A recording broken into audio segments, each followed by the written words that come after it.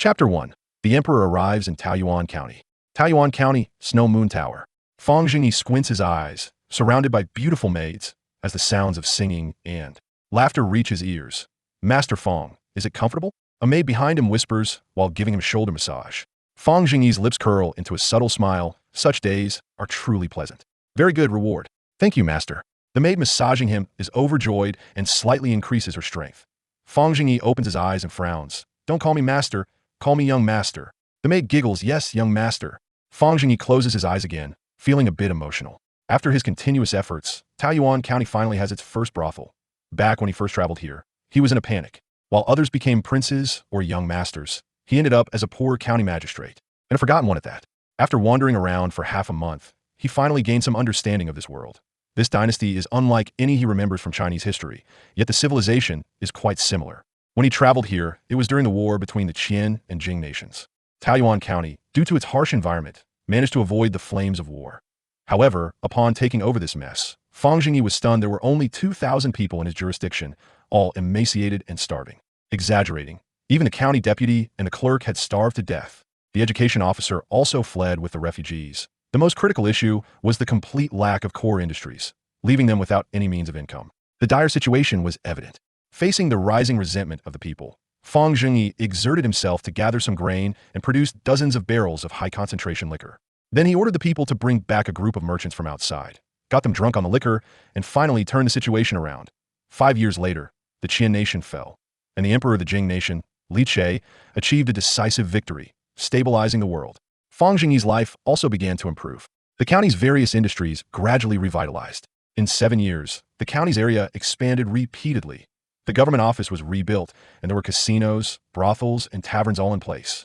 Moreover, through deceptive means of recruiting refugees, the population grew to tens of thousands that a once forgotten small county, through continuous illegal activities, can now be said to be half a paradise on earth. Fang Zhengyi lives a very comfortable life. Now he no longer awaits the court to discover and promote him. Instead, he strictly requires confidentiality from the cooperating merchants. Of course, a year ago, the court's inspection officials came to Taoyuan County, as usual. Upon arriving, they called it auspicious and hurriedly wanted to report their achievements. Fang Zhengyi had to use some tricks to pacify that person. Now he just hopes to stay here for a lifetime, living as a local emperor, which would be delightful, right? After all, this life is quite good, no worries about food and drink, and he has whatever he wants in women and housing. Just as he was sighing at how good life was, someone suddenly burst in from outside Snow Moon Tower. This person, unremarkable in appearance, was dressed in official robes with a sword at his waist. He quickly approached Fang Zhengyi and whispered, "Young master." Some citizens reported that they found merchants from outside 10 miles away, and their cart doesn't have our mark. Should we do something about it? Fang Zhengyi was furious and kicked out. "Zhang Biao, you dog. We are the government, not bandits. What the hell do you mean by abducting people every day? We need to standardize. Do you understand what standardizing means? What if we scare them?"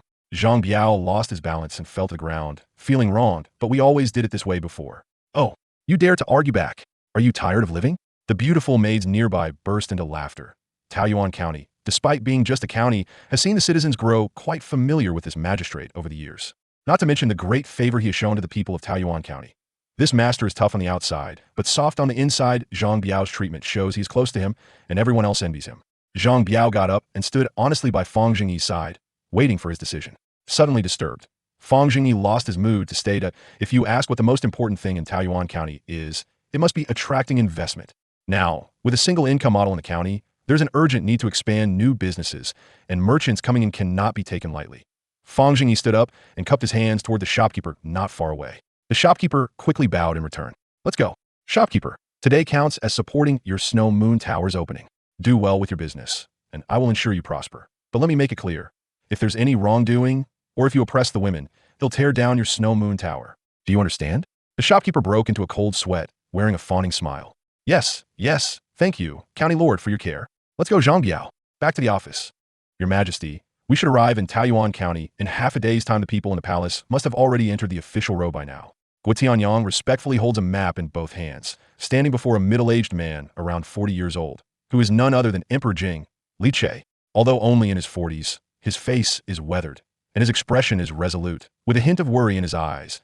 In the past 2 years, although the country has unified, disasters and calamities have been constant, and countless memorials have been flooding in like snowflakes. The pressure on Emperor Jing is immense, leading him to consider a private visit So he left a letter and sneaked out of the palace. Seeing Guo Tianyong present the map, he gently nodded. He casually asked, "Well, Banban, have you ever heard of Taoyuan County?" Guo Tianyong shook his head, replying to Your Majesty, "I have not heard of it. This county is in the mountains, and the journey is bumpy. The roads are long neglected, so it must be very small." Emperor Jing nodded again and began to rest his eyes. Seeing this, Guo Tianyong put away the map. For a time, the two in the carriage fell silent. Only the mournful sound of the wheels echoed, creaking and squeaking annoyingly. After a stick of incense, Emperor Jing slowly opened his eyes and sighed. "Let's rest in Taoyuan County for a day. The road is really too bad. It would be better to ride a horse."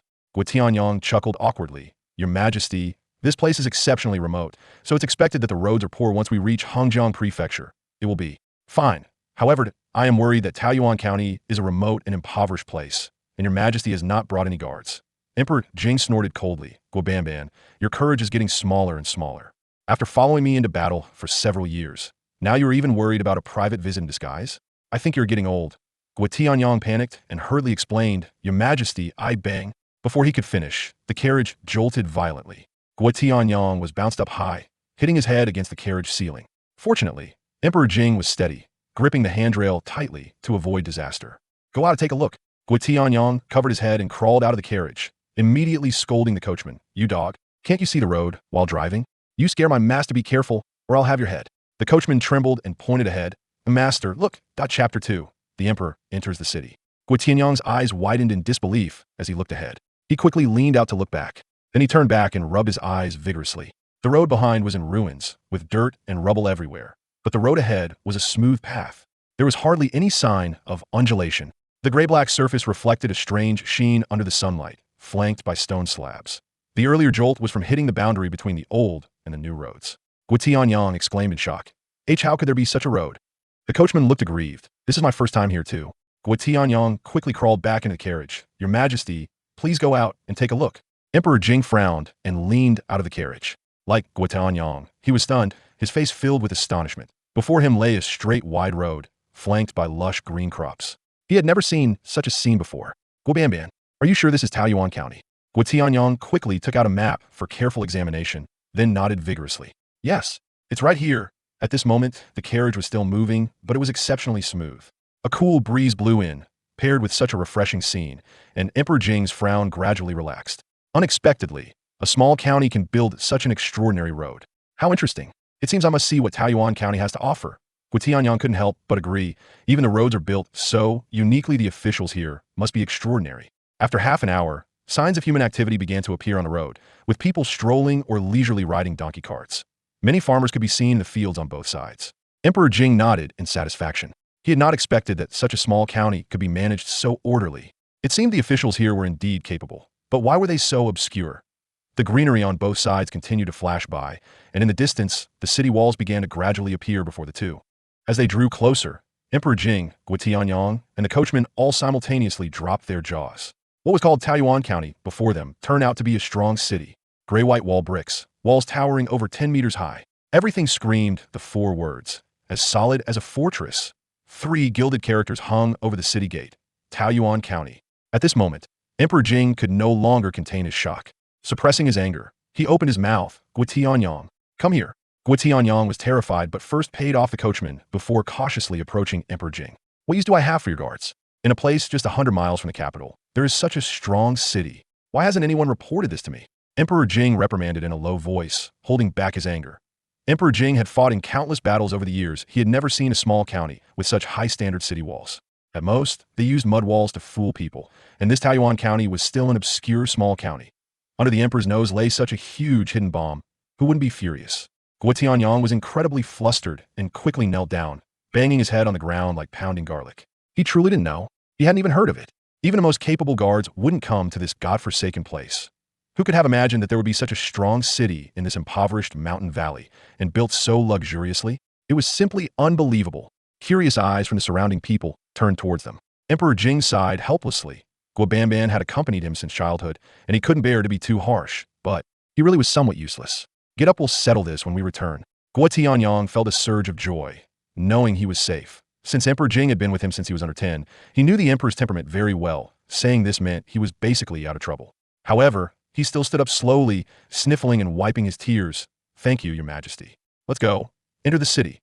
After saying that, the two lifted their legs and walked towards the city. At the city gate, they were suddenly stopped by 3 officials. Please show your travel permit. Tianyang had long prepared and directly handed it over. The official flipped through it and handed it back, then asked, "What brings you to Taoyuan County?" "Business. My master is in the porcelain trade. Here to take a look." Upon hearing the word business, the official's mouth twitched, and he whispered something to a person beside him, who hurriedly ran into the city. Emperor Jing was puzzled, but did not ask further, as it was clear they did not want others to know that, he opened his mouth. "This city wall of Taoyuan County is so tall and sturdy, it must have cost a lot, right? Did the government raise taxes?" Before the official in front could answer, another official burst out laughing. I told you. Pay up." The official who had asked the question glanced helplessly at Emperor Jing, then pulled out 10 coins from his pocket. He then explained, "This city wall is actually just for show. Didn't you see the stone slabs stuck on the outside? The patterns are all carved on. Our county magistrate thought the mud walls were ugly, so he came up with this idea, and it didn't cost much." Tianyang. Emperor Jing suddenly burst into laughter. So that's how it is. He didn't expect this county magistrate to have such a refined taste. It seemed he had been overly concerned, seeing the official lose money. Emperor Jing was in a good mood and directly asked Tianyang to take out a tael of silver to hand over. Who knew that upon seeing the silver, the official's expression changed, and he sternly said, "What are you doing? Take it back. Our Taoyuan County does not engage in this." Tianyang's hand froze in midair, unsure whether to give or take back the silver. He felt a mix of emotions, wondering why there was a place that didn't accept silver. This was truly bizarre. Emperor Jing also showed a contemplative expression. Even a low-ranking official had such awareness. Taoyuan County was indeed interesting. The two did not dwell on it further, retracting the silver and walking straight into the city. Upon entering the city, the two fell silent again. Before them lay vast expanses of stone-paved roads, clean and tidy. Buildings lined both sides, and there were many pedestrians on the streets. Even the street vendors were numerous. Moreover, the houses on both sides looked very neat, clearly built not long ago. Overall, it appeared even more luxurious than the capital. Your Lord, they actually paved the road with stone slabs here. It's truly rare. Emperor Jing nodded solemnly. Paving roads with stone slabs is so luxurious that it's not even possible in the capital. Most of the roads outside the capital are still dirt roads. Whenever it rains, they become particularly muddy. But in Taoyuan County, the stone roads seem endless. Most importantly, the spirit of the common people on the streets is completely different from that in the capital. Everyone has a rosy complexion, looking healthy, and there seems to be quite a number of overweight people. Even in the capital, there's a stark contrast. Emperor Jing's confusion deepened. Chapter 3. This water is very sweet. Master, let's find an inn to stay first. Emperor Jing nodded. All right, it seems we'll be staying here for a few more days. Then the two began to stroll through the streets. There was no rush to find an inn. There were many fresh sights in Taoyuan County, leaving Emperor Jing somewhat dazzled. If all the counties and cities in the world were like Taoyuan County, I wouldn't have to worry at all. Emperor Jing mused. Suddenly, Tianyang's eyes lit up. Master, there's an inn here. Emperor Jing looked up and was speechless that it really was called an inn, with a small official character in the lower right corner of the sign, though he didn't know what it meant.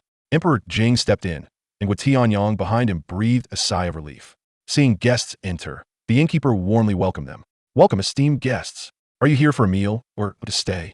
To stay. Great. Our inn has first, second, and third class rooms. The first class room is 5 taels, the second class 3 taels, and the third class 1 tael. Which class would you like to stay in? 5 taels a night? Tianyang was unhappy and stepped forward. Why is this inn so expensive? 5 taels a night? Are you specifically targeting outsiders? The innkeeper hurriedly waved his hands, smiling apologetically. What are you saying? Our inn is honest and fair. Ask around, and you'll find this is the price. We are a government-run inn, and our prices are at least 20 cheaper than the outside. Emperor Jing perked up. Government-run? A government inn? The innkeeper nodded. Exactly. Most of the major industries in the county are government-run. This inn was named by our county magistrate himself, built for the convenience of outside merchants. I'm telling you, you shouldn't think 5 taels for a first-class room is expensive when the merchants come to make large purchases. You might not even be able to grab a third-class room. All right, then let's take a first-class room. Emperor Jing pondered for a moment and made the decision. Taoyuan County is truly becoming more and more peculiar. A servant guided the two upstairs, carrying a pot of tea. Once in the room, the waiter attentively poured 2 cups of tea for them. Esteemed guests, please try this tea. The water in Taoyuan town is famously sweet. I'll step out for a moment. If you need anything, just pull this red rope at the door and I'll know. Pulling the rope to call someone is quite interesting. This could work in the palace. Emperor Jing nodded, and the servant closed the door and left. Your Majesty, have a cup of tea. You haven't eaten well on the way. I'll go get you some wine and dishes. There's no rush. Emperor Jing raised his hand and then picked up the teacup on the table to examine it closely. The light yellow tea soup was clear and transparent, with 2 leaves unfurling at the bottom. This tea is different from the capital. Guotianyang also picked up the teacup and smelled it. "Hmm? It has a unique fragrance. I'll taste it for your majesty first." After saying that, he took a sip. Then he squinted and said, "The fragrance is refreshing and elegant. With a hint of medicinal aroma, it far surpasses the tea in the capital. The tea is good, and the water is good. I didn't expect tea leaves to have such a flavor." Emperor Jing took a big sip. He was indeed a bit thirsty after the journey. Indeed, refreshing and pleasant. Haha, Taoyuan County is becoming more and more interesting. Your Majesty, look at this wall. I didn't notice earlier the wall is covered with white cloth. No wonder it looks so clean and tidy. Emperor Jing curiously touched the wall and felt a rough texture. It should be made of white linen. However, visually, it looked particularly refreshing. Guotianyang walked to other rooms, and not long after, a scream came from inside. "Ah, Your Majesty, there's actually a well in this room." "What? A well? How could there be a well on the second floor?" Emperor Jing hurriedly walked over. He saw Guotianyang leaning over a ceramic toilet, marveling at the water inside. "There really is a well." Emperor Jing was astonished. Guotianyang tapped the toilet and exclaimed, "It's actually made of porcelain. Such a large one must be difficult to make. Making a well opening like this is too extravagant. And this well is shaped quite oddly. We should call the waiter to ask."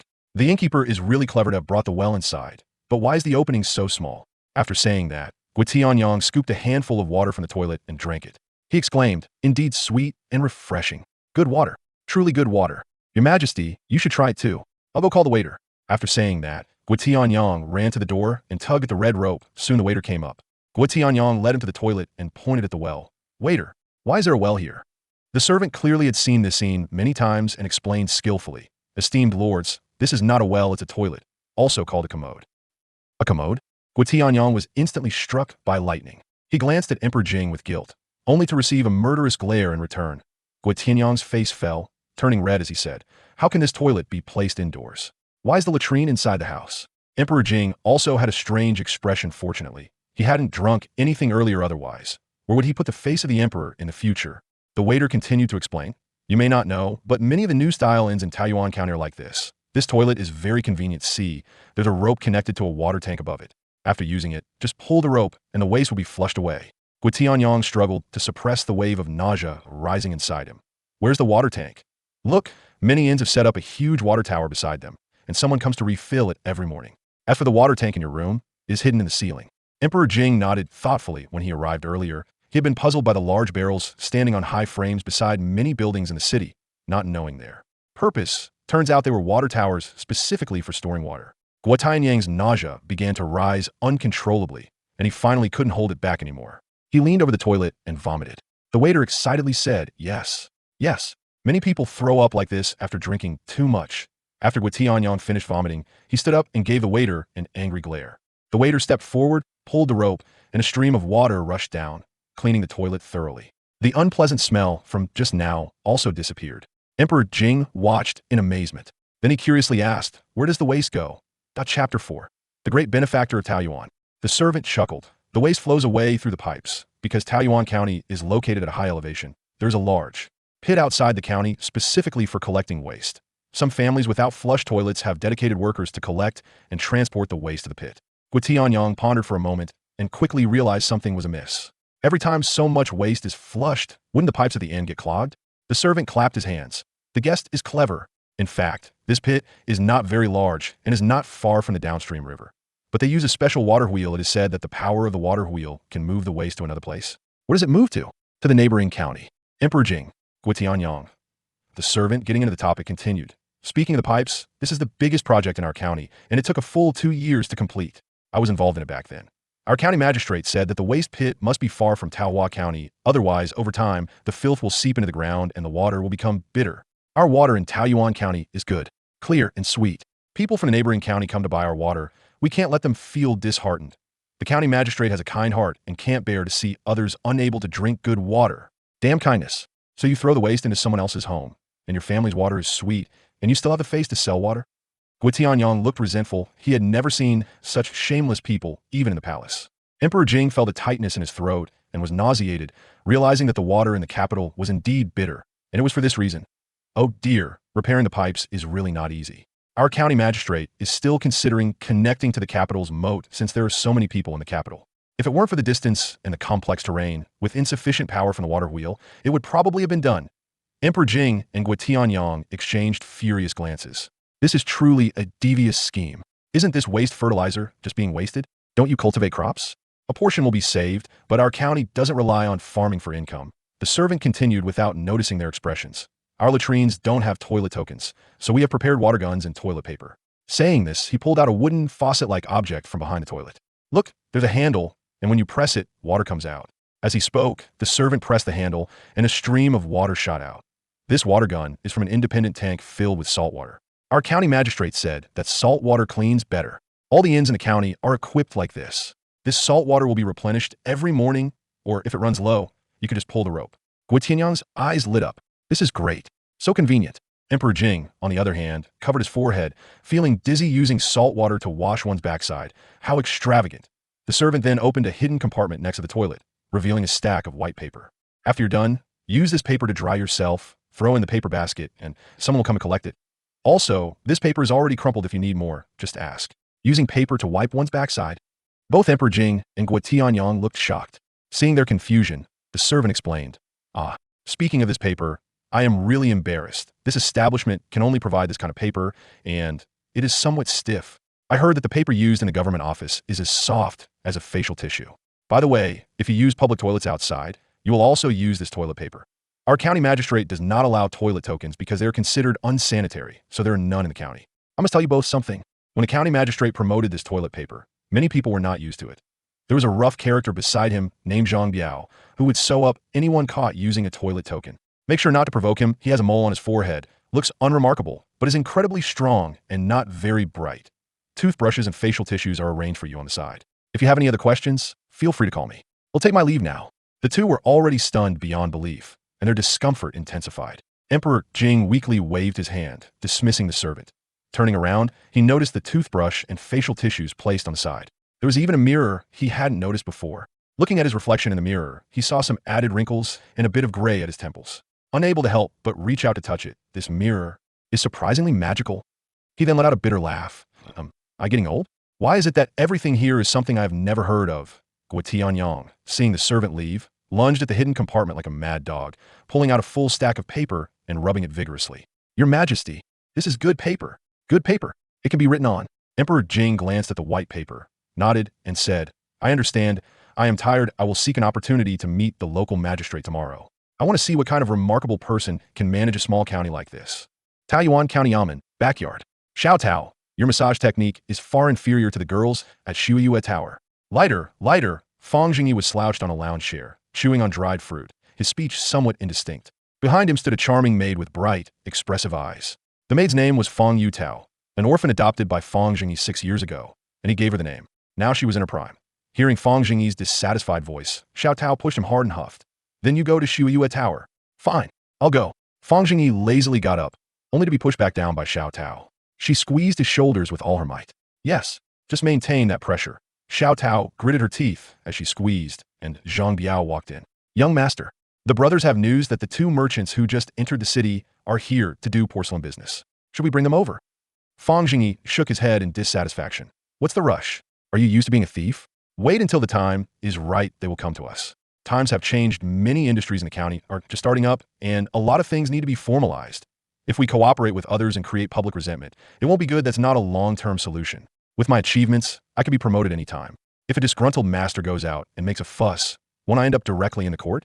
Zhang Biao, are you hoping that I leave quickly? Zhang Biao grinned. Don't worry, young master. No one can take you away as long as I'm Zhang Biao. You'll die right here in Taoyuan County. Get lost. Chapter 5. The kind-hearted county magistrate cannot bear the poor. The next morning, Emperor Jing woke up, and Tianyang had been standing by early, waiting for him to get up. There was a special room prepared for attendants in the house, so Tianyang had slept there. After getting up, Emperor Jing stretched and said, This inn's bed is even sweeter than the ones in the palace. How strange. After a tiring journey and mental strain the previous afternoon, he had finally had a good sleep. Tianyang brought over a basin of water and a towel, saying, Yes, this bed is very soft. I saw that there are a total of 12 layers of bedding underneath. It's indeed comfortable. Emperor Jing took the towel to wipe his face and said, All right, let us have breakfast and then go out for a walk. Breakfast was simple, just congee and some side dishes. However, Emperor Jing enjoyed it immensely. I didn't expect even these side dishes to be so delicious.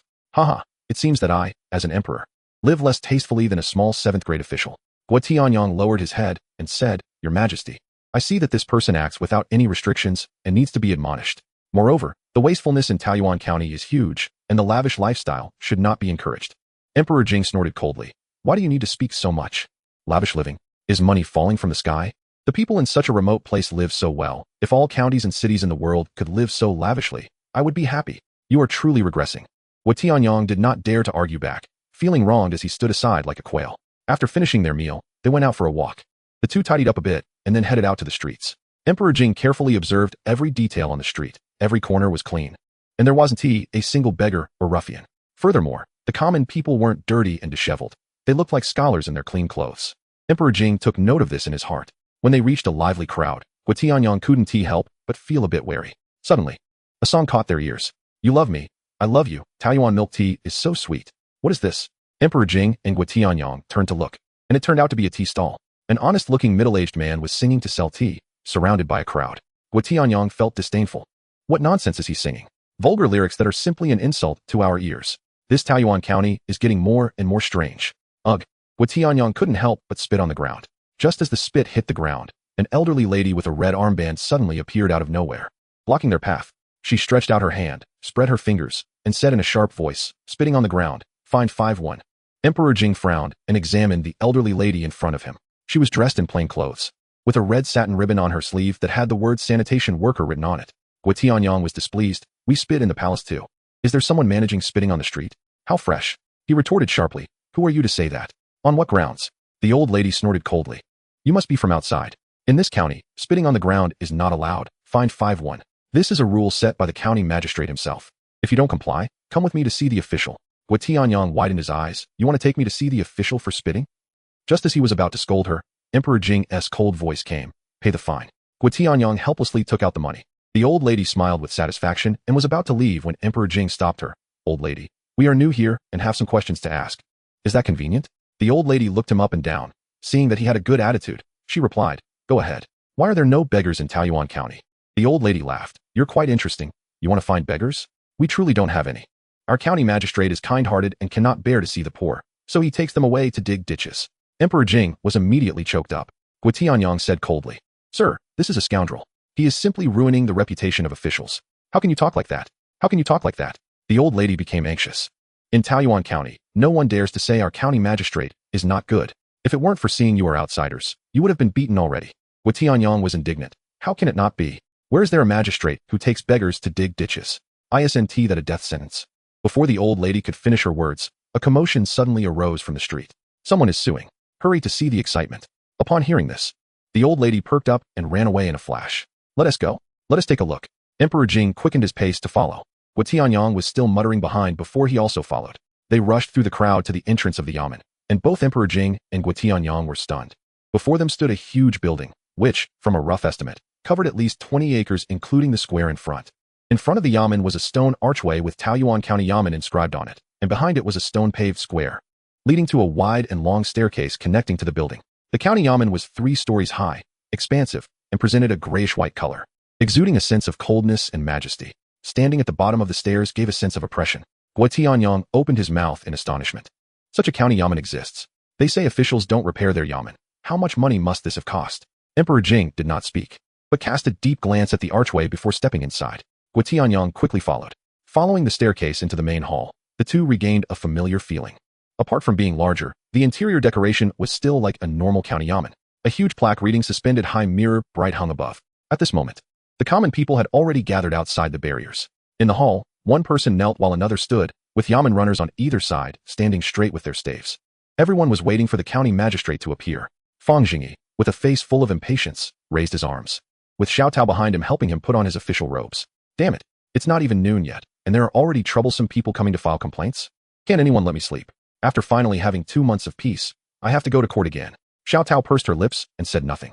"What should we eat when we get back?" "Sigh, I haven't eaten breakfast yet. I'm hungry." Fang Zhengyi smacked his lips. "Beef." Xiaotao kept smoothing out the official robes. They were a bit dusty from not being worn for too long. "Beef? Don't you have anything fresh? I'm tired of it." Xiaotao rolled her eyes. "It's ready. Go ahead. I'll go cook." Fang Zhengyi flicked his sleeves, satisfied with his appearance. "Let us go. Court is in session." Chapter 6. Who is suing this official? Below the court, Zhang Laolu knelt on the ground, crying loudly, and and as he heard the voices of the crowd growing denser, he cried even harder. Suddenly, he heard the cheers of the common people and quickly raised his head. He saw Fang Zhengyi already seated behind the official desk, and Zhang Laoyu's face lit up with joy, then quickly lowered his head to continue crying, "My lord, I'm wronged. I want to sue the county yamen." Before he could finish, Fang Zhengyi's nose flared with anger. "Sue the county yamen? You really have some nerve. I haven't disciplined you troublesome people for a few days, and now you dare to ride on my neck to take a dump?" He slammed the wooden block. "Hey, who is suing this official?" The onlooking common people burst into laughter. Clap, clap, clap. The wooden block was slammed several times. "Silence, silence. Anyone making noise will be dragged in and beaten with 10 strokes." The entire hall quieted down, and the onlooking children were covered by their parents' hands. Emperor Jing furrowed his brows as he looked at this ridiculous scene, filled with disappointment in his heart. Is this the magistrate of Taoyuan County? He looks like a muddle-headed official. He stands without any bearing, sits without any grace, and he even looks half asleep. How can such a person have such high prestige? Guo Tianyang leaned close to his ear and whispered, "Your Majesty, this person is simply unreasonable." "Shut up. Keep watching." Zhang Laolu knelt on the ground, stammering, "Commoner Zhang Laolu, I didn't sue you. I want to sue the county's constable Lu Fa." Fang Zhengyi's face turned red with embarrassment. All right. Next time, don't breathe so heavily while speaking. Now tell me, what do you want to sue Lu Fa for?" Reporting to the magistrate. "I opened a tavern in the north of the city, and Lu Fa has repeatedly dined without paying, and he smashed 2 jars of my good wine. Even the mediator has tried to get him to pay several times, but he still hasn't returned the money. He owes a total of 17 taels and 2 chien. He hasn't paid me back until now, and I had no choice but to trouble the magistrate." Fang Zhengyi's expression softened. Such a trivial matter, as long as it doesn't involve a murder, is not a big deal. The person standing next to Zhang Laolu was Lu Fa, whom Fang Zhengyi certainly recognized. He then sternly said, "Lu Fa, do you owe money and refuse to pay?" Seeing Fang Zhengyi get angry, Lu Fa realized that hiding wouldn't work. He fell to the ground, crying, "Magistrate, I truly have no money left. I smashed Zhang Laolu's wine because I was drunk and in a bad mood that day. I didn't mean to avoid him. I still owe the gambling house 10 taels of silver." Fang Zhengyi was truly angry upon hearing this, and sneered, "Good Lu Fa. You should be called Lu Fa disgrace. I have repeatedly ordered that officials are not allowed to enter gambling houses or disturb the common people. And you didn't listen at all. Come, give him 20 lashes." Before the constables could step forward, Lu Fa gritted his teeth, then pulled up his clothes to bite on them, obediently lying down on the ground.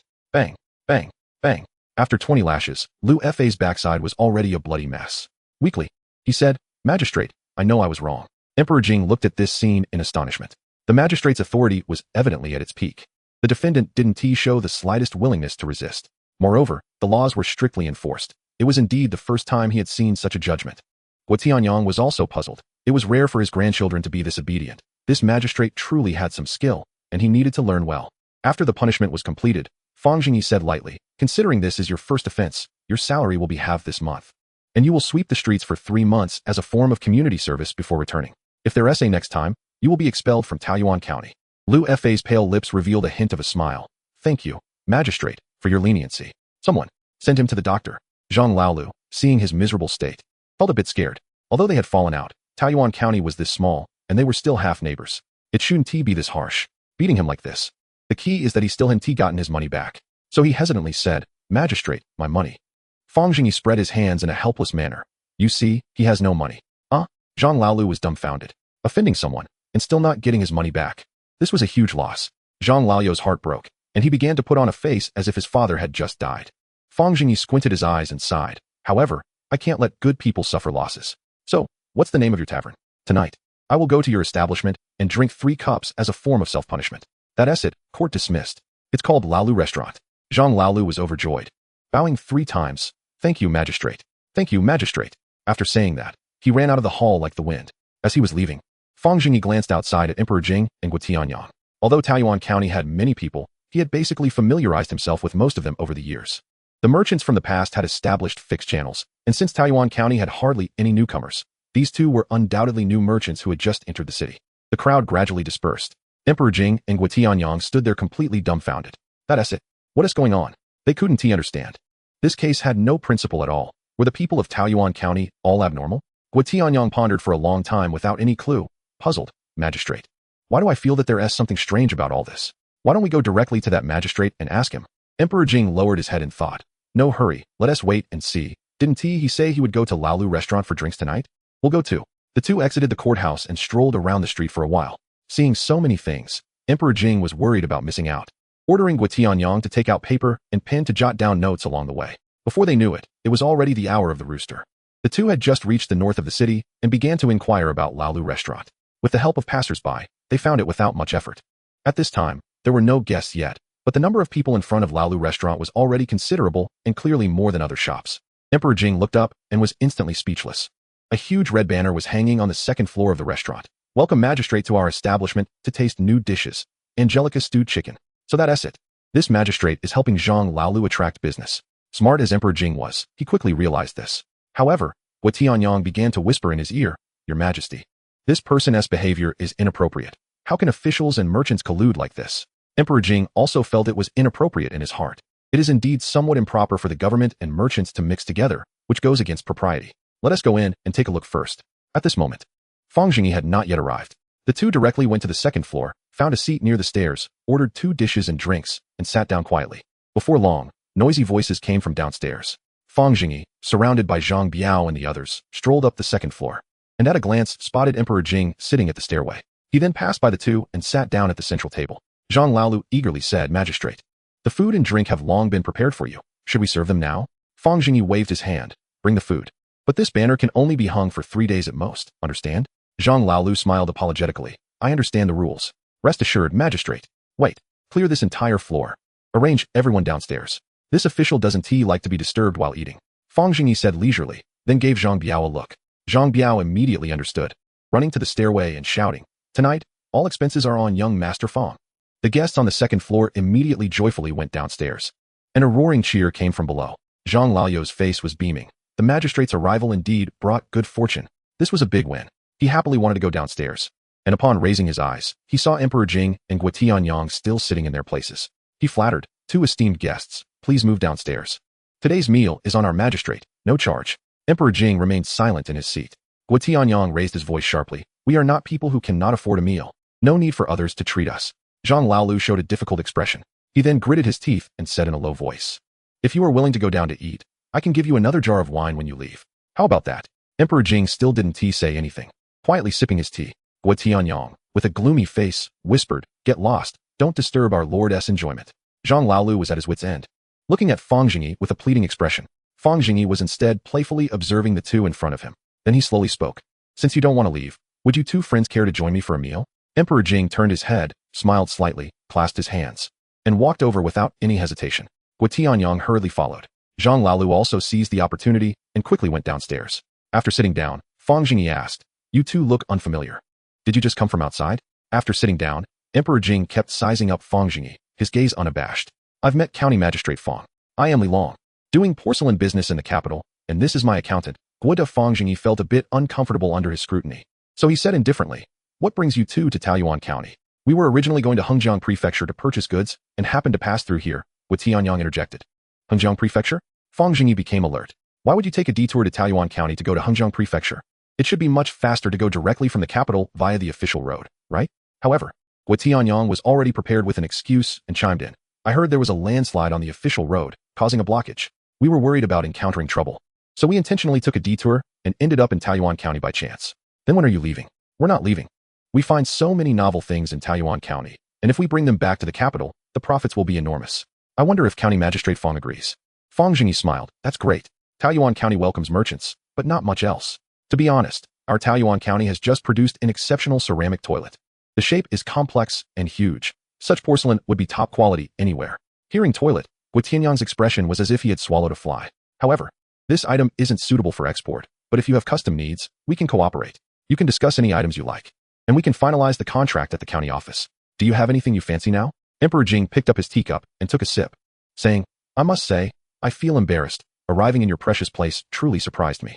Everything here has opened my eyes. Just this tea. Even the emperor in the palace can't taste such flavor, right? Huh, not available in the capital? No. Just as he finished speaking, Fang Zhengyi suddenly slammed the table, filled with indignation. Enough. Mr. Li, you must not speak recklessly. How dare you slander the emperor? The land under heaven belongs to the king. How could the emperor not even drink this mere tea? I recall when our emperor personally led troops, enduring wind and rain, bringing peace to the world. Now that the world is settled, His Majesty still diligently governs for the people without the slightest relaxation. Without His Majesty, there would be no Taoyuan County. Without Taoyuan County, there would be no this tea. But this mere tea is not even available in the capital. Thinking of this makes my heart ache. I wish I could fly over and personally brew a pot of tea for His Majesty. If even the distant emperor cannot drink this tea, how can I have the face to drink it? It's better not to drink this tea. Our emperor is wise. After saying this, he directly poured the tea on the ground and sat down, looking righteous. Xiao Tao behind him rolled her eyes, as if recalling similar remarks made when dealing with merchants from Chang country a few years ago. Fang Zhengyi still argued that this was a precaution, establishing a patriotic persona, so that if he ever left Taoyuan County, he could still defend it. My patriotic heart is as bright as the sun and moon. Emperor Jing held the teacup, his eyes twitching at a loss. His hand was frozen in a position of holding it, not knowing whether to put it down or not. Guo Tianyang was even more dumbfounded, looking around. Who are we talking to? Why has it suddenly turned into a performance? Damn it. Luckily Fang Zhengyi is not a eunuch. He can actually flatter from a distance. Thinking of this, he glanced at Emperor Jing and quietly added, our emperor is wise. Fang Zhengyi's ears perked up, and he said seriously, Mr. Guo, respect for the emperor should not be just words. It should be in the heart like me at all times. How many people in the court praise our wise emperor in words, but do things contrary to His Majesty's wishes behind his back? What is the difference between such people and beasts? It felt as if he was being subtly criticized. Guo Gonggong's face darkened quickly, casting a guilty glance at Emperor Jing, and said pitifully, County Magistrate Fang speaks the truth. We think the same way. Emperor Jing's complexion gradually turned rosy. He had heard plenty of flattery and was immune to it, but this unique method was a first for him, and besides feeling awkward, there was an unexpected refreshing sensation. Fang Zhengyi changed the subject. Speaking of this tea, it was specially roasted by our Taoyuan County's tea masters. The flavor is unique. If it reaches the capital, those nobles will surely snatch it up, and then our emperor can also enjoy it. I wonder if you two are interested in this tea? Guo Tianyang's face twisted. Wasn't he just trying to sell tea? Circling around. Huh. Mr. Guo, what's wrong with your face? Nothing. Emperor Jing came back to his senses and couldn't help but feel speechless, but he still had to follow his lead and continue the discussion. This tea is very good. But what's the price? 10 taels of silver for 1 tael of tea. 10 taels. Guo Tianyang shivered. Emperor Jing might not be familiar with the prices of such things, but he was. Ordinary tea in the capital could be bought for 1 tael of silver per pound. Even the best tea was around 10 taels. Though extremely rare teas could be very expensive and in short supply. But this tea was clearly just ordinary tea available all over Taoyuan County. Isn't it a bit expensive? Guo Tianyang hesitated. Is 10 taels expensive? Not at all. What's wrong with selling tea that even the emperor has never had for 10 taels? Chapter 8. Business Secrets. No comment. Seeing the two of them in shock, Fang Zhengyi continued to speak confidently. Come, let me tell you some business insights. If you buy at 100 taels per pound, how can you not sell it for 200 taels in the capital, regardless of whether anyone buys it? First, create a product positioning. Just say that our tea is grown in the best golden location, with 8 hours of sunlight every day. Each acre is cared for by dedicated personnel. Next to the tea garden, there are natural hot springs, and beneath the ground, there are gold mines. The tea-picking girls are as beautiful as fairies and are the kind of poetic and picturesque ones, picking tea with their tongues, reciting a poem with each leaf they pick. Also, it would be best to order a batch of exquisite porcelain boxes from our county, each containing half a tael of tea, and let us name it small box tea for now. When selling, say that only nobles are qualified to drink this tea. If you don't drink it in the court, how can you consider yourself a person? Do you still want to mix in this circle? Do you know what nobility means? Nobility means buying the most expensive, not necessarily the best.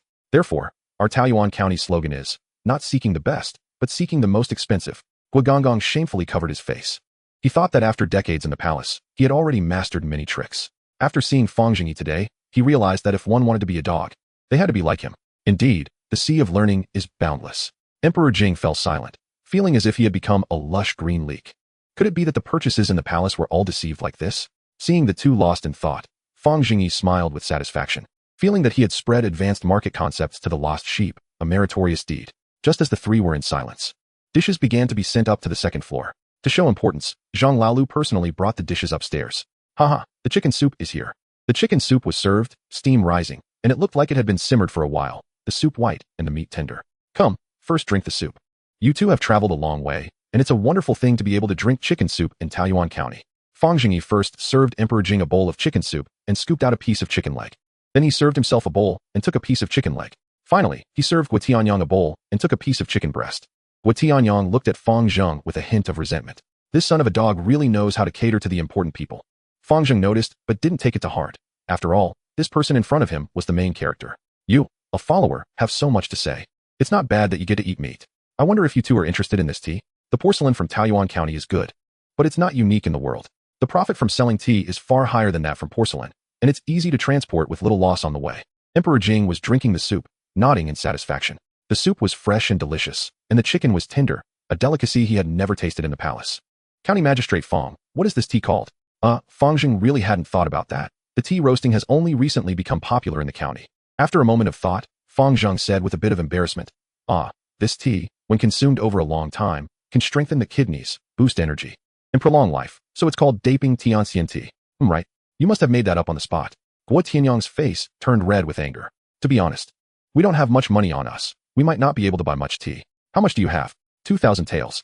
No wonder you're in the porcelain business. You carry 2,000 taels with you. That's not a small amount.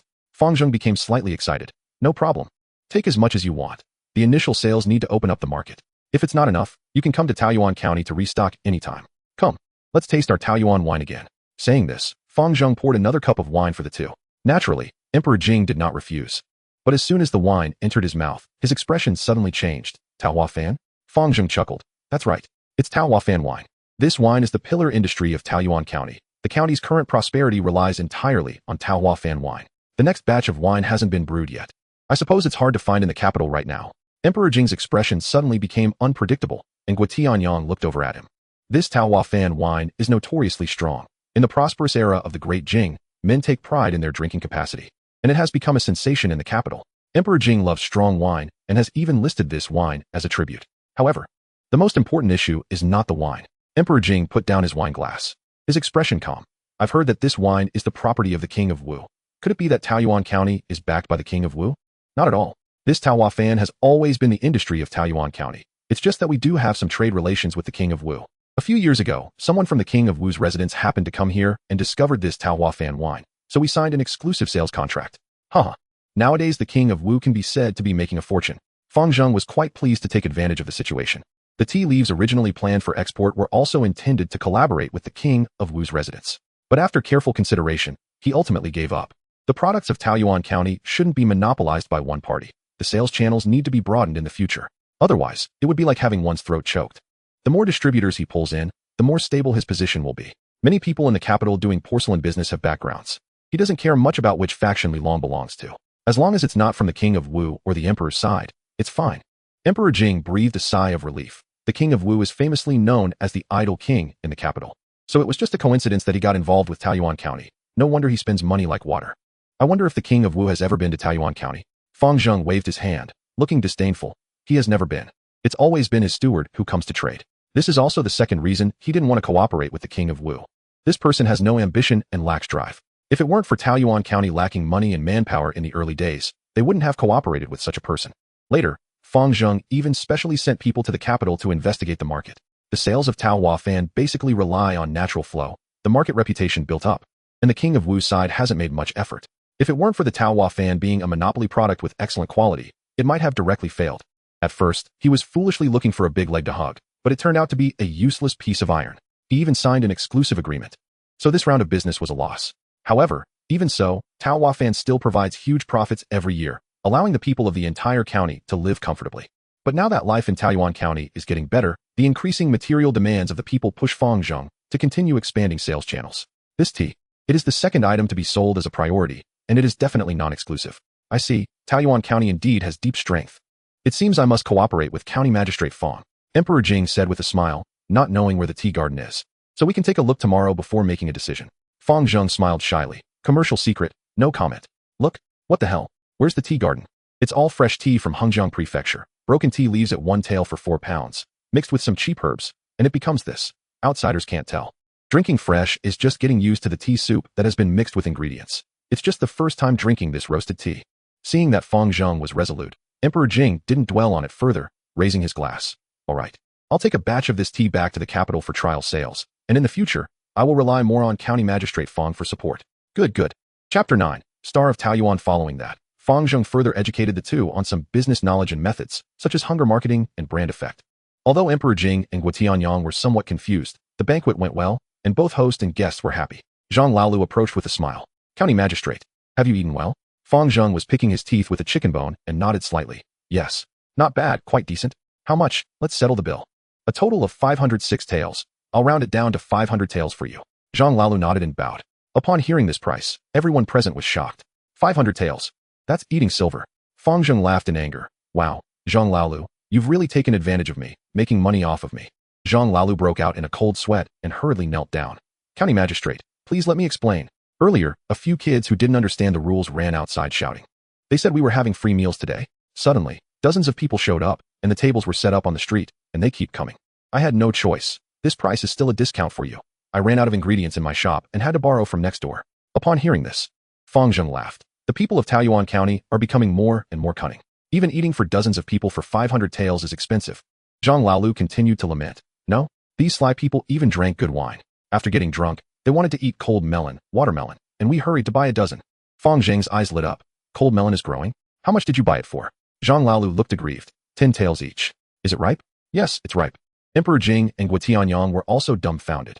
500 taels for a meal is nothing, but where did the cold melon come from in this season? Just entering spring? It's not summer yet. Fang Zheng frowned. 10 taels. These little rascals are selling it so expensively in their own county. Is the rind made of gold or the seeds made of gold? Guotianyang was also convinced. So you also know it's expensive? Yes. I said the same.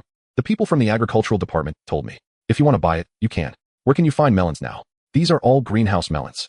We think it's expensive, and they think it's expensive too. They are all sold at cost price. All right. Got it. Zhang Biao, pay up. Zhang Biao stepped forward. Ready to settle the bill. Zhang Biao? Emperor Jing and Guotianyang gasped in surprise, and at the same time, their expressions tightened. He is the Zhang Biao known for stitching people up? Indeed, he looks plain. They had not noticed this person at all from the beginning to the end. Bang! Zhang Biao casually flicked his sleeve, and a bag of silver coins landed directly on the table. Clink! Exactly 500 taels. The eyes of Emperor Jing and the others almost popped out. 500 taels of cash in his sleeve. Emperor Jing stammered. Zhang Biao replied nonchalantly, yes. Our young master brings 1,000 taels of cash every time he goes out, and this is another 500 taels. As he spoke, he lifted his right sleeve, and something heavy fell down. Such arm strength. Could he wield a weapon weighing hundreds of pounds? Emperor Jing swallowed hard. If this person served in the army, he would definitely be a fierce general. Why not bring banknotes? It's about the same. Cash feels more reliable. Is that your reason for carrying 1,000 taels of cash? Seeing the surprised expressions of the two, Fang Zhengyi smiled and explained, Gentlemen, this is my subordinate Zhang Biao, styled Hai Wang, the only head constable in this county. The #1 brave man, known in the rivers and lakes as the Star of Taoyuan. Don't mention 1,000 taels of silver. He can throw people like sandbags. If you encounter rascals, you can look for him. Emperor Jing was impressed and cupped his hands towards him. Impressive. Zhang Haiwang is indeed a hero. Zhang Biao puffed out his chest proudly. Fang Zhengyi said, then I won't see you off. If you come to the county office tomorrow, you can look for me directly. That night, Emperor Jing and the others returned to the inn. Emperor Jing sat at the table, Guotianyang standing beside him, the candlelight flickering on the table. And Emperor Jing's expression appeared inscrutable. After a long time of contemplation, Emperor Jing spoke, prepare the banknotes. We will go to the government office tomorrow to sign the contract with him. I am increasingly curious about this county magistrate Fang. Guotianyang asked, Your Majesty, are we still going to Hengjiang Prefecture? No, we have already made significant gains. We can't delay here too long. The crown prince is regent, and I am sure the court officials are anxious. Then Emperor Jing sighed deeply. I never expected that Fang Zhengyi, being just over 20 years old, could manage a county like this. Thinking of the crown prince gives me a headache. Far from it. Guotianyang said, Your Majesty, although Fang Zhengyi's actions are unconventional, is it appropriate for a county magistrate to personally engage in business? Extraordinary people do extraordinary things. His achievements today are already shameful for the officials of the world. In just 2 or 3 days, my horizons have broadened, but I still have many confusions about what a greenhouse is. This Fang Zhengyi is indeed interesting. Guotianyang retorted, Your Majesty, I think he is just good at tricks. Who goes to pour dung water at someone else's house and deceiving the noble families of the capital into buying ordinary tea leaves. At the dining table, he even sweet-talked Your Majesty to sell tea. Emperor Jing interrupted him. Slightly annoyed, enough. If tricks can make the common people prosperous, then so be it. If you had even 3/10 of his ability, I wouldn't have such a headache. Remember to check Fang Zhengyi's information when you go back, and why the annual inspection officials have not reported anything about Taoyuan County. Guotianyang pouted, after busying around. He got nothing good and ended up being shot full of arrows. So he said aggrieved, Your Majesty is wise. Humph. A parrot mimicking. Guotianyang. Chapter 10. The heartless contract. The next morning, Fang Zhengyi was awakened by Xiao Tao, still drowsy as he waited for her to help him dress. He mumbled, What time is it that you woke me up? It's noon. Those 2 merchants from the capital are waiting to see you. Xiao Tao skillfully helped him into his official robes, slapping a cold, damp towel on his face. Fang Zhengyi suddenly jolted awake, feeling much more alert. Oh dear. I haven't slept well these past few days. Can't you be a little gentler? Xiao Tao said nothing, looking at him helplessly. Fang Zhengyi needed at least 6 hours of sleep a day. She couldn't understand. How could someone sleep that long and not be tired? If he lay down any longer, he'd probably get bedsores. Fang Zhengyi felt bitter inside. What else could he do besides sleep? Who could understand the pain in my heart? After changing clothes, Fang Zhengyi staggered out of the bedroom. For convenience, Fang Zhengyi's entire living quarters were built in the backyard of the government office. At the same time, the government office had made corresponding renovations to accommodate various new models in Taiyuan County. There were reception rooms, mediation rooms, document rooms, etc., making it more like a modern government institution. At this moment, the room where Emperor Jing and the others were located was a room that Fang Zhengyi had initially set up when he renovated the government office. This room was in a remote location with excellent sound insulation. Inside, there was only a long table, a few chairs, and several cabinets. The room had no windows, and oil lamps were lit all around. On one wall facing the entrance, a line of poetry was carved, facing the pointed fingers of 1,000 men. I willingly bow my head to be a cow for the children. Below, on the table, there was an odd device. A huge horn with a needle at the back, connected to a crank and a copper pillar below, not sure what it was for. The room overall exuded a sense of simplicity, yet sophistication. Emperor Jing stood with his hands behind his back, gazing at the poetic lines, momentarily lost in thought. Soon, Fang Zhengyi entered the room with Zhang Biao. He greeted the two of them. Emperor Jing slowly turned around and asked, "County Magistrate Fang, did you compose this poem?" "No, I just found it in ancient texts. Since it was well written, I carved it on this wall." Young Master Fang is after all a person of stature. He wouldn't do something like copying poetry. Emperor Jing sighed. What a good poem. It's truly a pity not to see the complete piece. "Oh, I didn't expect you to be a patriotic businessman." Fang Zhengyi pondered internally but said, "Have you both decided to order the tea?" Emperor Jing nodded. "Thanks to County Magistrate Fang's care. I hope we can cooperate smoothly in the future, and this tea can also find a market in the capital. Once the transaction is completed, we will return to the capital immediately.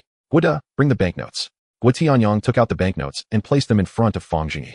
"Where will County Magistrate Fang get the tea from?" "Haha, I've already prepared it for you, Zhang Biao." Zhang Biao stepped forward and unwrapped a bundle from behind, revealing 20 neatly arranged tea bricks and an iron tag. "Here are 20 tea bricks, each weighing a pound. Please check the goods. And this peach blossom emblem. Remember to stick it on the carriage next time you come. It will ensure your smooth passage in Taiyuan County, and when you come to restock, someone will naturally find you. You don't need to see me again." After finishing, Fang Zhengyi handed over 2 papers. Emperor Jing took them. One was the cooperation contract with Taiyuan County, and the other was a confidentiality agreement. After carefully reading it, Emperor Jing found no issues with the contract. The content was generally consistent with what they discussed at the dining table. However, there were some problems with the confidentiality agreement, so he spoke. "County Magistrate Fang, why is it not allowed to mention Taiyuan County to the outside?" Fang Zhengyi smiled slightly. "It's nothing. This is just a temporary confidentiality agreement. Taiyuan County has few people, limited resources, but our specialties are in high demand, and we can only resort to this strategy due to insufficient production capacity. Secondly, it is also to protect your interests. Currently, the tea from Taiyuan County is exclusively sold to you. The influx of outsiders may harm local security. The people of Taiyuan County are pure and honest, and I fear they will be corrupted. As for the clause that those who violate the oath will suffer from sores in their mouths, weakness in their limbs, excessive sweating, and dizziness, can it be changed? No. The explanation rights belong to Taiyuan County. What does that mean? The literal meaning." Emperor Jing wiped his virtual sweat and said, "This is a heartless contract. He doesn't care about the confidentiality of those curses, but what the hell is this final explanation right?" After thinking for a moment, Emperor Jing gritted his teeth and pressed a red handprint on it. After all, he used a fake name, so he might as well sign it. Guo Tianyang looked on with gritted teeth, and even his gaze at Fang Zhengyi was filled with a sense of mutual admiration. What a good material for a eunuch. He eats people without spitting out their bones. Seeing Emperor Jing press the handprint, Fang Zhengyi picked up the contract and looked at it with satisfaction. "I will trouble you both to read this contract again. Zhang Biao, prepare." Zhang Biao skillfully bypassed Emperor Jing and took out a roll of silver foil from the back cabinet, then walked to the trumpet and turned the handle a few times, sticking the silver foil onto the copper pillar. "County Magistrate Fang, what does this mean?" Fang Zhengyi enthusiastically grabbed Emperor Jing's hand and walked to the trumpet. Come. Both of you follow me. Just read the content on this trumpet word for word. To be honest, this is a unique custom of Taiyuan County. Speaking to this thing proves the sincerity of the partners. Don't worry, it's just a small ritual. In a moment, I will count to 3, and you can start speaking." Emperor Jing was filled with questions again. However, since the handprint was already pressed, he decided to just say it. After Fang Zhengyi shouted 1, 2, 3, Emperor Jing began to read the confidentiality agreement. At the same time, Zhang Biao also started to turn the handle. Emperor Jing observed as he spoke and saw that the fine needle at the tail of the trumpet kept poking the silver foil, leaving a dense array of tiny dots. After a cup of tea's time, both of them finished reading, and Zhang Biao took down the silver foil and turned to leave the room. Emperor Jing was eagerly curious about what that silver foil was. However, Fang Zhengyi unfortunately did not give him that opportunity. After reading, he directly chased them away. After a cup of tea, Emperor Jing and Guo Tianyang stood outside the yamen, staring at each other in silence. Suddenly, a carriage came from behind, and the driver cheerfully shouted to the two, "Gentlemen, are you going back to the capital?" I was sent by the county magistrate to take you both. At least he's a decent person. Emperor Jing felt a bit relieved. Guotianyang was also pleased. He didn't expect Fang Zhengyi to be so thoughtful. Arranging a carriage saved him a lot of trouble. So the two got on the carriage, ready to return to the capital. Just as they settled in, the driver poked his head in from outside and flattered, "Gentlemen, a fee of 10 taels of silver."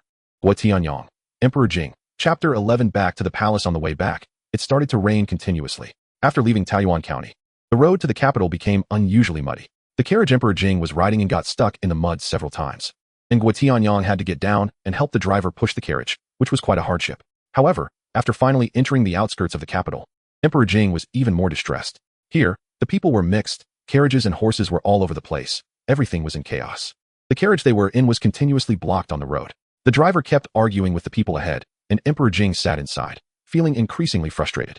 Guotianyang also lowered his head and dared not speak. Suddenly, the carriage shook violently, and then the driver's scream came from outside.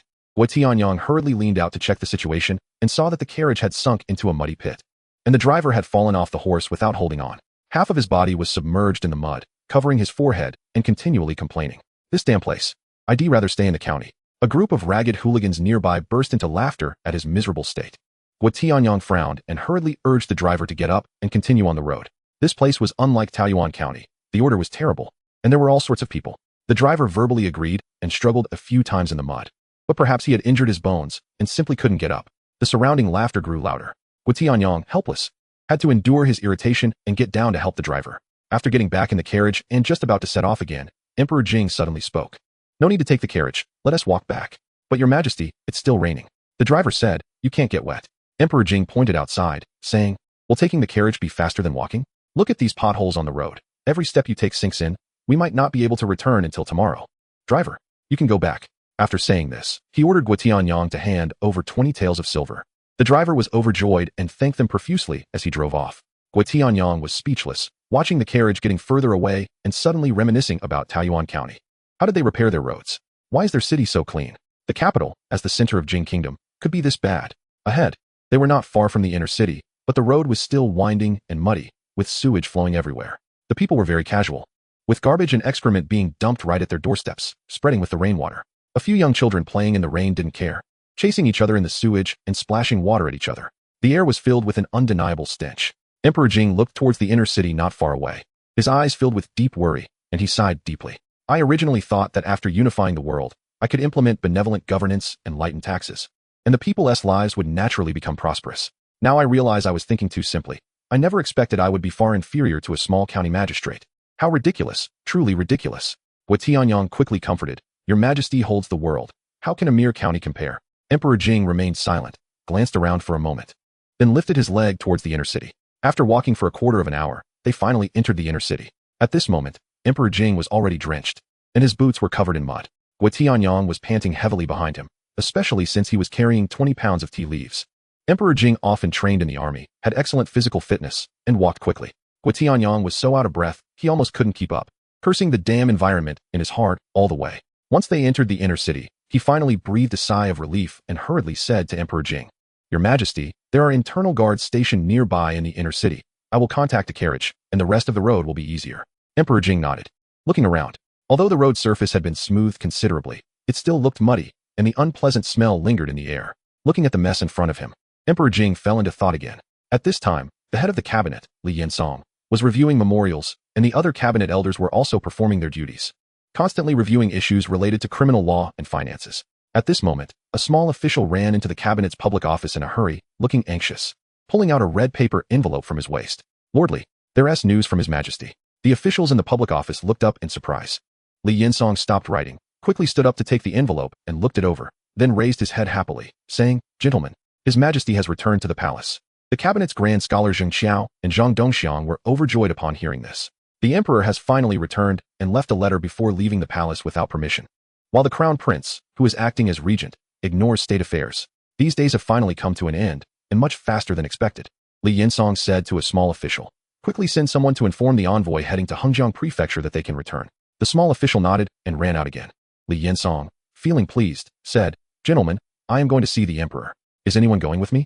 Zheng Xiao and Zhang Dongxiang quickly nodded. We'll go. The three rushed to the imperial study, where Guotianyang was already waiting at the door. "Please come in. The emperor has been waiting for a long time." Li Yinsong exchanged glances with the other two, then said to Gua Tianyang, "Thank you, eunuch Gua." They then entered the imperial study directly. Inside the study, the memorials piled high on Emperor Jing's desk.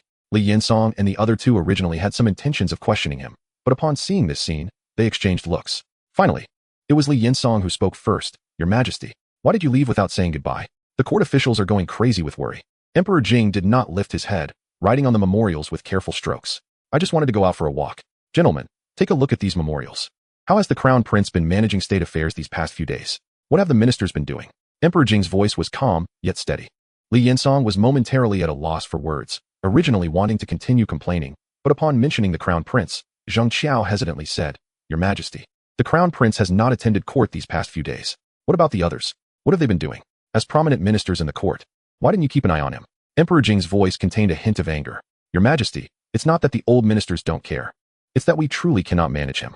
Zhang Dongxiang's face was long. "It's either a headache or a footache. He's been sick every day, and even the imperial physician couldn't find anything wrong. In short, he just feels unwell. We truly have no way to deal with this." During the days when Your Majesty was absent, the Crown Prince built a tiger and leopard garden. Aside from fighting beasts, he has been recuperating there every day. Furthermore, Zhang Dongxiang, being hot-tempered, became increasingly agitated as he spoke, while the other two cabinet ministers could only listen in cold sweat, unable to pull him back. Emperor Jing's face gradually darkened. Chapter 12. The Crown Prince is a filial son 5. So, this unfilial son is just playing every day, with no serious matters at all. Hearing this, Emperor Jing's veins bulged with anger, wishing he could grab a golden melon and strike that unfilial son on the head. Li Yinsong said, "Not exactly. He has visited the military camp these past 2 days, claiming to inspect military discipline and train the soldiers. Other than that, nothing else. Good, good. Where's that unfilial son now?" Emperor Jing was now furious. Originally, upon returning to the palace, the first thing he wanted to do was check on the Crown Prince's movements. Instead, a pile of memorials accumulated over several days was delivered to the imperial study. Emperor Jing's gloomy mood was somewhat alleviated by his anger, but he could still suppress his rage. Listening to the 3 cabinet ministers' complaints, he could no longer hold back his fire. It seemed he had already grown impatient with the newly built tiger and leopard garden in the East Palace. He couldn't wait for Emperor Jing to teach the Crown Prince a lesson. Such indulgence in pleasure does not resemble a ruler at all. "All right, my loyal ministers. You have worked hard. You may return for now. We will talk more tomorrow. Guobanban, let us head to the East Palace." In the East Palace, the tiger and leopard garden. In the garden, a fierce tiger was chasing 2 old horses. The Crown Prince sat excitedly in a chair, watching. Lu Jin stood behind Crown Prince Li Yuanzhao with a worried expression. Originally, the Crown Prince acting as regent was a great opportunity, allowing him to showcase his abilities. Unexpectedly, the first thing the Crown Prince did was build a tiger and leopard garden for himself, followed by several days of absence from court. As his personal eunuch, he could not escape blame.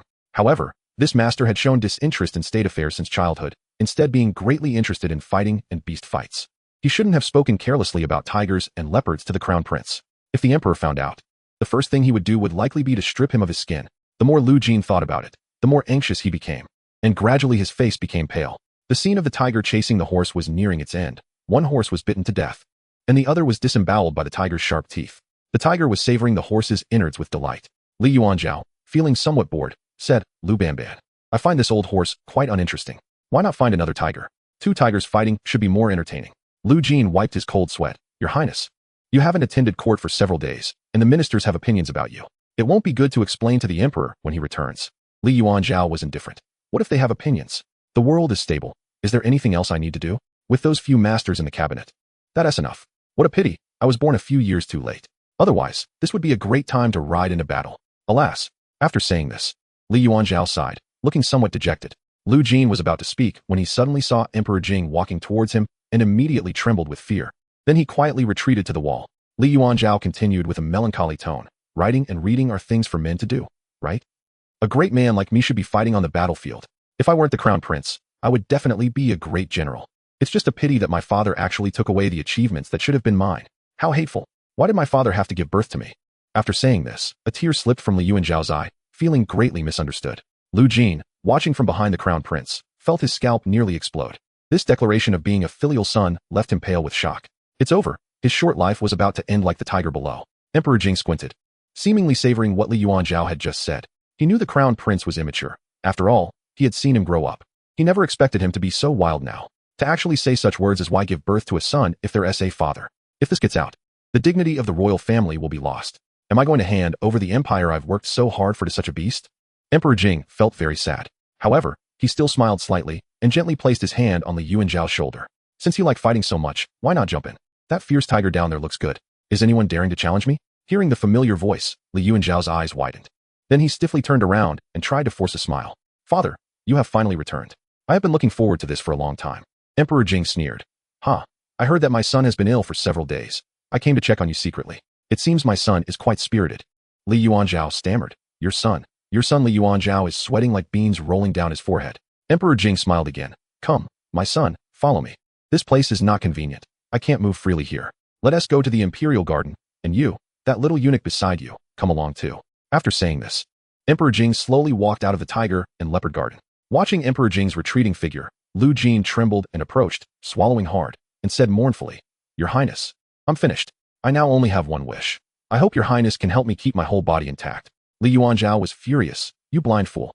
Why didn't you report to me when the emperor came? Lu Jin was still trembling. It was too late. The emperor came too quickly. I was scared to death. I can't take it anymore. Your Highness, I can't stand. Li Yuanzhao's face turned pale. It's over. His short 15-year life was coming to an end. Just like Lu Jin's tiger, it was all too brief. Thinking of the impending storm, Li Yuanzhao shivered and kicked the collapsed Lu Jin on the ground. Get up. Hurry. Quickly prepare some coats for me, and bring out my things. In the Imperial Garden, Emperor Jing sat expressionlessly in the pavilion, propping himself up with a sturdy long stick in his left hand and holding a long whip in his right. The long stick and whip had been specially selected from the armory for their maximum power. Emperor Jing swung them a few times, shattering a stone railing and snapping a tree branch, feeling quite pleased with his strength, thinking to himself that he was still as strong as he was in his youth. Under the stick, filial sons are born. Now there is no other way left. I provided the crown prince with the best teachers and the best environment. Yet he still turned out to be a rotten apple. Initially, Emperor Jing had sensed something was off. Although the crown prince sometimes behaved unruly, he was lively by nature. He believed that with the guidance of the Zhan Shifu and a few old ministers from the cabinet, the crown prince should have matured. He never expected the crown prince to have sunk this low. 15 years old. At 15, I had already been on the battlefield, fighting enemies and earning military achievements. And my son? All he knows is playing with cats and teasing dogs. He has nothing but a little bug, not even comparable to the toes of the magistrate of Taoyuan County. A tiger does not show its might for you to think I'm a sick cat. In an instant, a fierce look flashed in Emperor Jing's eyes. Chapter 13, Bastard. I won't let you off easily. After a moment, Li Yuanzhao cautiously approached the Imperial Garden. With Lu Jin behind him, panting heavily, Emperor Jing slowly looked up, seeing that Li Yuanzhao had gained some weight, with an innocent expression on his face. This rebellious son was always reckless and unruly. Yet when he heard he was to be punished, he put on this pitiful look as if he had suffered great injustice. In the past, his indulgence of the crown prince often allowed him to get away with it. This time was different. Even while acting as regent, the crown prince dared to be so unruly. If I continue to indulge him, wouldn't it turn the world upside down? Lu Jin was even worse off. His legs trembling violently, tears welling in his eyes, as if they were about to spill over at any moment. Seeing this, Emperor Jing remained silent, only coldly watching the two. Li Yuanzhao forced a smile, swallowed hard, and kept his head lowered. Lu Jin knelt on the ground, deeply bowing his head, wishing he could find a crack in the ground to hide in. After a long while, seeing no one speak, Li Yuanzhao cautiously raised his head, only to meet Emperor Jing's fierce gaze. He knelt down with a thud, trembling as he said, Son is willing to die 1,000 deaths. The entire Imperial Garden was eerily silent, with even the birdsong gone. Only Lu Jin's heavy breathing echoed.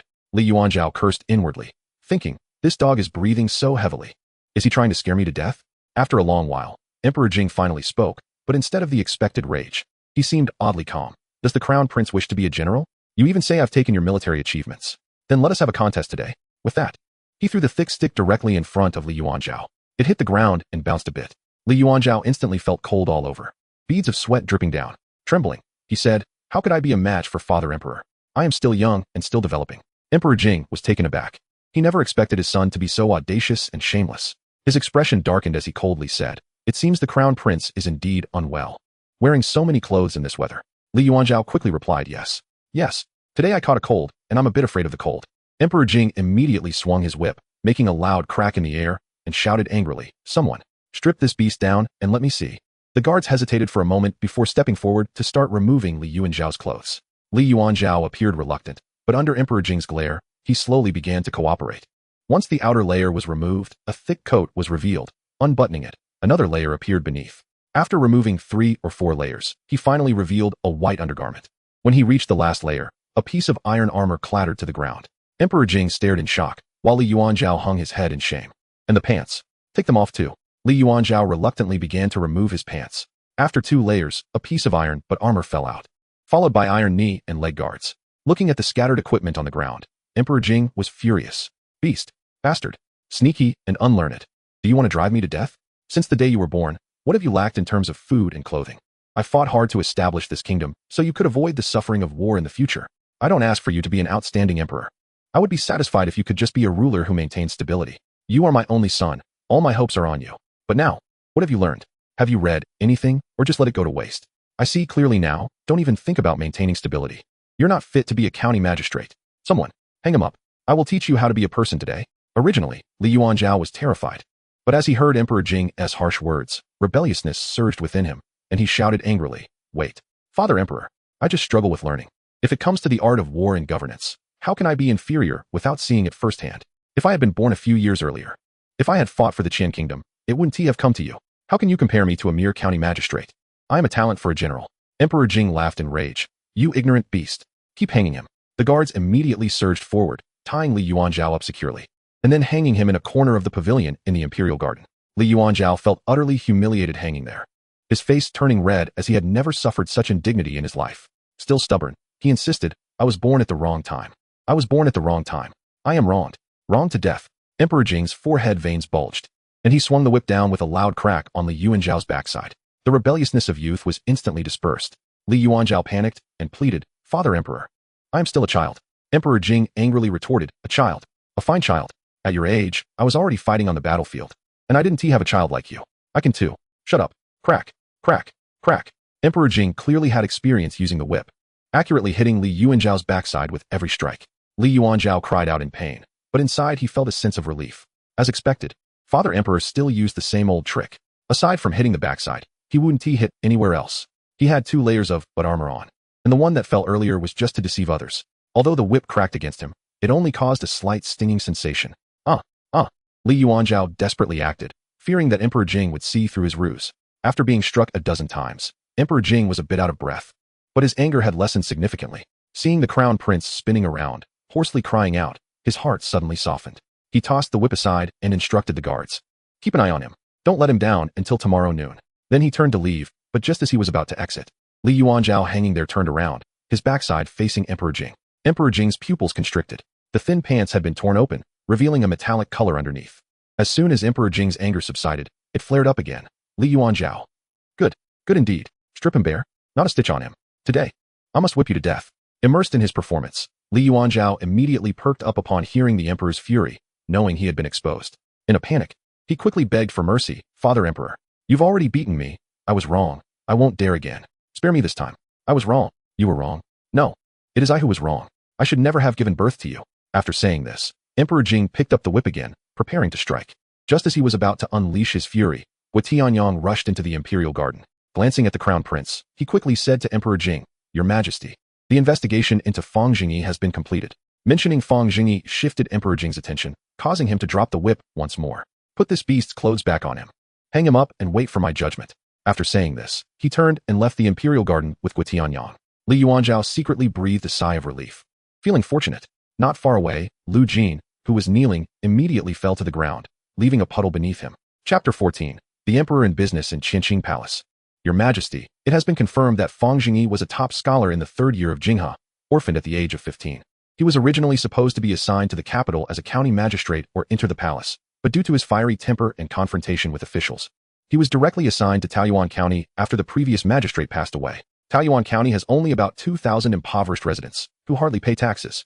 According to last year's reports, this situation remains unchanged, and the population is still around 2,000. I have sent a fast horse to find the inspection officials of Hengjiang Prefecture, and they should arrive in a few days. After reporting, Wu Tianyang carefully glanced at Emperor Jing. This magistrate of Taoyuan County is quite bold to dare to conceal the truth, and he has never paid taxes. Taoyuan County is located between the capital and Hengjiang Prefecture. It is surprising that such concealment has lasted this long. I wonder what the issue is. Emperor Jing's expression was calm, but his fingers tapped the table incessantly. After a moment, he suddenly laughed. Haha, interesting. This magistrate of Taoyuan County is a young hero, becoming a top scholar at 15. Alas, if it weren't for the war, how could such talent have been forgotten by me? In 7 years, he has managed to govern such an impoverished county to this extent. Impressive. The population of Taoyuan County is now likely more than just 2,000, perhaps tens of thousands. Guo Tianyang bowed and asked, Your Majesty, how should we handle Fang Zhengyi? Not in a hurry, let me observe further. This person has a peculiar temperament. He needs to be properly tested. If used well, he will undoubtedly be a loyal minister in the future. With such talent by the Crown Prince's side, I can also feel at ease. Seeing the mention of the Crown Prince, Guo Tianyang hurriedly said, Your Majesty, the Crown Prince is still hanging in the Imperial Garden. Should we let him down? At the mention of the Crown Prince, Emperor Jing frowned again. Let him down. Forget about that beast for now. Others can become top scholars at 15. What about him? He only knows how to fiddle with useless things. Send someone to dismantle his tiger leopard garden and have that foolish creature slaughtered for me. Also, the tea I previously purchased needs to be dealt with. Send someone to the inner city to set up a shop to sell tea. Just as Fang Zhengyi suggested, order a batch of exquisite jars to store the tea. This matter is entrusted to you to supervise personally. It must not leak out. If it isn't done well, I will hold you accountable. Guo Tianyang was stunned. The emperor personally engaging in business did not conform to protocol. Moreover, if this were discovered by other officials, it would cause an uproar. The emperor was clearly under Fang Zhengyi's influence. So Guo Tianyang hesitantly said, Your Majesty, this might not be appropriate. What if other officials see it? Old servant. Emperor Jing waved his hand dismissively. Don't worry about it. This tea is purchased from my private treasury. Am I not allowed to make decisions? Your Majesty. But engaging in business. Guo Tianyang was still not reassured. This matter was indeed too shocking. Emperor Jing leaned back in his chair and sighed. Yes. The ancestral laws and rituals cannot be violated.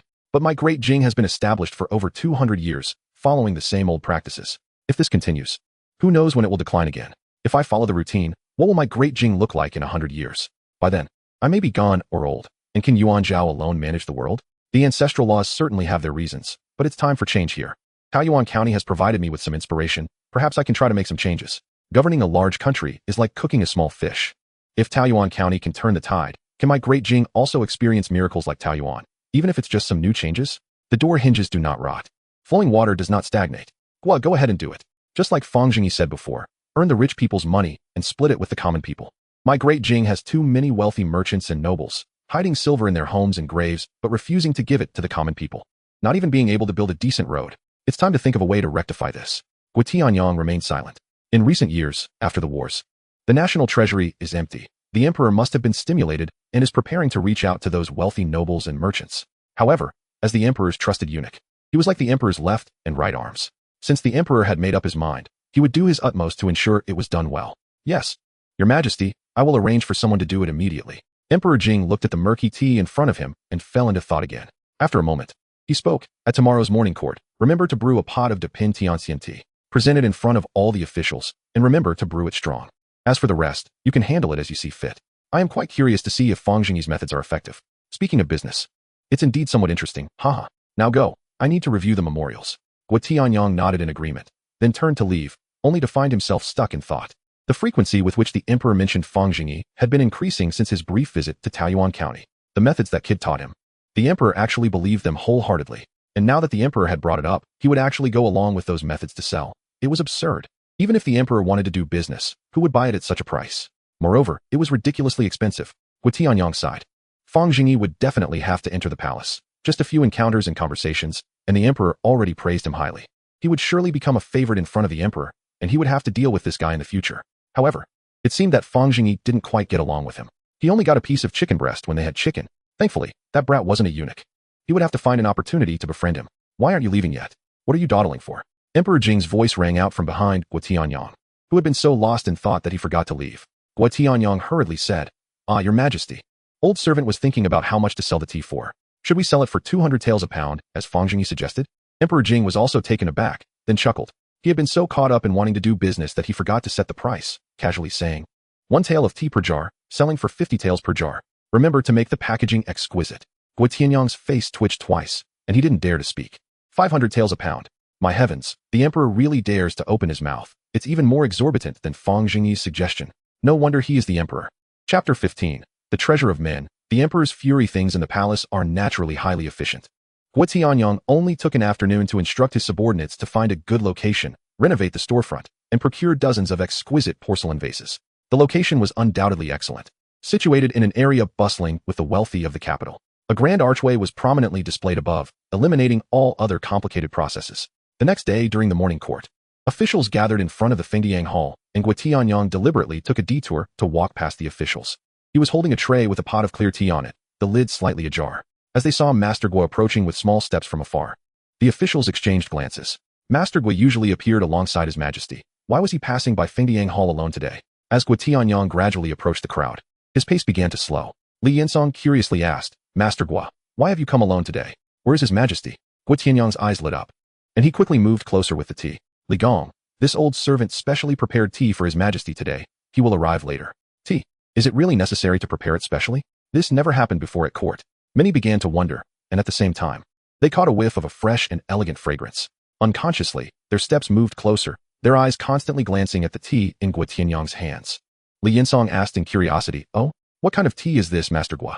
The color of the brew is clear, and the aroma is long-lasting. Why haven't I seen His Majesty drink this before? Here it comes. Just waiting for you to ask. Gui Tianyang felt a surge of joy. He then spoke loudly. This tea was discovered by His Majesty a few days ago in a tea shop in the capital. This tea has a fresh and elegant flavor, and drinking it can greatly enhance one's spirit and vitality. His Majesty took a liking to it after just one taste. Now, all the previous tea has been replaced with this new one. Hearing this, a wave of discussion began to rise among the crowd. Indeed, this flavor is quite extraordinary. It's fragrant. Yes, it's fragrant. Oh, this tea tastes somewhat similar to the local pine tea from my Hengjiang prefecture, but not quite. It does smell quite nice. Master Gui, what is this tea called? Gui Tianyang chuckled. This tea is called the Pin Tian Xian Cha. I've heard it can prolong life, nourish the kidneys, and is known as a treasure for men. Oh my, the Pin Tian Xian Cha sounds exceptional.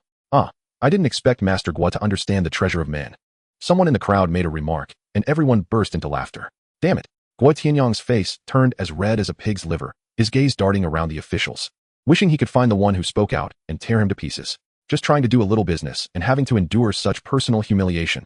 It's all Fang Zhengyi's fault. After searching for a long time without success, Gui Tianyang could only sulk and say, Gentlemen, I have matters to attend to, and the wind outside is strong. If this tea cools down and His Majesty finds fault, I cannot bear the consequences.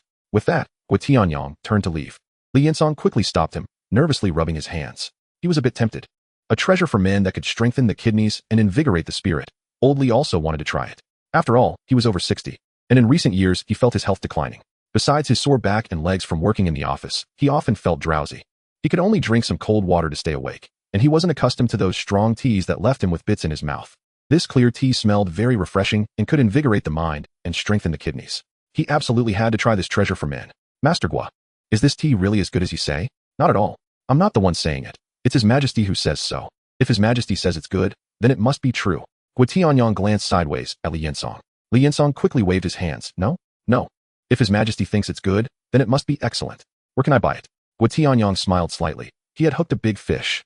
If the head of the cabinet started well, the others would naturally follow suit, and the market for tea would be secure. Li Yinsong was a veteran official of 2 reigns, and his family was also a large landlord. Even though the tea was expensive at 500 taels a pound, it was certainly affordable for him. This tea is procured from the palace, but this old servant doesn't remember where it was purchased initially. However, I can ask for you, gentlemen. Is there anything else? If not, this old servant will take his leave. Li Yinsong bowed, and Gui Tianyang turned to leave, a triumphant expression on his face. Inside Fengdiang Hall, the ministers were seated. Emperor Jing sat high on the dragon throne, holding a teacup, continuously stirring the floating tea leaves with the lid. The people below watched eagerly as the emperor drank tea. The fragrance wafted down, and many felt a bit thirsty, unconsciously licking their lips. After finishing a cup of tea, Emperor Jing slowly spoke. My beloved ministers, I have been away from the capital for a few days. Are there any significant matters to discuss? The Minister of Revenue, Zhang Shi, stepped forward. Your Majesty, I have a memorial to present. I just received news that Jianjiang has been experiencing continuous heavy rain recently, which has washed away 2 dikes. A month and a half ago, the number of affected citizens exceeded 3,000, and with no food shortages. The Jinbu governor and the inspector have specifically requested 30,000 taels of silver from the Ministry of Revenue to recruit laborers for disaster relief and dike repairs. However, due to numerous disasters in recent years, the Ministry of Revenue has already exceeded its budget. If we want to balance other matters, the ministry can now only provide a maximum of 20,000 taels. Please, Your Majesty, make a wise decision. Emperor Jing closed his eyes and rubbed his forehead. Indeed, upon returning, it was these troublesome matters again. In recent years, disasters and calamities were everywhere. With the treasury empty, the officials below would only think of ways to draw from the imperial purse. However, this money must be spent, yet it was painful to part with. After thinking for a moment, Emperor Jing gritted his teeth. I understand. Then the 10,000 taels shortfall will be made up from my personal treasury. Several cabinet elders below immediately breathed a sigh of relief. Zhang Shi's eyes brightened, and he quickly said, Your Majesty is wise. As the Minister of Revenue, he was the one in charge of finances, and no one felt the headache more than he did. Now that the ministry had no money, they could only look to the emperor for funds. He initially thought it would take several days of wrangling, but he didn't expect His Majesty to agree so readily. It seemed that this trip had brought about significant changes. Previously, money matters had always been dragged out. Emperor Jing sneered inwardly. Of course, spending my money is wise. After years of frugality, I had saved up 20,000 taels, and now half of it would be gone in one breath.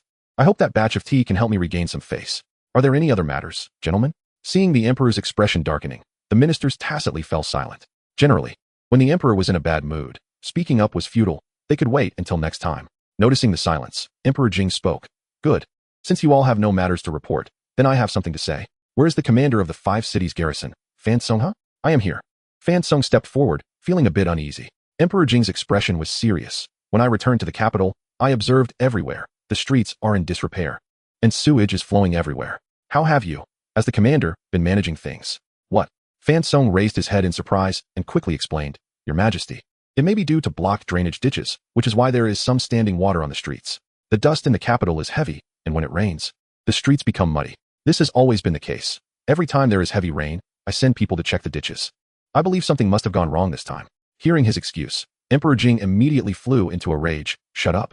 Just because it has always been like this does not make it right. How can you take the court salary? I give you 3 months to repair the streets and clear the drainage. Figure out the funds yourself. If there is still no improvement in the city after May, you can take off this official robe for me. Although Fang Zhengyi was still a bit confused, he instinctively knelt down upon seeing the emperor's furious expression. Your subject is willing to die 1,000 deaths. I will definitely make the streets look brand new in 3 months. Emperor Jing nodded expressionlessly. Good. I will send someone to investigate. The rest of you ministers, if you have matters to report, do so. If not, you may leave the court. Chapter 16. Yellow cattle stirring tea after the court session.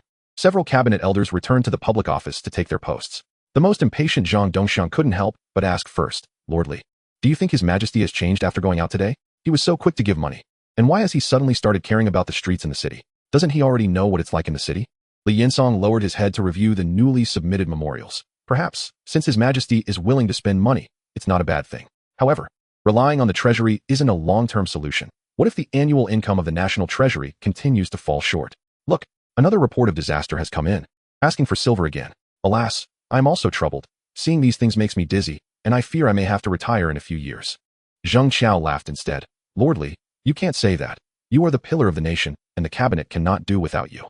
Isn't His Majesty drinking that treasure of men? Shall I help you ask for some from His Majesty? Mentioning the treasure of men, Zhang Dongxiang became interested. This tea is quite intriguing.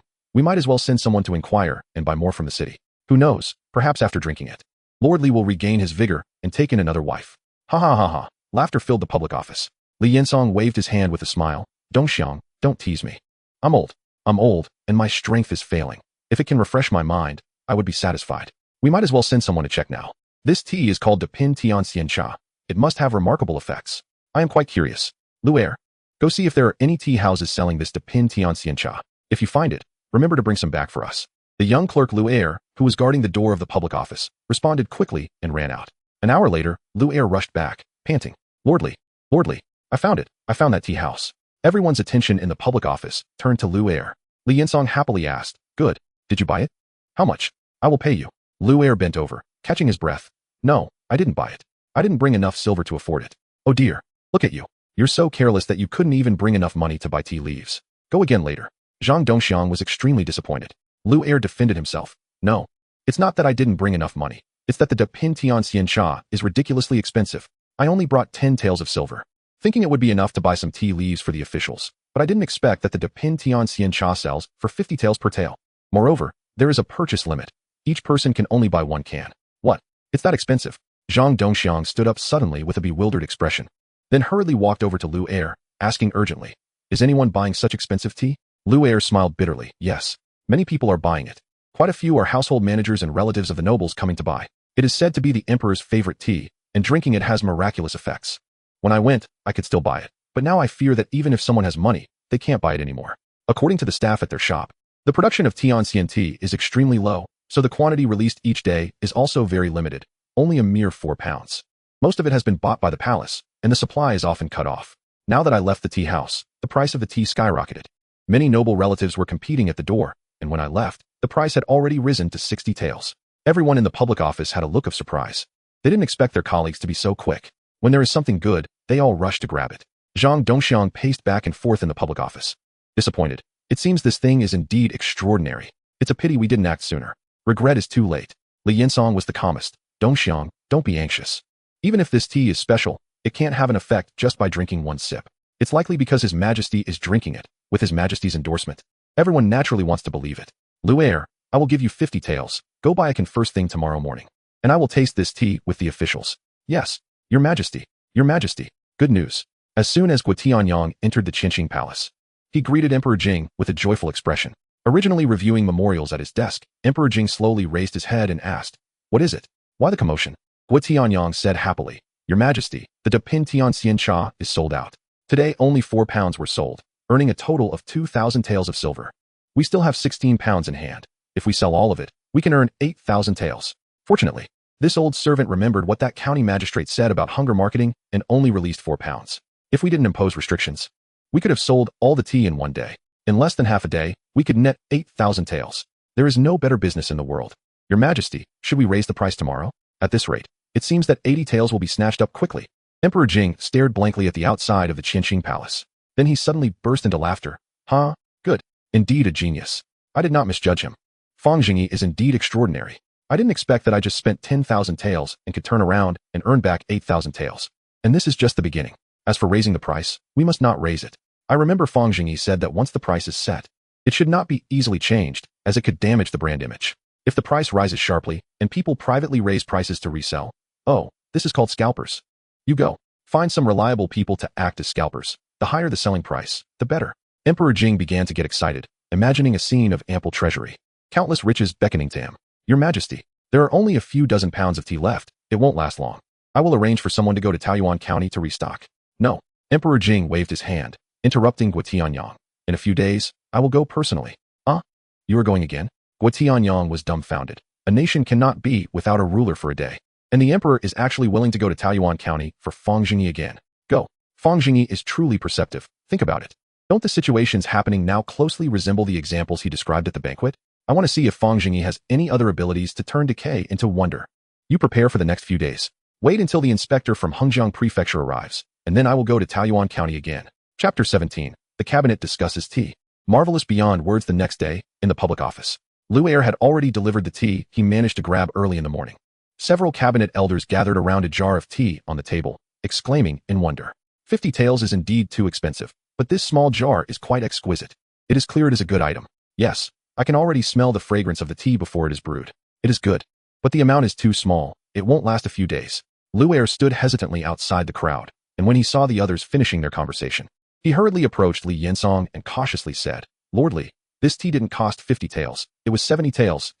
I borrowed another 20 taels to buy it. When I went early in the morning, there was already a long line outside, and it was sold out. I got this from someone else." Li Yinsong's eyebrows shot up in shock. 70 taels. My heavens. Our tea room's tea is only 3 taels per pound, right? Hurry and brew it. Today I will treat you all to tea, and we can all taste it together. Lu'er stood in place, his face seeming a bit red. Li Yinsong slapped his forehead and laughed. I almost forgot. There's still 21 taels of silver. Take it and go brew some tea. Remember to use only plain water. Don't add anything else. Seeing the silver returned, Lu'er immediately grinned and happily ran off to brew tea. After a while, Lu'er returned with a pot of tea. Everyone quickly gathered around. Zhang Dongxiang curiously said, "Hey, why does it have no flavor? Lu'er, did you buy fake tea?" He then directly lifted the pot lid, revealing just 3 pathetic leaves floating inside. What kind of tea can you brew with just 3 leaves? Lu'er chuckled. Oh, Zhang Gong, this tea is too expensive. I was afraid I wouldn't brew it well and ruin it. Zhang Dongxiang was speechless and took a pinch of tea from the jar, tossing it into the water. The elders stopped their work and focused intently on the teapot. As the steeping time increased, the aroma of the tea began to waft from the pot. Everyone was already impatient, and Zhang Dongxiang picked up the teapot and poured each person a cup. With spirit, he said, "Gentlemen, please, this heavenly tea has been long awaited." Li Yinsong picked up his teacup, carefully sniffing the tea's fragrance, the steam continuously wafting over his face. With the psychological effect, even before tasting it, he already felt a sense of comfort. Yes, this is the flavor. This is the tea His Majesty drank yesterday. The fragrance was refreshing and elegant, with a lingering scent.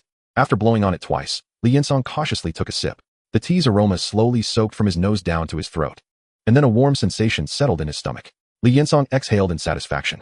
Ordinary teas always added various seasonings, resulting in strong and complex flavors, which Li Yinsong did not like. However, the roasted tea leaves brought out the original flavor of the tea, creating a unique experience. It was entirely different from tea soup. It was 100 times better than drinking water. Wonderful. Truly wonderful. Li Yinsong sipped the tea, sighing inwardly. It really was good. But it was indeed a bit too expensive. A tale of tea would probably last him less than 7 days. Seeing others savoring their tea, Li Yinsong couldn't help but ask Zhang Dongxiang, Zhang Gong, what do you think?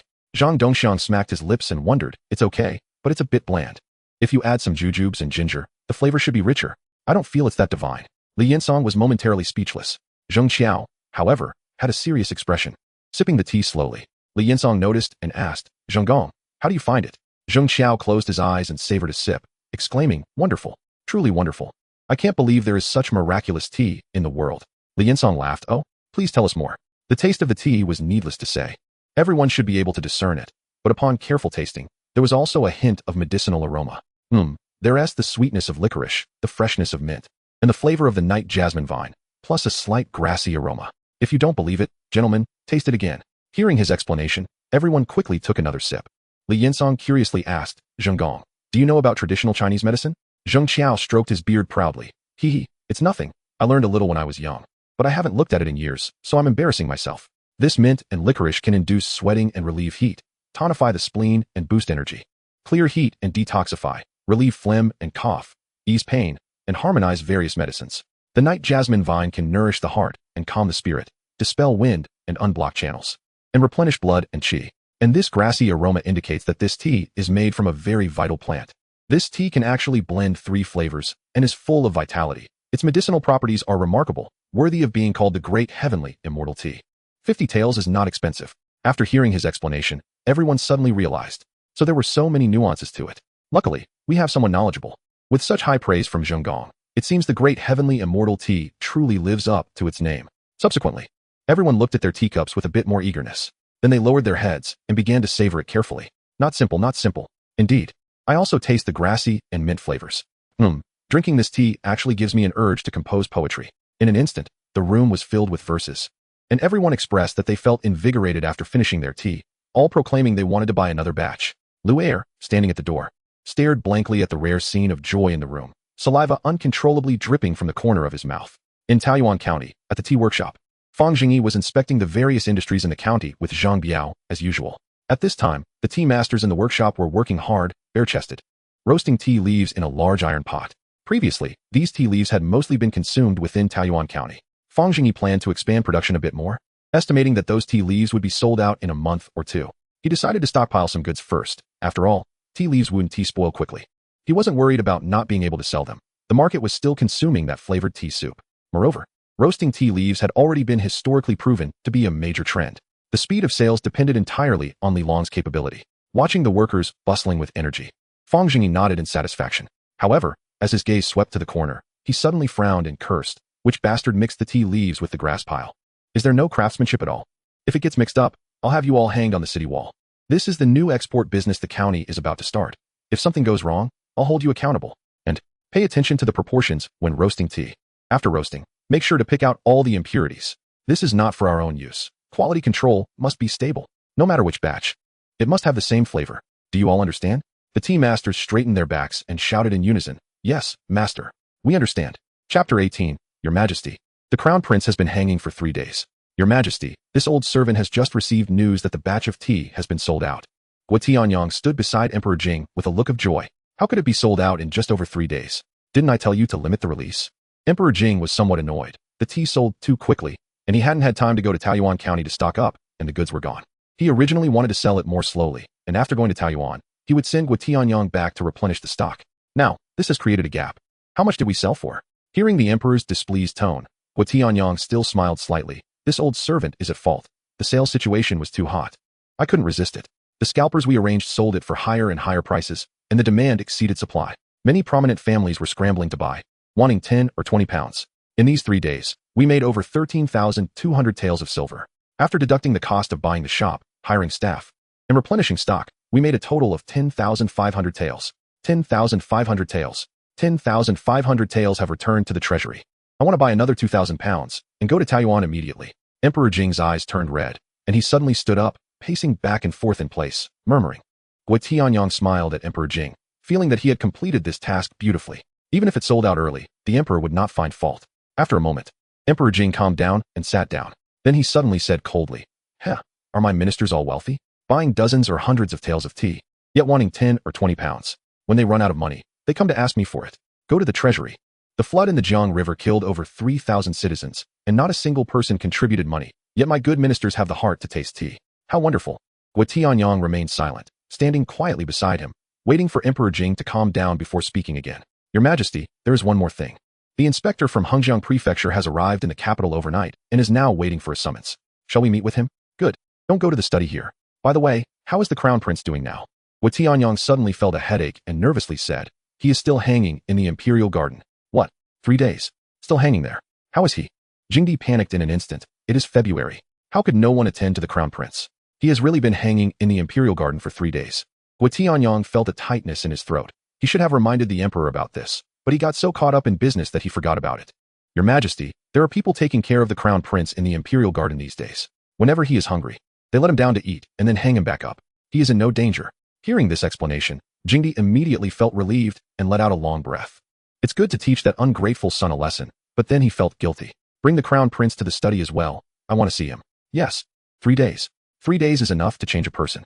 The crown prince, Li Yuanzhao, is just like this. On the first day, he was still thinking about begging for mercy. When that didn't work, he started to incite the guards, but they remained indifferent. On the second day, he thought about escaping when the opportunity arose, but was captured twice. By the third day, he had given up struggling and started to appreciate the garden. But he kept mumbling something. Guo Tianyang hurriedly ran to the imperial garden and quickly ordered people to let the crown prince down. Li Yuanzhao obediently allowed himself to be handled, and Guo Tianyang felt a pang of heartache upon seeing him. "Ah, crown prince, are you okay? The old servant has come late." Li Yuanzhao snorted coldly. "Huh? Did that foolish monarch send you?" Hearing this suddenly, Guo Tianyang felt his scalp tingle and rushed forward like a mad dog to cover Li Yuanzhao's mouth. "Crown prince, do not speak recklessly. Do not speak recklessly. Your Majesty is watching you. Haven't you been freezing or starving these days? The emperor is still concerned about you." Li Yuanzhao's grievances erupted like a flood, and he shouted at Guo Tianyang, "3 days. I was hung for 3 whole days. Do you know how I spent these 3 days? He doesn't care about anything. He only cares about himself." Guo Tianyang hurriedly comforted him. "Your Highness, Your Highness, His Majesty has been thinking of you all the time. He is still waiting for you in the study. Hurry and come with the old servant." "Huh, great. I want to see him." Guo Tianyang felt a headache. The crown prince's spirit after being hung for 3 days was a bit abnormal, but there was no other way. Let His Majesty deal with his own family matters. The two of them hurried to the study, and Li Yuanzhao angrily pushed open the door. He looked directly at Jinghe and said loudly, "Foolish monarch. Yuanzhao, are you all right?" Jinghe's concerned voice interrupted Li Yuanzhao, and then he walked over from the desk and patted his shoulder. The crown prince's body isn't uncomfortable. "It's my neglect over the past few days. I shouldn't have done that. But you should learn some lessons. In the future, if there are problems, you must listen more to those ministers and teachers. Do you understand? My empire will eventually be yours. Do not be mischievous. Your mischief harms the people of the world. I hope you can understand." After this earnest teaching, Li Yuanzhao's eyes suddenly turned red, and the angry words he wanted to say got stuck in his throat. How long has it been since his father spoke to him like this? He began to vaguely recall the scenes of himself riding on his father's shoulders. With too many thoughts, he couldn't say the harsh words, but he was also unwilling to back down. So in the end, he could only stammer out 3 words. "Understood." Jinghe smiled with relief. It seems the crown prince is not heartless. He patted his shoulder again. Then he said coldly, "Were you just about to call me a foolish monarch? Go, kneel in the corner. You can't leave until I speak." Li Yuanzhao was stunned. But at this moment, his momentum had completely deflated, and he no longer dared to resist. He obediently walked to the corner and knelt down, making a face of discontent. "Your Majesty, the inspector from Hengjiang Prefecture has arrived. Should we let him in now?" Guo Tianyang walked over at the right moment. "Summon him." Summon the inspector from Hengjiang Prefecture, Wu Sheng. A middle-aged man in official attire walked in, looking very listless. 2 days of travel almost left Wu Sheng dead on the road, and the emperor's inexplicable summons made him anxious the whole way, adding to his exhaustion. Upon seeing the emperor, Wu Sheng slowly knelt down. "I, Wu Sheng, pay my respects to your Majesty." The emperor sat upright, exuding authority, and spoke. "You are Wu Sheng. You have come from afar. You must be tired. I do not wish to waste time. Let me ask you, do you know Taoyuan County?" Wu Sheng's pupils suddenly dilated, and his whole body trembled. Chapter 19. The devilish county magistrate Fang Zhengyi. Wu Sheng's face turned pale, and he trembled uncontrollably. However, he lowered his head deeper and deeper, afraid to raise it lest he be seen through by Jinghe. Jinghe silently stared at Wu Sheng, not saying a word. After a moment, Wu Sheng finally spoke, replying, "To your Majesty, I know, Taoyuan County is a small county on the edge of Hengjiang Prefecture. The population is only about 2,000, and there have been years of famine. Even the county magistrate starved to death in office 7 years ago, so the prefecture exempted them from taxes. After speaking, Wu Sheng remained kneeling, motionless. Li Yuanzhao curiously examined Wu Sheng.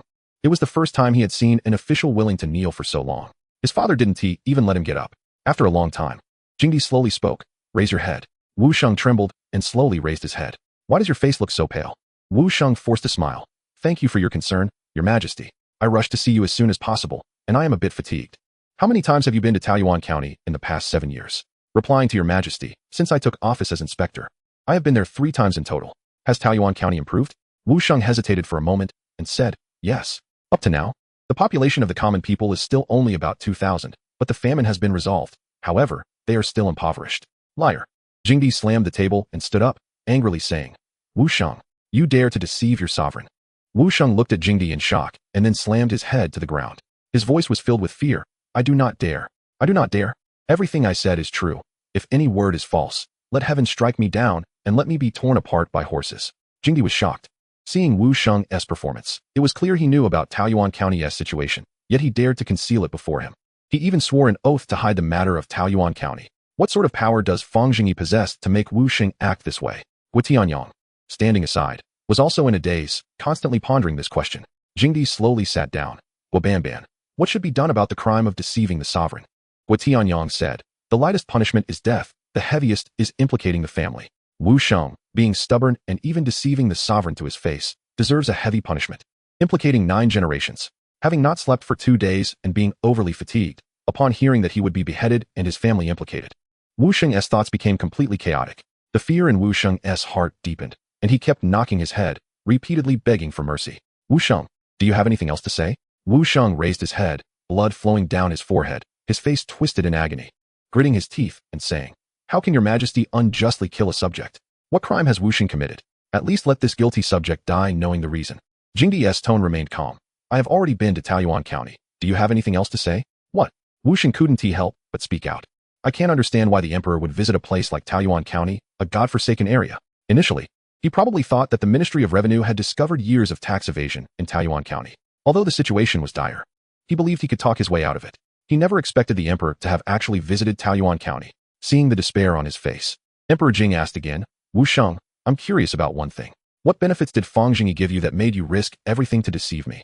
Wu Sheng felt dead inside. Now that he was doomed regardless, he might as well lay everything bare. He once again knocked his head on the ground and sorrowfully exclaimed, I am a guilty minister. I deserve to die 1,000 deaths. But I am wronged. I have something to say. It's not that I wanted to deceive your majesty. It's just that Fang Zhengyi is not human. Li Yuanzhao, kneeling in the corner, suddenly brightened. It had been quite boring to kneel there, but now he was witnessing such a huge revelation. Tears mixed with blood flowed down Wu Sheng's cheeks. His face a blur as he cried. When I first arrived in Taoyuan County years ago, it was already well developed. The surrounding earthen walls were even over 10 meters high, and the people lived prosperous, settled lives, completely unlike the poverty recorded before. I was so happy at the time and was eager to report my accomplishments to the court. But I had no idea Fang Zhengyi wouldn't allow it. He tied me up in the county office and coerced me not to speak about Taoyuan County. I even saw his men sewing up a person's mouth on the street. The other 3 present felt a tightening in their stomachs. This was simply too vile. Li Yuanzhao thought for a moment and shuddered. He would probably have succumbed too. Emperor Jing exchanged glances with Gu Tianyang, Zhang Biao. It must be that Zhang Biao. But then Emperor Jing curiously asked, so then they just let you go? This didn't make sense. If they had already left Taoyuan County, why didn't you report it? Could it be that you had some leverage over them? Wu Sheng seemed lost in extremely painful memories, staring at the ceiling. Drool escaping his mouth. Then he shut his eyes and steeled himself. Yes, they still had leverage over me. I had promised not to disclose anything about Taoyuan County. But that scoundrel Fang Zhengyi wouldn't believe me. They stripped me of my clothes, tied me to a chair, and called in a sketch artist to draw me.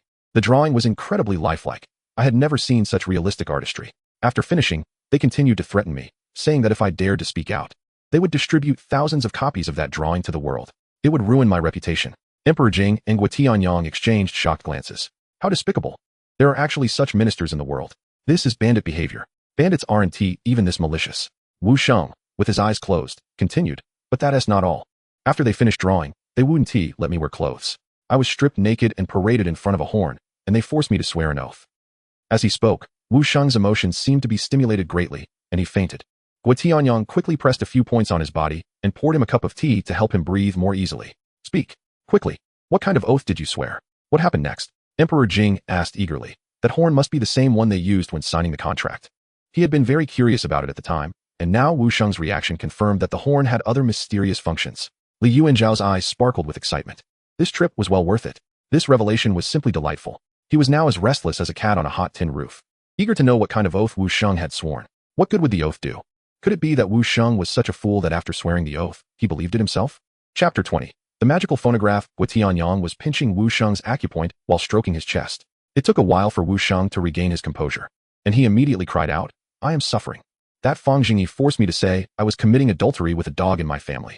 If I didn't say it, he wouldn't let me go? Li Yuanzhao burst out laughing, but then he saw Emperor Jing's murderous gaze. Emperor Jing frowned. And so what if you said it? Even if he forced you, who would believe it if it got out? Wu Sheng panicked. It's that horn. That horn can record sound. What I said can be played back exactly through that horn. Fang Zhengyi threatened me, saying that if I spread news about Taoyuan County, he would make the recording public. He said that this is like yellow mud falling into the pants. It's not shit, but it is shit. I am a scholar. How could he treat me this way? Your Majesty, please punish this official. He is not human. He is a devil. He is not human. Wu Sheng wailed as he clung to Guotianyang's leg. At that moment, Emperor Jing and Guotianyang had lost interest in him. Guotianyang was in a daze, muttering, not a bastard, not a bastard. Damn him. That Fang Zhengyi is truly inhuman. Emperor Jing was trembling with anger when he signed the contract. He had recited a curse into the horn for quite some time. The words he had spoken had been recorded verbatim. He never expected that such a divine artifact existed in the world. This person was truly detestable. Li Yuanzhao was so excited that his eyes were shining, nearly jumping up to applaud. How interesting. How fascinating. There are actually such wicked people in the world. Such a treasure. I must get to know it someday. After calming down, Emperor Jing continued to ask, is there anything else? I want to understand the whole situation. After venting his emotions, Wu Sheng instead entered a relaxed state. Since he was already in deep trouble, he might as well confess everything. So he continued to mumble. Besides that, Fang Zhengyi also promised me a house and 500 taels of silver, saying that when I retire, I can go directly to Taoyuan County. Then they let me go. Emperor Jing paced back and forth, deep in thought. Fang Zhengyi's unconventional methods were something he admired, but now it was clearly out of line. An official would go to such lengths just to stay in a small county, neglecting to serve the imperial family. Did he think I was made of paper? After a long while, under Wu Sheng's anxious gaze, Emperor Jing finally spoke slowly. Wu Sheng, as the inspector of Hengjiang Prefecture, you openly accepted bribes. You are dismissed from your position and demoted to commoner. What happened here cannot be spoken of to others. As for whether you return to Hengjiang Prefecture or go to Taoyuan County, I will not interfere. Go. I will handle the matter with Fang Zhengyi. You need not worry. Wu Sheng was overjoyed. He repeatedly thanked the emperor. He had saved his life. Losing his position was nothing. Once he got to Taoyuan County, wouldn't he be living well? There was no way he would tell anyone about this. He would have to be crazy to do so. So, Wu Sheng kept bowing in thanks, and then he was dismissed by Guotianyang. Glancing at the still present crown prince, Guotianyang whispered, Your Majesty, is it too lenient on Wu Sheng? Emperor Jing shot him a glance. If it were you, what would you do? Guotianyang was dumbfounded. Although eunuchs had a bad reputation and were often scorned, if he thought about it carefully, if he acted like Fang Zhengyi, he feared he wouldn't be able to withstand it for decades. Eunuchs also have to save face. Your Majesty is wise. Who would have thought that there would be such a divine artifact that could record people's voices? It was simply the work of a celestial being. That such a divine artifact was used for such despicable deeds was truly outrageous. I can't wait to summon him right now and give him a few lashes. Emperor Jing looked extremely frustrated. Guotianyang nodded uncontrollably. If such a talent came to the Eastern Factory, he might have to step aside and let him take over. What a truly despicable character. Get ready. I will visit Taoyuan County again in a few days. As soon as Li Yuanzhao heard this, he jumped up excitedly and said, Father, I want to go with you. Emperor Jing immediately scolded, Nonsense. I will give you one more chance this time. If you act up like last time, I will skin you alive. Li Yuanzhao shouted defiantly, Go ahead. If you go, I will rebuild the tiger and leopard garden. There's no way I'm going to court. Not in this lifetime. I will just watch the beast fights in the tiger and leopard garden. Emperor Jing was furious and raised his hand to strike the crown prince. But Guotianyang quickly stopped him. He whispered, Your Majesty, it might be good to take the crown prince along to broaden his horizons. You have fought for many years to achieve today's great undertaking, but the crown prince has grown up in the deep palace. It would be good for him to see more. Taoyuan County is quite unique. Perhaps he could gain some insights. Besides, it's only for 2 or 3 days. Not a long time. Emperor Jing thought for a moment and found some reason in it. He slowly lowered his hand and said sternly, All right, I agree. But we must establish 3 rules. You cannot walk around as the crown prince. You cannot leave my side. And once we return to the capital, if I send you east, you must not go west. Can you do that? Yes. Li Yuanzhao replied without hesitation. What happens afterward doesn't matter. Let us go first. I've never seen such interesting people in the palace.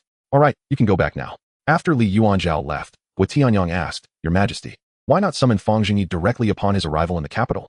I want to observe him a bit longer to see if he can withstand training. His abilities are sufficient, but I need to see about his character, Emperor Jing replied. Gui Tianyang said, This person seems to lack ambition. He even uses such dirty means to stay in Taoyuan County. Emperor Jing smiled slightly, but did not speak. Ultimately, everything today is about laying the foundation for the crown prince's future. He has only this one son, and the throne can only be inherited by Li Yuanzhao. Although the current cabinet elders are capable, the newcomers below seem to lack vigor. They only know to follow the rules and do not know how to be flexible. And someone like Fang Zhengyi is just right for training. First, he seems not too concerned about power struggles. Second, once such a person enters the court, he will likely be disliked by others and won't have the chance to form cliques. Good ability, weak desire for fame and fortune, and poor connections make him the best candidate to pave the way for the crown prince's future. Your Majesty, does Fang Zhengyi still have the poison oath we issued back then?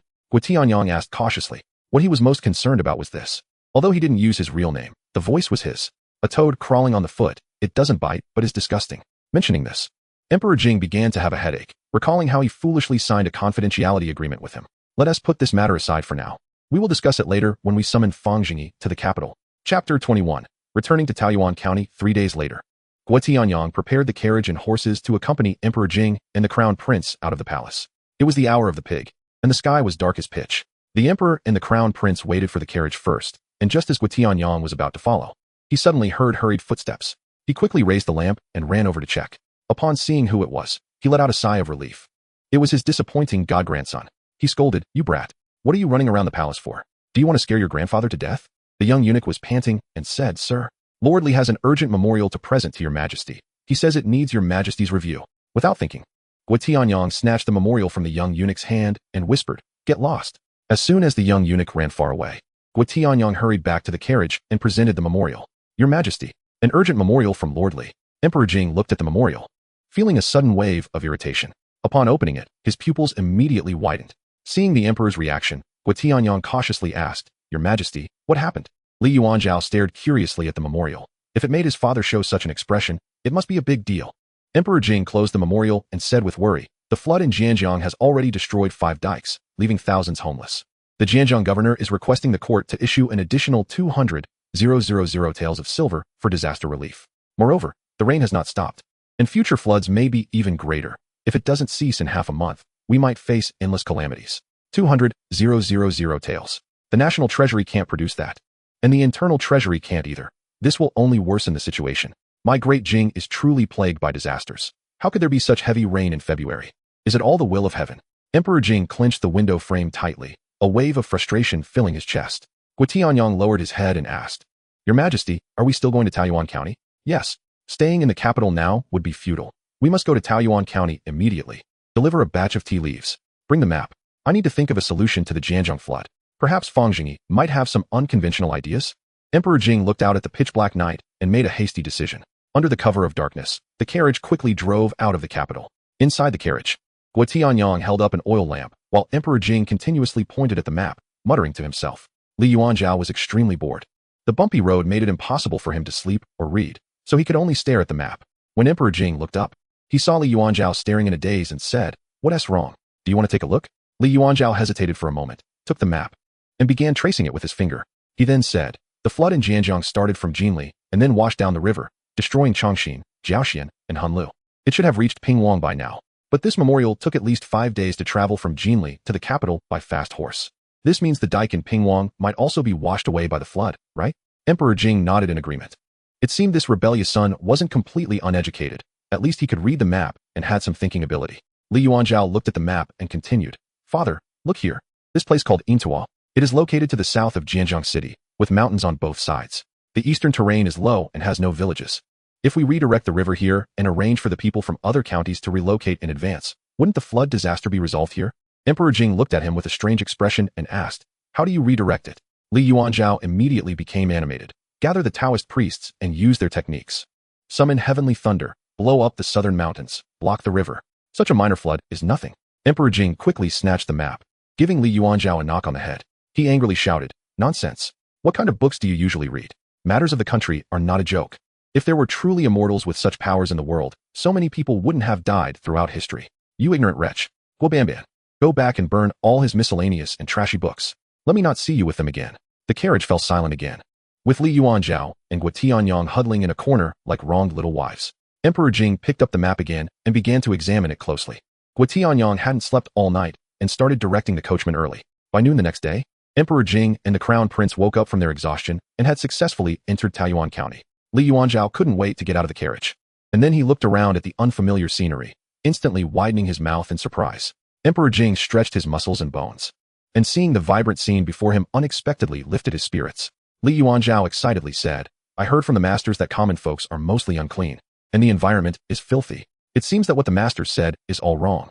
If I had known, this palace should have come out earlier. This place looks much more interesting than the palace.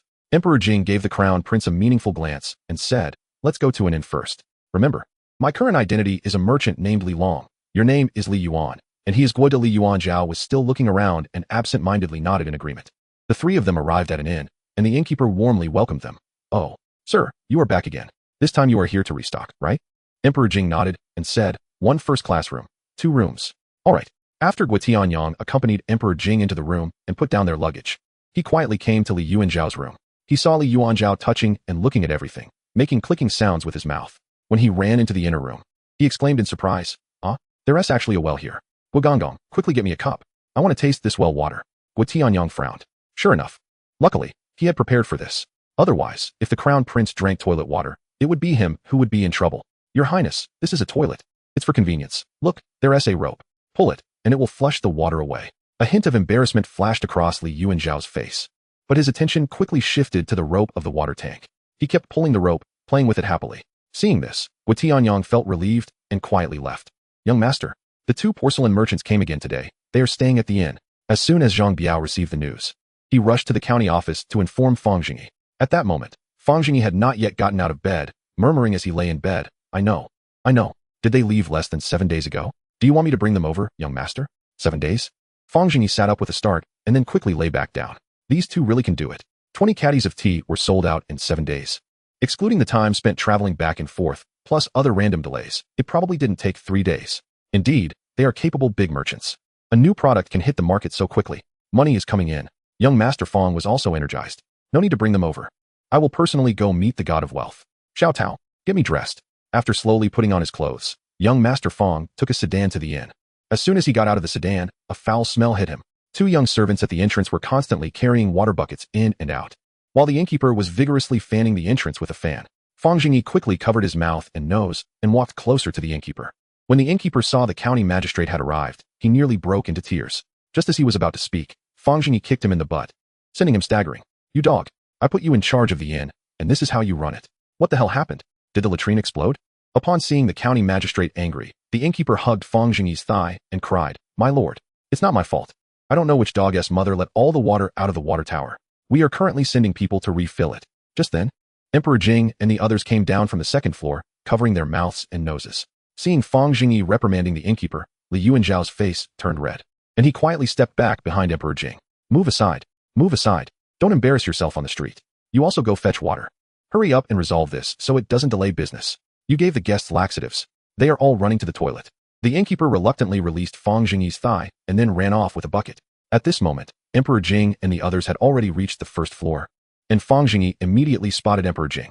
He greeted him with a smile. Old Li is here. Looks like the tea business is doing well in the capital. Guo Tianyang scoffed. Now that you're making money, you come to get close. You used to call him Mr. Li. Now that you're making money, you call him Old Li. Li Yuanzhao also found it amusing. It was the first time someone had the audacity to call his father Old Li. Emperor Jing was unconcerned and candidly said, Thanks to County Magistrate Fang, the sales of tea are good. I plan to bring back more goods this time from Taiyuan County. Good. Since you gentlemen have come from afar, you haven't eaten yet, right? Let us change places. There's a Qingchong building in this county. Today, I will treat you all to a meal. The group did not exchange pleasantries and headed straight to Qingchong building. Along the way, Li Yuanzhao continued to look around, finding everything novel, and only settled down after entering Qingchong building and taking their seats. Before Fang Zhengyi could speak, Emperor Jing introduced County Magistrate Fang. This is my son Li Yuan. I brought him out to see the world. Li Yuanzhao casually cupped his hands and said, I've met County Magistrate Fang. Oh, this young master has a remarkable bearing. A tiger father does not produce a dog son. No matter what, I'll flatter you first. Li Yuanzhao proudly raised his head. Heh, silly and naive. After the introductions, Fang Zhengyi automatically ignored Guo Tianyang and Li Yuanzhao, getting straight to the point. Old Li, How was the sales of that 20 caddies of tea last time? 13,200 taels. Fang Zhengyi gasped, wow, this old Li is quite shrewd. Such a broken thing sold for so much money. He really is a talent. So how much are you planning to take this time? How much does County Magistrate Fang have? You can take as much as I can provide. Fang Zhengyi was overjoyed. It seemed old Li had tasted the sweetness and was preparing to invest all his wealth into a batch of tea. After all, this thing is of inferior quality. It is likely to remain popular in the market for a while, and afterward, one should start developing truly good tea. They should seize the opportunity to let old Li make a bit more profit while everyone still has money to earn. Emperor Jing took a sip of tea, pondering with lowered brows. This tea is indeed not a good product. As the saying goes, the value of goods is determined by their scarcity. If there is plenty of it, how much can it be worth? It seems that the Dapan Tianxian T1 tea sell for long. They can only harvest 1 or 2 more waves. 200 caddies. This time I want 200 caddies. No problem. I'll have someone prepare the goods for you after we finish eating. As they talked, the waiter began bringing dishes to the table, and by this time, Emperor Jing and the others were already very hungry. Seeing the table full of various dishes made their appetites grow. Fang Zhengyi, in high spirits, pointed to a dish and introduced it to Emperor Jing. Come, try my Taoyuan County's most popular pork stew with vermicelli. It's delicious, and I guarantee you will love it. Li Yuanzhao's chopsticks had already reached halfway when they suddenly stopped and slowly retreated. Pork. Yes, pork, fatty pork, rich but not greasy. Unforgettable after one taste. Fang Zhengyi glanced at Li Yuanzhao sideways. Heh, a naive kid is still a naive kid. Li Yuanzhao disdainfully said, pork smells. No one eats this. Is this County Magistrate Fang's way of hosting guests? Oh, this is getting interesting. Fang Zhengyi laughed. It had been a long time since he had seen a rebellious character. Just as he was about to speak, he was coldly interrupted by Emperor Jing. Li Yuan, do not be rude. County Magistrate Fang, please don't mind. My son is young and ignorant, not familiar with etiquette. I hope for your understanding. Fang Zhengyi waved his hand. It's fine. It's fine. Isn't being young supposed to be spirited? Young people should be like this. Upon hearing this, Li Yuanzhao unexpectedly glanced at Fang Zhengyi, then obediently lowered his head to eat. Fang Zhengyi continued to explain. This pork, although it is considered cheap meat, is a rare delicacy in our Taoyuan County. The pork from Taoyuan County is incredibly fragrant and has no gamey smell, far surpassing mutton. If you don't believe me, you can give it a try. Emperor Jing did not suspect anything and directly picked up a piece of pork with his chopsticks, putting it in his mouth to chew carefully. He then exclaimed, indeed, it's fatty but not greasy. There is a rich aroma. Amazing. Truly amazing. After hearing this, Guo Tianyong and Li Yuanzhao each picked up a piece as well. After tasting it carefully, they both revealed expressions of surprise. It's neither too salty nor too bland. The taste is exquisite. Guo Tianyong couldn't help but ask how this pork could be so magical. Was it because the pig breed in Taoyuan County was different? Fang Zhengyi smiled and shook his head. Not at all. This is not a secret. In fact, this pig is a castrated pig. Guo Tianyong's face immediately darkened. Pigs are inherently fierce, but after being castrated when young, they become incredibly docile, grow meat quickly, and have no gamey taste when they mature. People are the same. Just look at those who have been castrated. They usually grow tall and strong, and their temperaments are calm. Most importantly, it can even extend their lifespan. Though, after being castrated, people should be a bit more, you know? So, castration is actually quite a profound subject. Those that are castrated are the best. Fang Zhengyi raised his thumb and shook it, revealing 2 rows of pearly white teeth. At that moment, Guo Tianyong wished he could immediately silence Fang Zhengyi. They had already eaten twice, and each time he had to throw in a jab. What kind of grudge do we have against you? Li Yuanzhao's eyes kept darting towards Guo Tianyong, his shoulders shaking continuously. The food in his mouth looked like it was about to spray out. It was only when Emperor Jing pinched his thigh under the table that he stopped. Why aren't you eating, Mr. Guo? Seeing Guo looking a bit gloomy, young Master Fang's noble character of helping others came into play. He picked up a piece of pork belly and placed it in Guo Tianyong's bowl. Mr. Guo, please don't feel uncomfortable just because this pig is castrated. This castrated pig is a pig of high aspirations, fresh and refined, a pig that serves the common people. It is rare and precious. This pork not only tastes great, but also strengthens the body and enhances vitality. Eating more might even bring a second spring in life. Come, eat. Uffed. The pork that Emperor Jing had not swallowed yet immediately sprayed out. Sorry, cough, I choked on it. Old Li, you really need to be more careful.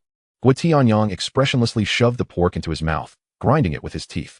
Fang Zhengyi, we are not done with you yet. Chapter 23. Taoyuan Thunder at the dining table. Li Yuanzhao kept shoveling various dishes into his mouth. Dinner in the palace was originally served early, and young people are growing and have big appetites. After a bumpy journey, they were already starving by noon. The food in Taoyuan County is unique, preferring to stir-fry over high heat. The oil and salt are used generously, making it exceptionally flavorful. Hearing his son making pig sounds, Emperor Jing couldn't help but frown and gently kick him under the table. Li Yuanzhao unwillingly slowed down his eating pace. Fang Zhengyi noticed Emperor Jing's embarrassment and raised his chopsticks with a smile. Being able to eat is a good thing. When I was his age, I could eat much more than he can. Li Yuanzhao glanced at Fang Zhengyi gratefully. This guy gave him quite a surprising impression, completely unlike the devil Wu Sheng had described. He has good character. I like him. Fang Zhengyi continued. Speaking of business, I still don't know how your porcelain business is doing in the capital. If the profits aren't sufficient, it might be better to focus entirely on the tea business. This Dapin Tianshan tea is just the first step. Our county will soon launch even better quality tea. I believe it will surpass Dapin Tianshan tea. Emperor Jing hesitated for a moment and slowly said, the Jianjiang River has flooded, and Li's porcelain business has been greatly affected as porcelain from the south cannot be transported. Moreover, the rain is still falling, and the flood disaster is far from over. It's quite a headache for me. Guo Tianyang looked at Emperor Jing in astonishment. What does His Majesty mean by this? Is he seeking advice from Fang Zhengyi? As a small official, what can he do to solve the flood? Your Majesty is really grasping at straws. Fang Zhengyi furrowed his brows. Jianjiang has flooded? And the heavy rain hasn't stopped? What month is it now? Emperor Jing sighed. Yes, there are unusual phenomena. My Great Jing is truly plagued by disasters. Fang Zhengyi glanced at Emperor Jing, indeed a patriotic businessman, carrying a heavy burden. However, Fang Zhengyi also became concerned about the Jianjiang flood. Many people from Taoyuan County had fled to the capital during times of chaos. Many parents and children were still left in Jianjiang. In recent years, life in Taoyuan County has improved, and those who had originally settled down began to think about seeking their relatives. Nearly 100 people have left Taoyuan County to look for relatives in the past 2 years, with a gradually increasing trend each year. Of course, the vast majority eventually returned to Taoyuan County. As for those who didn't return, it was likely due to accidents or other matters. I wonder where the flood in Jianjiang has occurred. Fang Zhengyi curiously asked. Guoda, bring the map. Guo Tianyang took out a 3-foot-long map from his bag and slowly unfolded it. When Fang Zhengyi saw it, he was startled and immediately became alert. Good heavens! This is a national map. He couldn't even get his hands on this. It states secret material. He didn't expect these two merchants to have such a thing. Where did this map come from? Emperor Jing pretended to be mysterious and said, don't worry. County Magistrate Fang, we have some connections with the Ministry of War, and since this porcelain business spans the entire country, we specially obtained this map. He, quite resourceful. Without waiting for him to say more, Fang Zhengyi quickly shifted his attention to the map. Upon looking at it, he couldn't help but feel a bit disappointed. There were indeed coastlines marked on it, but they were completely different from the maps he remembered from his previous life. Emperor Jing began pointing at the map to introduce. The flood broke out here, and its path. If nothing unexpected happens, the dike at Pingwang has likely been breached, and the disaster continues to spread. Then Emperor Jing quietly said, I heard that the governor of Jianjiang is asking the court for 200,000 taels of silver for emergency disaster relief. But the court is also at a loss. If someone could turn the tide, they would surely rise to great heights. Fang Zhengyi didn't respond, silently pondering in the direction he was pointing. Suddenly, his eyes lit up, and he pointed to a spot on the map. This place is called Intoa, with mountains on both sides. If heavenly thunder were to strike and collapse the mountains, blocking the river, wouldn't the flood be resolved without a fight? But I don't know how the mountain situation is. As soon as he finished speaking, Emperor Jing and the others were stunned. What? Heavenly thunder? You believe in that too? Guo Tianyang secretly rejoiced in his heart. Little brat, you'll have your day of reckoning too. Li Yuanzhao's eyes lit up with excitement.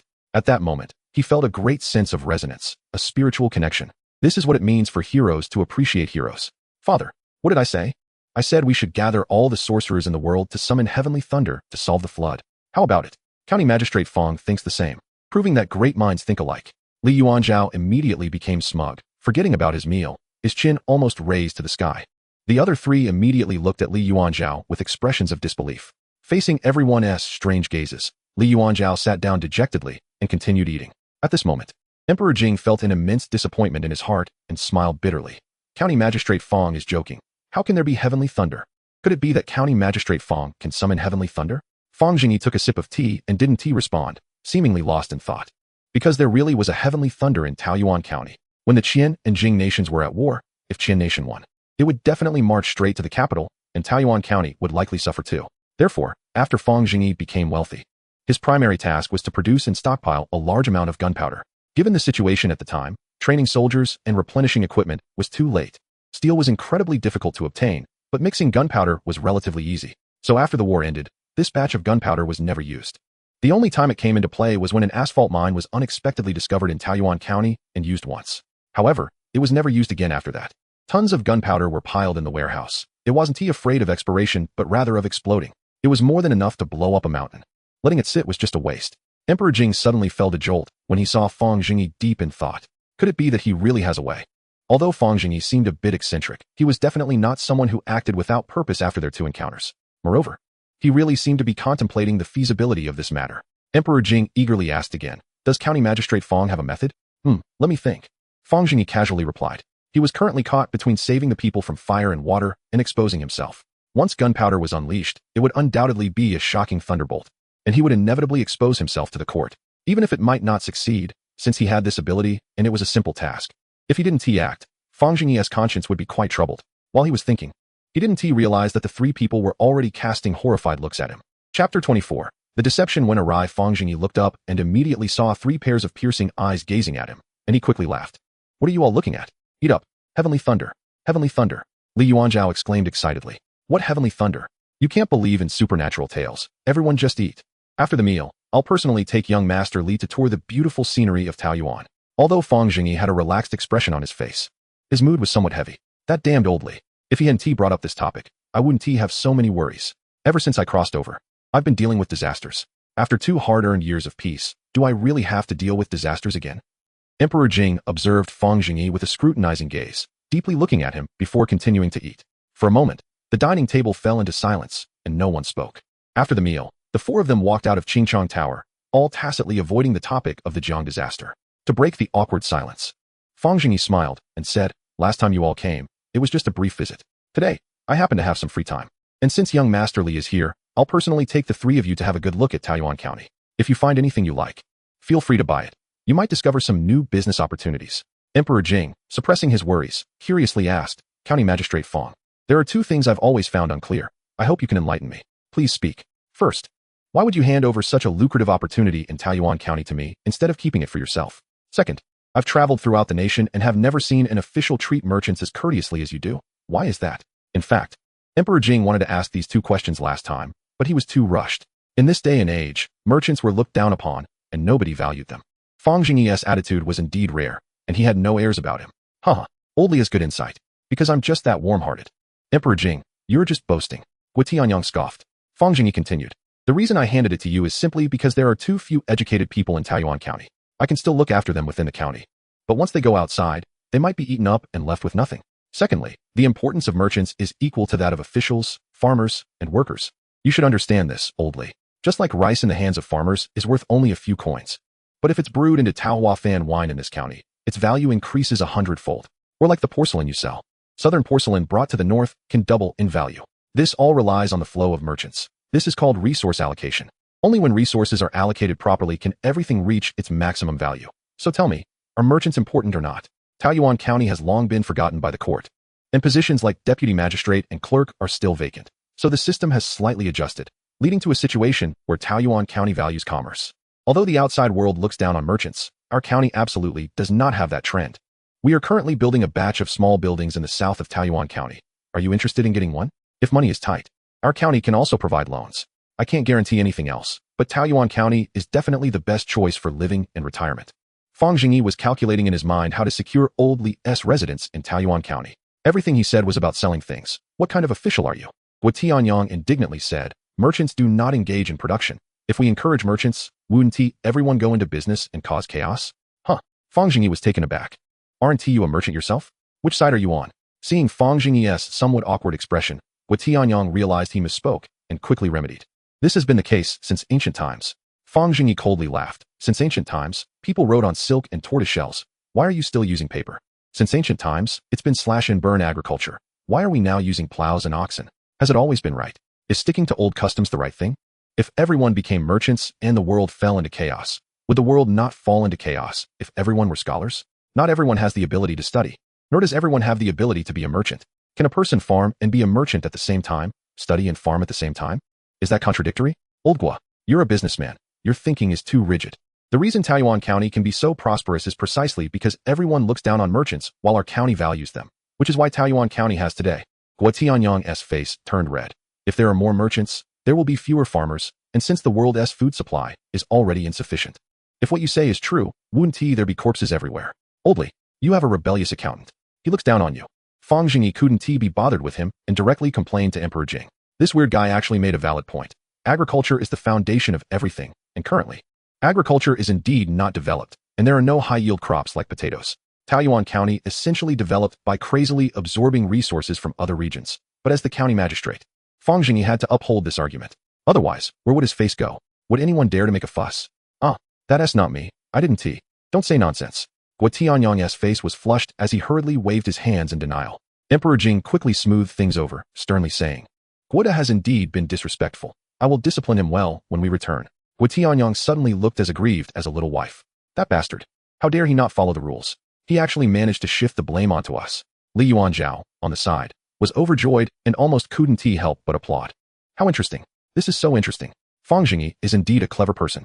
Not only does he resonate with me, but he also knows how to retort. It would be great if there were such an interesting person in the palace. The masters would sternly lecture themselves on grand principles. A few people continued walking on the street, with many greeting Fang Zhengyi, while Guo Tianyang remained silent with a stern face. Having made up his mind not to say another word as long as Fang Zhengyi was present, Li Yuanzhao was looking around when he suddenly spotted a bookstall. Remembering that his father wanted to burn his books when he returned, he couldn't help but be tempted. Why not take this opportunity to buy a couple of books? Those miscellaneous books of his were hard to come by, as Lu Jin had bought them from the common people. If they were all burned, wouldn't he have nothing left to read? So he quickly ran to the bookstall, while Fang Zhengyi and the others continued chatting without paying him any mind. Li Yuanzhao ran to the stall and casually picked up a book, and his eyes immediately widened. He had read many miscellaneous books, but this was the first time he saw a title so fresh and unique. The title clearly read, County Magistrate Fang's Battle Against Thanos. Boss, what is this book about? The stall owner, seeing a customer, smiled. You must be from out of town. You don't know? You should buy one to take a look. This book tells the story of the outer demon Thanos invading the kingdom of Jing, and County Magistrate Fang gathering the 7 infinite gems to present to the Emperor to send troops to exterminate the demon. It's thrilling. 51 a book. Huh, Thanos. What are infinite gems? Li Yuanzhao was dumbfounded. How come I didn't know about this? Did my father really exterminate outer demons? Just then, a few people caught up with him. Fang Zhengyi peeked at him from behind and felt his face flush, unable to resist touching his nose. He thought to himself, which bastard turned the story he made up for the child into a book? It seems he should pay more attention to the cultural industry in Taoyuan County. Emperor Jing, upon seeing the book title, also chuckled in disbelief. Li Yuanzhao opened the book and disdainfully said, Such a book exists. It's all written in vernacular. What a waste of so much paper. He then casually pulled out a few more books from the pile, titles like Young Hyo, Wallin Night Record, and Gold Medal County Magistrate. After reading a few, Li Yuanzhao puzzledly remarked, Why are they all in plain vernacular? How strange. Emperor Jing couldn't help but glance sideways. Sure enough, it was like this. County Magistrate Fang. Could it be that anyone in Taoyuan County can publish a book? All written in vernacular.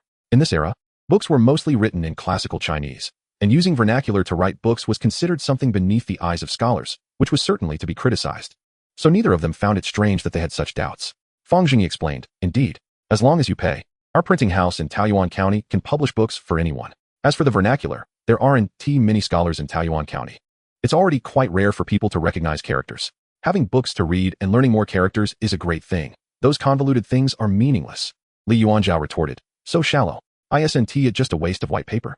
Fang Zhengyi chuckled without getting angry, recognizing this as a limitation of thinking, similar to how older generations disdain the spirited youth. However, time will provide the answer. How is vernacular vulgar? What is a good book? A book that the common people can understand and find useful is a good book. If I, as an official, were to print the 4 books and 5 classics, it would only add to the common people's troubles. Those who are ambitious to learn will naturally seek deeper books. A few years ago, the people of Taoyuan were all refugees, and there were hardly any who could understand written characters. Now, most are willing to read these light books in their spare time. So is that good or bad? Li Yuanzhao, with a face full of discontent, said, Of course it's bad. Such vulgar words would only dirty people's eyes. Moreover, what could be clearly stated in a few words was written so long in vernacular. Fang Zhengyi smiled slightly. Besides being simple and easy to understand, having more words can also be considered one of its advantages. The saying goes, those who are fond of fine sentences will not rest until they achieve something astonishing.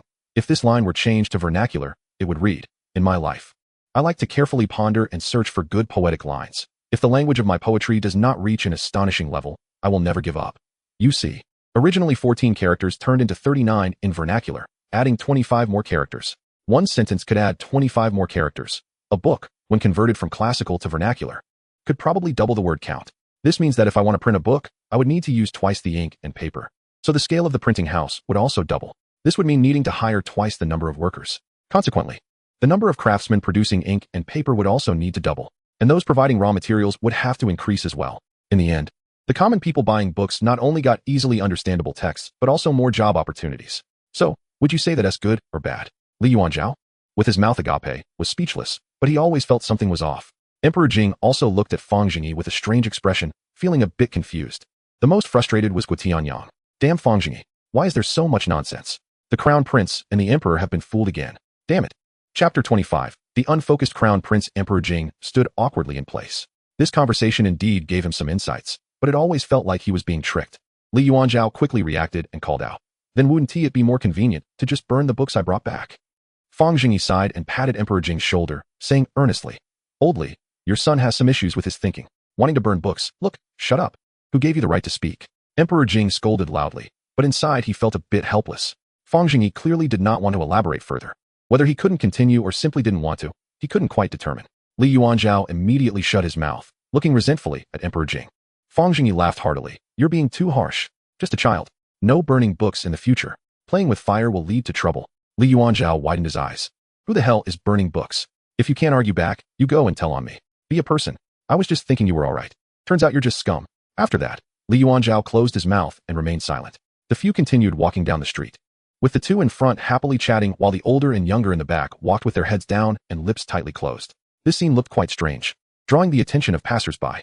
After a while, the group had explored most of Taiyuan County. After sunset, the two groups bid farewell to each other. Emperor Jing and his entourage returned to an inn. Li Yuanzhao, having played all day, was quite exhausted and went straight to his room to rest. Meanwhile, Emperor Jing sat in the room, with a map on the table, his eyes constantly scanning it. Guotianyang stood behind him like a wooden stake, not saying a word. After a long time, Emperor Jing stood up, rolled up the map, and said, You stay here and keep an eye on the crown prince.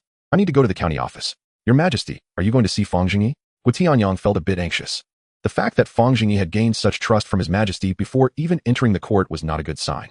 Could it be that His Majesty really believed Fang Zhengyi had a way to solve the water disaster? Emperor Jing frowned slightly. Can't you see? The water disaster is difficult, but I see that Fang Zhengyi's expression may not be without a solution. It's just that this child is unwilling to speak, probably fearing to alarm the court. Guotianyang bowed. This old servant is dull, but I really can't believe that Fang Zhengyi has the means to summon thunder. If one had such abilities, wouldn't they become a celestial being? This servant believes he is mostly thinking of taking advantage of the national disaster for personal gain. Fang Zhengyi is indeed greedy for wealth. It is true, he does not wish to rise in rank. Emperor Jing's tone carried hidden anger. How can an official have no ambition for progress? Fang Zhengyi is truly detestable. Once the flood disaster is over, regardless of whether Fang Zhengyi has a solution or not, I will summon him to the capital. He possesses talent and intelligence, yet he does not think of serving the country. How is he any different from a beast? If he likes money, I can make him the richest in the world. Why must he shrink in a mere Taiyuan County? Your Majesty is wise. Humph. If I were truly wise, I would not have allowed Fang Zhengyi to hide under my nose for so many years. All right, I will first go see the crown prince, and then head directly to the county office. You and the crown prince stay here and do not let him wander around. With that, Emperor Jing elegantly pushed open the door and turned to walk towards the crown prince's room. The crown prince was clearly used to being waited on and, this time without Lu Jin, didn't even lock the door. His vigilance was extremely poor. Emperor Jing felt somewhat fortunate to have brought the crown prince out this time. The crown prince had spent years in the depths of the palace. Although intelligent, he lacked experience. While I may be stern in words, deep down I do not wish for the crown prince to experience too many setbacks. Meanwhile, children of commoners at his age have already had children of their own. The crown prince only knows how to fiddle with useless things, and he is not even particularly interested in matters between men and women. Emperor Jing pushed open the door and walked slowly into the room. He had thought the crown prince was already asleep, but unexpectedly, a faint light was shining from the bedroom. Curious, Emperor Jing walked over. He saw the crown prince lying on the bed, covered with a thick quilt, with an oil lamp flickering at the bedside, while his right hand continued to flip through a book. Under the light of the oil lamp, the crown prince's complexion looked particularly rosy. Because the room was extremely quiet, the crown prince's breathing was also unusually heavy. Emperor Jing became even more curious and walked straight to the crown prince's side, but the crown prince didn't notice. He was still engrossed in the content of the book. Emperor Jing glanced over and was immediately filled with anger. The book was actually a vernacular book that the crown prince had sneakily bought at the bookstall during the day while he wasn't paying attention. The content of the book was unbearable to read. The chapter the crown prince was looking at described a female spy from an enemy nation named Feng Zhengyi being captured by the county magistrate and undergoing severe torture. Emperor Jing stared blankly for a moment and then painfully closed his eyes. This unfilial son, how could he read such distasteful material with such enthusiasm? As expected, the upper beam of Taiyuan County is not straight, and the lower beam is crooked. The county magistrate is indecent, and the books produced are even more so. Thus, Emperor Jing snatched the book away, the cover prominently labeled Gold Medal County Magistrate. The moment the book was taken, the crown prince trembled all over, slumping on the bed, and then turned his head in anger. Which bastard dares to snatch my book at this moment? Upon seeing it was Emperor Jing, Li Yuanzhao's eyes filled with terror, and he hurriedly tucked the quilt around himself, awkwardly saying, "Father Emperor, what brings you to find your son?" Emperor Jing, with a dark face, rolled the book into a scroll and pointed it at Li Yuanzhao angrily. "Unfilial son, not studying properly in the palace. Yet outside the palace you read this kind of thing. Look at your behavior during the day. You stood improperly and ate improperly. If I don't teach you a lesson today, your time in the palace would have been in vain." After saying this, he swung the rolled-up book towards Li Yuanzhao. Li Yuanzhao grabbed the quilt with one hand and defended himself with the other, repeatedly begging, "Father Emperor, I bought this to study vernacular. Please don't hit me. Please don't hit me. I let you be uneducated. I let you disregard court matters." Emperor Jing grew angrier with each hit, unleashing a series of strikes on Li Yuanzhao's arm. Guo Tianyang, hearing the commotion, hurriedly rushed over, kneeling and grabbing Emperor Jing. "Your Majesty, please calm your anger. Your Majesty, please calm your anger. What has the Crown Prince done again? He is still a child. A child. Can a child read this kind of book?" That gold medal county magistrate was slapped onto Guo Tianyang's face with a loud smack, and he did not dodge, taking it squarely on the face. He then quickly picked up the book, presenting it with both hands, bowing his head and softly saying, "Your Majesty, there are important matters tonight. I will watch over the Crown Prince here."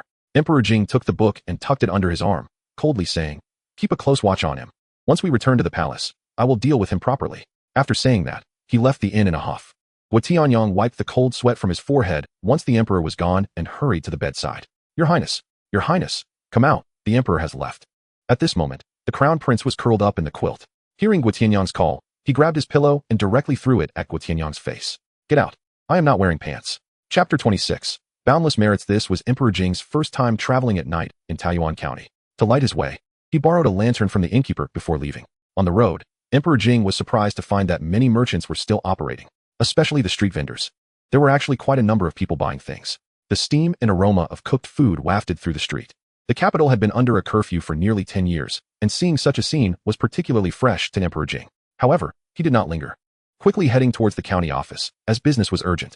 Upon reaching the archway at the county office, two officials stopped Emperor Jing.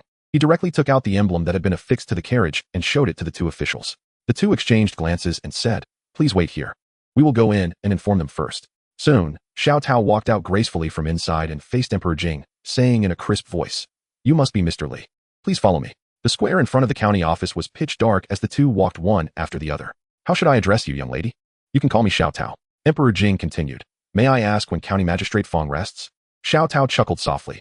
"Our young master usually goes to bed at this time. Today he is probably still sitting in the courtyard drinking due to some matters on his mind.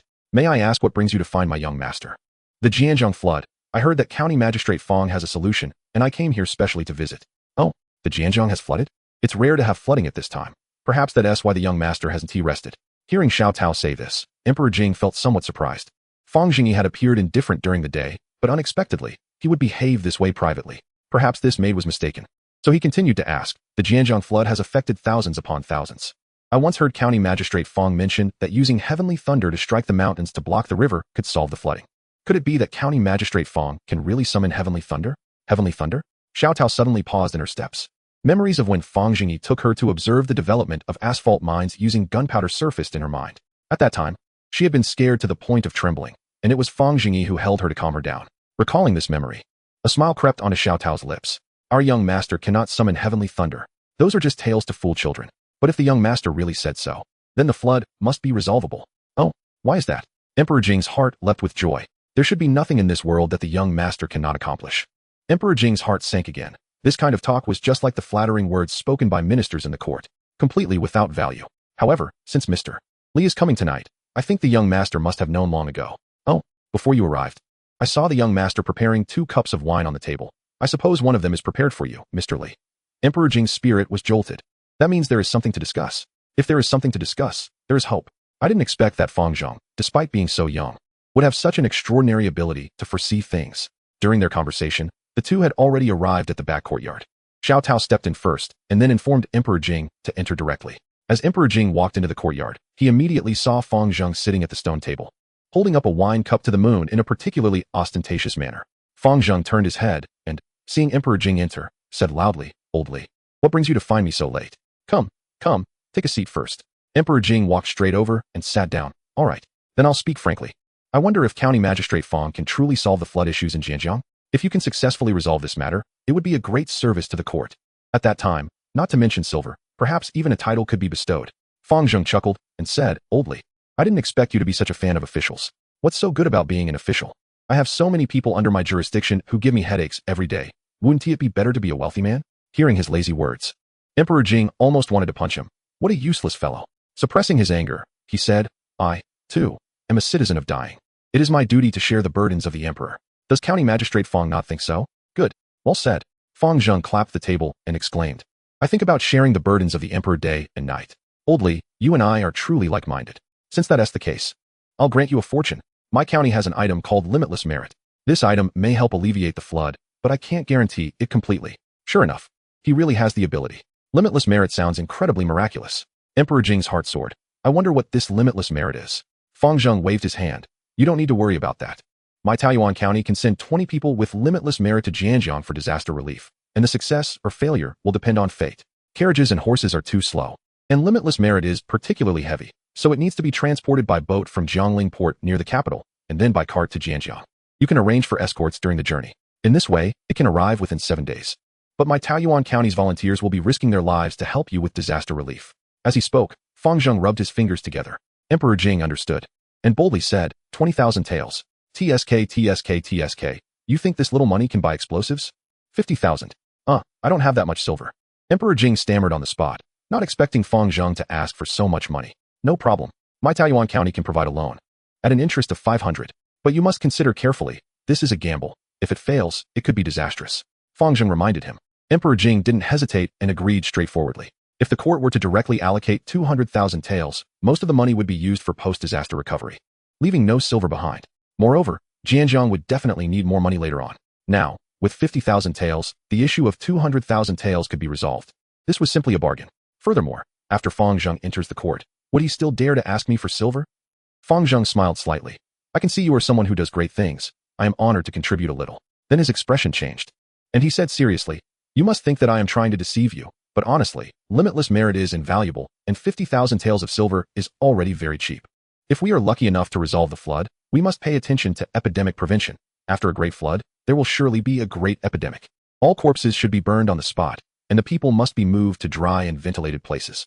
For low-lying areas with stagnant water, remember to cover them with quicklime, and anyone showing signs of infection must be isolated promptly. If an epidemic occurs, patients must also be isolated, while others should cover their mouths and noses with fine cloth to prevent the spread of disease. You may have doubts about this, but these are experiences accumulated by my Taiyuan County over the years. Just follow through. Oh, and as Fang Zheng spoke confidently, Emperor Jing's expression gradually softened. Clearly, Fang Zheng had already taken this matter to heart and made meticulous plans. Such detailed arrangements could not have been thought of on the spur of the moment. Perhaps if I hadn't come, he would have found a way to provide disaster relief anyway. This young man indeed has a heart for the country and its people. It seems I had a deep misunderstanding of him before. The look in Emperor Jing's eyes when he glanced at Fang Zheng was now filled with appreciation. In short, is that all? Got it. Li Long thanks County Magistrate Fang on behalf of the people of Jianjiang. At this moment, Emperor Jing was in high spirits and directly took Fang Zheng's unused wine cup, boldly saying, it seems County Magistrate Fang knew I would come today. Let me raise a glass to you. Saying this, he drank it all in one gulp. What does this taste? Emperor Jing smacked his lips. It had no flavor at all. It seemed like water. Oldly, why are you drinking my mouthwash? Chapter 27. Understanding the Emperor's heart. The two had another secret discussion, finalizing the action details, and then Emperor Jing left the back courtyard with great satisfaction. However, he felt a wave of nausea in his stomach. What brilliant foresight. Fang Zheng had prepared 2 cups, one of which was for his own mouthwash. He had really lost his mind, actually listening to a little maid's words. As he reached the exit, Emperor Jing happened to see Xiao Tao leaning against the moon gate, peering inside. Seeing Emperor Jing come out, Xiao Tao smiled brightly. How did Mr. Li and my young master discuss? Emperor Jing also smiled slightly. The big matter is settled. County Magistrate Fang is straightforward and efficient. I knew it would work out. Xiao Tao beamed with pride. Oh, how do you know? Emperor Jing's face showed suspicion this time. This girl was not reliable at all. Xiao Tao tilted her head, looking at the crescent moon in the sky, seemingly lost in thought, and slowly said, Mr. Li hasn't been in Taiyuan County for long. He may not understand my young master. You see, a few years ago, Taiyuan County often had cases of starvation. My young master would usually wake up only when the sun was high in the sky. But during those years, my young master couldn't sleep at night, always thinking about how to save more disaster victims. One time, I even saw a disaster victim die of hunger in front of my young master, pulling at his sleeve and crying in pain before he died. But it was already too late to save him. That night, my young master drank a lot and shed many tears. After saying this, Xiao Tao also wiped the corners of her eyes. But now it's all good. Everyone in Taoyuan County lives and works in peace. As long as my young master is here, the previous life will never return. My young master is a truly good person. He can't bear to see others suffer. So I can assure you, since Mr. Li asked my young master for disaster relief, he definitely won't stand by and do nothing. Emperor Jing fell silent, yet his heart was filled with immense shock. He had thought the records about Taoyuan County were greatly exaggerated, but he never expected the situation from a few years ago to be true, and likely even worse than he imagined. In just a few years, Taoyuan County had transformed from a hell on earth to what it is now. He also didn't expect that such a carefree person like Fang Zhengyi could have such a serious side. Emperor Jing couldn't help but feel a bit moved. So he comforted her. County Magistrate Fang has such great talent. He will surely soar to great heights in the future. Xiao Tao shook her head vigorously. Our young master doesn't like soaring to great heights. The people of Taoyuan County also don't wish for him to leave. This life is quite good. It's precisely because he is such a person that he cannot remain in Taoyuan County. There are too many suffering people in the world. What I want to save is not just Jianzhong alone. Emperor Jing sighed softly, thanked Xiao Tao, and then left directly. By the time he returned to the inn, it was already late at night. Guo Tianyang was sitting at the table when he suddenly heard a noise outside and hurriedly went to open the door. When Emperor Jing returned, he quickly and eagerly helped him take off his outer robe. Your Majesty, does Fang Zhengyi have any explanation? Emperor Jing smiled and said, indeed. This trip has been very rewarding. Fang Zhengyi mentioned that there is something in Taoyuan County called merit without bounds that can open mountains and split stones. He has already promised to send people to Jianzhong for me. Guo Tianyang exclaimed in surprise, merit without bounds? What is that? I don't know. I only know that this item is incredibly valuable, worth 50,000 taels of silver. I have asked Fang Zhengyi several times, but he remains tight-lipped. Tomorrow, bring the tea leaves and prepare the carriage immediately to return to the capital. After returning, you arrange for someone to change into plain clothes and escort Fang Zhengyi's people at Jiangling Port. Then send the factory guards to Taoyuan County to investigate what exactly this merit without bounds is. Haha, I want to see what it is that Fang Zhengyi is so desperate to conceal. After Emperor Jing took off his outer robe, he sat comfortably in a chair and began to drink hot tea. 50,000 taels, Guo Tianyang exclaimed, then ominously said, Your Majesty, could it be that Fang Zhengyi is deceiving you? Think about it. Your current identity is just that of a merchant. If that merit without bounds is merely a figment of Fang Zhengyi's imagination, wouldn't Your Majesty be falling for his trick? Emperor Jing held the teacup, staring at the tea. No. Credit is the foundation of a merchant, and Fang Zhengyi is so focused on business that he would never do anything to ruin his future. Besides, even if he deceived me, how would it matter? That 50,000 taels of silver was borrowed from Taoyuan County. If Fang Zhengyi dares to deceive me, I will have his head. If he were truly trying to cheat, there would be no need for him to speak so much. Moreover, the behavior of the officials in Taoyuan County, along with what his maid said, is enough to prove Fang Zhengyi's character. Even if I am just an ordinary merchant, based on Fang Zhengyi's style, it is unlikely he would deceive me. However, this thought remained in Emperor Jing's heart and was not spoken aloud. Guo Tianyang felt secretly pleased. Good. I want to see how Fang Zhengyi stumbles. In the palace, I have only had to bow down before the emperor. Even the ministers treat me with utmost respect. Yet you, a mere 7th-rank official, dare to play tricks on me repeatedly. It would be best if you fell into my hands. Let the factory guards deal with you a few times. As he thought about this, Guo Tianyang let out a chuckle, quickly covering his mouth. Emperor Jing glanced at him and said lightly, You would be better off hoping that Fang Zhengyi can handle things efficiently. Guo Banban, I increasingly find you ineffective. You have grown old, and your cunning has shrunk to the size of a needle tip. Fang Zhengyi has only offended you a few times. Why take it to heart? With this attitude, I cannot confidently hand the factory guards over to you. Guo Tianyang's face turned pale. He quickly knelt down, arguing, Your Majesty, I am wronged. I was just so happy that I couldn't help it, thinking that County Magistrate Fang could immediately resolve the flooding issue, which would save Your Majesty from one worry. I am happy for Your Majesty. Moreover, County Magistrate Fang does not know my identity. As the saying goes, ignorance is no crime. Although I have not read much, I understand this principle. Emperor Jing finished his tea in one gulp and slammed the table. Get up. Go kneel in your room. After speaking, Emperor Jing stood up and directly returned to his bedroom.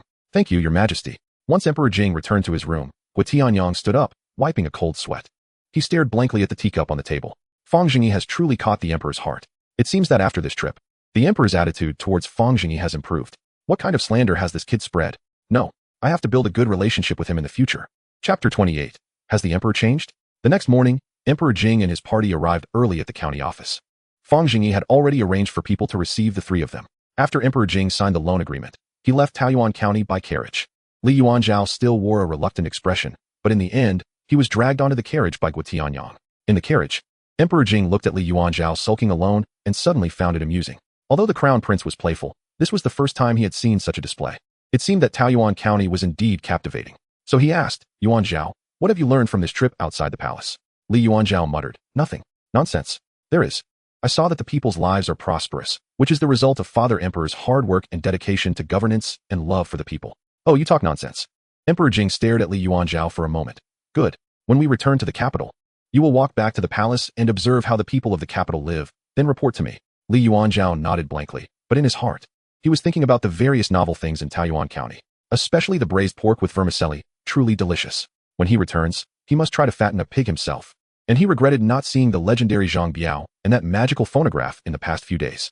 Suddenly, Li Yuanzhao seemed to think of something and raised his head. Father Emperor, isn't it a bit of a waste for Fang Zhengyi to be just a 7th-rank official? Upon hearing this, Wu Tianyang couldn't help but feel a bit sad. Aside from being a eunuch, how am I worse than Fang Zhengyi? I have diligently served in the palace for so many years. Which prince or emperor have I not catered to? In the end, I am not as good as someone I have only met a few times. My life really feels bleak. Emperor Jing said, it is indeed a waste of talent.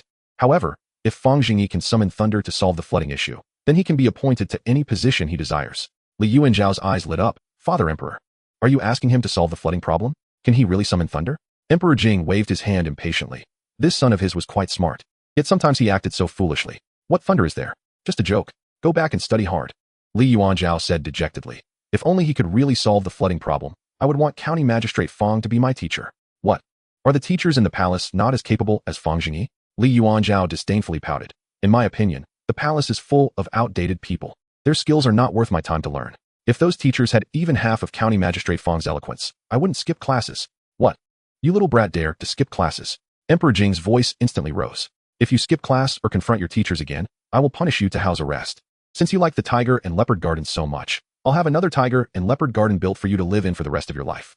Do you understand? Upon hearing Emperor Jing's stern tone, it seemed he was serious. Li Yuanzhao felt a little intimidated but still refused to back down. It is just. What the teachers are talking about is outdated. Just like County Magistrate Fang said, are the words of the ancients completely correct? In my opinion, they are not necessarily. Just like this vernacular, it is indeed simple and easy to learn. I find it much smoother to read than classical Chinese. If ancient sages saw this, wouldn't they scold me for being poorly educated? Emperor Jing was furious. Shut up. Do you still have the face to mention it? Isn't it because you are not striving for progress? After returning to the palace, you will recite 3 hours of books for me every day. Write 10 essays. And if there is one mistake in punctuation, you will write another. Li Yuanzhao closed his eyes, continuously humming in defiance. Emperor Jing was both angry and amused. Good. Don't you want Fang Zhengyi to enter the palace? If you can recite 10 books for me, I will let him enter the Zhan Shifu. Li Yuanzhao's eyes turned, and he became happy. If Fang Zhengyi could enter the Zhan Shifu, then there would be plenty of fun. He had had enough of the palace, and it would be great to have something new. Taoyuan County is said to be so interesting because of Fang Zhengyi's efforts. If we enter the Zhan Shifu in the future, Father, we must agree that we cannot go back on our word. A king does not make empty promises. As the carriage arrived at the inner city, Emperor Jing directly tossed Li Yuanzhao at the inner city gate. He then arranged for Wu Tianyang to secretly gather guards to protect the crown prince, and he entered the palace alone. Upon returning to the palace, he hurried to the Qingzhen Hall. This time he had been away for several days and had conveniently brought the crown prince back. The court officials should be on edge by now. After changing clothes, he hadn't even had time to review the memorials when the ministers, led by Li Yensong, rushed in. Upon seeing him, they fell to the ground and loudly exclaimed, Your Majesty, how can you leave the palace privately and take the crown prince with you? What will happen to the subjects of the world? Emperor Jing awkwardly touched his nose, knowing he was in the wrong, and quickly said, All of you, rise. The officials remained kneeling. We cannot rise. The flood in Jianjiang has become increasingly severe. The governor of Jianjiang has submitted 3 memorials, waiting for Your Majesty's review. Your Majesty, this is a critical time for the lives of the common people. How can we neglect state affairs? Enough, enough. Everyone get up. I understand. Seeing Emperor Jing's angry expression, the ministers stood up hesitantly. The Minister of Revenue, Zhang Shi, stepped forward and said, Your Majesty, the governor of Jianjiang has urged us several times. We now need 200,000 taels of silver for disaster relief. But the Ministry of Revenue currently cannot provide that much money, so we ask for Your Majesty's guidance. Emperor Jing snorted coldly. 200,000 taels of silver can't be taken from the treasury. Can my private treasury take it out? How much silver can we provide now? At most 100,000 taels. But Your Majesty, every little bit counts now. Jianjiang is our great Jin's granary, and I fear that ineffective disaster relief will lead to chaos in the world. There are still remnants of the Qian kingdom in Jianjiang that haven't been eliminated. Emperor Jing waved his sleeve and said loudly, All right, I can feel the patriotism of all you gentlemen. Then let us raise funds among the officials. Now that a great disaster has fallen, and the treasury is in crisis, we can only work together to overcome this disaster. I have already contributed 10,000 taels. Let us see how much my ministers can come up with tomorrow when we convene. The ministers exchanged glances, unsure of how they would be involved. Li Yinsong hesitated and said, Your Majesty, why not first send 100,000 taels to Jianjiang, and we can discuss fundraising tomorrow. Time waits for no one. No rush. Let us wait a bit. The ministers were in an uproar. Your Majesty is disregarding the lives of the people. You were not like this before, Your Majesty. If such a thing happened in the past, you would have allocated funds for disaster relief long ago. But now you seem to have no sense of urgency. Another minister said, Your Majesty, we cannot afford to wait. How can such an important matter be delayed? I hope Your Majesty will make a decision soon. I understand. Everyone leave. Is there nothing else in the world besides the flood in Jianjiang? All of you, return to your duties. Chapter 29. The Crown Prince's Disguise and Secret Visit, Part 1. After getting off the carriage, Li Yuanzhao walked casually, his eyes constantly scanning his surroundings. This was his first time leaving the palace, heading straight to Taoyuan County under the cover of night. And he hadn't even had a chance to properly observe the capital. However, Li Yuanzhao soon felt a deep sense of disappointment. The environment around him was clearly not good. The road was just a dirt path that had been trodden flat, and it was somewhat muddy due to recent rain. There were even small puddles in many places. With every few steps, he could smell a strange odor, with different kinds of smells, some foul, some fishy, and none pleasant. In such an environment, even a hint of fragrance mixed in the air would seem extraordinarily odd. The surrounding houses were not built like those in Taoyuan County with bricks and stones. Instead, they were made of rammed earth and piled wood. The external walls were uneven, lacking any aesthetic appeal. Upon closer inspection, one could see protruding sections of round wood from the walls. The window frames and door panels were also made of wood, but the quality of the wood was visibly poor, and the low quality wood had begun to turn gray and crack due to long exposure to wind and rain. The door panels were different. The edges had been pushed and pulled over the years, and the middle part was covered with a thick layer of black paste. Compared to this, the houses in Taoyuan County could be said to be beautifully crafted. The pedestrians on the street lacked any spirit, and combined with the filthy and chaotic environment, it had a somewhat zombie-like atmosphere. Li Yuanzhao stood still, confusion began to appear in his eyes, and he even showed a look of surprise on his face. The palace master had once painted a picture of the outside world for him, saying that the common people, without the guidance of the sage, did not understand education. Therefore, their upbringing was particularly poor, and he used this to teach him to read more. This scene was far more brutal than he had imagined. Yet now, standing in the capital, beneath the feet of the emperor, it was a world of difference compared to Taoyuan County. Could it be that Fang Zhengyi was a sage? No, that is impossible. The books the common people of Taoyuan County read were not sage texts, so why were the streets clean and the houses orderly? And the people appeared to have vitality? Just as he was lost in thought, Guo Tianyang had quickly arranged the guards and quietly followed behind Li Yuanzhao. Li Yuanzhao frowned, cautiously trying to step on the dry ground to avoid getting his boots muddy. Hearing a sound behind him, he turned to see it was Guo Tianyang and asked, Wagongong, where's this place? Back to the prince. This is the north gate of the inner city. Since we have already entered the capital, why is it so dirty and chaotic? It is even worse than Taoyuan County. Guo Tianyang smiled and said, Your Highness, this is your first time leaving the palace and you are not familiar with the situation. This outer city has only recently developed in the past 2 years. This part of the inner city was also expanded later. It has gathered many people from all over the country in the past 2 years, most of whom are refugees. If you walk a bit further in, it will be better. Li Yuanzhao pursed his lips and turned to look at the outer city. No, I want to see the outer city. Guo Tianyang suddenly felt a headache and quickly signaled the surrounding guards with his eyes. The emperor was worrisome. And this little ancestor was not making things easy either. The outer city was filled with all sorts of people, and it was filthy. What was there to see? The crown prince, dressed in silk, was like a little lamb entering a wolf's den. So he lowered his voice and flattered, Your Highness, let us go early and return early so we don't keep the emperor waiting. Li Yuanzhao felt inexplicably irritated, waved his hand, and then walked away. Guo Tianyang hurriedly waved his hand. The hidden guards nearby quietly followed. Upon reaching the outer city, it was almost no different from near the inner city gate. Perhaps due to the lack of guards, the number of common people was significantly higher than in the inner city. Many children were playing outside, and vendors selling vegetables and doing laundry were working by the roadside. The strange smell in the air was even stronger as a result. Guo Tianyang wanted very much to cover his mouth and nose. The smell was truly unbearable, making his nose sour and even feeling nauseous. But seeing that the crown prince had no reaction, Guo Tianyang could only endure the nausea and follow behind. Suddenly, halfway through, a household suddenly opened the door and splashed a basin of dirty water onto the street. The basin contained dirty water and other miscellaneous things, reeking strongly. Li Yuanzhao nimbly jumped back but still could not avoid disaster. The dirty water splashed onto his boots. Li Yuanzhao frowned, looking down at his boots, then at the filth that the woman had just splashed out.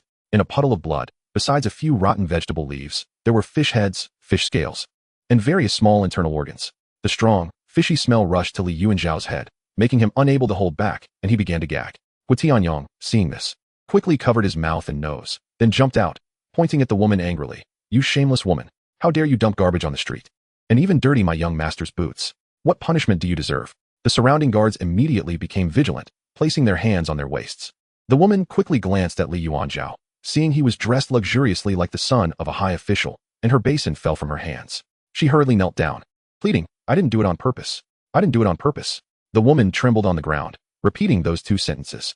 At this moment, Li Yuanzhao had gotten used to the fishy smell. Although it was somewhat disgusting, he could still bear it. He approached the woman, originally intending to scold her. But seeing her constantly begging for mercy while kneeling in the mud, his anger inexplicably diminished by more than half. Then, almost unconsciously, he asked, What are you eating? Huh? The woman was taken aback by his question, taking a moment to respond hesitantly, Fish stew. Get up, let me see. Li Yuanzhao then unceremoniously walked past the woman into the house. Tianyong was stunned, thinking, What happened to the prince? After spending 2 days in Taoyuan County, he's not acting normally. What could be interesting about a commoner's fish stew that he would go into their house? What is so special about that shabby place? Seeing the prince had already slipped into the house, Tianyong hurriedly followed him in. People around began to approach the house in small numbers. Inside, it was somewhat dim, with only one window for light in the small room. The house had only 2 rooms separated by a cloth curtain. The inner room was clearly the bedroom, and the outer one was the kitchen and small hall. The soup in the pot on the stove was still bubbling, and it was unclear what had been added to it. The originally milky white fish soup now appeared murky yellow. The smell was not pleasant either. Li Yuanzhao kept surveying the room, his mind racing with thoughts. Suddenly, he turned to the woman and asked, Is this what you eat? The woman stood trembling in the corner, unsure of the noble young man's thoughts. Hearing his question, she quickly replied, No, no, no, this is for my man. He got injured and needs fish soup to recover. She then took a step forward and pulled back the curtain between the kitchen and bedroom. Inside, a man with a pale face was sleeping, his right leg heavily bandaged. What happened to his leg? He broke it while working a few days ago. What do you usually eat? The woman hurriedly went to the stove and brought over a small porcelain bowl for Li Yuanzhao to see. Li Yuanzhao leaned in and saw a lump of mush mixed with vegetable leaves, but he couldn't clearly identify the ingredients. Although a faint sour smell wafted to his nose, Tianyong leaned over, took a look with disdain, then stepped back. What is this? This is porridge made from millet and wild vegetables, with some salt added. Li Yuanzhao frowned. He couldn't imagine this being something for people to eat. He had seen commoners eating on the streets in Taoyuan County. Their food looked normal, with rice and vegetables appearing fine. But this thing looked unappetizing and smelled bad. Could it really be eaten? Can this be eaten? Yes, it's what we eat every day. Hearing the woman's affirmative answer, Li Yuanzhao still couldn't believe it. Curiosity suddenly surged within him. Can I try it? Tianyong was startled and hurriedly lunged to snatch the porcelain bowl, crying out, You can't eat that. Young master, you can't eat that. What if this unclear stuff makes you sick? The master will kill me. After saying that, he shot a fierce look at the woman. The woman was frightened and quickly shrank back into the corner. Then you eat it. Huh? Tianyong was at a loss, thinking, Why should we eat this stuff? Isn't it better to return to the palace honestly? Why roll around in a garbage heap? This damned Fang Zhengyi, this damned Taoyuan County. Did the prince fall under a spell just by visiting? Tianyong held the porcelain bowl, staring at Li Yuanzhao without saying a word. Seeing his expression, Li Yuanzhao became more excited. Haha, scared. Give it to me. Saying this, he directly snatched the porcelain bowl. Get away. Tianyong quickly tried to grab it back, but Li Yuanzhao kicked him away. Li Yuanzhao looked at the mush in the bowl and suddenly felt timid. This thing really didn't look edible. Then he glanced at the woman hiding in the corner and asked again, Can it really be eaten? Yes, it can. Li Yuanzhao felt a tightness in his throat as he looked at the contents of the bowl, then steeling himself. He used his fingertip to scoop a small piece and quickly put it in his mouth. The mush slowly dissolved in his mouth, instantly filling his mouth with an indescribable taste. Sour, bitter, spoiled, and with a hint of saltiness. Ugh. This time he couldn't hold back, bending over and vomiting. Tears and snot streaming down his face. The porcelain bowl also fell to the ground. Tianyong cursed inwardly, quickly rushed over to support him, continuously patting Li Yuanzhao's back. After coughing for a while, Li Yuanzhao finally felt a bit better. At this moment, the woman in the corner flashed a look of heartache. Trembling as she wanted to help Li Yuanzhao forcefully shook his arm, causing the woman to stumble back. Furious, he shouted, You dare to deceive me. You ignorant fool. Tianyong also bared his teeth and yelled outside, Come here. 5 or 6 people immediately rushed into the room. The already small room felt even more crowded. Li Yuanzhao's chest heaved with anger. He had actually been mocked by these commoners. Just as he was about to speak, the man in the room was startled awake by the noise and staggered out. Seeing so many people surrounding him, he became frightened. Dragging his injured leg, he knelt down and trembled. What have we done, gentlemen? Tianyong pointed at the lump of mush on the ground, sneering. Your wife actually dared to deceive my young master, saying this thing can be eaten. You two commoners. The man appeared honest and flustered as he hurriedly explained. It can be eaten. It can be eaten. I'll eat it in front of you, gentlemen. Saying this, he disregarded the woman's attempts to pull him back and knelt down to eat the mush.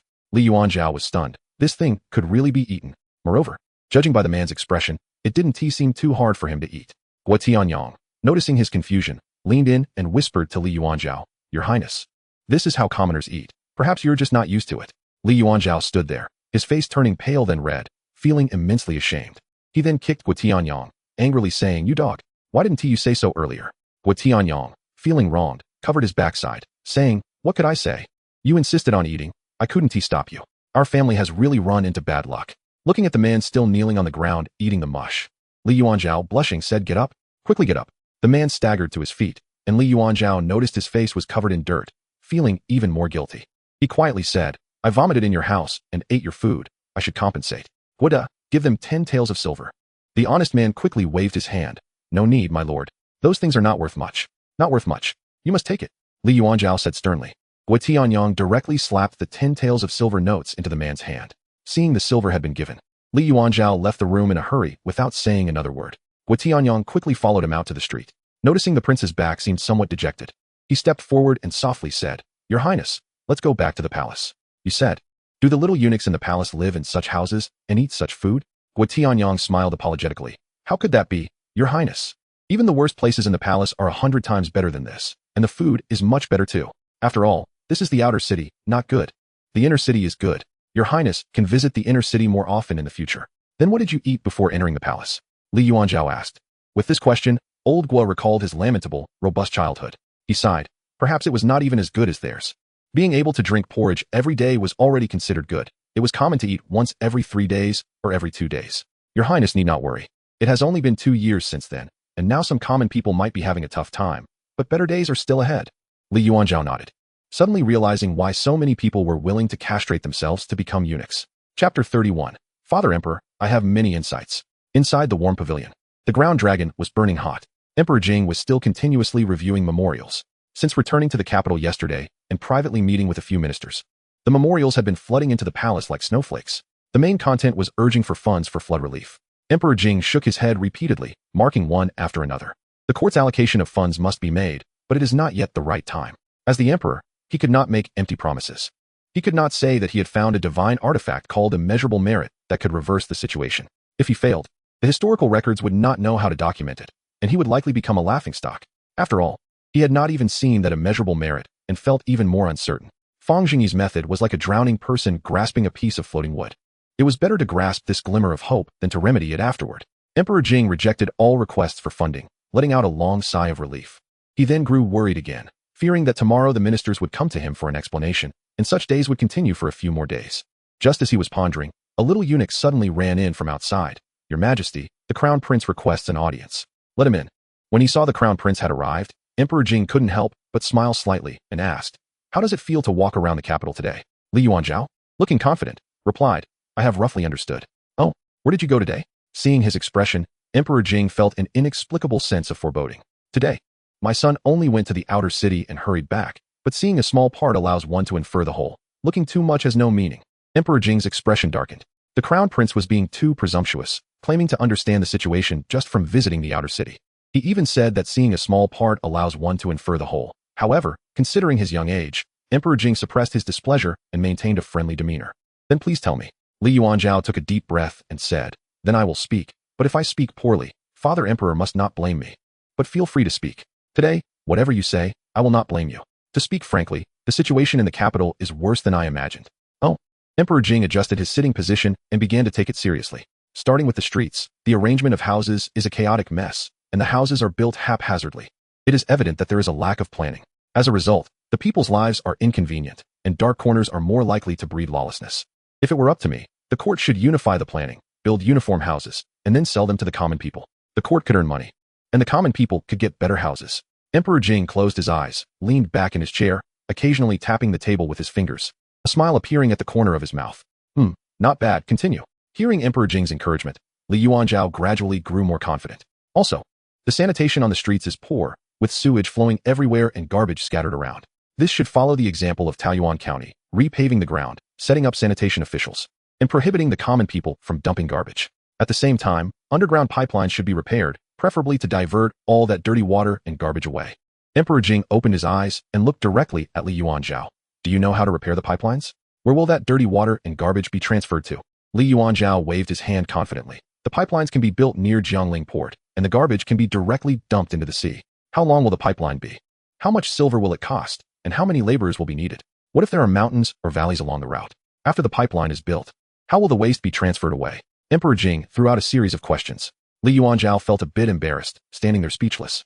Then suddenly had a flash of inspiration. He said earnestly, "None of this matters. It's not for me to consider. If this task were entrusted to me, I would let Fang Zhengyi handle it.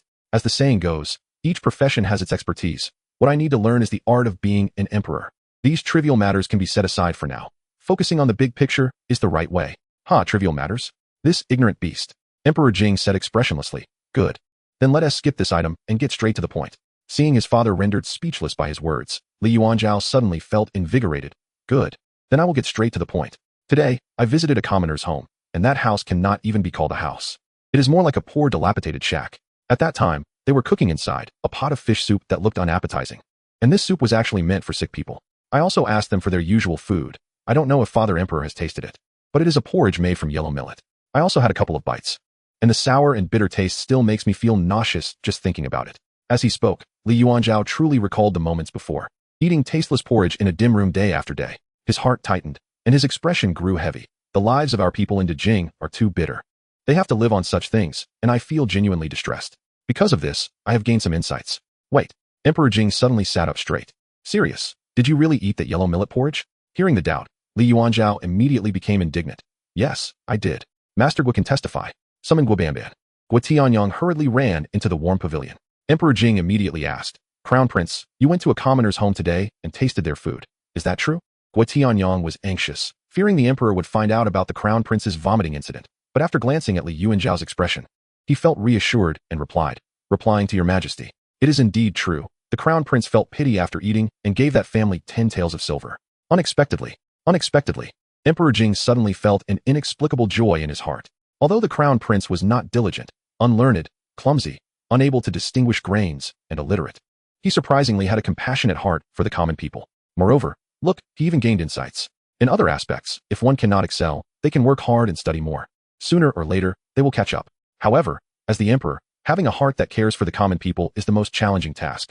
Originally, Emperor Jing was worried about the future of the Crown Prince, but now it seems to be turning in a better direction. Emperor Jing initially wanted to keep a stern face to prevent the Crown Prince from becoming complacent, but the more he thought about it, the happier he became. And he couldn't help but laugh. Good, this is indeed my Qilin child. Yuan Zhao, you can actively engage with the common people, understand their suffering, and be anxious about their needs. This journey has not been in vain, and it brings me great comfort. Come, tell me about your insights. Gu Tianyang, upon hearing that it was unrelated to him, breathed a sigh of relief. Li Yuanzhao received high praise from Emperor Jing, and his heart was filled with joy as he happily said, Indeed, my insights are the most important. The way to strengthen the country and enrich the people lies within. A bad premonition surged in Emperor Jing's heart again, but since he was in a good mood, he couldn't bear to interrupt and signaled Li Yuanzhao to continue. The masters in the palace had taught me that the common people's suffering is due to their lack of understanding of scholarship and not reading the classics. But do the common people of Taoyuan County read any classics? I think not. The books in Taoyuan County are neither classics nor poetry. Yet why can the common people of Taoyuan live prosperous lives? This shows that the problem lies in literacy. Vernacular literature is easy to understand, and it is convenient and worry-free for the common people of Taoyuan to learn, so many can read. Isn't being literate already a form of education? In my view, it's that damned vernacular. Ever since reading that indescribable Golden County Magistrate, the Crown Prince has been unrelenting. The joy in Emperor Jing's heart was considerably dampened, and he said lightly, That's enough for today. Wait, I still have much to say. The more Li Yuanzhao spoke, the more excited he became, feeling that his theory was incredibly profound, as if not finishing it would be a huge waste. In my opinion, the court should vigorously promote the writing of vernacular literature. In this way, we can educate the whole nation, and the future will be promising. Poverty will naturally disappear under the emperor's feet. The lives of the common people are as miserable as pigs and dogs, eating spoiled porridge and living in shabby rooms, which shows a lack of education and problems in national policy. If Li Yuanzhao spoke passionately, he gradually began to gesture wildly, completely oblivious to Emperor Jing's increasingly dark expression. Gu Tianyang was listening with a green face, saying that the lives of the common people in the capital were worse than pigs and dogs was akin to slapping one's own father in the face. Has the Crown Prince lost his mind? If I were to become emperor, I would definitely make the common people roll out. There were still some words left unsaid. Roll out. Chapter 32. Court struggles the next day. In the court, the morning bell rang, and the officials lined up. The emperor sat high on the dragon throne, while Li Yuanzhao was obediently placed at the side. Ever since hearing the crown prince's insights yesterday, Emperor Jing had been considering bringing the crown prince to the court more often for trials and learning. He was also of age. After the officials finished their greetings, Emperor Jing said, "Be at ease," then, as usual, drank a cup of tea. Subsequently, the court fell into silence. Emperor Jing also realized that today was different and quietly waited for his ministers to speak. Li Yinsong glanced around the hall, sighed, and then slowly stepped forward, saying, "Your Majesty, I have a memorial to present." Before Li Yinsong finished speaking, Minister of War Feng Zhengyi stepped forward first. "What is the matter?" Feng Zhengyi said sternly, "Your Majesty, I received urgent news from Zhanjiang Prefecture last night. Due to the prolonged and escalating flooding in Zhanjiang, a rebellious force has emerged among the people, called the Water God Sect. The governor of Zhanjiang has sent someone to investigate, and the members of this sect are remnants of the Qian kingdom. It is said that under the guidance of their saintess, the Water God Sect has gathered thousands of disaster victims, spreading their activities across various counties and cities in Zhanjiang, inciting chaos among the common people. The military in Zhanjiang is already understaffed to maintain order and has specifically requested the court to send an additional 10,000 troops to suppress the Water God Sect." Upon hearing this, the officials began to discuss animatedly. Has it really reached this point? In 2 years, the remnants of the Qian kingdom have not yet been eradicated? Your Majesty, we urgently need to send money to Zhanjiang to quell the people's grievances. If this continues, the Water God Sect's power will only grow. Speed is of the essence. We should take advantage of the Water God Sect's still weak state to crush them in the cradle. In that case, silence. Silence. Emperor Jing, with an angry expression, slammed the dragon throne, and the officials immediately quieted down.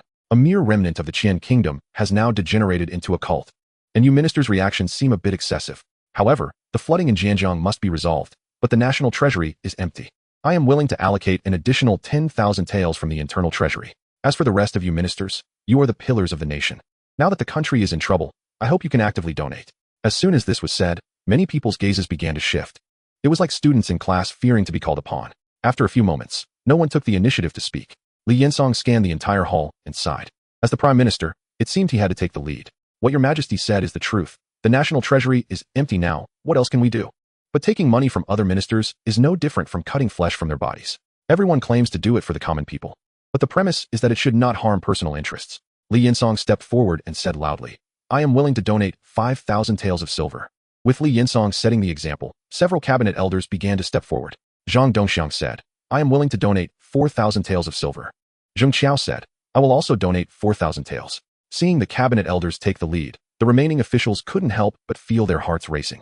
The cabinet elders had been in office for a long time, held multiple positions, and were trusted as the emperor's advisors. They were well-known landlords in their hometowns.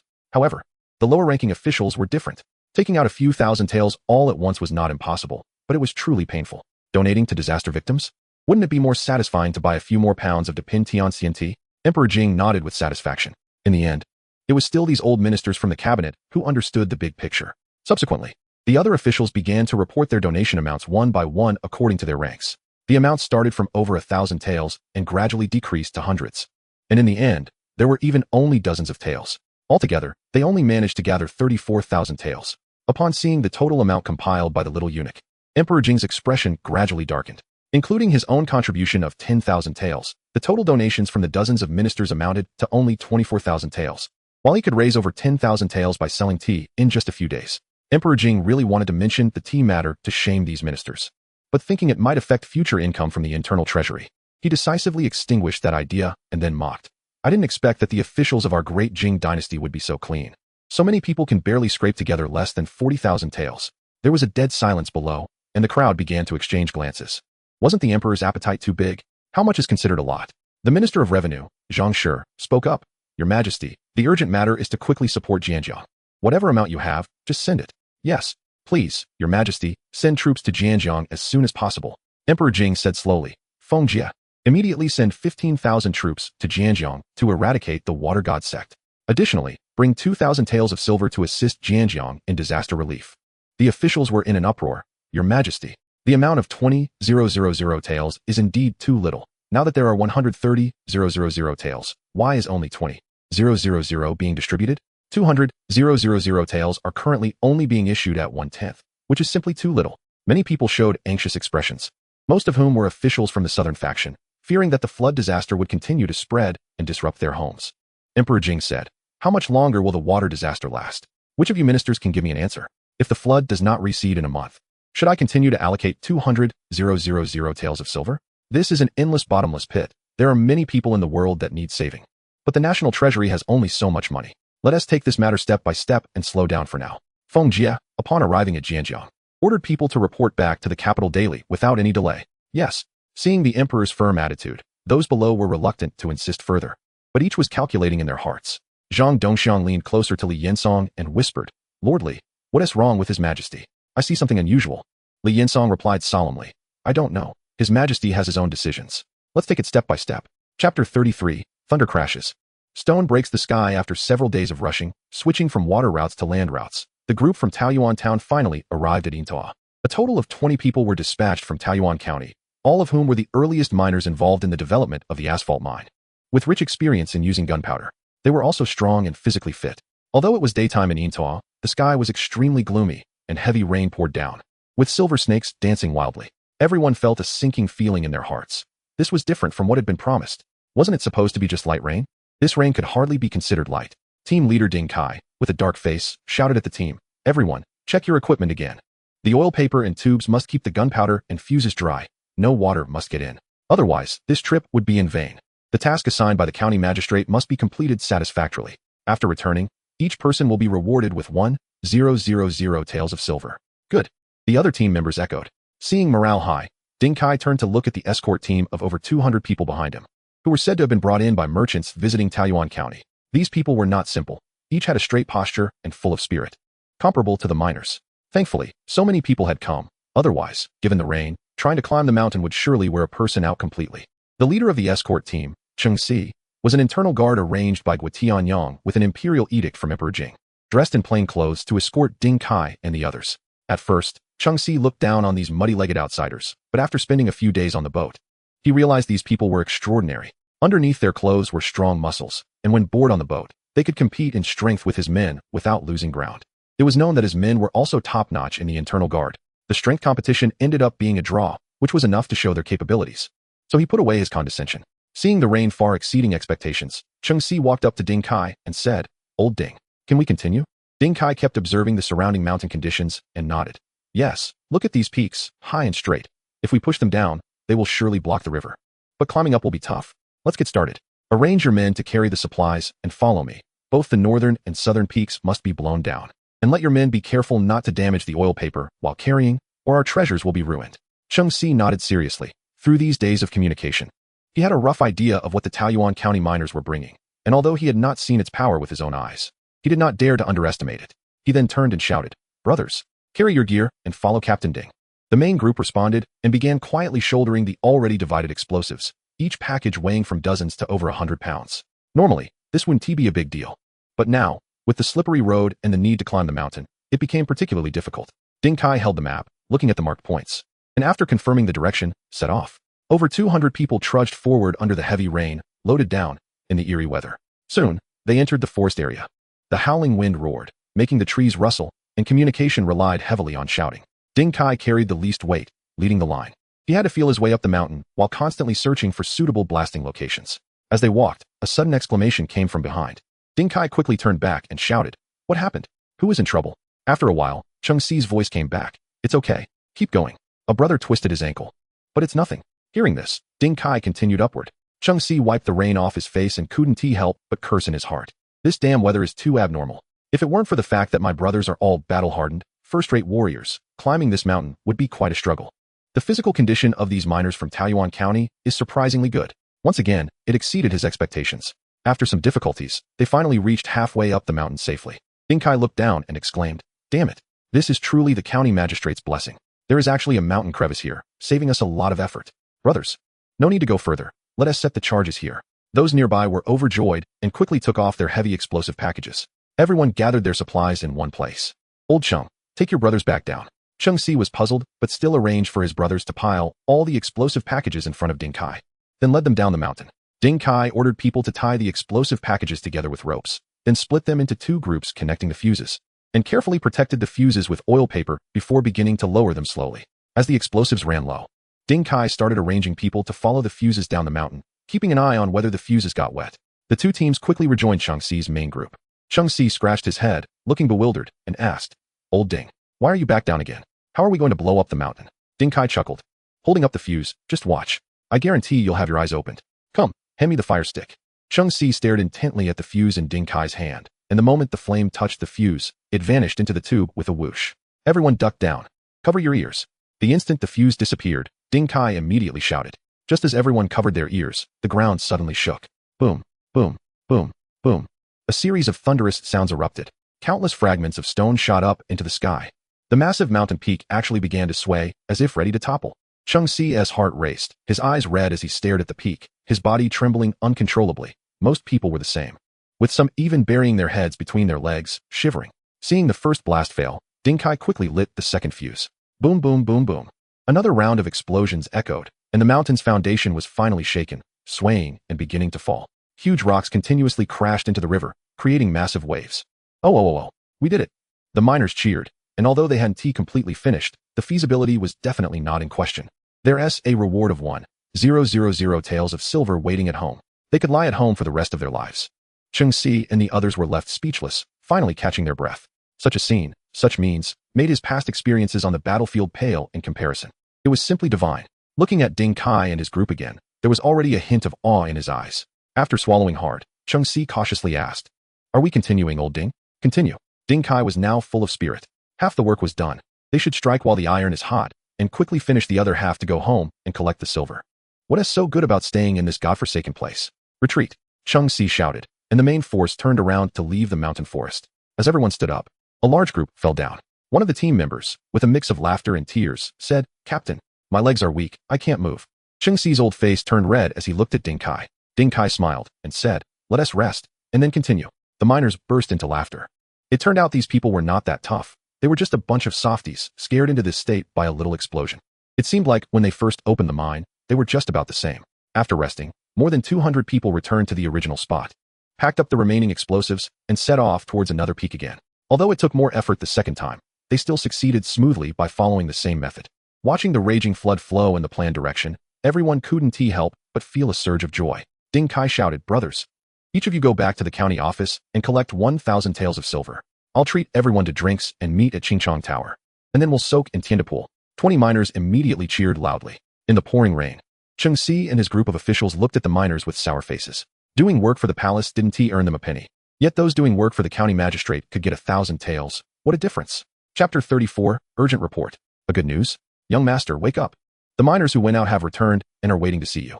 Xiao Tao stood by Fang Zhengyi's bed with a helpless expression. Fang Zhengyi rubbed his sleepy eyes and mumbled, "Got it. Give them the silver. I'll sleep a bit more." Saying this, he turned over and fell asleep again. Xiao Tao pushed him a couple of times. "Wake up. It's the miners back from disaster relief." Miners. Fang Zhengyi finally remembered, still drowsy, that he had sent 20 people to Jianjiang for disaster relief, and he didn't know if they had succeeded. However, it was good that they were back. Thinking of this, Fang Zhengyi immediately became alert and jumped out of bed. "Let us go. Let us see. Young master, you haven't washed your face yet." When the miners saw Fang Zhengyi appear, they all became excited. Each one started bowing and greeting. Fang Zhengyi waved his hand at them and smiled. "Good. It seems you succeeded. Everything went smoothly, right? Did anyone get hurt?" Ding Kai hurriedly stepped forward and excitedly said, "Sir, we succeeded. Everything went smoothly, and no one got hurt." "Ha ha, great. Then go collect your silver and head home to rest. You've worked hard." Fang Zhengyi was overjoyed, indeed. This deal was profitable, not only getting rid of the explosives, but also earning tens of thousands of taels of silver. Old Li was indeed lucky. This deal might just send him soaring. Ding Kai hesitantly said, "But we picked up a person on the way back." "What? Picked up a person? Where?" The miners all stepped aside, revealing a muddy little monkey lying on the ground. "What is this? Is this a person?" Fang Zhengyi was stunned. This thing was covered in mud, black as coal, curled up, but it could generally be seen to be a primate. Ding Kai grinned. "Yeah. We found him on the way back, felt sorry for him, so we brought him back. He is still breathing. We've been giving him some meat soup every day. Fortunately, he is still alive. Sir, we'll leave him to you now, we're heading off." After saying this, a group of miners quickly ran away.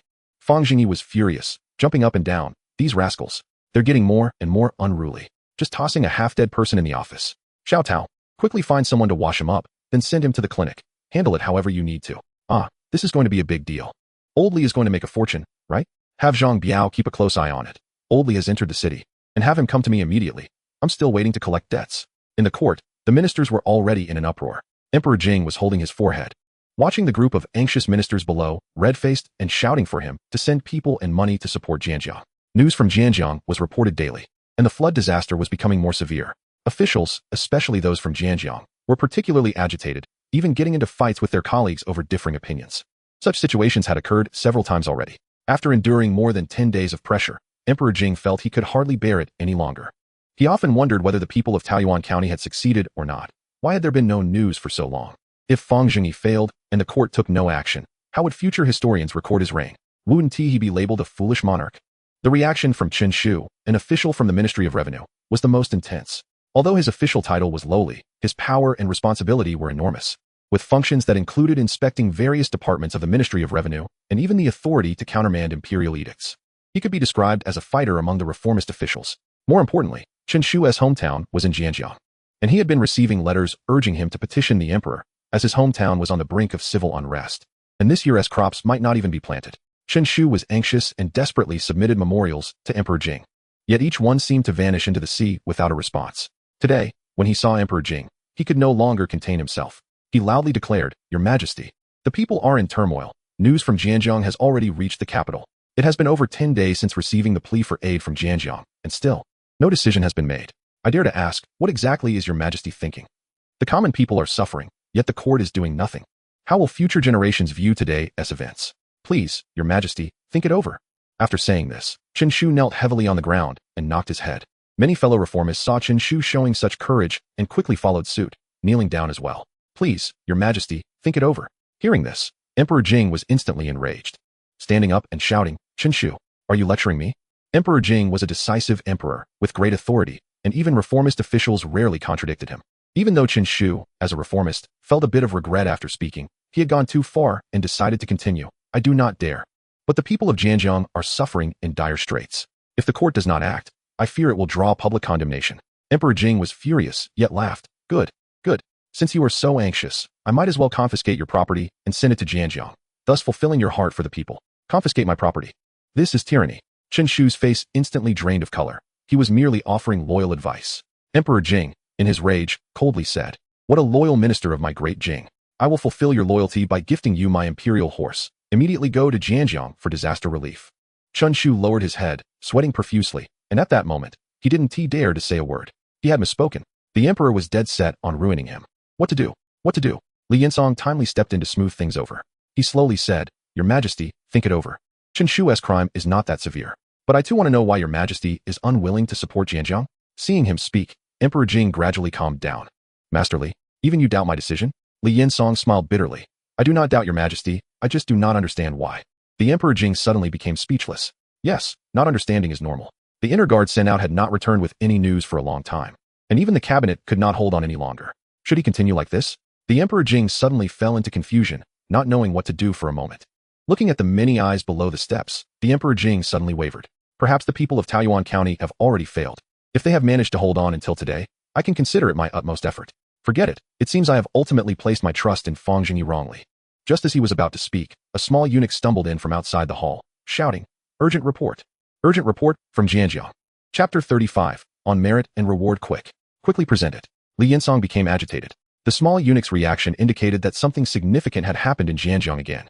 Guo Tianyang hurriedly went down to take the urgent report and presented it to Emperor Jing. The emperor immediately unfolded it, and his pupils dilated instantly, then leaned in closely to read carefully. At this moment, all the ministers below held their breath, anxiously waiting for the emperor's reaction. After a long while, the Emperor Jing raised his head and burst into hearty laughter. Raising the memorial in one hand, he said with great spirit, "Ministers, take a look. This is why I held back until today. The flood in Zhanjiang is no longer a problem." After saying that, he slammed the memorial heavily in front of Chen Shu. Chen Shu hurriedly crawled over to pick up the memorial and began to read softly. At the mouth of Yinta River, the north and south peaks have collapsed, blocking the river, and the flood has flowed eastward without returning. Now the danger in Zhanjiang has been largely resolved, but the refugees still.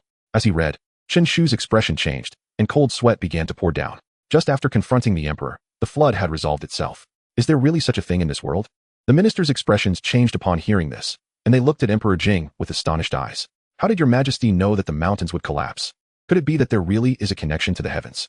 Emperor Jing, looking down from above, had a more mysterious aura under the ministers' astonished gazes. Chen Shu, what else do you have to say? Chen Shu bowed deeply 3 times, filled with grief and indignation, and said, "Your Majesty is wise.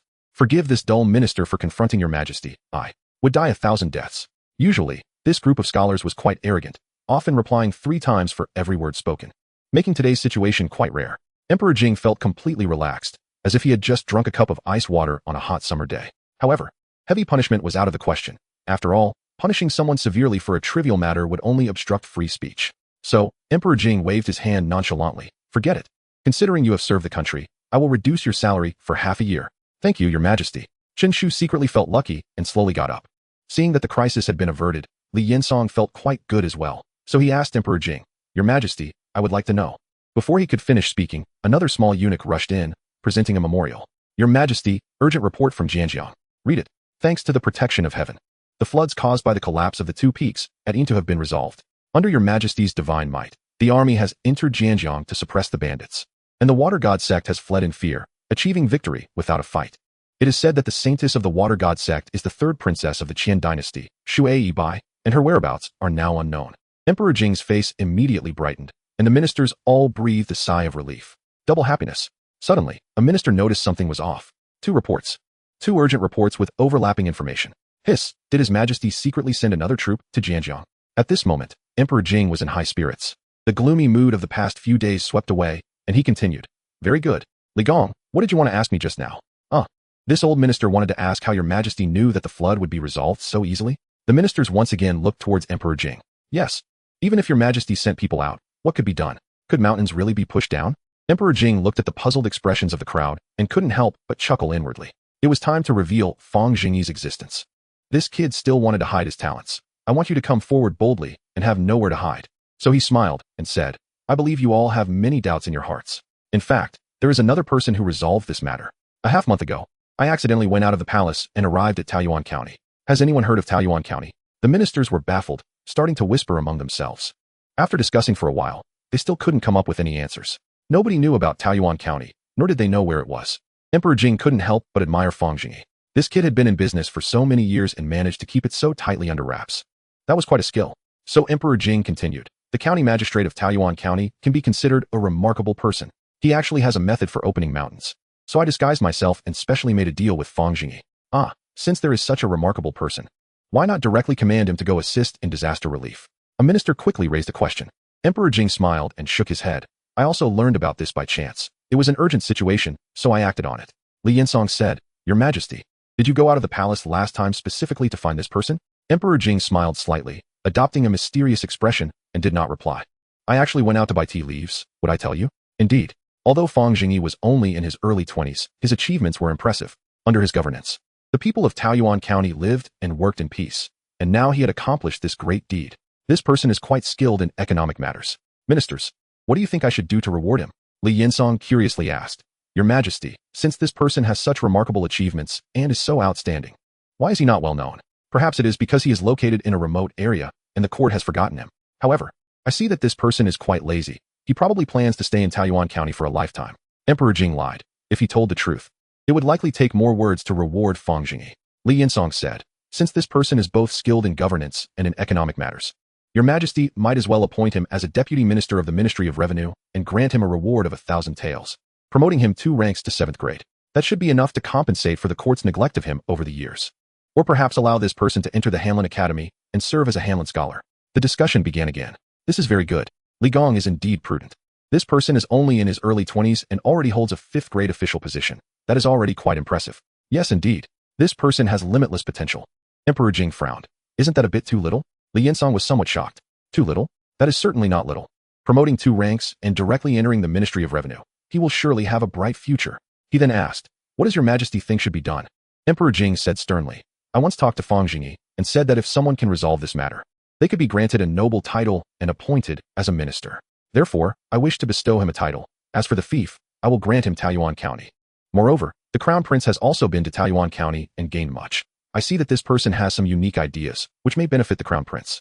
So I want him to enter the Zhanshi Fu and serve as a junior Zhanshi. The so-called Zhanshi Fu consists of only the Zhanshi and junior Zhanshi, who are responsible for teaching the Crown Prince, usually held concurrently by Hanlin scholars. Full-time positions are rare, and there has never been a precedent for someone like Fang Zhengyi to be directly promoted into the Zhanshi Fu. If the crown prince ascends to the throne, then serving in the Zhanshi Fu would be equivalent to being the crown prince's teacher, commonly referred to as the imperial teacher. The three current high-ranking officials in the cabinet, Zheng Xiao, Li Yansong, and Zhang Dongxiang, have all served in the Zhanshi Fu position, so they pay even more attention to appointments there. No, Zhang Dongxiang stood up. Your Majesty, although Fang Zhengyi has great achievements, the reward seems excessive and contrary to propriety. I suggest granting him a 5th-grade title instead. This person is still young and not much older than the crown prince. How can he teach the crown prince? Hearing your Majesty's words, it seems that you hold this person in high regard. However, although his abilities are outstanding, the old minister believes he still needs some honing. It wouldn't be too late to mention him again in the future. Just as Emperor Jing was about to speak, Li Yuanzhao, who had been holding back for a long time, could no longer contain himself. He was so excited to hear the news about the mountain opening flood control that he almost jumped up, not to mention that Fang Zhengyi could actually summon heavenly thunder. At this moment, hearing that Father Emperor suddenly broke the norm to let Fang Zhengyi enter the Zhanshi Fu made him even more ecstatic. However, Zhang Dongxiang abruptly intervened, and Li Yuanzhao's face immediately darkened. Master Zhang, I believe it is quite suitable for County Magistrate Fang to enter the Zhanshi Fu. During my time in Taoyuan County, I have already made great progress. If you don't believe me, ask Master Yan Goen, who was originally the Zhanshi of Zhanshi Fu and was responsible for teaching the crown prince. Immediately stepped forward and bowed when he heard the crown prince call him. Then, feeling awkward, he said, indeed, ever since His Highness returned from outside, he has been particularly diligent in memorizing books and has even memorized several volumes. Yan Goen, facing the strange gazes of everyone, wished he could just sink into the ground. Everyone knows the crown prince's character. Memorizing books? Touching the cover would be impressive enough. Yan Goen initially thought the crown prince had finally become enlightened, and this achievement could still be attributed to himself, but he didn't expect Fang Zhengyi to appear out of nowhere. Now it was so awkward it was almost unbearable. Emperor Jing glanced at Li Yuanzhao, not expecting this rebellious son to actually put in hard work to memorize books just to let Fang Zhengyi enter the Zhanshi Fu. Hearing this, Zhang Dongxiang immediately fell silent. Now that the world is stabilized, there is nothing more important than the crown prince's education. A prodigal son returning is worth more than gold. If someone can lead to such a significant change in the crown prince, then any reward would not be excessive. Emperor Jing scanned the entire hall and said lightly, do you all have any doubts? If not, I will issue the decree. Chapter 36, By the Grace of Heaven. The Emperor, Fang Zhengyi, was happily holding a book and chuckling, while Xiao Tao rolled her eyes beside him, attending to him. Since Emperor Jing's last visit, Fang Zhengyi had opened the door to a new world at the bookstall. His once dull life suddenly had color. Various small books similar to modern online literature had already become popular at the bookstall. The imagination of ancient people was not inferior to that of modern people, which made Fang Zhengyi exclaim in delight. In particular, he loved the book County Magistrate Fang Battles Thanos, which depicted him as an unparalleled great man who endured countless hardships to collect infinite gems. On the road to collecting gems, he opened countless harem chambers. While the portrayal of the emperor fighting Thanos was brushed over, Fang Zhengyi found it unsatisfactory and specifically ordered Zhang Biao to find the author to hasten the updates. Now this book had reached its 3rd edition. Thanos builds Taoyuan County. More children, more blessings. TSK, it seems there are indeed talents in Taoyuan County. After finishing the last chapter, Fang Zhengyi sipped his tea and sighed. The creativity is great, but unfortunately, the word count is not enough. It seems I should have Zhang Biao take this person into a small black room and strive for daily updates of 10,000 words. Putting down the book, Fang Zhengyi felt a bit bored. He turned to Xiao Tao and asked, is there anything new recently? Xiao Tao replied, it seems there are no new happenings. Just the usual gossip about the Zhang and Li families. However, young master, someone reported last night that the person brought back by the miners has woken up.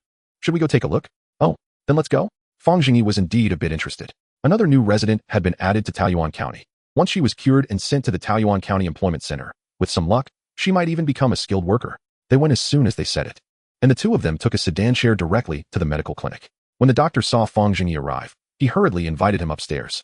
The person was placed in a side room on the 2nd floor, separated by a white veil. How is she doing? Fang Zhengyi asked. The doctor replied, sir, the person is fine. However, her condition is still somewhat unstable. She wakes up for a while and then faints again, and she keeps talking nonsense that I can't understand. However, this girl is truly beautiful. In my old age, I've never seen such a pretty girl. All right, I understand. You can go about your business. Fang Zhengyi was suddenly intrigued. Speaking of beautiful women, aside from Xiao Tao, there were no other beauties in Taoyuan County. Most were refugees. The older ones were not worth mentioning, and the younger ones had suffered from malnutrition since childhood, coupled with the harsh weather, resulting in poor figures and skin. Plus, the drab clothes they wore made them even less appealing. Sometimes Fang Zhengyi often thought, if only he could get a pair of black stockings. However, this thought was just that, a thought. Not to mention whether it could be achieved. Even if it could, most people probably wouldn't accept it. After sending off the doctor, Fang Zhengyi gently pushed aside the curtain and suddenly gasped. The girl on the bed appeared to be about 28, with a head of black hair spread across the pillow. Her creamy white skin faintly revealed a rosy hue, with delicate features and a graceful figure. Most importantly, she had an air of cool elegance, even in her slumber. Her stunning face bore a hint of sorrow between her brows, evoking pity in those who beheld her. Fang Zhengyi inhaled sharply, not expecting that the humanoid being he had picked up a couple of days ago would turn out to be such a stunning beauty. However, judging by her skin and appearance, she was definitely not the daughter of ordinary folk. This woman he had picked up was extraordinary. Suddenly, Fang Zhengyi seemed to think of something and turned to Xiao Tao and asked, "Did you arrange for her to come to the medical clinic yesterday?" "Yes." "Who washed her?" Xiao Tao rolled her eyes and said, "Of course, it was women who washed her. Will we find a man for that? Young master, have you taken a liking to her?" Fang Zhengyi's expression turned serious as he said sternly, "Nonsense. Am I that kind of person? If a man had washed her and it caused gossip, how would she manage in the future? I am merely thinking of what others might think, and am concerned for her." "Yes." Just as the two were talking, the girl's eyelids fluttered slightly. Just when Fang Zhengyi was about to observe her condition further, the doctor suddenly rushed up in a flurry, sweating profusely, with a look of terror on his face, and said, "Sir, there is an imperial decree." "What? What imperial decree? Take a breath and explain clearly." The doctor stood there, taking a couple of deep breaths, looking as if he had lost his mind, and said, "The imperial decree is from the capital, and it is an imperial decree that Captain Zhang has brought people over. They are all downstairs now." Hearing this, Xiao Tao's face turned pale, and panic instantly filled her heart. Fang Zhengyi was also shocked. What nonsense imperial decree? How could an imperial decree reach Taoyuan County? However, he quickly calmed down and waved his hand. "Don't panic. First, follow me to see what the situation is." Upon arriving downstairs, the people who heard the news had already surrounded the medical clinic tightly. The young eunuch delivering the decree, seeing so many people around, noticed from a distance that there were quite a few holding sickles and rakes, looking fierce, and was terrified. What a strange situation in Taoyuan County. It seemed like everyone in the county had mobilized for the delivery of a decree. Were these peasants' curiosity levels that high? As Fang Zhengyi descended from the second floor, the crowd automatically parted to make way. The young eunuch, seeing Fang Zhengyi arrive, regained some courage. "You are the leader of Taoyuan County, Fang Zhengyi?" Fang Zhengyi bowed slightly and said, "Indeed. Kneel to receive the decree." Zhang Biao suddenly jumped out from the side, looking at the young eunuch with a wise gaze. The young eunuch panicked again, nervously saying, "Standing is fine too." Fang Zhengyi politely said, "I am a court-appointed official. How could I not kneel when facing your majesty's decree? However, I still need to verify the authenticity, so I hope you can be understanding." The young eunuch chuckled awkwardly. No, County Magistrate Fang is being too polite. This is only proper. So, shall I announce the decree now? Please, go ahead." The young eunuch cleared his throat and said in a sharp voice, "By the grace of heaven, the Emperor decrees." Chapter 37. The people wail. By the grace of heaven, the Emperor decrees. County Magistrate Fang Zhengyi of Taoyuan County has made immeasurable contributions to alleviate the flood disaster in Jianjiang and to save the people from peril. Furthermore, since taking office in Taoyuan County, he has diligently fulfilled his duties with great virtue and moral integrity, earning the support of the people. I am greatly comforted and hereby grant Fang Zhengyi the title of Baron of Taoyuan County, with an estate of 200 acres of land and a stipend of 200, appointing him as the Deputy Minister of the Grand Council. He is to enter the palace immediately without delay. Thus decreed. After the young eunuch finished reading, he looked around, and everyone stood frozen as if turned to stone. Fang Zhengyi stared blankly at him. The young eunuch felt nervous and said softly, "Baron Fang, please accept the decree." Before Fang Zhengyi could respond, the crowd suddenly erupted in sobs. Someone cried out, "The county magistrate is being taken away. The county magistrate can't leave. We can't live without you. No one can take our master away. It's all that damn eunuch's fault. Kill him. Yes. Hurry and kill him. Let's pretend nothing happened." With the crowd in an uproar, people began to stir, and those at the back holding makeshift weapons tried to push forward, attempting to kill the young eunuch. If he disappeared, it would be as if the decree had never been issued. The longer they could delay, the better. In any case, the county magistrate could not go anywhere. The young eunuch was shaking like a leaf, collapsing to the ground, looking at Fang Zhengyi with pleading eyes, one hand tremblingly holding the imperial edict. "Lord Fang, please accept the decree quickly. We can't hold on much longer." Hearing his dreadful lines, Fang Zhengyi finally regained his senses. He immediately shouted angrily at the crowd, "Shut up. I'm still alive. Is there no sense of order?" The people immediately quieted down, and a few in the front continued to wipe their tears, murmuring, "But you can't leave, sir." Upon hearing this, Fang Zhengyi shouted, "Get away from me. I am now the Baron of Taoyuan County. Why are you all in a panic? If I leave, no one else will come." He turned to the young eunuch and quickly flattered, Thank you for your hard work. May I ask how His Majesty knew that I sent people to help with the disaster?" The young eunuch forced a smile. "Lord Fang is too kind. You will have to ask in the palace. We are only responsible for delivering the decree, and know nothing else." Fang Zhengyi thought to himself, "It's likely that Li Long sold me out. That damn Li Long. If I see you again, I'll skin you alive. Damn it." Although I was granted the title of Baron of Taoyuan County, the county has been quietly expanded significantly under my constant violations. If this is discovered, won't it be a big deal? I'll deal with that later. At least I've resolved one worry. Fang Zhengyi took a deep breath, grasped the young eunuch's hands, and smiled. Don't be alarmed. The people of Taoyuan County are just a bunch of tricky folks. You've been startled. However, Taoyuan County is still a beautiful place. If you are interested, you can stay for a couple of days, and I will accompany you the whole time. The young eunuch forced a smile. Baron Fang is joking. We must return to the palace immediately to report. You should pack up and set out as soon as possible. I understand. Thank you for your hard work. Zhang Biao, with a knowing look, came over, and Fang Zhengyi made a gesture. Zhang Biao quickly stuffed a bag of silver into the young eunuch's sleeve. Unexpectedly, the silver was too heavy and fell out instantly, causing the young eunuch to fall awkwardly to the ground. At this, the young eunuch finally broke down, crying out, "Woo!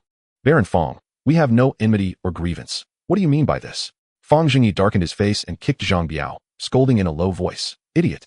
Who told you to give so much? A few taels would have sufficed." Zhang Biao chuckled and quickly crouched down to retrieve the silver. Fang Zhengyi's face darkened further. Helping the young eunuch up, Fang Zhengyi said apologetically, "Oh, look, my people here are not doing well. Please don't take offense." Saying this, he pointed to his head. Then he began to search his body, and after rummaging through, he indeed found 5 copper coins and stuffed them into the young eunuch's sleeve. Hearing the crisp sound of the coins in his sleeve, the young eunuch lamented, "Baron Fang, you should take it back. If the higher-ups find out, we will be punished."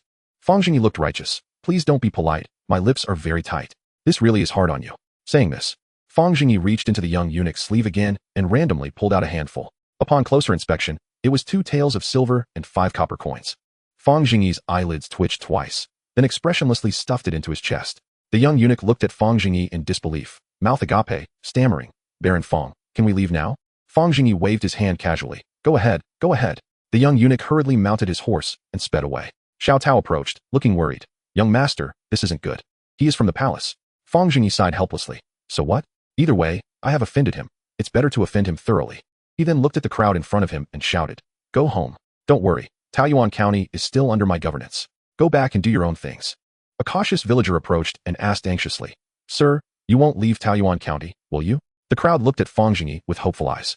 Fang Zhengyi felt a surge of emotion but maintained a stern face, saying fiercely, "What's wrong?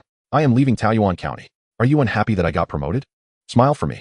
With a loud cry, the crowd immediately began to weep. The people of Taoyuan County lamented as if they had lost a loved one. "What will we do if you leave?" "I will go to the capital to file a complaint." "Sir, you can't leave. If you go, I won't live either." "What will happen to my daughter if you leave? She's only 8 years old and is supposed to marry you in the future." "Bah, your daughter is also worthy. My daughter is 15. You should meet her.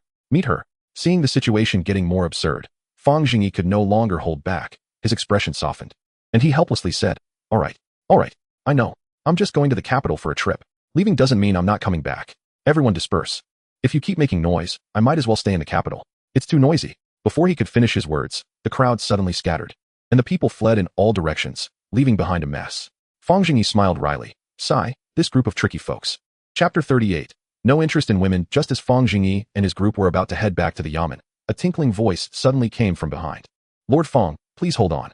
It was the young woman who had been unconscious in the clinic, weakly leaning against the doorframe, looking at him. She seemed to have been there for a while. "I am Bai Yi, and I thank Lord Fang for saving my life." "Xiao Tao, go help her." Fang Zhengyi was feeling chaotic inside and had no mood to chat. He just wanted to return to the yamen to arrange matters. If he entered the capital, he probably wouldn't be back for a while. The weight of this recent promotion made him increasingly uneasy. Receiving a title was already a huge reward. Now he was also appointed as the deputy minister of the Grand Council, and everything about this situation seemed off. Xiao Tao walked over to support Bai Yi. "Miss, if you have something to discuss, please wait until later. It's not a good time right now." Bai Yi's body clearly hadn't fully recovered yet. She coughed a few times and bowed gracefully, saying, "This humble girl has lost her entire family in the flood and now has nowhere to go. Bai Yi is willing to follow you, my lord, to repay your kindness." Fang Zheng glanced at Bai Yi. She seemed more awake now, her features appearing even more spirited, and her already stunning beauty had gained an extra touch of ethereal charm. "How do you know it was me who saved you?" Bai Yi asked. Not only did the imperial decree make Fang Zheng feel something was off, but this woman was also suspicious. Although she was extremely beautiful, Fang Zheng had seen many things in his past life and was not easily swayed. He maintained a high level of vigilance towards something that came to him so readily. This woman had extraordinary beauty and temperament, but she wanted to become his servant? What a naive thought. After waking up a few times, Bai Yi was told by the doctor that Fang Darren had saved her. Kneeling weakly on the ground, her breath still uneven, she said, replying to my lord. This humble girl is from Jianjiang Prefecture, and my family was in the porcelain business. My family perished in the flood, leaving only me alive. I am grateful for Lord Fang's life-saving grace. As she spoke, Bai Yi began to sob, looking pitiful. Her cries were heart-wrenching, and her emotions seemed genuine.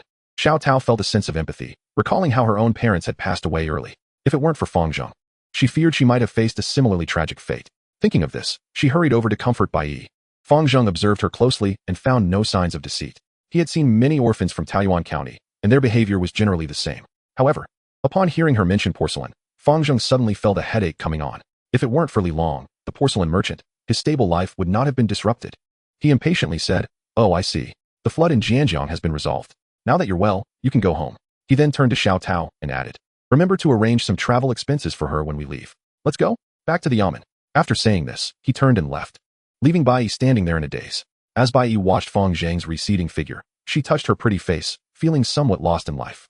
In her 16 years of existence, she had never been treated with such disdain, not even when her family was destroyed. Was he not interested in women?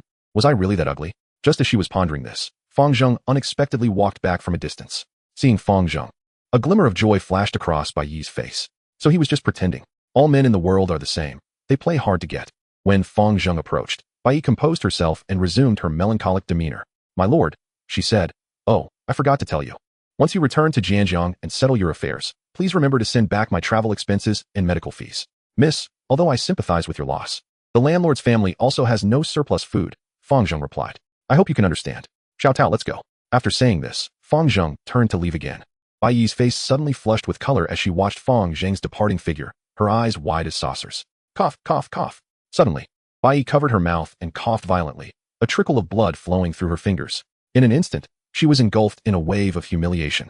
She had never faced such disgrace. A mere county magistrate dared to insult her like this. However, thinking about how young he was and already a noble, and that he would eventually enter the Zhanshi Fu, Bai Yi clenched her fists in anger, looking at Fang Zheng's back, biting her lip, and resolutely staggered after him. Ahead, Xiao Tao and the others were walking down the road. Fang Zheng was still cursing under his breath. Damn it, the bearers ran away. That guy only gave him half the silver when he went to the county office. Do you understand? Zhang Biao turned back to look and said, "Young master, that woman is following us." Fang Zheng turned to see that Bai Yi had indeed followed. She was panting heavily after every few steps, looking extremely exhausted. Even in this state, she still wants to chase us? Is she trying to cling to me? He thought. Run. Hurry back. After saying this, Fang Zheng and the others began to jog ahead. Bai Yi chased behind, and when she saw Fang Zheng look back, she immediately put on a smiling face, ready to call out. But then she saw Fang Zheng turn away, running off into the distance. Bai Yi stood there in shock, feeling as if her heart had been flipped upside down, filled with sourness, bitterness, and spiciness, but not a trace of sweetness. This was a completely new experience she had never had before in her life. Uffed, she spat out a mouthful of blood. As the sun set, Bai Yi collapsed weakly on the deserted street, looking particularly desolate. In the back courtyard of the county office, Fang Zheng looked grimly at Bai Yi lying unconscious on the stretcher, her chest stained with blood, indicating her condition had worsened. "Zhang Biao, are you an idiot? This woman is clearly clinging to me. Bring her back." Zhang Biao stammered. "Young master, she seemed to want to talk to you earlier. I thought bringing her back would be just fine." Fang Zheng, feeling exasperated at being stuck with such a stubborn person, said helplessly, all right. No need to say anything more. Hurry to the medical clinic. Once she's well, send her away immediately." Just as Zhang Biao was about to carry Bai Yi away, the originally unconscious Bai Yi suddenly reached out and grabbed Fang Zheng's pant leg, sobbing pitifully in her stupor. "Mom and Dad, Bai Yi misses you so much." Seeing this, Xiao Tao revealed a look of compassion and pleaded with Fang Zheng, "Young master, why not just keep her? Look at her. She has no parents and is quite pitiful. Where will she go in the future? Our Taoyuan County won't be short of one more person." Fang Zheng, seeing her holding onto his pant leg, squatted down to examine Bai Yi closely. She was still murmuring in her sleep, her words so sorrowful that they would bring tears to anyone's eyes. Fang Zheng stroked his chin, pondering, this woman gives off an indescribable feeling. How is it that even in her dreams, she speaks with such logic? Xiao Tao, pinch her a bit. Chapter 39. Crying tears of joy, Xiao Tao rolled her eyes at this, saying, "Why would I pinch her? Young master, I feel like you're being overly cautious." Fang Zheng clicked his tongue and replied, "Look, the moment she wakes up, she's all over me. Clearly, she wants something from me. I, the young master, am just maintaining my integrity. In this world, it's wise for boys to be cautious when out and about." Bai Yi's body twitched slightly. Xiao Tao looked at Fang Zheng with disdain and then lowered her head, asking, "So young master, are you planning to keep her?" Fang Zheng also lowered his head, looking at Bai Yi's pretty face, and he couldn't help but feel a desire to keep her. Having such a beautiful maid would be a pleasure to the eyes and bring him great face. Of course, Xiao Tao was the best. If she came, she could only be the second maid. However, recalling how he had been disgusted by that ungrateful Li Long, he instinctively felt a bit resistant towards someone of unknown origin. After some thought, he decided against it and said, "Forget it. Let's take her to the medical clinic. She looks like she won't wake up. Besides, we're heading to the capital tomorrow. We can't take a sickly person with us." After saying this, he instructed Zhang Biao to carry her away. However, Bai Yi's hand still tightly clutched Fang Zheng's pant leg. Fang Zheng, feeling helpless, shook it a few times but couldn't shake her off. He squatted down again to pry her fingers loose, but found that this little girl had surprisingly strong grip. Fang Zheng couldn't pry her fingers apart. The three of them stared at each other in disbelief. Zhang Biao leaned in and said, "Young master, let me do it. Get out of the way. Don't break her fingers." Zhang Biao's natural strength is something Fang Zhengyi has witnessed. Without mentioning anything else, just wandering the streets with 1,000 taels of silver every day. How many people in the entire Jinghe can do that? Seeing that there was really no other way, Fang Zhengyi squatted down. He covered Bai Yi's mouth with one hand and inserted 2 fingers into her nostrils with the other. After a while, accompanied by Bai Yi's coughing sounds, he let go. Zhang Biao clapped his hands madly, admiringly saying, "Impressive. Young master really has a way.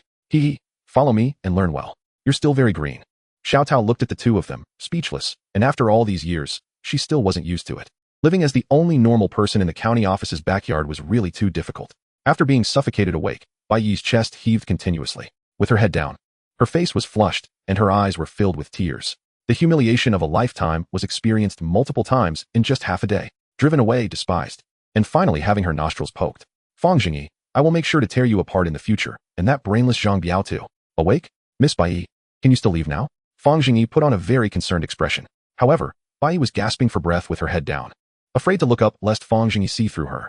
After a long while, borrowing the light of her tears, she suddenly collapsed on the ground, crying out, "Master Fang, you have saved me once again. I have no way to repay you. I can only be your servant to repay your kindness. My parents have already passed away, and now I truly have nowhere to go. I only wish to follow you, Master Fang, to repay your kindness."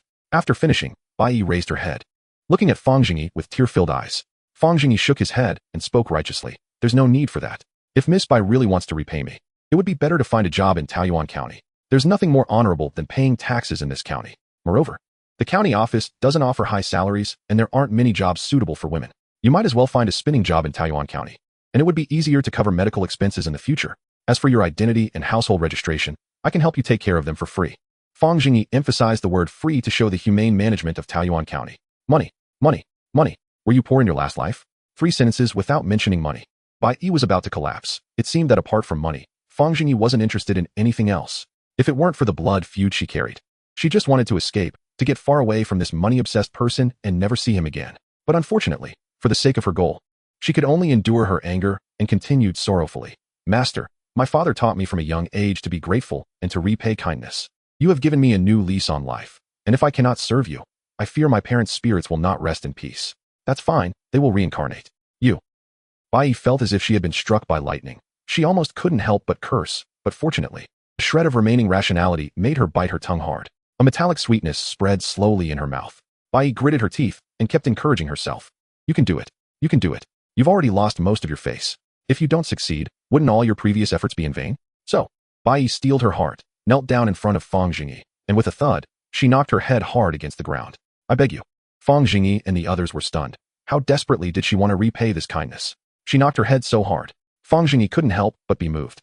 "What virtue or ability do I have to make such a stunning beauty kneel before me? I won't have lived this life in vain." "Sigh, Miss Bai. You don't have to do this. I will waive your medical expenses." Xiao Tao couldn't bear to watch any longer. This young girl was about the same age as her and had a similar experience. Bai Yi's pain resonated with her. So, Xiao Tao tugged at Fang Zhengyi's sleeve and said, "Young master, why don't you just take her in? It just so happens that I'm busy alone.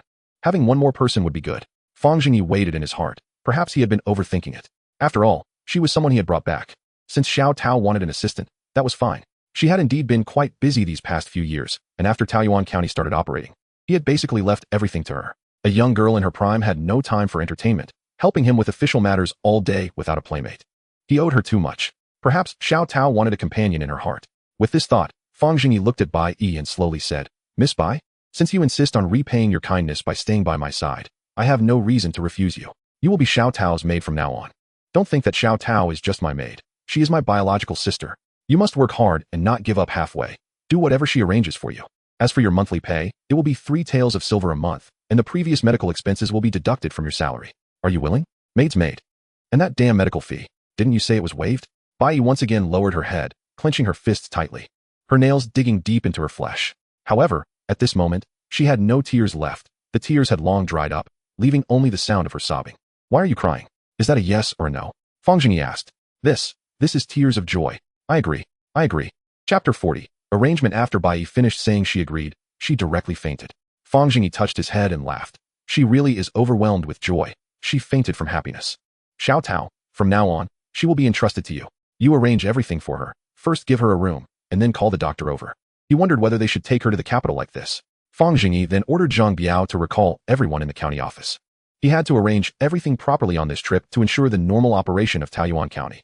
Optimistically, he estimated he could come back at least once a week. Pessimistically, it might take months. If he went to the capital and returned to find the county in a mess, he wouldn't be able to bear that shock.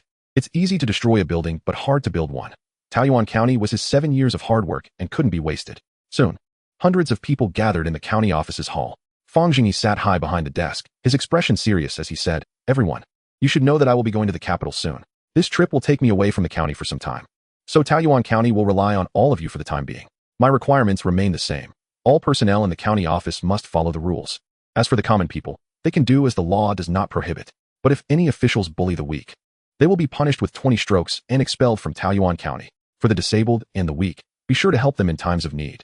Aid the urgent and the poor, but do not assist the lazy. Teach them to fend for themselves. Criminal Investigation Department. If there are any crimes, handle them according to the law. Do not resort to private punishment. Do not use severe torture to extract confessions.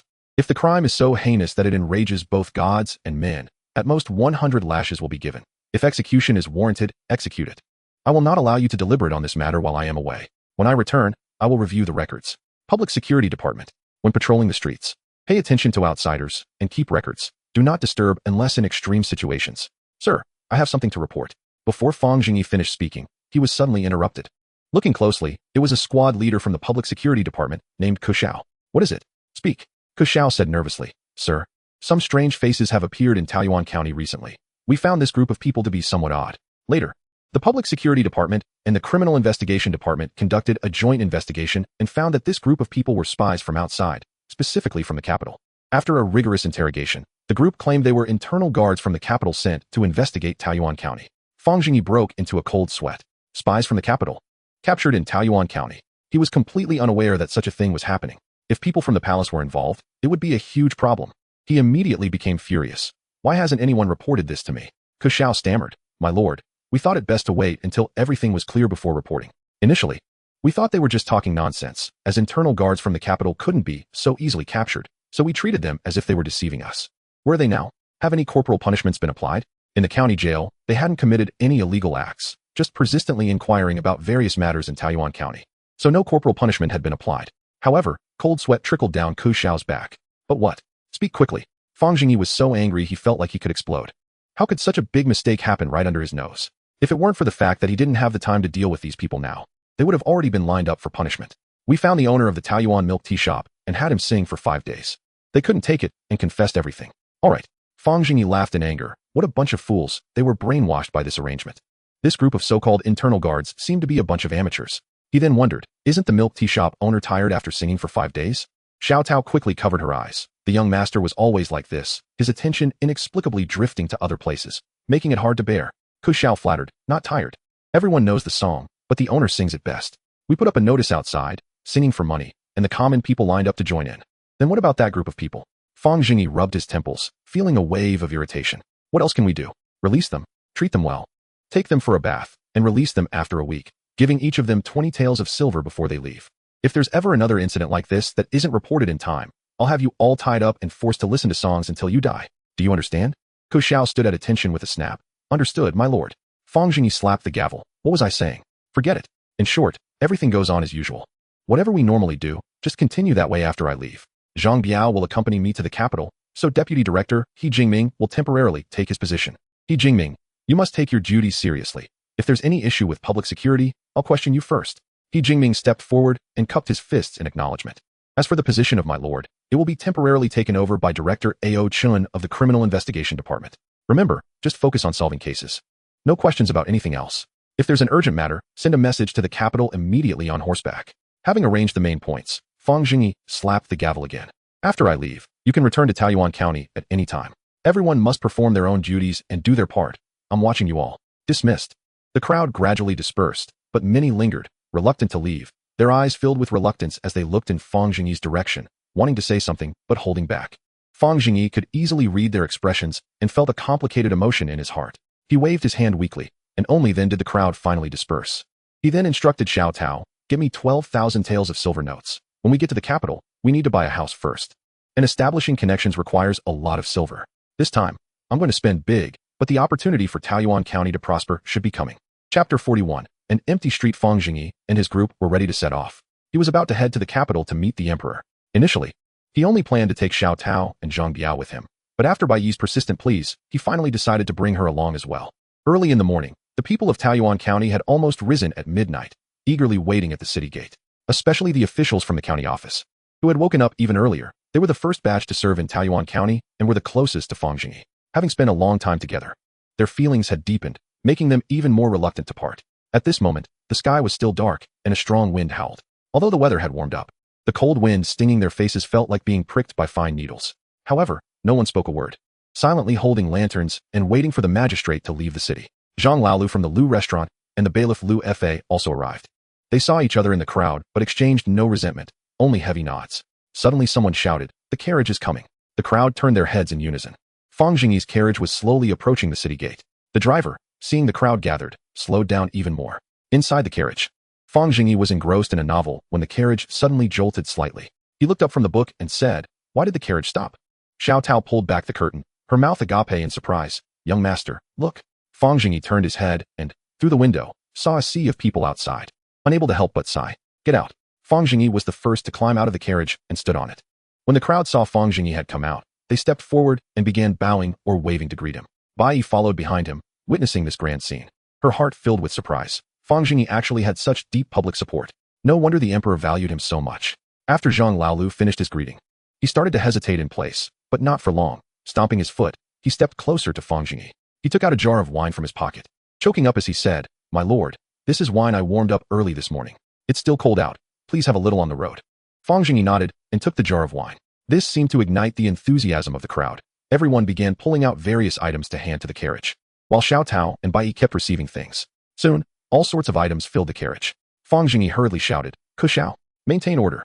I appreciate everyone's kindness, but please stop sending things." Although Fang Zhengyi shouted, those behind still pushed forward regardless, and some even began throwing things into the carriage in a panic. For a moment, eggs and vegetable leaves flew everywhere. Fang Zhengyi's face darkened, quickly arranging for the clerks to transfer the items one by one from the carriage. After a while, the chaos finally calmed down. Fang Zhengyi looked back and noticed many citizens were rushing over, the crowd growing larger, so he sighed again. "No more riding. Let's walk." The group jumped down from the carriage and began to slowly walk toward the city gate. At this moment, the crowd was unusually quiet. Accompanying Fang Zhengyi as he walked slowly, Fang Zhengyi walked in the middle, with lights flickering on both sides of the street. The short distance seemed to stretch infinitely, with countless people lining the streets. Fang Zhengyi tried hard to see the faces of everyone. These people were the citizens who had fought alongside him and built Taoyuan County brick by brick, the merchants, clerks, and common people who had shared hardships with him. This farewell would likely mean he would find it hard to remain in Taoyuan County in the future. His past efforts now felt somewhat futile. This place had long become his home in this life, and now he was about to start venturing out again. The crowd had reached the city gate, but Fang Zhengyi still had a large space around him, as the common people dared not step closer, fearing they would block his way. As he exited the city gate, someone quietly said, "My lord, walk slowly and return early. Please be careful on the road. Remember to come back soon." The repeated reminders struggled to suppress their overflowing emotions, gradually forming a chorus. Fang Zhengyi did not dare to look back, but as the voices grew louder, he finally could not help but stop and turn around. He saw a sea of lights stretching into the city, and the hot tears in his eyes finally overflowed, but in the next moment, he quickly raised his sleeve to wipe them away. Then he shouted at the people in front of him, "You bunch of rascals, making me walk out in this cold weather, making my eyes hurt." The closest Zhang Laolu and Lu Fa felt a sharp pain in their hearts, like being stabbed with a knife, and could not help but cover their faces and cry. When Fang Zhengyi was building Taoyuan County, he personally plowed the fields, cooked porridge, transported soil to build the city, and cared for sick citizens, always smiling despite the hardships. Now they actually saw their lord moved. They would rather see Fang Zhengyi carefree than see him sad. Zhang Laolu cried uncontrollably, and Lu Fa looked at the little old man who had once caused him to be punished, feeling a tightness in his heart, and could not help but pat his shoulder and whisper, "My lord will come back, don't cry." Zhang Laolu wiped his tears, blew his nose, and sobbed, "Come back? We heard yesterday that the Lord is going to the capital to become a junior minister. Do you know what a junior minister is?" Wei Yi inquired. "That's the emperor's teacher. We all know in our hearts that how could someone like the Lord stay in this small place of Taoyuan County for a lifetime? The Lord will definitely leap over the Dragon Gate in the future, becoming a general or a prime minister. We, a bunch of country bumpkins, must not block the Lord's way." Upon hearing this, Lu Fa dejectedly dropped his hand, looking at Fang Zhengyi with a hint of sadness. Fang Zhengyi felt that if he stayed any longer, he might lose control again, so he waved his hand, wanting everyone to disperse quickly. But when he opened his mouth, he found he had lost his voice, his throat felt tight, and he could not speak. He could only step into the carriage first. The companions beside him, including Xiao Tao, were also moved, and seeing Fang Zhengyi get into the carriage, they hurriedly followed. Once everyone was inside, the coachman began to crack the whip, and the wheels rolled, slowly heading towards the capital. Fang Zhengyi lay in the carriage, opened a book, and covered his face as if he had fallen asleep. Xiao Tao and Zhang Biao sat beside him, only wiping their tears in silence. Only Bai felt deeply shocked, her heart in a state of confusion. She secretly lifted the curtain of the carriage window, staring blankly at the common people who were getting farther and farther away from her. The throng of people still crowded at the city gate, unable to disperse for a long time. Chapter 42. Fang the Bully goes to the capital in the court. The officials were presenting state affairs as usual. Li Yuanzhao was still placed kneeling to the side, but at this moment, he seemed a bit restless, twisting left and right. The reason was simple. A courtier had once again mentioned Fang Zhengyi. It had been 2 days since the edict was issued, and the little eunuch who went had returned the same day. Why hadn't there been any news from Fang Zhengyi? Looking at the old faces below, Li Yuanzhao found it very boring. Guo Tianyang, sitting beside him, quickly poked him as he noticed the prince's inappropriate behavior. Emperor Jing also obviously noticed, glancing at him casually. "Aren't you all curious about what kind of person Fang Zhengyi is? You'll find out tomorrow." Li Yuanzhao straightened his back and nodded vigorously. "Come quickly. My tiger and leopard garden is waiting to be rebuilt." Li Yinsong smiled slightly and said, "I heard His Majesty mention Fang Zhengyi before, and I can't help but look forward to it. This person is young, yet has been diligent in a remote little county for years, which shows his good character and skills. Moreover, the prince also likes him. Having a good teacher and friend is the best. I congratulate your majesty on finding a good talent." Zheng Qiao nodded in agreement. Civil servants like this kind of practical and hard-working young people. Doing more and saying less is the right way. Able to endure loneliness. Effective in handling affairs. This person is stable at a young age. And with your majesty's favor, he might have the opportunity to enter the cabinet in the future. He added, "Indeed, if we say so. This person has the air of an ancient minister, and such youth is rare." The deputy minister of rights, Shi Kangping, stroked his beard and echoed, "Yes. And Fang Zhengyi is just over 20, meaning he was only in his teens when he passed the imperial examination. What a pity. Such a talent should enter the Hanlin Academy. However, it's not too late now. A good talent polished after some experience is indeed rare." Compliments filled the court. All the ministers began to look forward to this newcomer entering the court, as if a moral gentleman and capable official were about to rise. Emperor Jing smiled as he watched the ministers praise, while Li Yuanzhao felt his face turn red, wanting to laugh, but not daring to. Only Guo Tianyang held a long face, feeling deeply resentful. Damn the air of ancient ministers. If he is a gentleman, then our family is a great man.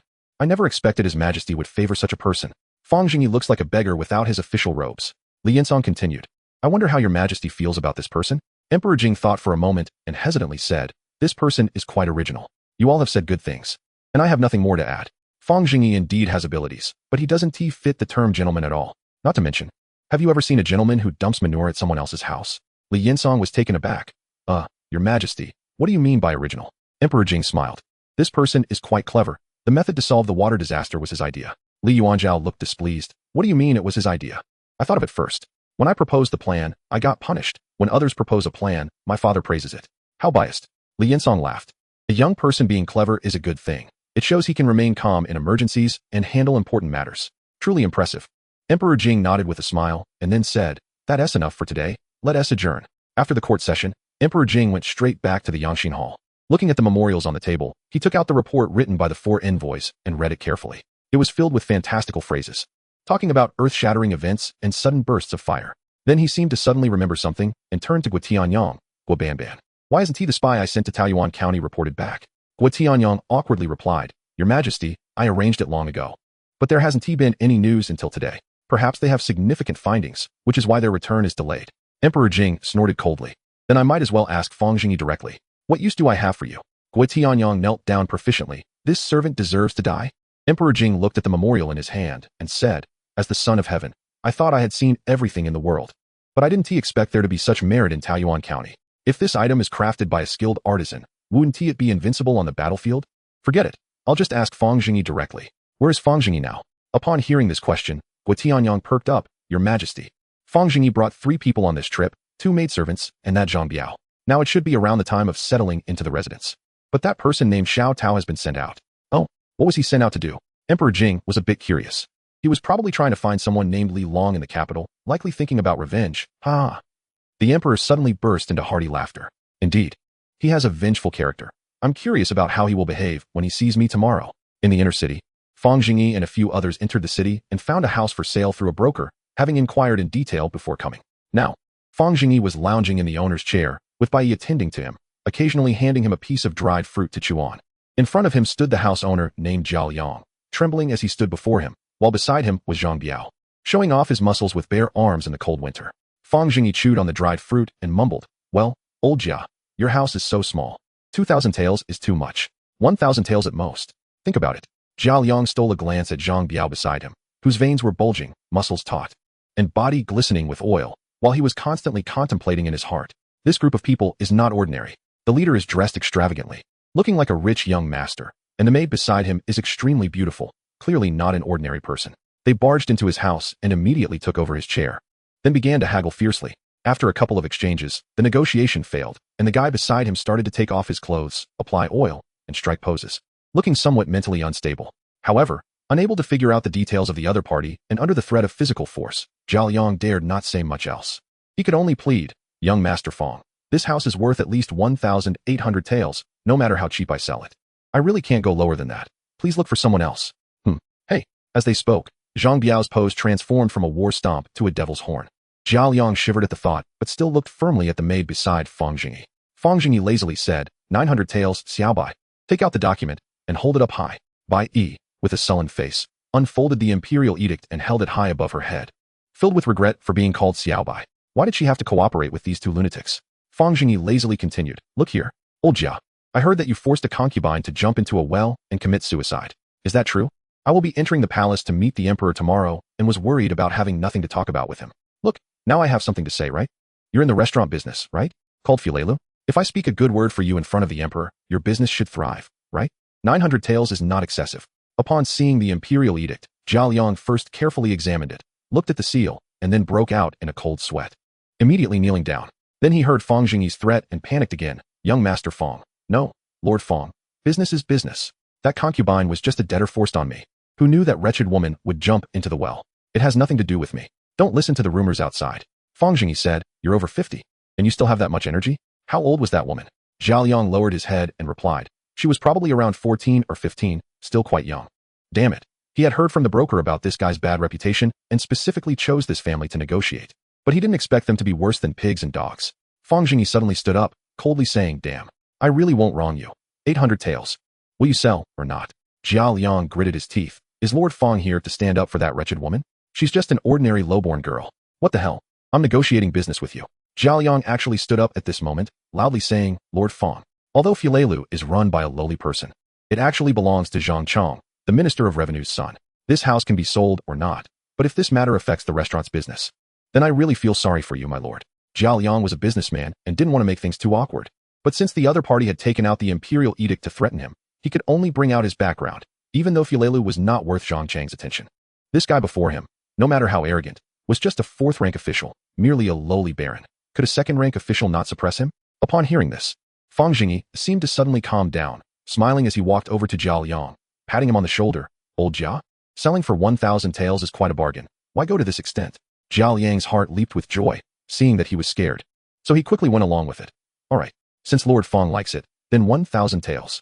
As soon as he finished speaking, Fang Zhengyi leaned in close and coldly whispered in his ear, but I, as an unscrupulous person, absolutely do not allow anyone to be more unscrupulous than me. Do you think the Minister of Revenue would offend me over a dog? 700 taels. Although Fang Zhengyi had crossed over and was nominally a county magistrate, he had also worked as a bandit for 2 years, robbing many merchants. After all, in a chaotic world, one must be ruthless to stand firm. What Minister of Revenue? If he offended him, so be it. Now he had entered the court. Using the existing technology of Taoyuan County gave him plenty of confidence. A mere Minister of Revenue couldn't do anything to him. Zhao Yang was completely panicked. This was a madman, fearless. How could they continue to negotiate? It was clear he had come to fleece him. Fine. 700 taels it is. Zhao Liang steeled his heart. If he was going to sell, he would sell and go back to report to the master. Fang Zhengyi looked at the well in the courtyard and sighed. I'm angry. I've hurt myself. Plus there's been a death in this courtyard. It's too unlucky. 600 taels. Good. Zhao Liang lowered his head, gritting his teeth. Fang Zhengyi smiled broadly. Good. Brother Jia is truly straightforward. Zhang Biao, get the money out. Give him the whole thing. Zhang Biao eagerly took out a bundle of silver, pulling out a silver ingot. In front of Zhao Liang, he clapped his hands together and pressed down hard. The silver ingot instantly turned into a silver pancake. Fang Zhengyi picked up the silver pancake and said with a smile, Look, you've never seen such silver in the market, right? It even has such exquisite handprints, which adds to its artistic value. Plus, my bodyguard as performance isn't cheap. This silver is for you, counting the remaining in the bundle. A total of 500 taels. How about that? A trace of blood color gradually rose in Zhao Liang's eyes as he trembled. Receiving the silver pancake handed over by Fang Zhengyi, he articulated slowly, 500 it is, Lord Fang. Do as you please. Ha. Good. So straightforward. Go get the deed. After saying this, Fang Zhengyi turned around and sat back in the chair. Bai Yi looked at the absurd scene in front of her in astonishment. Her heart in a jumble. Zhao Liang, as if granted a reprieve, quickly fetched the deed, completed the handover, and took the silver to run out of the house. Not even bothering to tidy up. Fang Zhengyi watched his fleeing back inside. Indeed, he is still strong for his age. He can run so fast with 500 taels. Then he said, all right, now this is our new home. I'll go take a look around. You guys go inside and see if there's anything valuable to take out and sell. After speaking, he strolled away with his hands behind his back. Bai Yi swallowed hard and quietly asked Zhang Biao, is the young master really that short on silver? Zhang Biao chuckled and scratched his head. Not really, but without silver, people can starve to death. The young master is scared of being poor, he. Bai Yi pondered for a moment and then whispered, was he like this before? After speaking, she gestured with her hand across her neck. Zhang Biao smacked his lips and stroked his chin in recollection. No, he wasn't like this before. He has been much better tempered these past few years. If this were a few years ago, that old man just now would have had his head fed to the dogs in Taoyuan County. Chapter 43. Long live my emperor. The next day, during the Shin hour, Bai Yi rubbed her sleepy eyes and knocked on Fang Zhengyi's door. At this moment, Fang Zhengyi was still sound asleep. Bai Yi, seeing this, cautiously approached and squatted down to observe him. Since her birth, she had experienced countless things, but this was the first time she had seen such a peculiar person. Fang Zhengyi had his mouth slightly open, drool hanging at the corner of his mouth, and he looked utterly carefree, even in his sleep. His features were handsome, clearly resembling a refined young gentleman, yet his actions were utterly incomprehensible, almost like a rogue. Even the people around him were rather strange. Just as Bai Yi was about to get closer to take a better look, Fang Zhengyi suddenly rolled over and executed a one-armed somersault, landing a punch right on her pretty face. Bai Yi fell to the ground, covering her right cheek, her eyes wide open and filled with tears, full of resentment. Bastard! Why do you always hurt me? Bai Yi gritted her teeth as she crawled up from the edge of the bed, pushing Fang Zhengyi a couple of times and shouting, young master, it's time to get up. We need to go to the morning court. After waiting for a while with no response, Bai Yi helplessly shouted a few more times, get up, young master. Still no reaction. Fang Zhengyi was sleeping soundly, completely unaware. Suddenly, a sly glint flashed in Bai Yi's eyes. She covered his mouth with one hand and, with the other hand, disdainfully poked into one of Fang Zhengyi's nostrils. Moments later, Fang Zhengyi was suffocated awake, sitting up with bloodshot eyes. What are you doing? Seeing him at a disadvantage, Bai Yi felt secretly pleased and said submissively, young master, it's time for the morning court. If we delay any longer, it might be too late. After breakfast, we should go to the Meridian Gate to wait. If we wait any longer, I fear we won't make it in time. Fang Zhengyi took a deep breath, feeling extremely annoyed. Yes, court started at 5. And he had only slept for less than 7 hours, having gone to bed around 10 the night before. Wasn't this killing him? Rubbing his eyes, he irritably said, got it. Where's Xiao Tao? Xiao Tao has been sleeping in since she strolled around the city all day yesterday, so I came to wake you up, Bai Yi replied. Fang Zhengyi thought for a moment. Indeed, he had sent Xiao Tao to the city to look for Li Long all day yesterday. Not only did he not find the person, but he was also exhausted. It was fine to let her sleep a bit longer. So he got up and raised his hand, saying, got it, help me get dressed. Huh. Bai Yi raised her pretty face, stunned. She didn't know how. She had never dressed a man before in her life. What do you mean, huh? Get dressed. Fang Zhengyi stood there with his eyes closed, looking impatient. Bai Yi stammered. I don't know how. What kind of useless maid are you? Fang Zhengyi opened his eyes, hands on his hips, and retorted, well, I don't know either. He hadn't dressed himself in 3 or 4 years. His life skills had long regressed to his grandmother's place. Without Xiao Tao, he felt half incapacitated. And now he had found another half-crippled one to serve him. How was he supposed to live like this? Bai Yi grumbled inwardly and said helplessly, then I'll go call Xiao Tao. No need. Let her sleep a bit longer. You help me get dressed. Learn well. How can I take you out if you can't even dress properly? Bai Yi pouted, aren't you the same? A grown man who can't dress himself. In the end, Bai Yi still hurriedly helped Fang Zhengyi put on his official attire. As she tied the last strap, she wiped the sweat from her forehead, letting out a sigh of relief, feeling a sense of victory. Fang Zhengyi looked in the mirror and pouted. It'll do. Bai Yi remained expressionless, saying nothing. Hey, why is your face swollen? Slept wrong. Hey, that's new. After a while of fussing, there was little time left for breakfast. Fang Zhengyi hurriedly climbed into the carriage and turned to Bai Yi, saying, no need to come pick me up. I'll return myself after the shift. Everything that needs to be done at home is done. If you don't understand something, learn from Xiao Tao. After saying that, he jumped into the carriage. Once inside, Fang Zhengyi found a corner to curl up, thinking he should still make it in time. Those old men couldn't possibly start the court at the earliest time. Their bodies couldn't handle it. Just as he was thinking this, he slowly fell asleep again.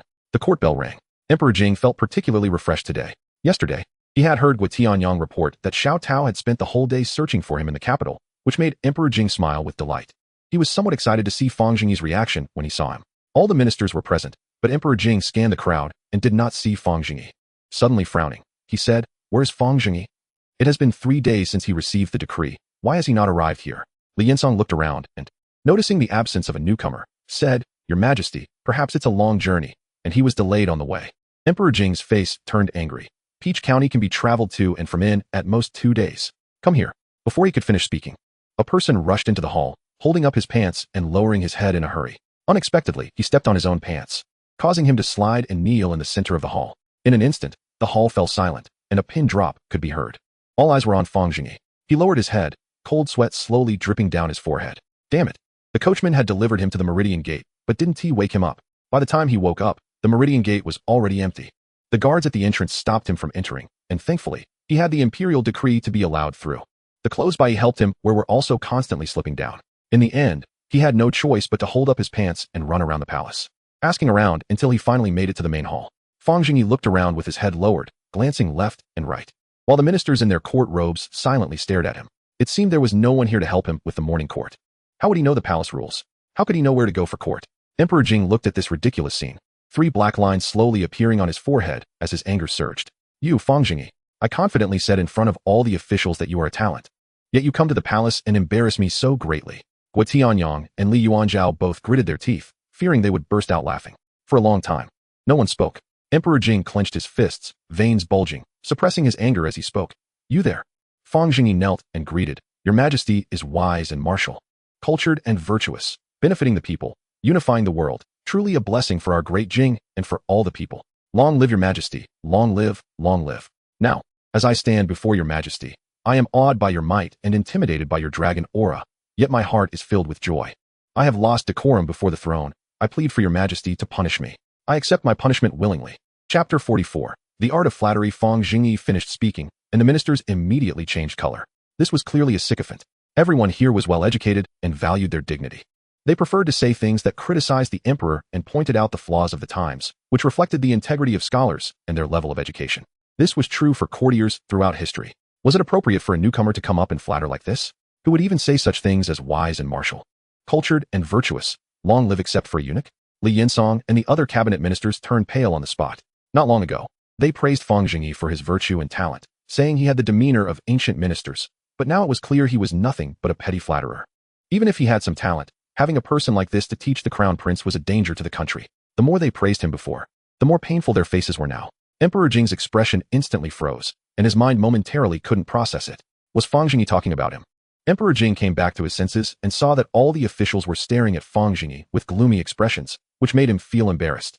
He then became furious and said, How dare you, Fang Zhengyi, delaying state affairs and still daring to speak deceitfully in the court. Raise your head. Fang Zhengyi, sweating profusely, slowly raised his head and stammered, Your Majesty Li Long? What? Li Yuan. Fang Zhengyi's eyes widened in shock as he stared at Emperor Jing, his scalp going numb instantly. The enemy he had been searching for all day turned out to be Emperor Jing, and that dead eunuch beside him was Guo Da. The smiling brat next to them was the crown prince. The cold sweat on Fang Zhengyi's forehead gradually formed a small stream, and he kept thinking about whether he had said anything to offend anyone. After thinking it over, it seemed that he had only offended that dead eunuch. The emperor and the crown prince should be fine. Seeing Fang Zhengyi staring at him without moving for a long time, Emperor Jing couldn't help but feel amused. However, he still maintained a serious expression and said, What? Do you have anything to say? Fang Zhengyi was jolted and stammered, Your Majesty, upon seeing you, I feel as if a spring breeze is brushing my face, making me feel particularly close. The officials covered their faces, unable to bear looking at such a shameless person. They felt ashamed to be in the same room as him. Shut up. Don't talk nonsense. I ask you, why are you not properly dressed? And why are you wearing the attire of a 7th-rank official to court? Where's the court robe I issued to you? Looking at the disheveled Fang Zhengyi, Emperor Jing couldn't help but frown. Although this person had a somewhat unruly reputation in Taiyuan County, at least he was properly dressed. How could he appear in such a manner in court, completely disregarding me? Fang Zhengyi gritted his teeth and said, I got lost on my first entry into the palace. And while running in the palace, I was blown by a strong wind, causing my robe to be blown open. As for the official attire, I only have this one. Fang Zhengyi kept cursing the dead eunuch who had delivered the decree, who ran off after dropping the imperial edict, taking his official attire with him. He didn't even know about this until he saw Emperor Jing. He could feel that Emperor Jing had a good impression of him in Taiyuan County. If it had been another emperor, he would have been dragged out long ago for such blunders. Emperor Jing said lightly, Is that so? Then it seems it is my oversight for granting you an official position without providing official attire? Fang Zhengyi forced a laugh and said, I dare not. Your Majesty is wise. Such trivial matters would not have gone wrong. It must be my fault. Li Yinsong and other ministers at the forefront of the cabinet had already begun to clutch their chests and breathe deeply, fearing they might pass out. If they had a sword in hand, they would have rushed forward to slay this fellow on the spot. No matter what, this person must not enter the Zhanshi mansion. Emperor Jing observed the attitudes of the officials and, after a cold snort, said to them, Ladies and gentlemen, how should we punish this Fang Zhengyi? Zhang Dongxiang, who had the most explosive temper, could no longer hold back, pushed through the crowd, and said loudly, Your Majesty, this person's behavior is outrageous, and I fear I will be unable to educate the crown prince. I hope your Majesty can retract your decree. Upon hearing this, the officials below began to whisper among themselves. Indeed, this person is truly two-faced, having a good appearance but a treacherous face underneath. If the crown prince associates with him, it may harm the dignity of the royal family. Zhang Gong truly dares to take the lead. I will also speak against him later. The officials murmured, but Emperor Jing was too far away to hear. Yet Fang Zhengyi in the center of the hall heard everything clearly. He was used to being powerful in Taiyuan County, and for many years, no one dared to speak in such a sarcastic tone near him. Now, this group of old officials was speaking coldly, and Fang Zhengyi's temper flared up. So he stood up and said to Zhang Dongxiang, May I ask, who is this esteemed official? Zhang Dongxiang flicked his sleeve and said proudly, I am Zhang Dongxiang, the grand scholar of the Eastern Pavilion. Then may I ask, has this official ever been offended by me? Fang Zhengyi asked. Not at all. Then why does Zhang Gong want your Majesty to dismiss me? This is my first audience with your Majesty. How can I be dismissed before even assuming office? Is it really so serious that I lost my manners before the emperor? Zhang Dongxiang coldly replied, It may not be so serious, but one must have self-awareness. Since you entered the court, you have been flattering and speaking deceitfully. With your character, how can you dare to educate the crown prince? It is simply a great absurdity. Fang Zhengyi smiled and said, Zhang Gong, be careful with your words. Since I entered the court, I have been speaking with your Majesty. Who have I flattered? And whom have I deceived? Does Zhang Gong think that today's achievements of the emperor are not worthy of praise from his subjects? Is the emperor's brilliance not worth being celebrated? I have received the emperor's grace for my efforts in controlling the floods in Jiang. But I know in my heart that without the emperor and the crown prince, I would still be a small 7th-rank county magistrate. If we speak of achievements in flood control, the emperor and the crown prince are the true contributors. But the emperor and the crown prince do not dare to take credit, instead bestowing this honor entirely upon me. Shouldn't I be grateful? Fang Zhengyi continued. I also think of how the emperor and the crown prince, despite being in high positions, do not forget the suffering of the people, tirelessly seeking strategies for flood control. But what about the esteemed officials in the court? Is there anyone willing to take action? Zhang Gong, if you want to dismiss me, you can. But you absolutely cannot deny the merits of the emperor and the crown prince. Otherwise, I, Fang Zhengyi, will be the first to disagree. Emperor Jing's face turned red, and he felt awkward, almost unable to sit still. He thought, this fellow really spares no effort in turning black into white. The crown prince also blushed, excited. At this moment, his sense of identification with Fang Zhengyi had reached its peak. Indeed, this is exactly the kind of person I am.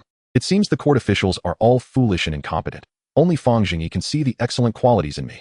Chapter 45, Tongue War with the Scholars. Fang Zhengyi, multi-part chapter. Guo Tianyong laughed secretly in his heart. This was Fang Zhengyi's classic move, a diversion. He had played this trick on us a few times in Taiyuan County, and now he was using it on the cabinet elders. It was simply reckless. Did he really think that saying a few good words and flattering the emperor would help him pull down Zhang Gong? Dream on. Zhang Dongxiang trembled with anger and said, What a silver tongue. When did I ever say that His Majesty is not wise? Flattering in person is not the way of a gentleman. If someone like you were to educate the crown prince, the country would be in peril. Your Majesty, please see clearly. Li Yinsong and Zheng Xiao couldn't help but shake their heads and sigh. Zhang Gong is good in many ways, but his temper is too straightforward. And he is too impulsive. This kid just needs a little provocation to get agitated. In terms of eloquence, he is far inferior to the cunning Fang Zhengyi in front of him. Fang Zhengyi walked closer to Zhang Dongxiang and stared at him, saying, Zhang Gong, What do you mean by flattering in person? Does Zhang Gong believe that what I said is not from the heart? I, Fang Zhengyi, have always expressed my thoughts directly. Whatever I think in my heart, I say with my mouth. In my eyes, His Majesty is a unique, great man. A true man. An emperor for the ages. Able to stabilize the world in martial matters and manage flood control in civil matters. His Majesty is like the sun hanging high in the sky, so bright and outstanding. Although I am far from the rivers and lakes, I often worry about His Majesty. My only hobby is to raise a glass to the moon, expressing my longing for the emperor. Now that I can see His Majesty and express my admiration, what wrong have I done? Is it true that the high officials of our great Jing kingdom can no longer tolerate a subject speaking the truth? Can this world not be better? How can we loyal officials, who are lowly and daring to speak frankly, live in a way that satisfies you? Thinking of this, my tears flow uncontrollably. Is the court really so dark? Anger, trembling, cold. After finishing speaking, Fang Zhengyi pretended to wipe his tears, covering his face with his sleeve and sobbing. Zhang Dongxiang's eyes widened, his chest heaving irregularly, and he could barely stand, fortunately supported by Zheng Qiao behind him. He pointed at Fang Zhengyi and said hurriedly, You. The officials fell silent. If a person is somewhat shameless, you can still condemn them, but if their face is completely written with shamelessness, you can only avoid them. That is the current situation. Seeing that Fang Zhengyi not only feels no shame, but takes pride in it, praising the emperor in every sentence. Everyone could only remain silent. Even the usually sharp-tongued officials did not wish to speak. What could they say? What else could be said? He hasn't committed a crime. Just a breach of decorum in the court. Moral condemnation? This fellow has no morals. Originally expecting to welcome a rising star in the court, what came was just a cockroach, and now they couldn't chase him away. It was infuriating. At this moment, Emperor Jing was also feeling extremely disgusted. Such shamelessness and blatant flattery made him feel a bit pleased, but seeing Zhang Dongxiang's furious expression, Emperor Jing still sternly said, Fang Zhengyi, you are outrageous. Hurry and withdraw. Zhang Gong is a veteran of 2 dynasties. How can you speak nonsense in front of him? Fang Zhengyi lowered his sleeves, quickly took 2 steps back, and then excitedly said, Your Majesty is wise. Throughout history, emperors have wanted to enhance their own glory and write extensively about their achievements, basking in the flattery of their subjects. But Your Majesty alone remains clear-headed, only willing to accept criticism. As the saying goes, I reflect on myself 3 times a day. Your Majesty can constantly reflect on yourself, which is equivalent to reaching the realm of a sage. I truly admire you to the core. Hearing this, Zhang Dongxiang gasped even harder. I. Emperor Jing. Tianyang's face had been trembling since earlier, and now it was shaking even more violently, as if a small vibrating motor was installed.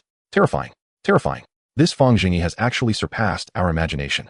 Emperor Jing was filled with an indescribable feeling and could only say lightly, Enough. No more talking. My lords, does anyone have something to say? Your Majesty, I have something to say. Yan Goen stood up, bowed to Emperor Jing, and then looked coldly at Fang Zhengyi.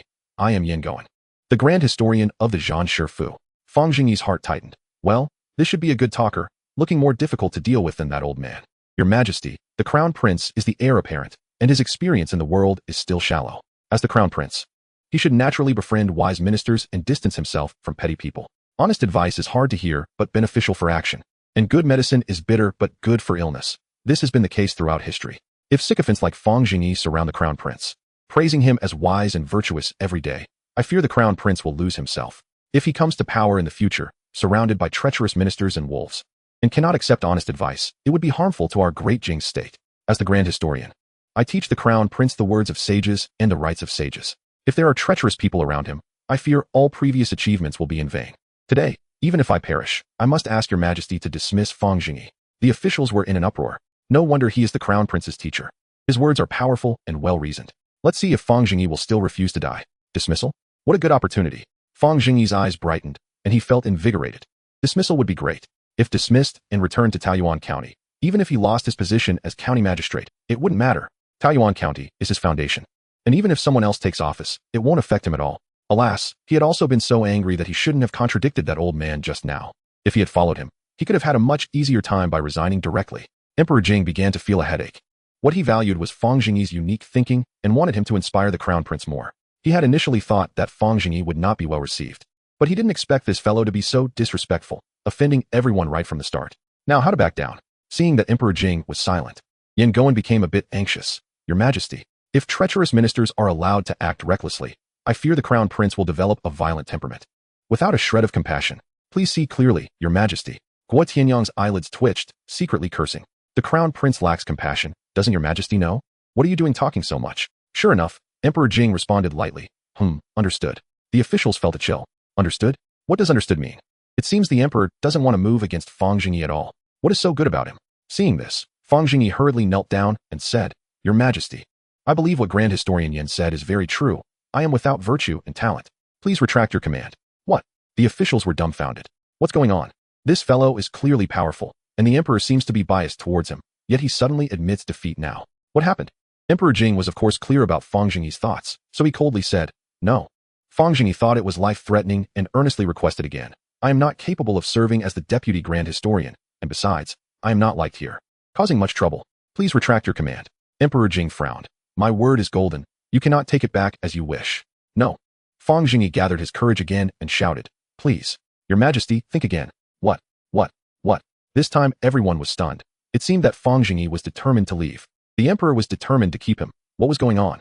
At this moment, Zhang Dongxiang, who had regained his composure, looked at Fang Zhengyi with a complex expression. Why did he suddenly contradict the emperor? Emperor Jing was truly enraged this time. You have repeatedly tried to resign, merely wanting to return to Taoyuan County to live a carefree life. I will not let you have your way. Emperor Jing rose suddenly, grabbed the inkstone on the table, and smashed it violently towards Fang Zhengyi.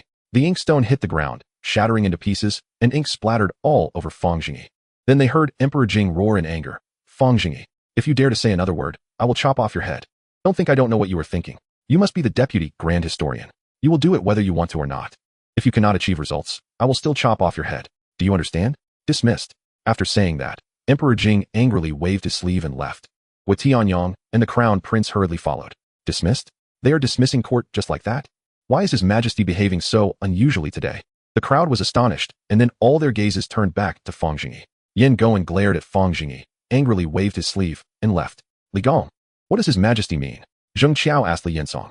Li Yinsong sighed. Fang Zhengyi is retreating to advance. What a brilliant tactic. It seems he cannot be quiet from now on. Take good care of the crown prince. I am leaving too. After saying that, he left the hall with his hands behind his back. Inside the hall, Fang Zhengyi was full of disappointment. Indeed, Emperor Jing was unwilling to let go. Offending all his peers right from the start, troublesome days lay ahead. Why is it always hellish difficulty at the start every time he changes maps? My Taoyuan County. When can I go home? Thinking more about it was futile. Fang Zhengyi could only shake his head and walk out of the hall in dejection. At the entrance of the hall, looking at the rising sun, Fang Zhengyi just wanted to smoke a cigarette and drink a cup of wine to ease his depression.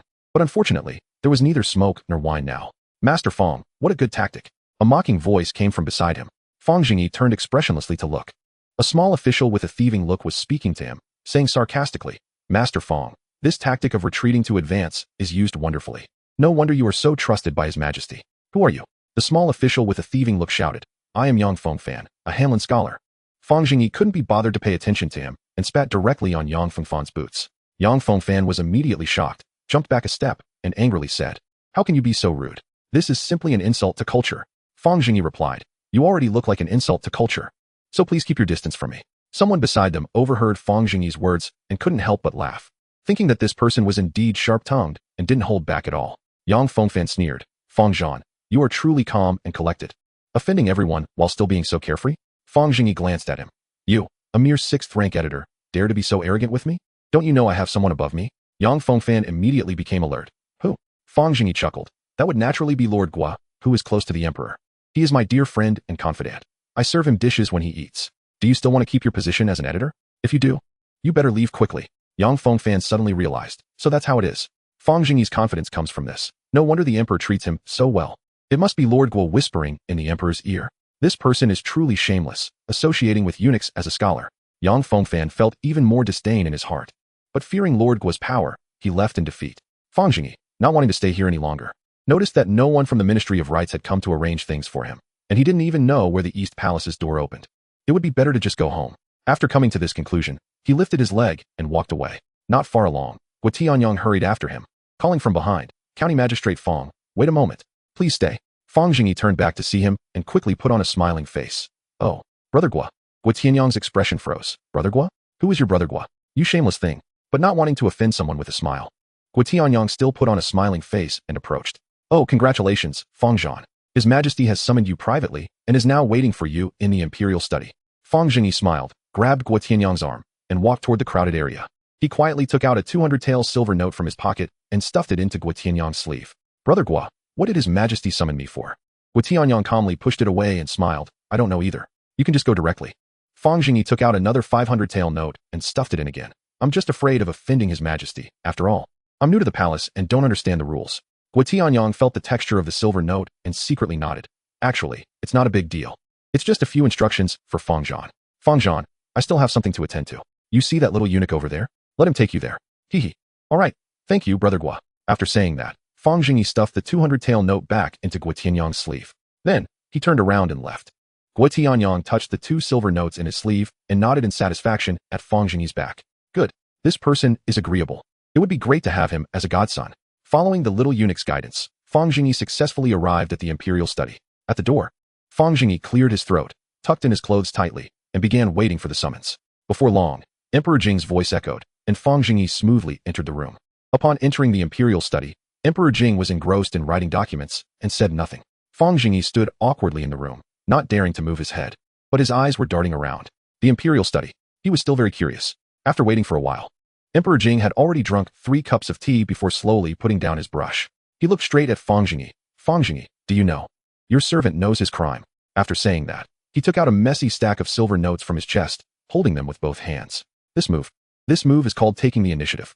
Although Fang Zhengyi didn't know in advance that Li Long was Emperor Jing, since Emperor Jing had sent spies to Taoyuan County, he must know quite a bit, so the silver was already separately prepared on him. Just waiting for you to ask. Fang Zhengyi respectfully said, this is the surplus generated in Taoyuan County over 7 years, totaling 86,524 taels. Your servant Fang Zhengyi requests your majesty to clarify. At this moment, he felt a bit anxious. This number had both zeros and digits. He should be able to trust it, right? Chapter 46. Fooling the Emperor. Emperor Jing glanced at the thick stack of silver notes, and the little eunuch presented the notes to the table. Then he said casually, the revenue of Taoyuan County for 7 years is only this mere 80,000 taels? Fang Zhengyi, how dare you play your little tricks in front of me? Fang Zhengyi nervously replied, Your Majesty, it's indeed true. It is quite an achievement that I have managed to leave over 80,000 taels after investing countless funds to reform Taoyuan County. Really? I don't believe it. If you're going to speak like that, we can't have a conversation. Sweat began to bead on Fang Zhengyi's forehead. He had to think of a way to fool the emperor today. In this new environment, he had to first show a bit of humility. At worst, he would just reveal a little bit. Fortunately, Emperor Jing spoke again. What you did before, I can overlook. But once you enter the court, you must honestly obey my commands. I am very pleased with your ability to get things done, but I am very dissatisfied with your attitude as an official. Fang Zhengyi immediately flattered him, saying, Your Majesty is right. I will be willing to devote myself wholeheartedly from now on. Emperor Jing raised his hand. Come. Give him a seat. The guarding eunuch immediately brought a chair for Fang Zhengyi, who cautiously sat down. At the same time, he thought to himself that it seemed his 80,000 taels of silver were not wasted. At least he managed to get a seat. Seeing Fang Zhengyi sitting half on the chair like a little wife, Emperor Jing couldn't help but find it amusing. It seems that even though you, Fang Zhengyi, are arrogant, you still know how to assess the situation. All right, no need to be so formal. I still have many questions to ask you. Seeing Emperor Jing's attitude soften, Fang Zhengyi couldn't help but relax a bit. Your Majesty, please ask. I will answer without reservation. Emperor Jing pondered. Various memories about Taoyuan County flashed through his mind. He was momentarily unsure of where to start asking about the toilet paper pipeline, greenhouse, mirror, and loudspeaker. After thinking for a while, he finally spoke. What is the immeasurable merit of this item? Fang Zhengyi immediately revealed an expression of as expected. The use of this thing was obvious to anyone with eyes. It was only natural for the emperor to care about it, and he had already prepared his response. Replying to your majesty, this item is properly named gunpowder, which ignites when it meets fire. If in large quantities and in a closed space, it can cause a violent explosion. Gunpowder? Is this a natural substance or a man-made one? Man-made. A wave of joy surged in Emperor Jing's heart, and he quickly continued to ask, then how much of this can be produced? What is the cost? Fang Zhengyi's expression became serious. Your majesty, this item was accidentally obtained by an alchemist. I initially kept the alchemist to produce gunpowder for Taoyuan County, but later this person was also killed in an explosion, and the production of gunpowder was cut off from there. Fortunately, there are still some leftovers. Taoyuan County has kept this item for many years. But gunpowder is extremely unstable and very dangerous. So all the remaining stock was used up when we opened the mountain. If we talk about production, it is even more difficult. I have had people research it. A few years ago, if this item had been successfully developed, I would have presented it to the court. But unfortunately, it failed. Because the cost was enormous, spending over 10,000 taels, it was unsuccessful. And later the county no longer continued to spend silver to support the research of this item. After finishing, Fang Zhengyi shook his head regretfully, revealing an expression of being unable to serve his country and feeling ashamed to death. What a joke. This thing could have been mass-produced long ago. I'm not a rookie just entering the workplace. Of course, good things should only be brought out at critical moments. If you immediately show off to the boss, Won't that just force yourself to become a toiling fool? If you want to live comfortably, toothpaste must be squeezed out slowly. However, it is true that the cost of making gunpowder is high. Leaving aside material costs, when Fang Zhengyi first arrived, he didn't even know what sulfur or saltpeter looked like. He could only send people to gather all the materials available in the market, and then find craftsmen to compare them one by one. It took a lot of effort before gunpowder was successfully developed. After all, with no system and no memory, life was quite hard. Upon hearing this, Emperor Jing pointed at Fang Zhengyi and angrily said, "Incredible! Such a miraculous invention has stopped being researched. I will immediately order Taoyuan County to continue its development." Fang Zhengyi smiled bitterly and shook his head. "Your Majesty, the county has no money. I brought all the silver this time. How much do you need? 40,000 or 30,000 should be about right." As he spoke, Fang Zhengyi's gaze unconsciously glanced at the table. Emperor Jing looked at Fang Zhengyi with a cold smile. "What? Do you want to take this money back?"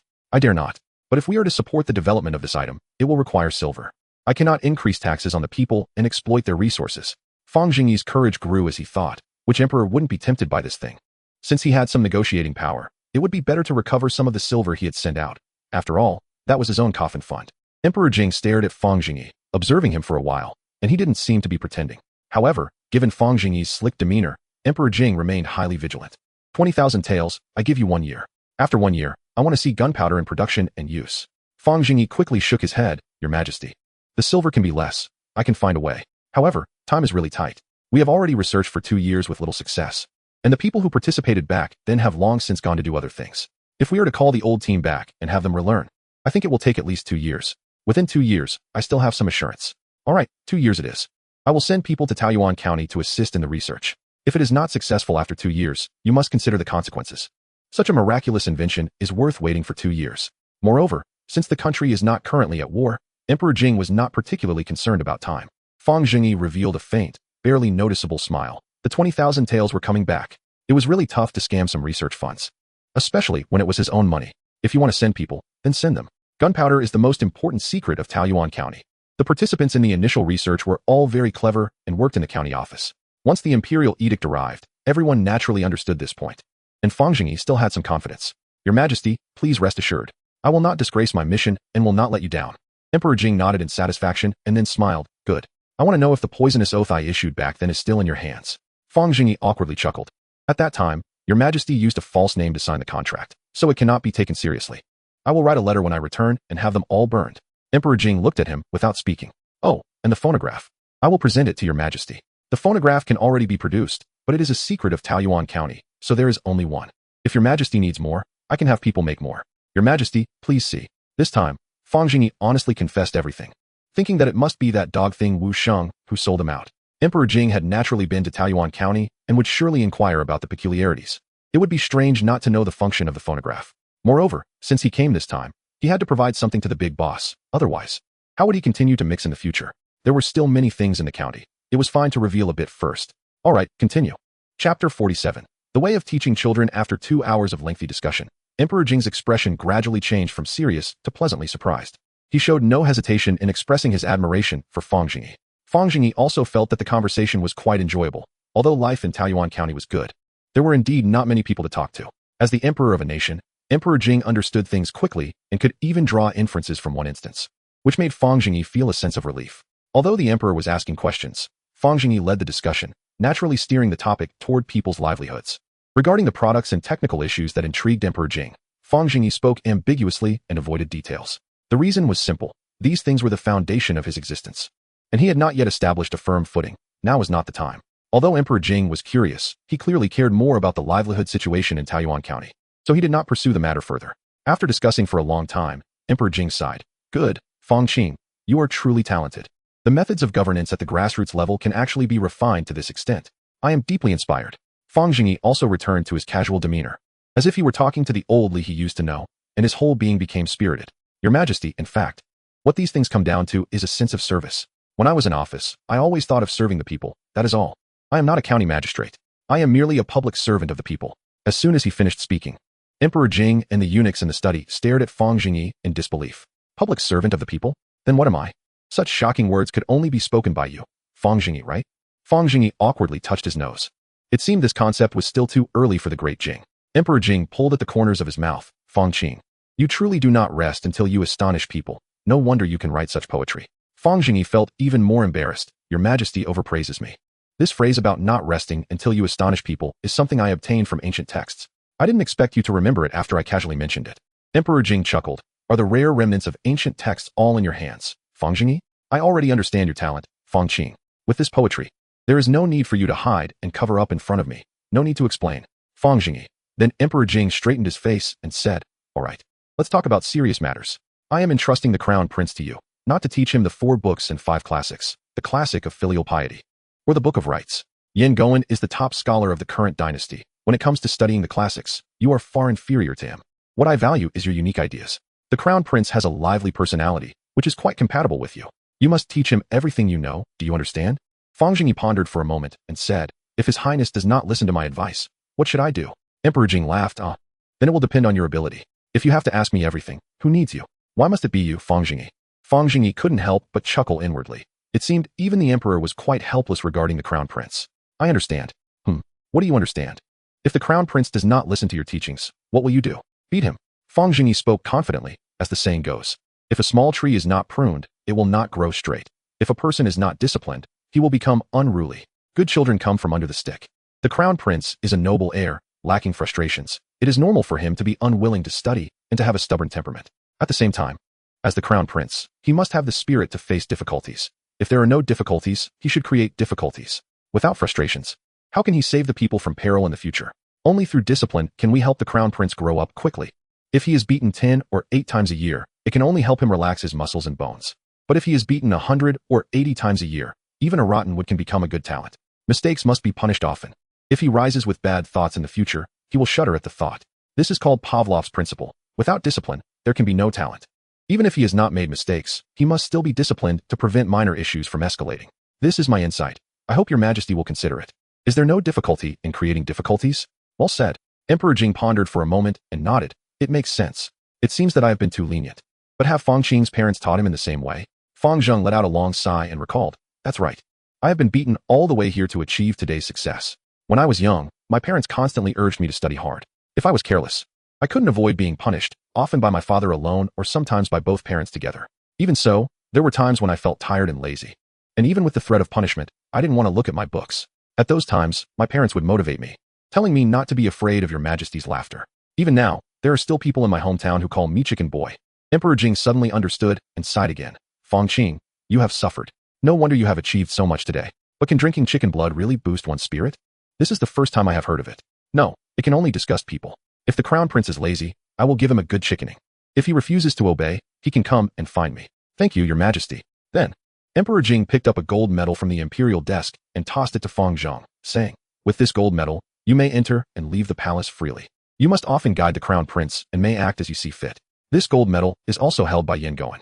I know there is some friction between you two, but he is your superior, so you must be careful with your words. Today in the hall, all the officials looked at you with disdain.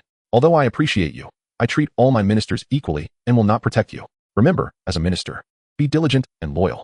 With your abilities, as long as you do not make mistakes, it is not impossible for you to enter the cabinet and become a prime minister in the future. How far you can go on the remaining path depends on yourself.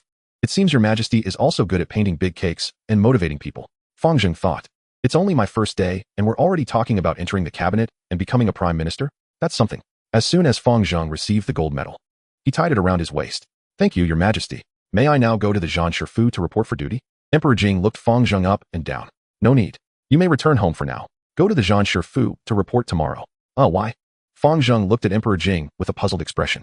Emperor Jing couldn't help but laugh at Fang Zheng's disheveled appearance covered in ink spots. It's nothing. Remember not to be late for tomorrow's morning court. Also, go change into your official robes. Come back in proper attire tomorrow. Chapter 48. Leave early. Feeling great after getting off work early, Fang Zheng left the palace and quickly found a carriage to head home. Along the way, he kept recalling his meeting with Emperor Jing. Although he had offended everyone, it had gone relatively smoothly, and most surprisingly, Emperor Jing was actually Li Long. Fortunately, the emperor had a good impression of him. However, the task of educating the crown prince fell on his shoulders, which was quite a headache. The crown prince was clearly in a rebellious phase, and judging from the emperor's demeanor, if he failed to teach him well, it could become a difficult situation. While he was pondering the educational approach for the crown prince, the carriage stopped.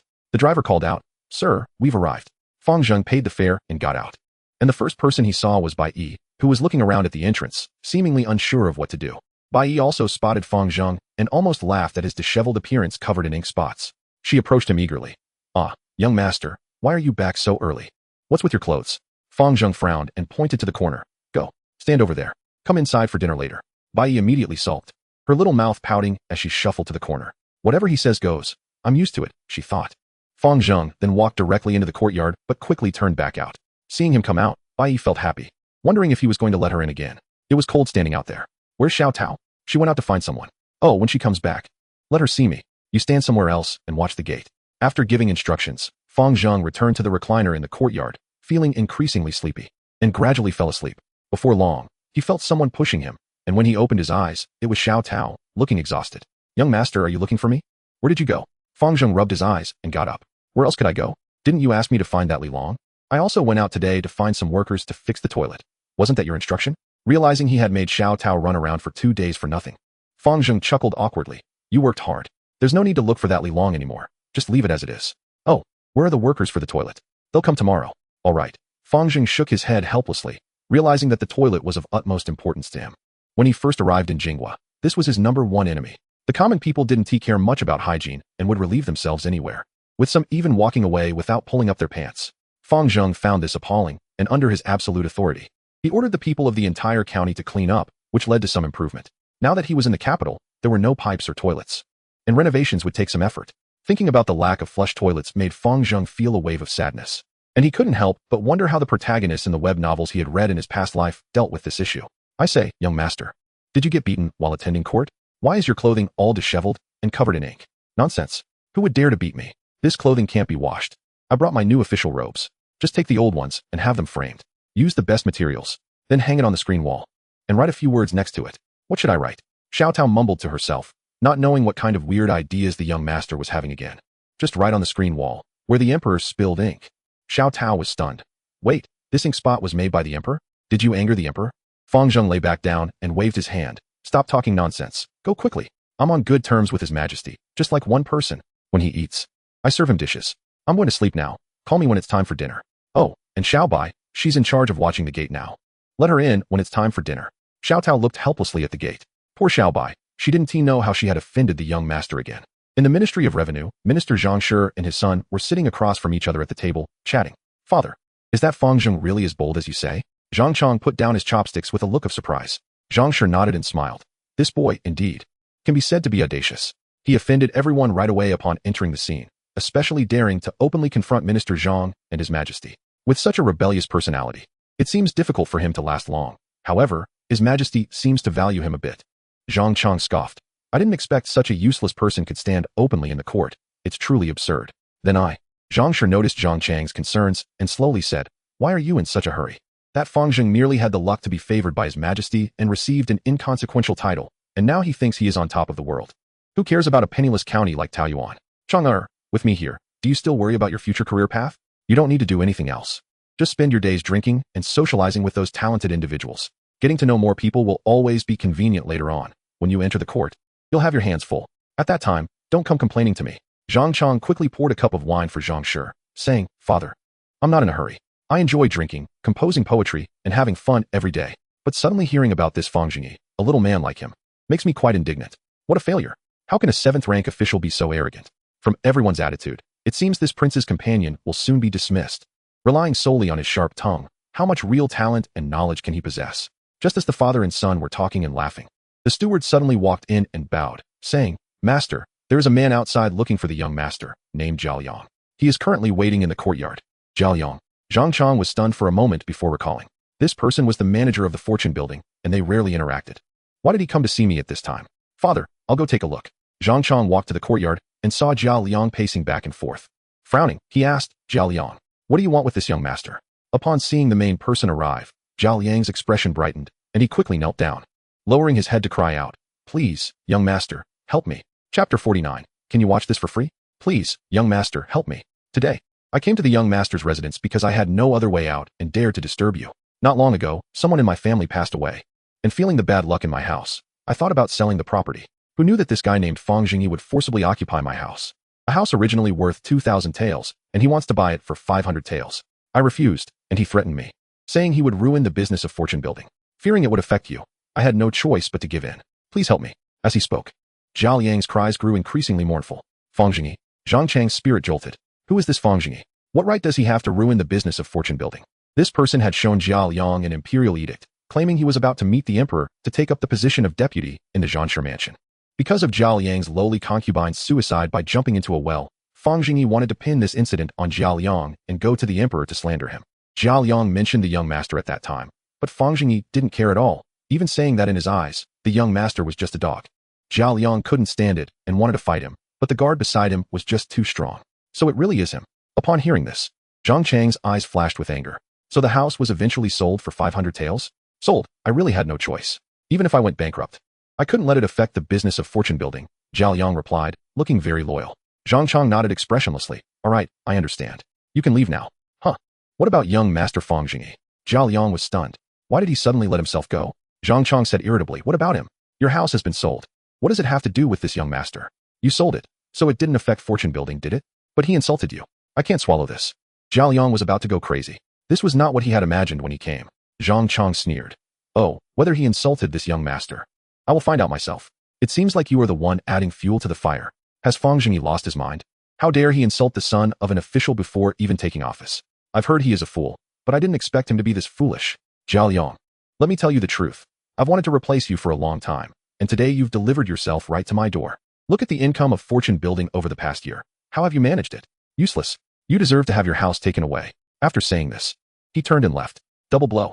Zhao Liang collapsed on the ground, feeling utterly despondent. What is wrong with this world? What did I do wrong? Zhang Chang returned to the table, and Zhang Shi asked, Chang'er, what was all that noise outside?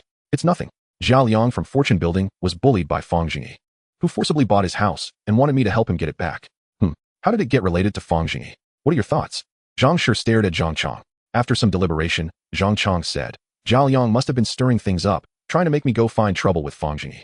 However, if Fang Zhengyi really did forcibly buy Zhao Liang's house, wouldn't that violate our Great Jing laws? In that case, Zhang Shi shook his head. Goods and money exchanged hands, and there were no third parties present. Even if you win a court, how could you win a case based on empty words? Zhang Chang pondered. That's true. But Zhao Liang must have mentioned my father during the negotiations, yet Fang Zhengyi still forcibly bought the house. This shows he doesn't take us seriously. I want to meet him. What do you think? Still thinking. If we consider timing, in 3 days, there will be a poetry debate on the lake during the holiday. Many celebrities and nobles will gather there. It would be perfect to invite Fang Zhengyi to verify what kind of person he is. Haha, but Fang Zhengyi's reputation must have already stunk. He will definitely show his ugly side. If he has resentment, I fear it will bring trouble to my father. Zhang Shi couldn't help but pat his shoulder, saying with satisfaction, Chang'er has grown up, able to discern the words of a petty man while also considering your father. Very good. However, those who achieve great things must have courage. Fang Zhengyi is about your age, and in this regard, you are much weaker than him. If you really want to meet him, just go directly. Although Fang Zhengyi is favored by the emperor, he won't amount to anything significant. With your father here, you can go ahead. I'm not as good as Fang Zhengyi. Zhang Chang scoffed. With my father saying this, I can rest assured. I will write a letter to invite Fang Zhengyi. The steward immediately prepared the writing materials. Zhang Chang quickly wrote an invitation letter, sealed it, and put it in an envelope. Turning to the steward, he asked, has Zhao Liang left yet? He knows the way. Let him deliver it. No, young master. He's still outside.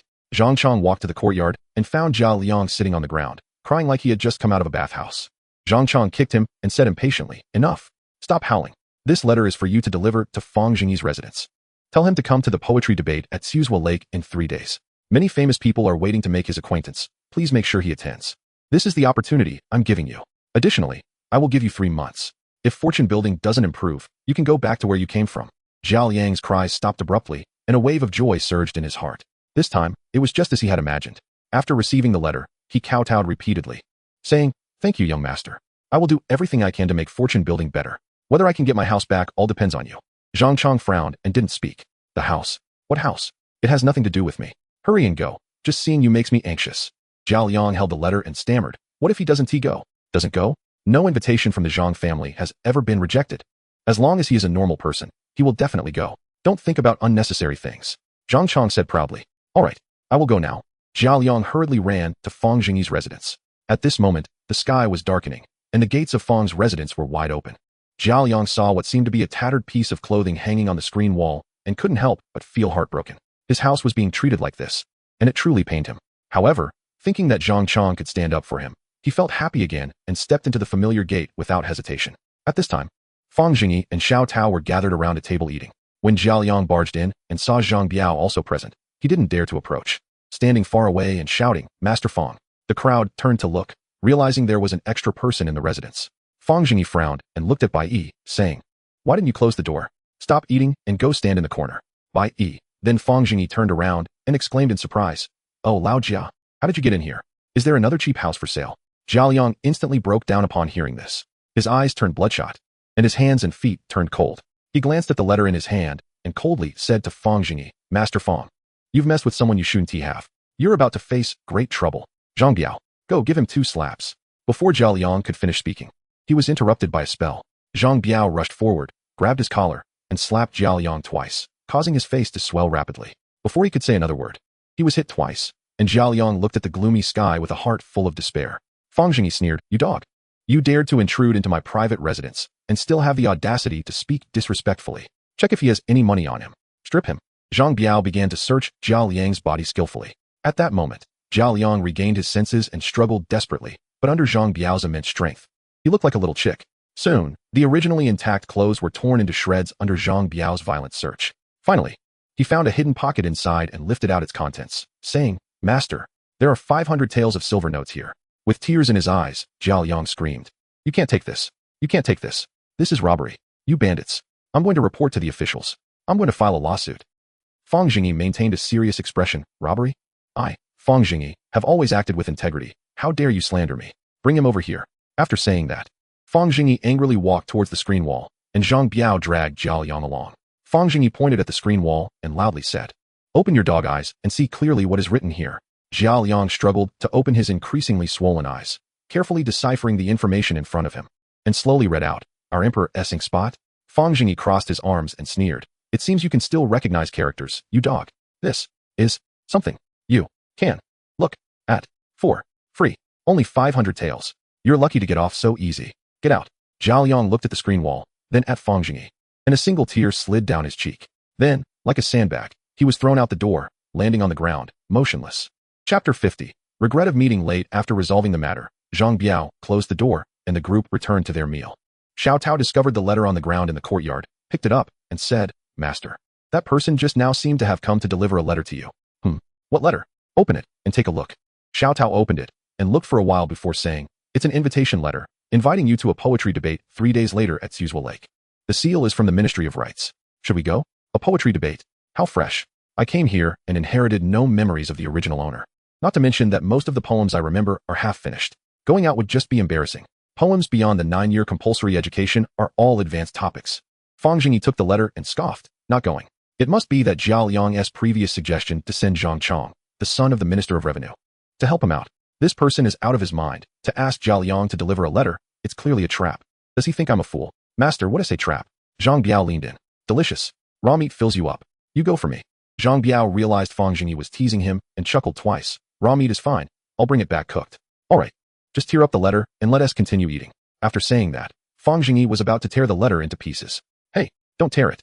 Bai Yi suddenly spoke up from the corner, and everyone looked over at her. Bai Yi awkwardly walked over, took the letter from Fang Zhengyi's hand, and hesitantly said, "Master, this letter is sent from the Ministry of Rights, and there will definitely be many noble young masters attending the poetry debate. How many people seek such an opportunity and cannot get it? You're new to the capital and don't know many people. Why not sell this letter?" Fang Zhengyi exclaimed in delight, "Xiao Bai, you've grown. What you said makes sense. Let us sell it." Then he reached out and ruffled Bai Yi's hair. Bai Yi resisted the urge to dodge. Her pretty face gradually flushed. "Xiao Tao, tomorrow you go out to see if any big inns or academies are willing to take this letter. If someone is trustworthy, bring them directly to the mansion, and I'll meet them in person. Leave it to me, master. I haven't been anywhere in the capital yet." And Xiao Tao has been running around for 2 days and is very tired. Bai Yi hurriedly said, "You?" Fang Zhengyi looked at Bai Yi suspiciously.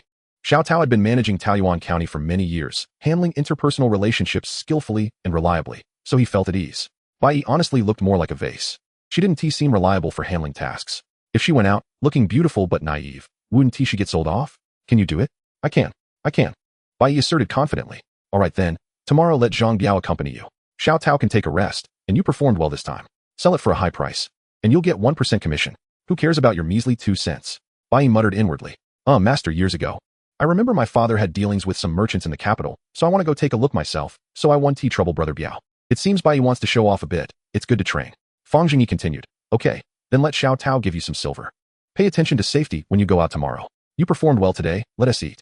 The next day, Fang Zhengyi was not late. He arrived just in time for the morning court session, standing steadily at the back near a pillar, staring blankly under the disdainful gazes of everyone. Before Fang Zhengyi could warm up, a eunuch inside the hall reminded him. Guo Tianyang whispered, Master Fang, wake up. You can't stand there. Huh? Where should I stand? Fang Zhengyi looked confused. Guo Tianyang rolled his eyes and helplessly pulled Fang Zhengyi out, then brought him to the middle of the hall. He again whispered, Master Fang, the emperor is looking at you. Feeling the disdainful gazes around him, Fang Zhengyi couldn't help but raise his voice. Thank you, Brother Guo. The disdainful gazes of everyone instantly shifted to Guo Tianyang. Damn it. So many people calling him Brother Guo. You're not trying to make me feel bad, are you? Guo Tianyang was stunned. His old face turned red, and he returned to Emperor Jinghe's side, covering his face. Soon, a bell rang, and the ministers began to speak. Fang Zhengyi stood there in a daze, the voices in his ears growing increasingly blurred. He usually slept 6 hours a night, a good habit he had developed over the years, but since entering the capital, he had only been sleeping 4 hours each night. Waking up so early, Fang Zhengyi felt as if he had been forcibly turned on and couldn't adapt to it. However, Emperor Jinghe was very accommodating, completely ignoring Fang Zhengyi, and he was happy to be leisurely. Before long, Fang Zhengyi felt someone pulling him again and slowly opened his eyes. He vaguely heard, Master Fang, wake up. It's over. Huh? Class is over? 3 black lines dropped from Guo Tianyang's head as he complained. What class? The court session is over. You need to hurry to the Zhanshi Fu to roll call. Brother Guo, you're so righteous. I'm off. Fang Zhengyi smiled, wiped his drool, and turned to leave the main hall. Wait, do you know how to get there? Guo Tianyang looked at Fang Zhengyi with a face full of exasperation. Right. I don't know. I'm still groggy. Brother Guo, can you take me? Guo Tianyang disdainfully waved his hand, pulled over a little eunuch beside him, and said, We've arranged someone for you. Mao Quan, you take Master Fang to the Zhanshi Fu. Mao Quan led Fang Zhengyi all the way to the Zhanshi mansion. As soon as they entered, Fang Zhengyi spotted Li Yuanzhao, who was surrounded by eunuchs, walking towards him. The crown prince had a wound on his face but still smiled, and said, Fang Zhengyi, you finally came. I've been waiting for you so long. Fang Zhengyi also smiled. I have missed the crown prince very much too. When we first met in Taiyuan County, it felt like we were old friends. At first sight of your highness, I thought you were extraordinary. Unlike an ordinary person, I never expected you to be the crown prince. Truly unexpected, yet reasonable. Hearing Fang Zhengyi's words, the group of eunuchs around Li Yuanzhao turned their faces away, unable to bear to look. So shameless. If it weren't for seeing you in official robes, I would have thought you were a fellow traveler. Li Yuanzhao was delighted to hear this and took a step closer, grabbing Fang Zhengyi's hand and pulling him inside, continuously saying, Yes, I thought the same. I really feel like I've met you too late, unlike Master Yin, who can't say a single good word. Come with me. Master Yin will be here soon, and I don't want to see him. Chapter 51. I become brothers with the crown prince. Li Yuanzhao led Fang Zhengyi to a secluded area, dismissed the many attending eunuchs, and eagerly said, I have many questions to ask you. Your Highness, wait a moment. I have something to say. Fang Zhengyi interrupted Li Yuanzhao. How did you get that wound on your face? Could it be that someone in the palace dared to hit you? This question had been on Fang Zhengyi's mind since he walked in. The wound on the crown prince's face looked like it was from a whip. Who would dare to injure the crown prince's face? As soon as he finished asking, Li Yuanzhao immediately gritted his teeth and said angrily, Who else could it be? Who else? Besides my father, who in the palace would dare to hit me? I don't know what kind of medicine my father took wrong. When I went to greet him yesterday, after just a few words, he had me hung up and beat me, accidentally hitting my face. I thought about it for a long time and didn't he do anything wrong? Ouch, it still hurts now. Fang Zhengyi immediately shut his mouth and acted like a quail. Well, I must say, Your Highness, you were originally handsome, with clear brows and bright eyes, and now with a wound on your face. It actually makes you look even more handsome and manly, just like someone returning from the battlefield. His Majesty must be unparalleled in martial arts, as the saying goes. A tiger father has no dog son. The crown prince must be the same. Li Yuanzhao touched the wound on his cheek and smiled. Really? Fang Zhengyi patted his chest. Absolutely. Fang Zhengyi, guarantee it. Setting aside your highness's dragon aura, the look of grim determination on your face is unparalleled. It makes one want to bow down and worship. This young man loved to be praised, and even the crown prince was no exception. Li Yuanzhao immediately laughed heartily. Good. You, Fang Zhengyi, are the only one in the palace who understands me. I am a born talent. Yet my father and those old ministers in the palace keep belittling me. They have no eyes. Fang Zhengyi couldn't help but sigh inwardly. It seemed the crown prince was not having a good time in the palace. It appeared he was being bullied daily by the emperor and the ministers. With no friends by his side, maintaining such a naive and optimistic personality was truly not easy. What did your highness want to ask me earlier? Thunder. I want to ask how to summon thunder to control the flood. Li Yuanzhao's eyes sparkled with excitement. Your highness is joking. There is no such thing as thunder. That's just a man-made tool, like a hammer or a sickle, but the quantity is limited. Once we produce more, your highness can have as much as you want. Oh, Li Yuanzhao's face visibly showed disappointment, but he was still not discouraged, continuing to ask, then what about those sword immortals flying on swords in the books? Are they all fake? There are no ghosts or gods in this world. At this point, Fang Zhengyi hesitated. As a serious progressive youth, he certainly did not believe in ghosts and gods. However, he had actually crossed over, which made things a bit awkward. After thinking for a while, he said, I do not believe in ghosts and gods. They are just the superstitions of the ignorant. A useless person who dies can only become a dead waste. If they harbor some resentment, do they want to turn over like a salted fish and become a ghost? That's just the people's beautiful wishful thinking. And think about it. Those peerless masters in novels are either blind or beggars, or at best, weak scholars. These books are mostly written by weak scholars who might want to express their dissatisfaction with life. Is that so? That makes some sense. Li Yuanzhao felt deeply impacted. The spiritual world he had always fantasized about seemed to shatter. As for flying on swords, that was purely a fabrication in books. If you read more, you'll know that overseas barbarians have sword immortals who ride on brooms to fly. Is that reasonable? Li Yuanzhao raised an eyebrow. Riding a broom? That's new. And it's more convenient than standing, but thinking about it, it's not very aesthetically pleasing. What kind of convenience is that? Isn't it uncomfortable? Ah, I see. Then riding on Lu Jin would be appropriate. The conversation became more and more absurd, and this topic could not continue. Fang Zhengyi quickly interrupted him, saying, Does your highness have any other questions? Oh, there's also that phonograph that has already been presented to his majesty. I heard there is a person called a sketch artist in Taoyuan County, whose painting skills are astonishing, able to create lifelike images. I want to see it. Fang Zhengyi smiled and said, Your highness, sketching is a painting technique. If your highness is interested, I can find the artist right away to teach you. Li Yuanzhao said, No need, I just want to see. I can also paint. But I often wonder what kind of painting is worthy of the term lifelike. The painters in the palace don't paint very accurately. Look, this is the painting I did this morning. How is it? Saying this, Li Yuanzhao took out a piece of rice paper from his chest and unfolded it. It seemed to be some kind of animal, composed of black and white lines. Fang Zhengyi took a look and was immediately surprised. Wow, I didn't expect your highness could actually draw a penguin. And it looks so realistic. Li Yuanzhao was puzzled. What is a penguin? This is a kingfisher. Fang Zhengyi maintained his composure and said, That's right. My hometown refers to kingfishers as penguins. That's a dialect. Is that so? It seems I do have some talent in this area, Li Yuanzhao sighed. Fang Zhengyi's eyes twitched twice. Yes, I didn't expect your highness to be both literate and martial. However, such art is still a bit early for humanity. In 1,000 or 800 years, it will surely become a national treasure. Quickly put it away. Ha, you have good taste. Then this painting will be a gift for you. Thank you, your highness. Fang Zhengyi expressionlessly accepted the painting and stuffed it into his bosom. Then he took out a thick stack of something resembling a book and quietly said, Your highness, I feel like we hit it off at first sight. So I prepared a gift for you. Li Yuanzhao was startled when he saw Fang Zhengyi hand over a thick stack of silver notes, stepping back in shock. What is this? Silver notes? These silver notes were specially exchanged by Fang Zhengyi for small denominations, totaling a whopping 10,000 taels. And the thick stack looked even more than what he had given to Emperor Jing. Seeing him retreat, Fang Zhengyi's expression turned displeased. What does this mean, your highness? Do you look down on me, Fang Zhengyi? This 10,000 taels of silver is just a little token of my appreciation. I regard the crown prince as a close friend. What does a little silver count for? Li Yuanzhao was astonished. This is 10,000 taels. Exactly. Greed immediately flickered in Li Yuanzhao's eyes. The monthly allowance given to the Eastern Palace by Emperor Jing was generally around 400 to 500 taels. And this 10,000 taels was a considerable sum for him. However, he still hesitated. Is it appropriate for me to take your money? Fang Zhengyi lamented. Brothers are like hands and feet, and wealth is like dirt. If you don't accept this silver, your highness will be looking down on me, not treating me, Fang Zhengyi, as a friend. I, Fang Zhengyi, have nothing but this. Besides silver, I have nothing at home. Do you think your highness despises me for being a mere copper-smelling person? Li Yuanzhao hurriedly waved his hands and said anxiously, No, I consider you a friend. Don't think that way. Saying this, he happily snatched the money from Fang Zhengyi's hand and stuffed it into his sleeve. Feeling touched, I have recognized you as my brother. If anyone bullies you in the palace in the future, just come to me. Your highness is too polite. From now on, you can just call me Old Fang. If you need anything, just tell me. Before long, the two began to warm up to each other, laughing and joking, thoroughly scheming together. At that moment, the little eunuch Lu Jin rushed over, and upon seeing the crown prince and Fang Zhengyi with their arms around each other, he immediately opened his mouth wide and stammered. Your highness, Master Yan has arrived. Chapter 52. The crown prince's first lesson. Li Yuanzhao pulled Fang Zhengyi's sleeve and whispered, Old Fang, you must be very careful with Master Yan.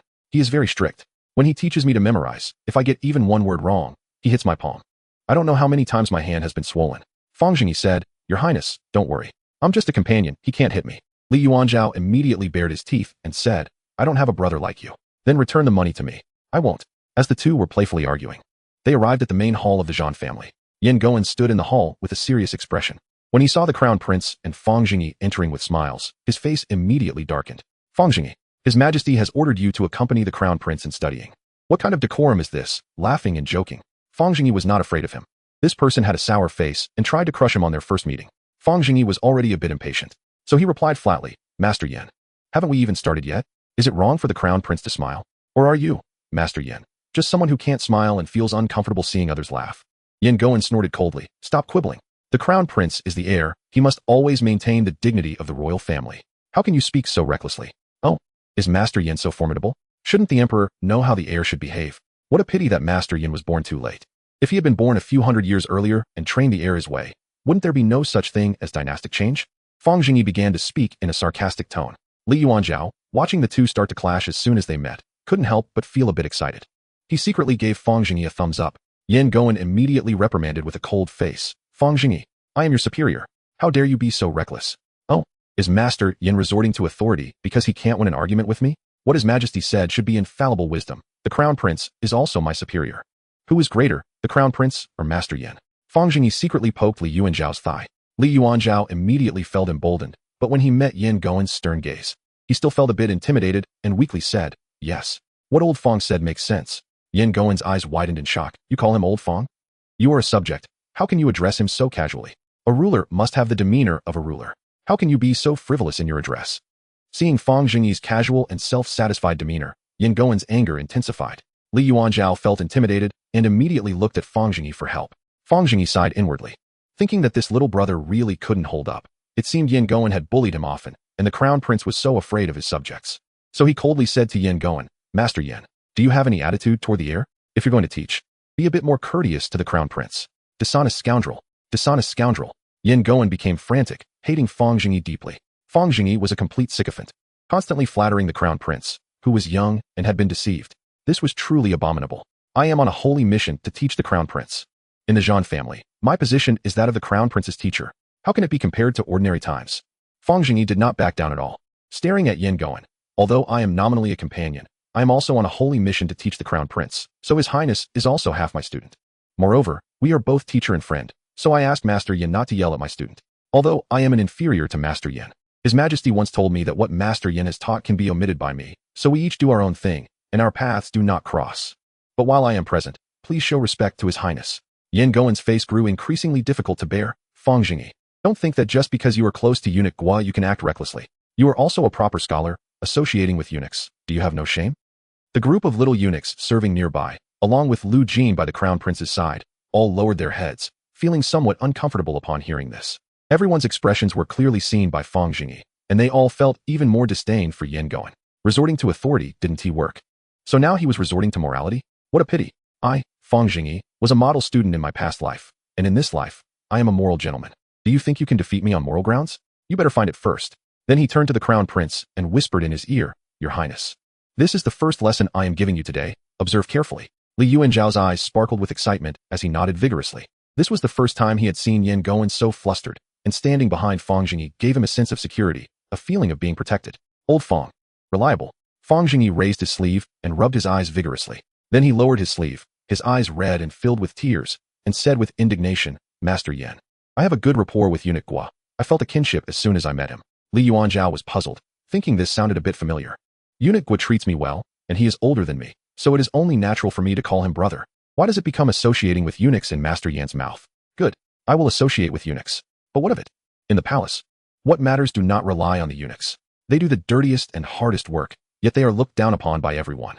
Hearing the disdain of all you high and mighty lords. If this is what so-called scholars are like, the so-called gentleman's way, I, Fang Zhengyi, would rather associate with eunuchs. The eunuchs in the hall looked at Fang Zhengyi in astonishment, feeling a surge of inexplicable emotion. It seemed that since entering the palace, no one had ever spoken such words for these lowest-ranking eunuchs. Yan Goen sneered, Haha, truly shameless. The body and skin are given by parents. And eunuchs have given up their dignity as human beings, yet you are proud to associate with eunuchs. I am truly ashamed to be an official alongside you. Shut up. Fang Zhengyi roared in anger, Master Yan, those in office should serve the people. Have you ever seen hungry citizens? Have you seen orphans without parents? What have the common people done to deserve this? Where is the justice in heaven? Not everyone is born into luxury like Master Yan. And not everyone is born with pens and ink to serve. These people, he, and he, which one is not from a poor background? If it weren't for desperation, who would want to harm their bodies and be scorned in the palace? If they had a bite to eat and a sip to drink, would anyone want to go against the natural order and suffer harm to their bodies? But facing such a group of pitiful people, does Master Yin have the slightest compassion? Do you ever think about them when you lash out? Fang Zhengyi looked up at the sky at a 45-degree angle, tears slowly sliding down his cheeks. This scene brought tears to the eyes of the eunuchs, who were captivated. Especially Lu Jin, who was touched in his soft spot and couldn't help but cover his face, letting out a soft sob. Li Yuanzhao also felt deeply ashamed and quickly patted Lu Jin, whispering, "I was wrong. I won't hit you anymore." Whoa. Fang Zhengyi wiped his tears and pointed at Yin Goen, sternly saying, "Yin Zhanshi, do you realize your mistake?" Everyone's gaze followed Fang Zhengyi's finger to Yin Goen. Under the watchful eyes of the crowd, Yin Goen felt extremely uneasy but still maintained his composure, replying, "Mistake? What mistake do I have? No matter how eloquent you are, you can't change the facts I stated.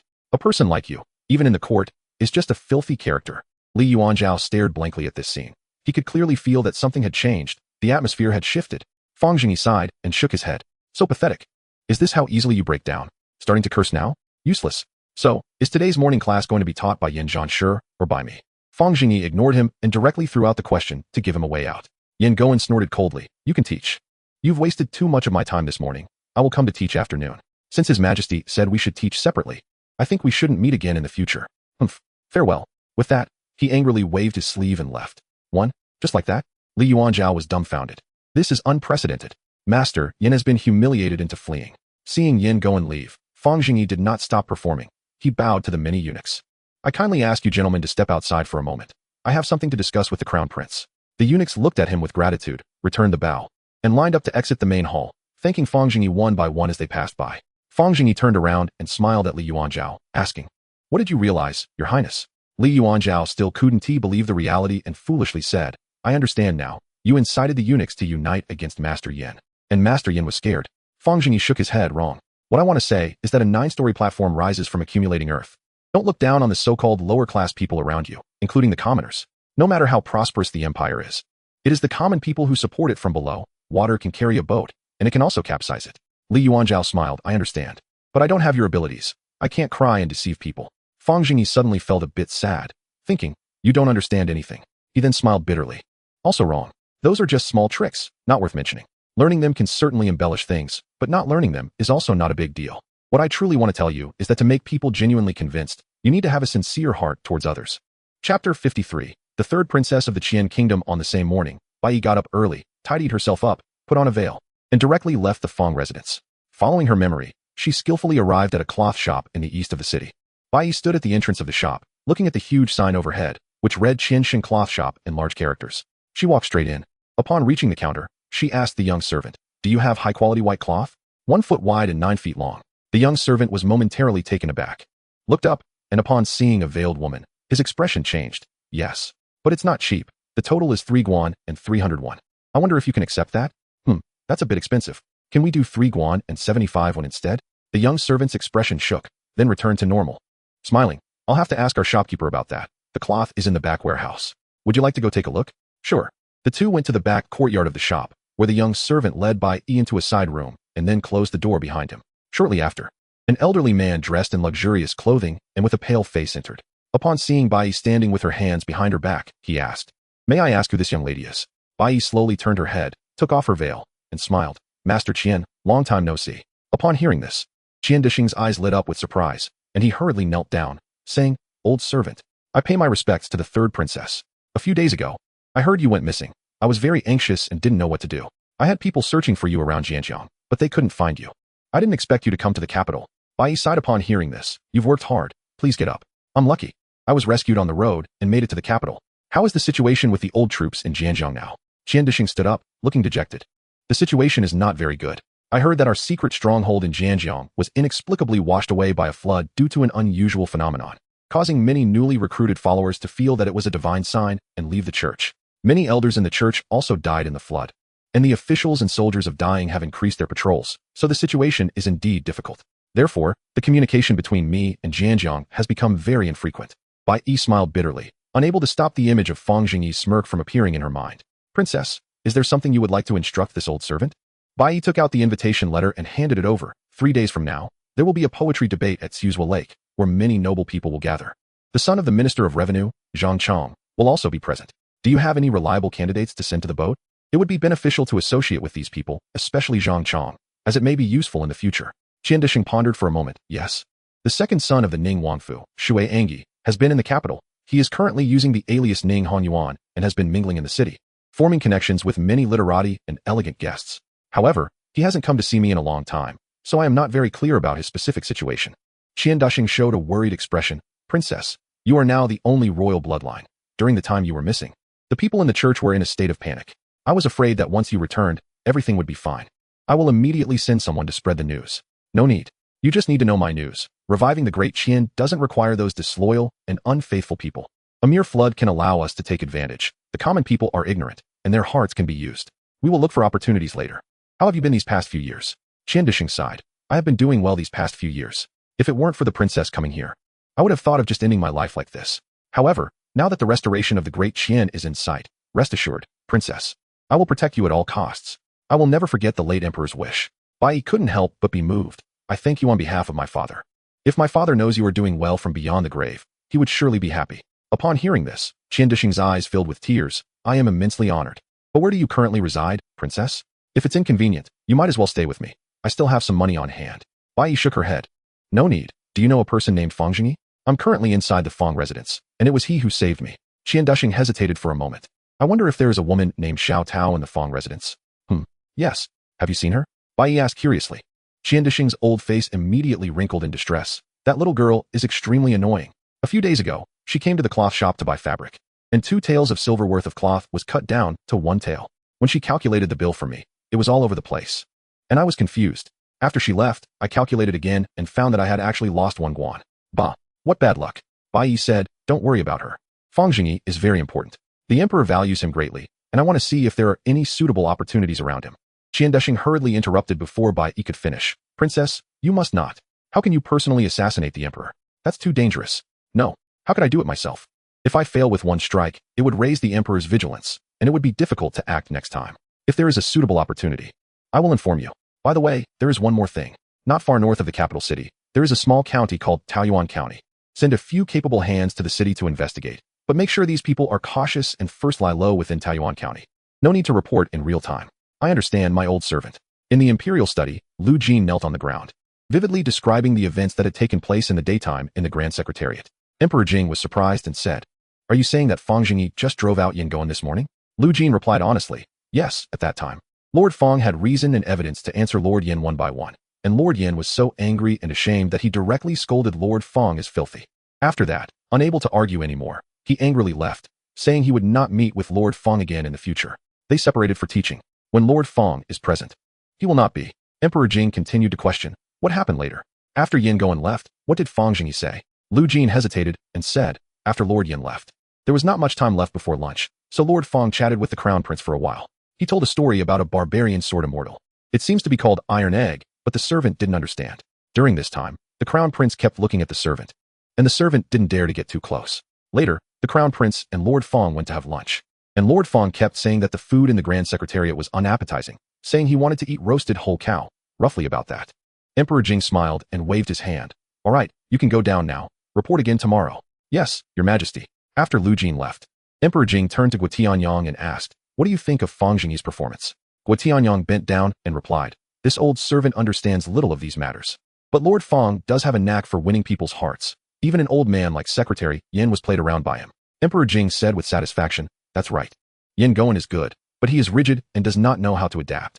A newcomer like Fang Zhengyi has actually manipulated him in the palm of his hand, which has exceeded my expectations. I hope the crown prince can learn a bit from these two. They complement each other perfectly. I can also learn this. Guo Tianyang chuckled. Although Lord Fang's move is to win people's hearts, this old servant indeed feels a bit warmed.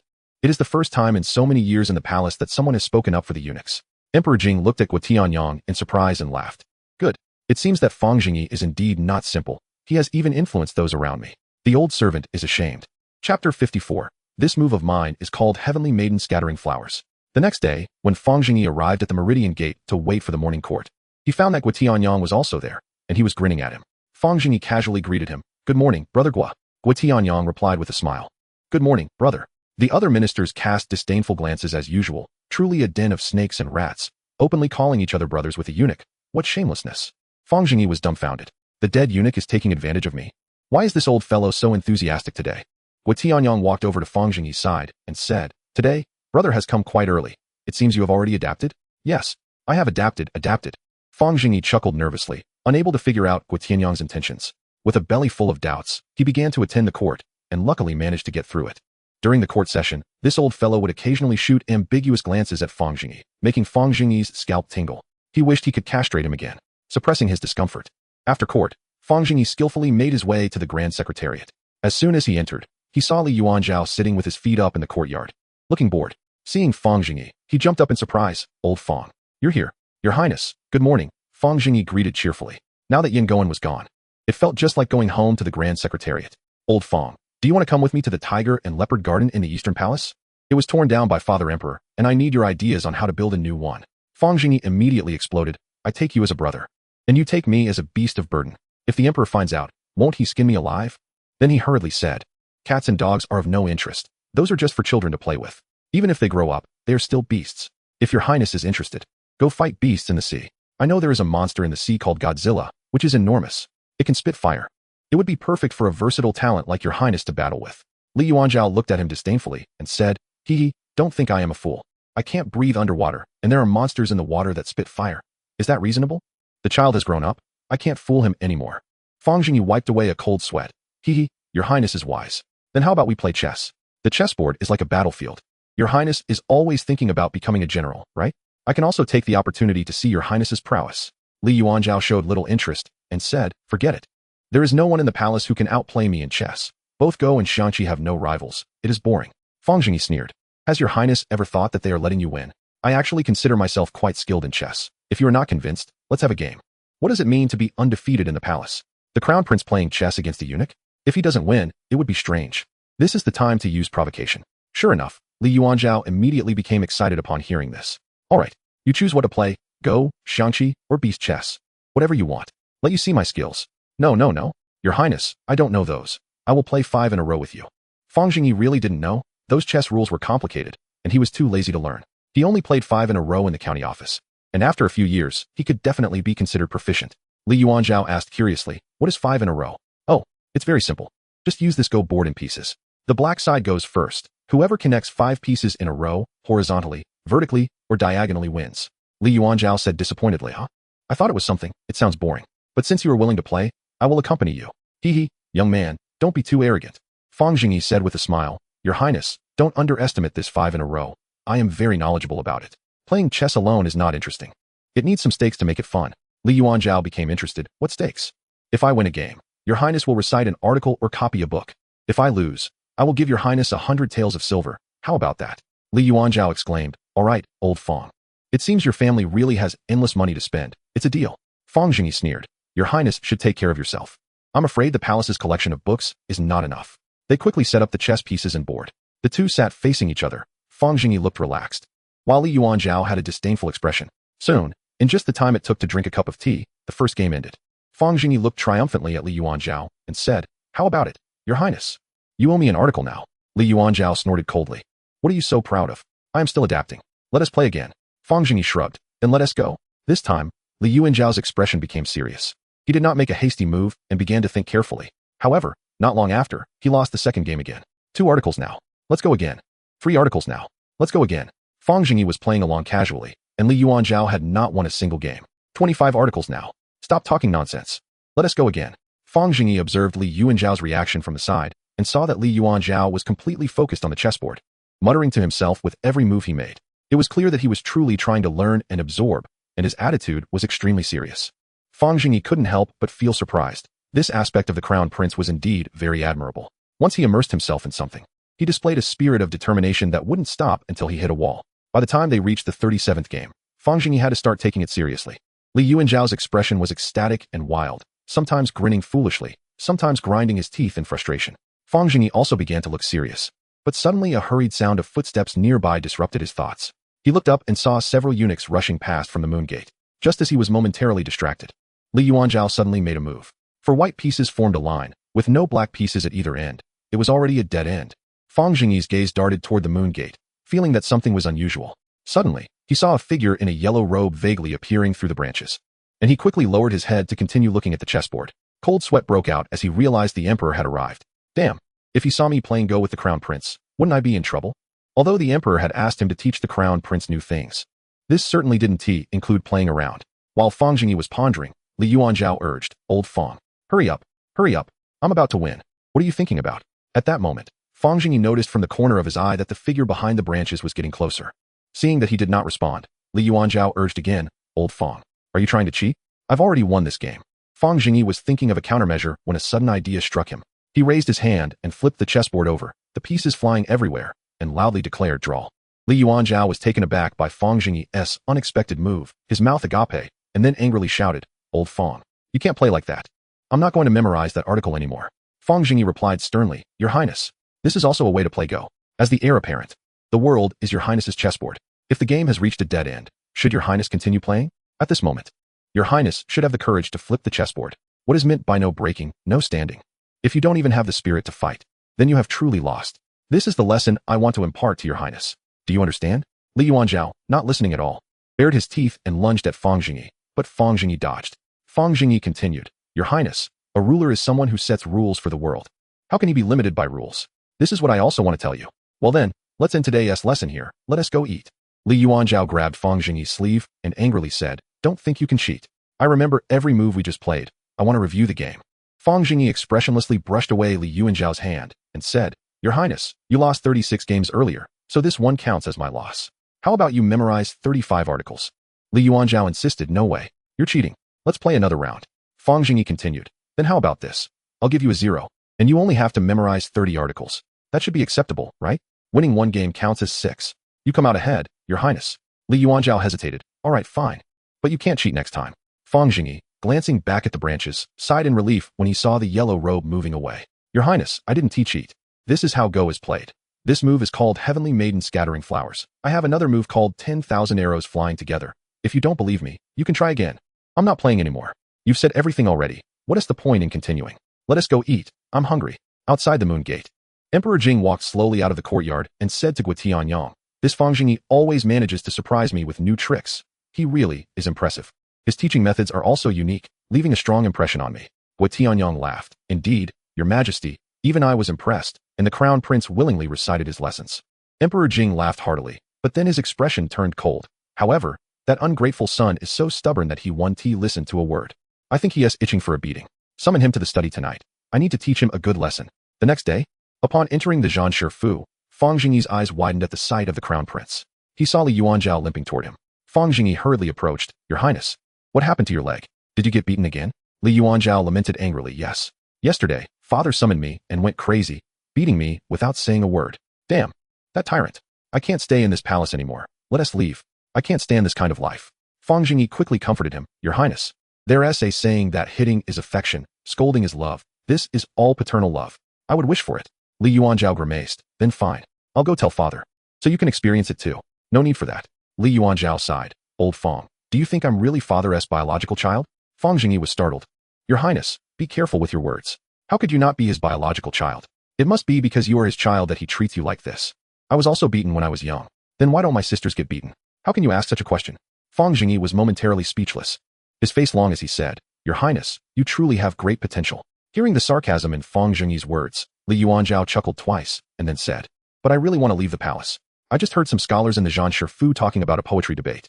I've never been to a poetry debate, and since I returned from Taoyuan County last time, I've been thinking about going out to see the world, but unfortunately, I haven't had the chance. As he spoke, he kept giving Fang Zhengyi suggestive looks. Fang Zhengyi, looking at him with a blank expression, thought to himself, It's most comfortable to lie at home. There is no bed better than that. Seeing that his hint didn't work, Li Yuanzhao suddenly stomped his foot. Old Fang, I want to go to the poetry debate. Don't you have the golden token given by father? I'll disguise myself. And you take me out. Fang Zhengyi sighed helplessly. Your Highness, can you even compose poetry? Li Yuanzhao raised his head. Of course. I'll compose a poem right now. Born to be the martial emperor, yeah? All right. I've already seen your poetic talent. Fang Zhengyi hurriedly stopped him. Goodness. You haven't even ascended the throne, and you're already calling yourself the martial emperor. I can't take it anymore. Old Fang, just give me a straight answer. Can we go or not? No. First, if we get caught, we'll be scolded. Second, there is no invitation. Third, I can't take you out. What do you think we should do, Your Highness? Li Yuanzhao excitedly replied. None of that is a problem. I'll get you the invitation right away. Tonight. I'll disguise myself as a guard and go out with you. We'll be quick in and out, and no one will find out. What do you think? Looking at Li Yuanzhao's eager eyes, Fang Zhengyi hesitated. The crown prince did seem a bit pitiful, having been beaten recently, and it was probably his fault. Moreover, his extracurricular life was far too lacking, which was not conducive to his physical and mental health. Spending every day in the palace either reading or doing nothing was devoid of joy. Such a life was hard for someone like Fang Zhengyi, who preferred to lie flat. Furthermore, the crown prince was a teenager, at an age where he should be lively and playful. Wanting to go out was not abnormal. Under the gaze of Li Yuanzhao's hopeful eyes, Fang Zhengyi's heart softened. He could only say, "We are all brothers. If you want to go out, then let us go. However, once outside, everything will be done according to my orders. If something goes wrong, I cannot take responsibility." "Good. I know you are loyal. Lu Jin. Hurry and find those few Hanlon scholars to get me a few invitations for the poetry debate. Also, bring me a set of casual clothes." Lu Jin listened nearby, drenched in cold sweat, knowing he still had to report to the emperor tonight. What if the crown prince runs away? But since Li Yuanzhao had spoken, he could only reluctantly go find the Hanlon scholars for the invitations. Before long, he returned with a few invitations and some guard uniforms, crying out, "Your Highness, these are anonymous invitations I managed to get. Please return soon." "Understood. If anyone asks, remember to cover for me, or you will be in trouble." When the time came, Fang Zhengyi arrived right on time to find the crown prince. Upon seeing him, he fell silent. Li Yuanzhao was dressed in a guard uniform, his face painted in a chaotic manner. After a moment of silence, Fang Zhengyi asked, "Your Highness, who did your makeup?" Li Yuanzhao replied proudly, "I did it myself. I can't trust those clumsy servants." "How do you think I did?" "Not bad. With this skill, you could easily be the magistrate of Gotham County." Fang Zhengyi couldn't help but compliment. "Gotham? Where's that? I've never heard of it." "Oh, it's the capital of a foreign country called Beautiful Nation." "Beautiful Nation? How interesting. Old Fang, you really know a lot." Without further ado, Fang Zhengyi pulled Li Yuanzhao and walked away. Thankfully, everything went smoothly. Although the guards were puzzled by Li Yuanzhao's clown-like face, they still let them pass after Fang Zhengyi showed his golden badge. Riding in a carriage, the two successfully arrived at Fang's residence. Once they got out, Fang Zhengyi immediately called for Xiao Tao, pointing at Li Yuanzhao. "Xiao Tao, this is my new little brother. Go wash his face and do his makeup again." Li Yuanzhao protested unhappily. "Why do I need to wash my face? And redo my makeup?" Xiao Tao didn't say anything but looked at Li Yuanzhao with pity, thinking that the young master's kindness was acting up again, adopting a mentally challenged child even after arriving in the capital. So, she directly pulled Li Yuanzhao's sleeve and led him inside. Before long, the makeup was done. A professional is indeed a professional. After Xiao Tao worked her magic, Li Yuanzhao instantly transformed into a plain-looking youth. His long hair was also styled like a model student. Fang Zhengyi examined him for a while and nodded in satisfaction. "Not bad. When we meet people later, you will say you are my study boy? You must refer to me as I, understood?" "I. Got it," Li Yuanzhao repeated. Xiao Tao shot him another sympathetic glance. Then Fang Zhengyi called for Zhang Biao, giving him instructions that this time they must take guards to protect the crown prince. Upon hearing it was Zhang Biao, Li Yuanzhao's eyes lit up. Rolling up a sleeve and flexing his biceps, he exclaimed, "You are Zhang Biao? I want to compete with you." Zhang Biao's wise eyes flashed a hint of disdain as he said, "Forget it. Killing is against the law. I just heard Xiao Tao say that this is the young master's new adopted idiot child. It's not worth arguing with him."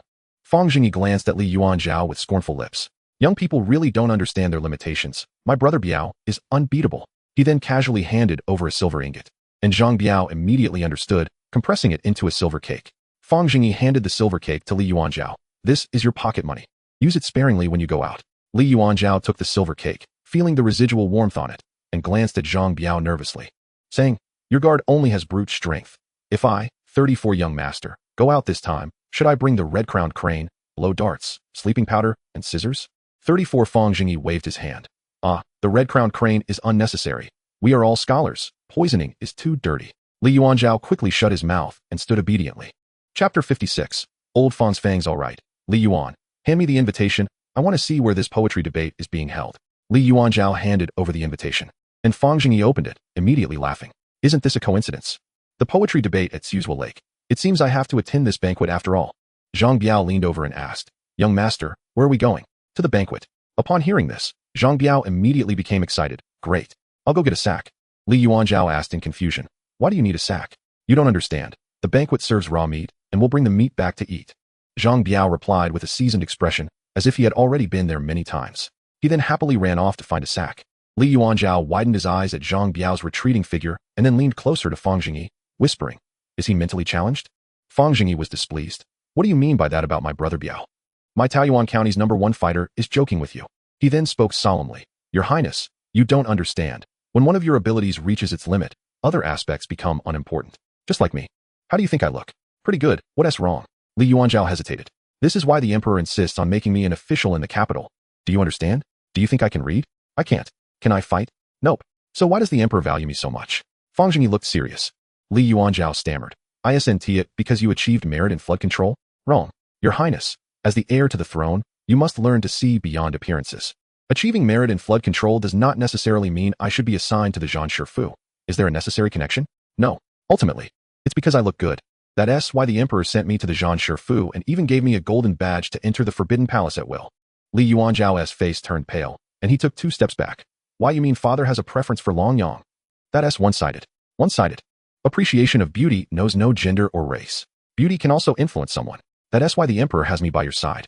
As the saying goes, long exposure to fragrant orchids will make one unaware of their scent. Your Highness, you have changed quite a bit without even realizing it. Look at your trendy hairstyle now. Really? Li Yuanzhao touched his hair and chuckled foolishly. Then suddenly feeling dejected. No wonder I'm not likable in front of father. It turns out I haven't specialized in one area. Whatever I learn, I can do. It's not my fault. Is it wrong for me to become a polymath? This damn talent curse. Fang Zhengyi. Very good. Without realizing it, we have already found common ground. While they were talking, Zhang Biao had already prepared himself, tying 3 sacks around his waist with a belt, making it look like he was wearing a skirt. Fang Zhengyi twitched his mouth and was too lazy to say anything. He had grown accustomed to Biao's antics. After preparing the carriage, the 3 of them immediately set off for their destination. Suzhou Lake, located in the northwest of the capital's western district, is lined with bustling shops along both banks, usually bustling with people. As the 3 were about to arrive, Fang Zhengyi called for the carriage to stop. It was still early, and the sky was not yet dark. Fang Zhengyi thought it would be nice to let Li Yuanzhao get off the carriage and take a walk to see the surrounding environment. If they boarded the boat directly, it would just be moving from one room to another, missing out on a lot of scenery, making the trip less meaningful. The 3 strolled along the riverside path, with Li Yuanzhao walking alongside Fang Zhengyi, while Zhang Biao walked behind, keeping watch and following closely. A gentle breeze rustled the willow trees on both banks, and the willow branches swayed continuously. Shops along the river were bustling with people coming in and out, with sounds of chatting, haggling, and reciting poetry filling the air. Li Yuanzhao felt like a bird released back into nature, spreading his arms and taking a deep breath, then said, "This place is really nice. It's no worse than Taoyuan County at all. When I walked around the outskirts of the capital before, I thought the whole city was like that." Fang Zhengyi smiled and said, "You're joking. After all, this is the capital. No matter how good Taoyuan County is, there's still a difference. No, in my opinion, the management of the capital is far inferior to that of Taoyuan County. Look over there, and there. They are all beggars. But I have never seen a single beggar in Taoyuan County. Why is that?" Li Yuanzhao pointed to a child begging near a shop, and then looked at Fang Zhengyi with confusion. This doubt had already arisen when he first arrived in Taoyuan County, and he suddenly remembered it upon seeing the beggar today. Fang Zhengyi smiled slightly and said, "It's not that there are no beggars in Taoyuan County. It's just that I've sent them all to work. Those who are able-bodied and capable are allowed to rest for a few days. And then I assign them work to earn money to support their families. This is called work for relief. As for the disabled, we try our best to let them do what they can. Furthermore, for those without any ability, or the elderly, weak, women, and children, the county government will verify each case and then distribute some silver money monthly to ensure their basic living needs. As a result, you won't see beggars in Taoyuan County. The capital is so vast that it cannot be compared to Taoyuan County. Do you know how many beggars there are, how much work is available, and how the money should be distributed? This is a big problem, far more complicated than managing a small county. And the relationships within the capital are intricate and difficult to untangle. I think that even if I were to manage it, it would be hard to make progress." Li Yuanzhao nodded, feeling a bit numb in his hands, and said through gritted teeth, "That's true. Strict military laws are necessary to manage the army. I understand this principle." Fang Zhengyi smiled with satisfaction. "That's right. But governing the common people is not like managing the army. These bad people are just a small minority. The vast majority can still be corrected through education. We should use good governance for the good people and harsh laws for the bad ones. We must not let the people who love and support you feel cold-hearted." After that, the 2 chatted for a while longer. Most of the time, it was Fang Zhengyi talking, with Li Yuanzhao listening. He listened very attentively, more so than ever before, because what Fang Zhengyi was saying seemed to overturn his previous image of him. The originally carefree and frivolous persona suddenly transformed into a fierce and ruthless figure, decisively capable of killing, and with Fang Zhengyi's embellishments, it took on a tragic tone. His entire image had basically turned into that of a ruthless leader, like Ma Gu or Jiang Tiansheng, embodying the spirit of a godfather. After a casual conversation, there was more admiration in Li Yuanzhao's gaze towards Fang Zhengyi. Fang Zhengyi also sensed Li Yuanzhao's admiration and nodded in satisfaction, feeling that all his efforts were worth it, as the persona he had built was now standing firm. By the time the sky had darkened, the 3 had walked to the painted boat. A maid was receiving guests and immediately changed her expression upon seeing Zhang Biao in a sackcloth skirt. However, when she saw Fang Zhengyi, she immediately relaxed, realizing that this well-dressed young man was clearly the leader, and the two behind him were bodyguards. She then gently said, "Young master, today's poetry debate does not allow bodyguards on board. I hope you can understand." "What bodyguards? These are all my brothers." Fang Zhengyi boldly waved 3 invitations. Then, under the astonished gaze of the maid, the 3 of them confidently boarded the painted boat. This painted boat was enormous, 30 meters long and about 10 meters wide, divided into 3 levels. The central hall was hollow, leading directly to the 3rd floor, filled with more than a dozen round tables. Although it wasn't full yet, many guests had already taken their seats. Everyone was dressed elegantly, and many held paper fans, gently fanning themselves. Li Yuanzhao was extremely curious, looking around, but was pulled by Fang Zhengyi to sit down at a table. When the people at the same table saw Zhang Biao, they all hurriedly avoided him and quickly changed seats. Soon, Fang Zhengyi's table was empty, with only the 3 of them staring at each other. Zhang Biao sulkily said, "Where's the meat? Where's the meat?" Hearing this, Fang Zhengyi and Li Yuanzhao also felt hungry. They hadn't eaten anything since they returned and had walked for quite a while. Right now, there were only a few plates of pastries on the table, which were quite unappetizing. "Wait a minute, there must be some hearty dishes coming later. Don't worry, let us have some snacks first," Fang Zhengyi said as he picked up a piece of pastry. He chewed a couple of bites and frowned, saying, "It's not tasty." Li Yuanzhao also took a piece, stuffing his mouth full, and mumbled, "It's okay, it's better than what I make at home." Fang Zhengyi maintained a stern face, forcing the rest of the pastry down his throat. "Your home doesn't have anything good to eat." "All right, why is the food at my home so bad?" "Lao Fang, why is that?" Li Yuanzhao suddenly realized this problem. "It's nothing. Since ancient times, nutritious meals have always been unpalatable." "What is called a nutritious meal?" "It's food that wastes ingredients to make dishes." "I see." Li Yuanzhao gritted his teeth and said, "How can the same dish be made so poorly at my home?" "It really is a nutritious meal," Fang Zhengyi disdainfully replied. "Not only is it unappetizing, but it's also expensive. If you don't believe me, go ask around about the prices of dishes in the market. I can guarantee that the food at your home is far more expensive than in the market." "All right, I'll definitely check out those people in the imperial kitchen. How dare they fool me?" As the two were talking, Zhang Biao had already devoured 2 plates of pastries. Fang Zhengyi quickly reached out to stop him, angrily scolding, "Slow down. What about the snacks? Since we're not at home today, Xiao Tao must have been fed something lousy. The remaining pastries must be packed to take away."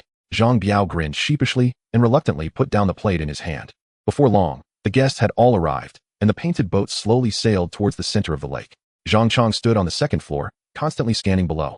Beside him was Zhao Liang, who had a swollen face. "How is it? Did you find them?" "Which one is Fang Zhengyi?" Zhao Liang grinned and suddenly said excitedly, "They're here. They're here. Young master, look, it's that table at the back of the boat. There are only 3 of them." At this moment, Zhao Liang was extremely excited, as the moment of revenge was finally approaching. Since that day when Zhang Biao had thrown him out, he had returned to the Ministry of Personnel only to have his position stripped and endured another beating. His hatred for Fang Zhengyi had reached its peak. "Young Master Zhang is here. Does he still dare to be reckless?" Zhang Chong watched Fang Zhengyi chatting and laughing with the servants nearby, lightly shaking his folding fan and sneering. Indeed, a country bumpkin coming to the city, actually mingling with the servants. "How did those 2 people get in?" Zhao Yang quickly said, Exactly. That Fang Zhengyi has no manners at all. It must be he who brought them in." "Huh. Good, you can leave now.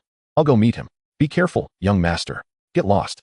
On the 1st floor, Li Yuanzhao rested his chin on his hands, looking bored. "When will old Fang's hard dishes be served? I don't see anything interesting here." Fang Zhengyi shot him a glance. "What's the hurry? It hasn't even started yet." "Hey, look, the dishes are being served." As the 3 were anxiously waiting, a young girl carrying dishes began to walk gracefully toward them, each with an elegant figure, wearing light gauze, their skin glistening, all of them exceptionally beautiful. Li Yuanzhao craned his neck to look, and Fang Zhengyi quickly pulled him back. "Hey, no need for that. What are you looking at?" "Huh?" Fang Zhengyi was dumbfounded. The prince was actually looking at the dishes instead of the women. "This is not normal." He quickly asked, "Don't you think that maid is pretty? Even in my Taoyuan county, she could be a courtesan." Li Yuanzhao licked his lips. "I'm just hungry. What does a pretty woman have to do with me?" Fang Zhengyi immediately became serious. "Are you married?" "Yes, so what? Don't you like women?" Upon hearing this, Li Yuanzhao helplessly turned his head. "Not really. I prefer the women in books. Sigh, when I see women in reality, I find them unbearably vulgar." Fang Zhengyi suddenly understood and relaxed. "So you're a term for someone who has a preference for fictional characters over real ones." Li Yuanzhao was confused. "What essay?" "I mean someone who is handsome, beautiful, and talented in both literature and martial arts." Li Yuanzhao laughed, touching his cheek. "Not bad. Then I am a." Zhang Biao quietly leaned over and whispered, "Young master, do you think I'm a? You're a brother. A precious brother." Zhang Biao sat back contentedly, not becoming a, but being a brother is also great. As plate after plate of exquisite dishes began to be served, Zhang Chong appropriately walked to the front of the hall and clasped his fist to the crowd. Thank you all for coming. Chapter 58. Are you trying to stir things up? Thank you all for attending this poetry debate. This poetry debate is not limited to a specific topic. Today, in addition to fine wine and dishes, we also have the beauties of Zhangxiang Pavilion accompanying us. Furthermore, their essay prize. If you can win the first place, you will have the opportunity to spend a night with Miss Luo Ningxin, the courtesan of Zhangxiang Pavilion. Everyone, please enjoy the wine and show off your talents.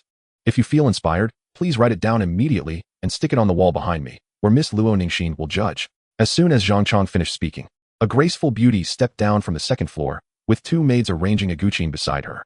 The woman wore a veil, revealing only her phoenix-like eyes, her appearance enchanting. Suddenly, there were gasps from below. It's Miss Luo. Fang Zhengyi took one look and lost interest. Whenever there's an event at a brothel, the main attraction is never easily revealed, always playing some coy game. It's like opening a blind box. It's always disappointing. Besides, this woman was dressed too thickly. Really not worth looking at. After glancing at her twice, Fang Zhengyi continued to focus on eating, while Zhang Biao didn't stop either, not even glancing at her. Li Yuanzhao, looking excited, said, Old Fang, look, a beauty, and she's wearing a veil. Hey, aren't you not interested in women in reality? Fang Zhengyi asked curiously. It's just that with the veil, I can't see clearly. I'm curious. Old Fang, aren't you curious? TSK. Young people are indeed naive. Fang Zhengyi disdainfully said, I'm not curious. I know all about Victoria's secret. This is just average. Victoria's what? I'll tell you later. I'm hungry. Let us eat first. Luo Ningxin glanced down at the crowd, her gaze lingering for a moment on the three eating figures. Then she raised her jade hand, as if the sound of clear springs flowed down, initially soft, then quickly intensifying like mercury spilling. At this moment, the young masters on the boat all leaned in to listen, and the originally noisy crowd became extremely quiet, immersed in the enchanting melody of the guqin, savoring it endlessly. Even Li Yuanzhao couldn't help but look up at the second floor, showing a look of intoxication. When he turned to see the two beside him, they were still focused on eating. Li Yuanzhao fell out of place, then lowered his head to eat, but he couldn't help but poke Fang Zhengyi. Old Fang. It sounds good, why aren't you listening? What? The guqin. Li Yuanzhao was speechless. It turned out Old Fang hadn't listened at all. Fang Zhengyi raised his head and wiped his mouth. What is the point of this? I'm listening to chicken, you too beautiful. When it comes to music, Fang Zhengyi really couldn't compare to even a cow. He had no appreciation ability at all. The most he usually listened to was the common folk's drumming and gongs. This guqin solo felt utterly uninteresting. And having listened to Chicken You Too Beautiful so much in his previous life, he seemed to have developed an immunity to music. Li Yuanzhao fell silent. Old Fang was once again saying incomprehensible things. After a piece ended, the crowd below became restless again. Someone kept shouting, Miss Luo, play another piece. Luo Ningxin's eyes curved like a crescent moon, sweetly saying, Thank you all for your appreciation. The poetry from the wall will be sent upstairs, and I will read them one by one. After saying that, she glanced at the trio still eating and turned back to her chamber, causing a howl from below. Subsequently, the atmosphere returned to one of toasting and drinking, and the serving maids changed into a new set of outfits, even more revealing and bold, mingling among the guests. If someone found someone they liked, they would directly give some silver and pull them into their arms. For a moment, the sound of singing and poetry filled the air. Perhaps because Zhang Biao was still busy eating, none of the courtesans approached Fang Zhengyi, creating a vacuum around them. Li Yuanzhao looked around at others, each with a girl, while he was left with two rough men, feeling awkward and fidgety. Having just finished eating, Fang Zhengyi picked at his teeth. Aren't you going to write poetry? I'll have someone bring ink and brushes. Let us do it here. Once we're done playing, we'll hurry home. That born martial emperor can be ignored. Let us change to a new one. Li Yuanzhao nodded shyly, making Fang Zhengyi secretly laugh. Indeed, is socially anxious, grand in the palace but awkward in crowds. The ink and brushes arrived. Li Yuanzhao held the brush, his expression serious, and after a stick of incense passed, he managed to squeeze out 3 words. Seeing Fang Zhengyi's teasing gaze, he angrily threw down the brush. I'm done. I can't get inspired today. Oh, I'll go get some fresh air. After saying that, Li Yuanzhao quickly walked out of the cabin. Just as he left, Zhang Chong promptly followed, standing in front of Fang Zhengyi and bowing. I am Zhang Chong, son of the Minister of Revenue. It's an honor to meet you, Lord Fang. Fang Zhengyi originally wanted to call Li Yuanzhao back, but was suddenly interrupted by Zhang Chong. He couldn't help but raise his head to look him over. The newcomer had a smiling face, thin lips, and long eyebrows and eyes. So this is Zhang Chong? However, he seemed quite polite. What's the matter, young Master Zhang? That you wish to speak to me? Zhang Chong raised his head and glanced at the engrossed Zhang Biao, a hint of disdain flashing in his eyes. He then smiled and said, It is indeed an honor for the esteemed official to come here. Your presence truly brightens our humble boat. At such a young age, you have already taken up duties in the Eastern Palace, making you the envy of scholars across the land. Why not come up on stage and say a few words? Before Fang Zhengyi could respond, Zhang Chong raised his voice. Everyone, I have something to say. Please listen closely. This is the current young Grand Secretary, Fang Zhengyi from Taoyuan County. Today, we are honored to have him at the poetry debate. Fang, please address the crowd. Upon hearing this, the crowd instantly quieted down, their gazes focusing on Fang Zhengyi, and soon, whispers began to circulate, laced with contempt. Oh, so this is Fang Zhengyi. I've heard my father speak of him as extremely shameless, corrupting the crown prince in the palace. Chen, have you heard? He is a treacherous minister. I can't believe he's sharing the same space as us. It is a disgrace. Huh, such a scoundrel must have risen through flattery. The emperor must have been deceived. In the moment of silence, Zhang Biao licked his lips and immediately reached for his waist, looking at Fang Zhengyi. Considering that Li Yuanzhao was still present, Fang Zhengyi did not want to stir trouble. He pressed down on Zhang Biao's hand under the table, shook his head, and then smiled. All right. Since everyone is eager to listen, I will just say a few casual words. With that, he walked confidently to the front, facing the crowd's scornful gazes. I am very pleased to share a drink with all of you today. On this occasion, I have a little incentive to offer, just for fun. The crown prince and I are like brothers, and I know he takes poetry very seriously. Since the champion today has a beauty by their side, why not add a little more? The champion today, I will honestly recommend to the crown prince, having such a beauty in your arms. There will be an opportunity to showcase your talents in front of him. Wouldn't that be wonderful? As soon as he finished speaking, the crowd's gaze towards Fang Zhengyi became fervent. An opportunity to interact with the crown prince is far rarer than spending a night with a courtesan. Now, being able to enjoy both a courtesan and meet the crown prince, I sent that a double harvest for a beauty-esque career. If someone like Fang Zhengyi can thrive, why can't I? Zhang Chong looked at Fang Zhengyi in astonishment. How is this possible? I sent this person a reckless fool? To dissolve the hostility of most so easily. It seems I underestimated him. Seeing Fang Zhengyi return quickly, Zhang Chong immediately smiled and approached him. Just as he was about to speak, he was suddenly pulled into an embrace by Fang Zhengyi. The voice that came to his ear was filled with menace. Kid, if you want to get back at Zhao Yang, you can always come to me. But today I'm not in the mood to play Zhang Biao. Zhang Biao. Upon hearing this, silently opened his coat, revealing a row of cold-looking flying daggers. Zhang Chang's heart dropped, cold sweat pouring down his back. What does Fang Zhengyi mean by this? Is he threatening me with a weapon just because we had a disagreement? He stammered. Fang, you must be joking. I just wanted to see your talents. Fang Zhengyi sneered. Talents? You might regret it if you really saw them. I wouldn't dare. Zhang Chong, now looking like a quail, kept his eyes fixed on the daggers hidden under Zhang Biao's coat, fearing he might throw them at any moment. Fang Zhengyi's expression shifted from dark to bright as he cheerfully patted Zhang Chong's face. If you provoke me again, you want to have a good time. Don't say I didn't warn you. Get lost. Zhang Chang's face turned pale, nodding repeatedly, and as soon as Fang Zhengyi released him, he fled in panic. Watching Zhang Chang's forlorn retreat, Fang Zhengyi felt disdain. Indeed, these young nobles in the capital have grown up in a honey pot, never having seen real weapons. A little scare, and they shrink back. All right, put the weapons away. Let us see where Li Yuanzhao has gone. This scene was fully observed by Ninghan Yuan, who smiled slightly, and, after bidding farewell to his tablemates, followed the dejected Zhang Chong. Inside the cabin, the discussion about poetry was lively. But Fang Zhengyi had already stepped out of the cabin, heading straight for the ship's side.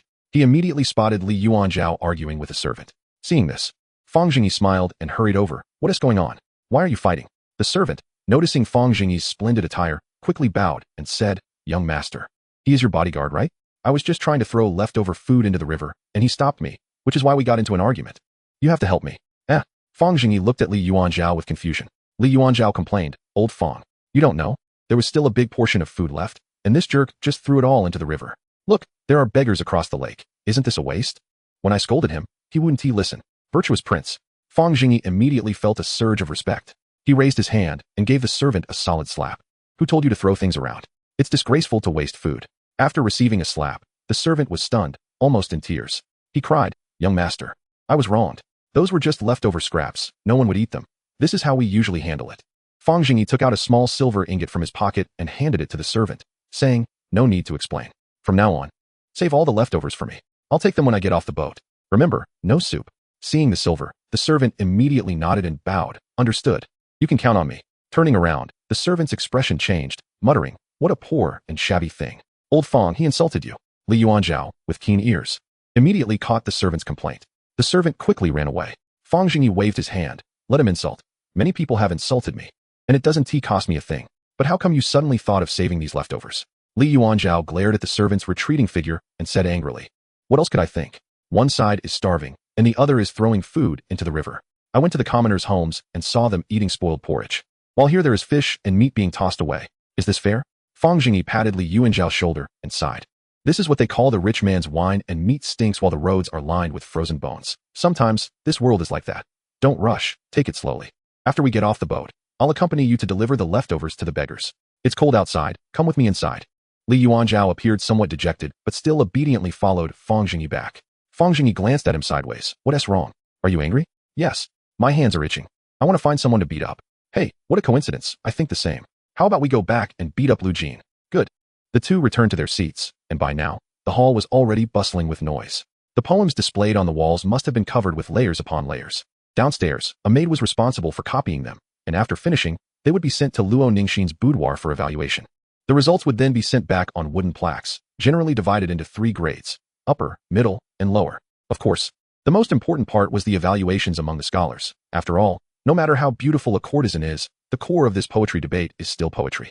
Zhang Chong was still sitting in his chair, shaken, while those around him could only manage a forced smile when speaking to him, falling silent soon after, their eyes occasionally darting about. Ning Honyuan observed for a while before approaching, leaning in to whisper in Zhang Chang's ear, "Young Master Zhang? Could we step outside for a chat?" Zhang Chong, in a daze, tilted his head to glance at him, then continued to stare blankly. Ning Honyuan helplessly murmured, "Fang Zhengyi." Zhang Chong suddenly came to his senses and looked at Ning Honyuan again. "Who are you, sir?" "I am Ning Honyuan. May I ask if young Master Zhang can find a suitable place to chat?" Let's go. The two found a secluded spot, and Ning Honyuan bowed first. "Honyuan, I have met young Master Zhang. I don't know you. Who invited you here?" Zhang Chong stared at Ning Honyuan, his mind racing. Ning Honyuan smiled slightly. "Young Master. The invitation to the poetry meeting was obtained by chance, but that is not important. What matters is that I just saw Fang Zhengyi seemingly threatening you, and in a moment of anger, I dared to come and disturb you." Zhang Chang's face turned slightly red. He didn't expect this embarrassing moment to be seen by this pretty boy in front of him. "What do you want to do?" "I have no ulterior motives. I just think that Fang Zhengyi is too much. Seeing you a bit flustered, I specifically came to remind you." "Remind me of what?" Ning Honyuan frowned.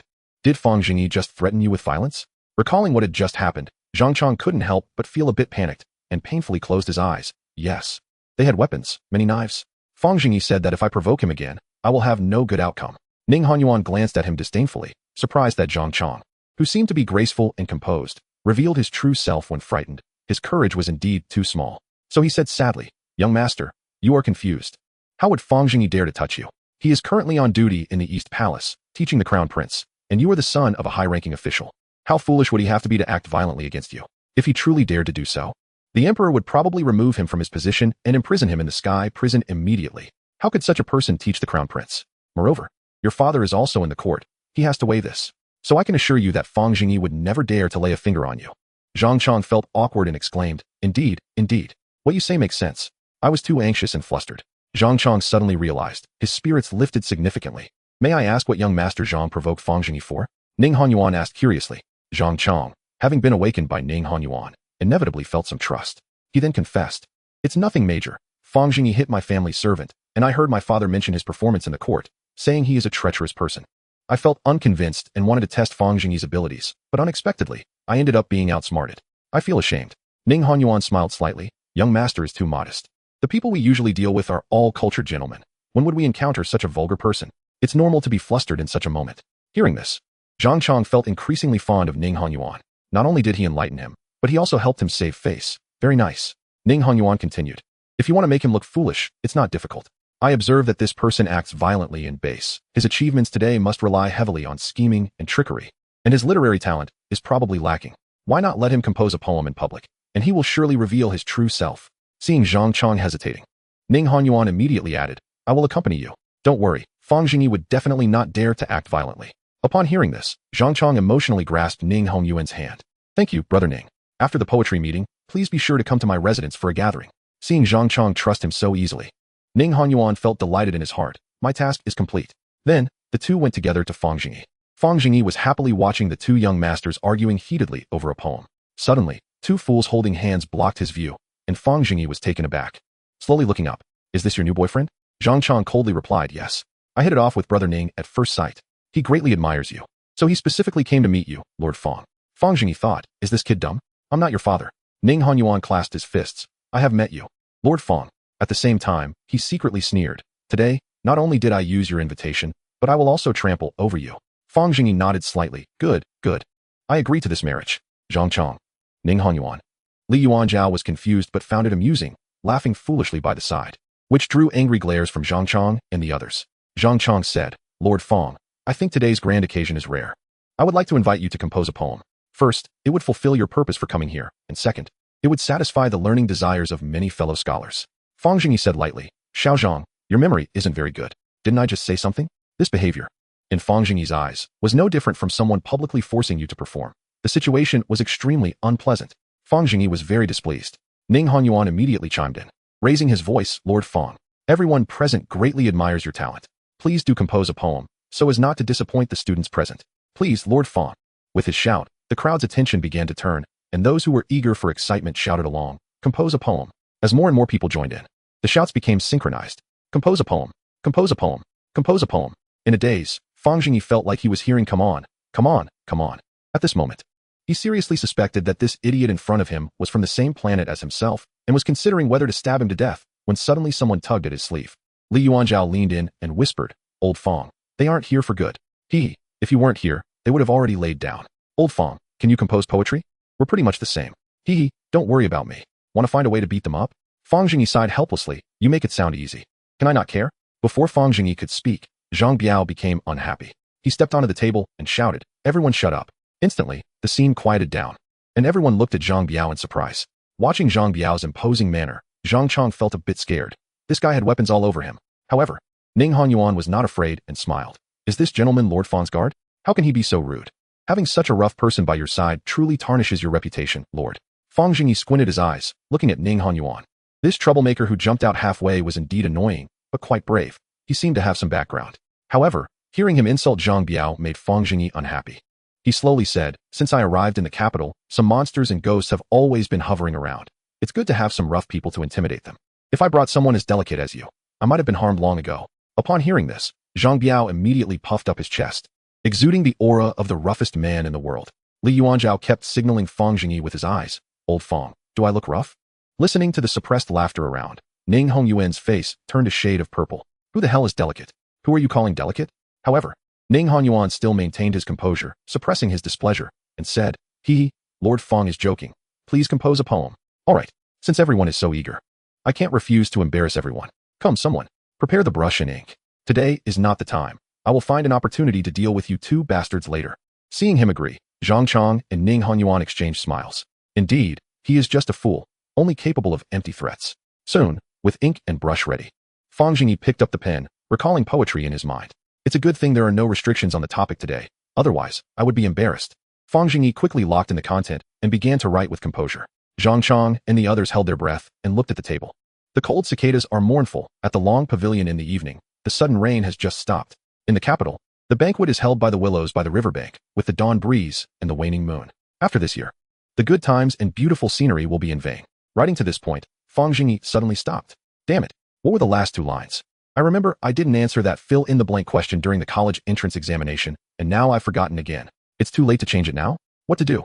Fang Zhengyi was stuck, unaware that Zhang Chong and the others were already sweating profusely. Zhang Chong urgently whispered to Ning Honyuan, Brother Ning, he actually has real talent. What to do? Chapter 61. The devilish county magistrate reappears after holding back for a while. Fang Zhengyi still couldn't remember the last two lines. Helpless, he drew two horizontal lines at the end. He slapped the table with force and said, just paste it up. The maid's eyes sparkled as she looked at the words on the paper, clearly attracted by the sentiment, but when she saw the last two lines, a hint of confusion flashed in her eyes. How could two lines be missing? What a pity. After pasting it on the wall, she hurriedly copied it again and rushed it upstairs. The many literati downstairs examined the poem Yu Lin Ling on the wall and couldn't help but praise it. Truly a masterpiece. The wording and composition are seamless, the imagery is straightforward and natural, and the scene is simply vivid. Reading it feels as if one is experiencing it firsthand, lost in thought, unable to control oneself. This is the pinnacle of literature, undoubtedly the best of the day. It seems the first place belongs to Lord Fang. The ups and downs, the emotions vividly depicted, when sung, are also captivating, flawless. This poem should be sung recited by Miss Luo. But why are there two lines missing? Yes, why are there two lines missing? That ruins it. Ning Hongyuan's face also turned pale. The development of events exceeded expectations. Didn't he expect Fang Zhengyi to truly have something in him? Coupled with Zhang Chong's incessant murmurs, Ning Honyuan couldn't help but feel a bit irritated, staring hard at the poem on the wall. After thinking for a long time, he suddenly had a bright idea and whispered to Zhang Chong, Young master, I see many oddities in this poem. The emotions expressed in this poem are sincere and heart-wrenching. How could someone like Fang Zhengyi write it? Moreover, why are the last two lines missing? I suspect he copied it. Zhang Chong was taken aback by these words, turned to look at the wall, and then slowly nodded. Yes, it must be so. Realizing the situation, Ning Honyuan confidently stepped forward. Lord Fang, This poem is indeed one in a million. I admire it. But why are the last two lines missing? And what do those two horizontal lines mean? Everyone was curious about this question. Fang Zhengyi had long prepared a script and pretentiously said, when I wrote this poem, inspiration flowed like a spring, particularly smooth, so I believe this poem would surely win first place. However, today I only want to be a spectator. So the remaining two lines can definitely be completed by you all. If anyone is qualified, I will admit defeat and certainly recommend that talent to the Crown Prince. As for the horizontal lines below, this is called a closed test, to facilitate everyone's writing. The excellent ones can write the last two lines on the lines. Everyone present suddenly understood, and their impression of Fang Zhengyi changed significantly. Someone from afar cupped their hands and said, Lord Fang is noble. Originally, I misunderstood Lord Fang deeply. Today I realize I was closed-minded, and I feel truly ashamed. Fang Zhengyi waved his hand grandly. No problem. No problem. As scholars, we must go against the current and forge ahead. All of you here are the pillars of our great Jing's future. I consider myself in the same boat with you. Zhang Chang's face turned pale. He didn't expect Fang Zhengyi to be so eloquent and turn the situation around. Flustered, he blurted out, then Lord Fang, why not tell everyone about the story behind this poem, so that we can ponder and learn? Fang Zhengyi's expression gradually darkened. So you want me to open my mouth again, huh? What if I don't want to talk?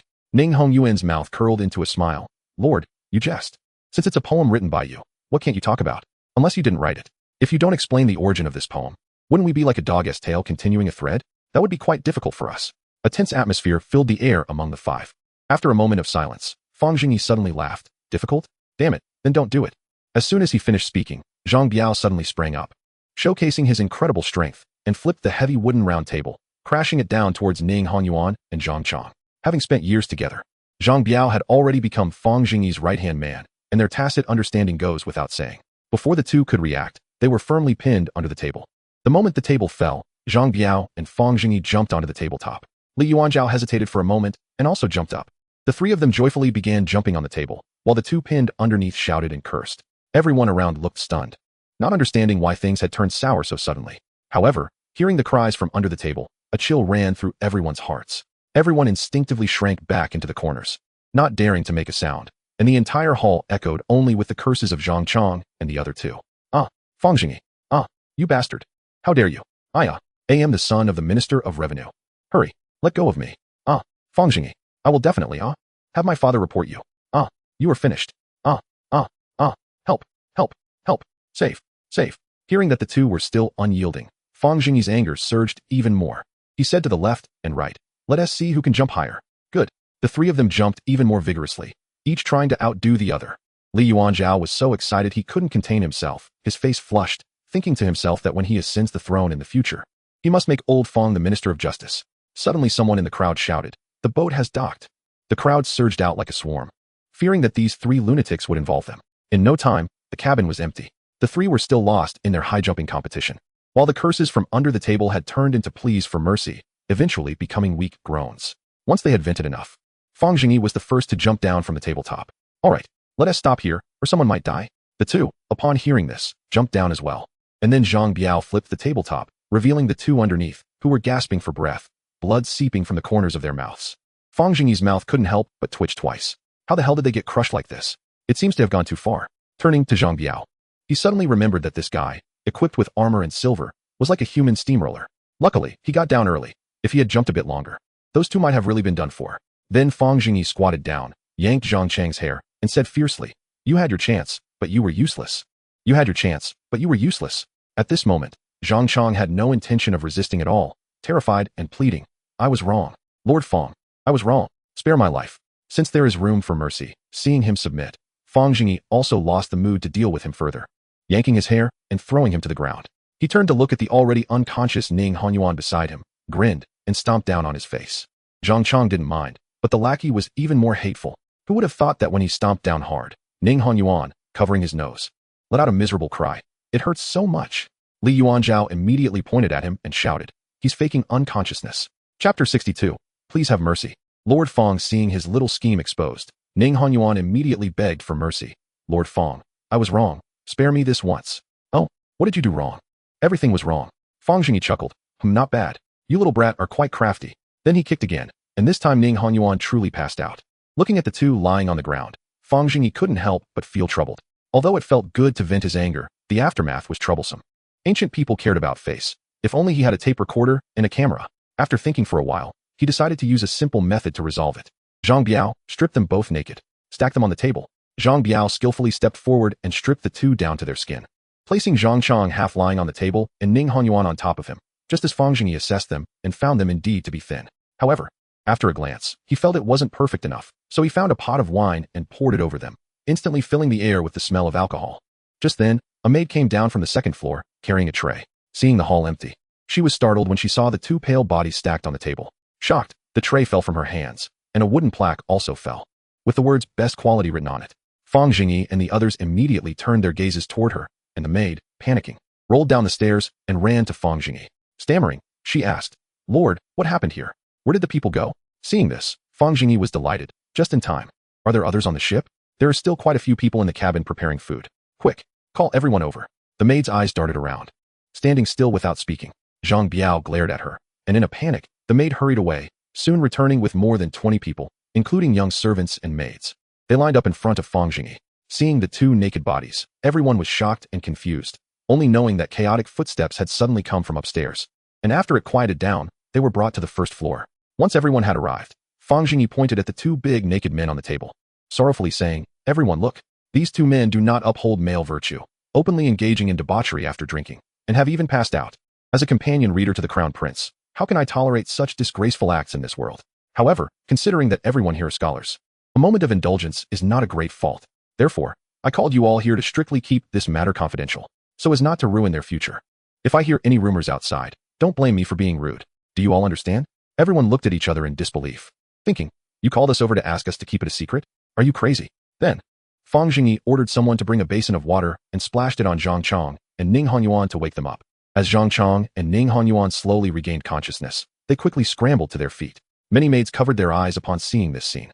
Once the two were fully awake, they noticed Fang Zhengyi still present, their clothes completely gone, reeking of alcohol, and a row of onlookers beside them, instantly feeling both shocked and panicked, utterly embarrassed. The two turned pale, covering their indecent parts, looking at Fang Zhengyi with pleading eyes. Fang Zhengyi immediately scolded the crowd. "What are you all looking at? Do you have no sense of public decency? Turn around." The crowd quickly turned away, all internally lamenting how they had gotten involved in this mess, and wishing they hadn't come. Seeing the crowd turn their backs, Zhang Chang and Ning Honyuan knelt down together, desperately lowering their heads. "Lord Fang, I ask you, was it enjoyable?" Zhang Chang didn't understand, but when he looked up, he saw Fang Zhengyi smiling down at him. That smile, in Zhang Chang's eyes, was akin to the devil's grin. So he hurriedly replied, "It was enjoyable." "Enjoyable." Ning Honyuan quickly echoed, "Me too." Many of those who had turned their backs scoffed, realizing that these well-dressed young masters were just as disgraceful in private. Fang Zhengyi kindly picked up 2 pieces of clothing and draped them over the two, then called over a young servant. "Come, you tell me what just happened?" The called servant trembled as he approached, quietly saying, "The two young masters drank and had a good time, then passed out together." "Speak louder, I can't hear you." "The two young masters drank and had a good time, then passed out together." "Good, very spirited. You can go back now." The servant hurriedly retreated. Zhang Chang and Ning Honyuan lowered their heads, their eyes bloodshot with rage, but they dared not utter a word, fearing Fang Zhengyi might lose his temper and kill them. Seeing that the two were thoroughly subdued, Fang Zhengyi smiled lightly. "Lift your heads." The two slowly raised their heads. "All right, now that this has happened, everyone should clear up any misunderstandings. I can assure you both, today, all 32 witnesses present, I have taken note of their names. No one will disclose this matter. Do you understand?" Zhang Chang and Ning Honyuan gritted their teeth, their faces twisted. "Understood. Very good. Everyone present today is a witness. If anything happens to them or their families, even if it's just a sprained ankle, I will hold you accountable. Understood?" "Understood. Very good. So when you go home, what will you say?" Zhang Chang, feeling wronged to the extreme, teared up as he said, "I drank too much today, acted impulsively, and had a little quarrel with the Lord, that's all." Fang Zhengyi nodded in satisfaction and then turned to Ning Honyuan. "And you?" "I'm the same." "I'm the same." Fang Zhengyi stepped forward, warmly helping the two up. "You both drank too much. Quickly put on your clothes and go home. Don't catch a cold." Upon hearing this, the two hurriedly got up and left. Just as they walked a few steps, the devil's voice rang out again. "Leaving just like that? How rude." "Thank you, Lord Fang." Go on, go on." Li Yuanzhao stood there, filled with excited joy, thinking how wonderful the outside world was. Once the two left the cabin, Fang Zhengyi turned around to face the crowd that had their backs turned. "All right, everyone disperse. Go about your own business." Hearing this, everyone felt a huge relief and immediately scattered to escape. It was too terrifying. They couldn't stay here any longer. Now, only 3 people remained in the hall. Zhang Biao approached and asked, "Young master, what should we do next?" Fang Zhengyi rolled his eyes at him. "With everyone gone, what else can we do? Didn't you want to pack up? Go pack. Zhang Biao chuckled and grabbed 3 burlap sacks from his waist, one for each person, and began to sweep through the hall. Plates of dim sum and dishes were dumped into the sacks. Suddenly, the maid who had run away earlier returned cautiously, inching her way to Fang Zhengyi's side. Quietly, she said, Lord Fang, my young lady read your poem, and she invites you to come upstairs for a chat. Fang Zhengyi, who was busy packing, paused in surprise and smiled. Sure.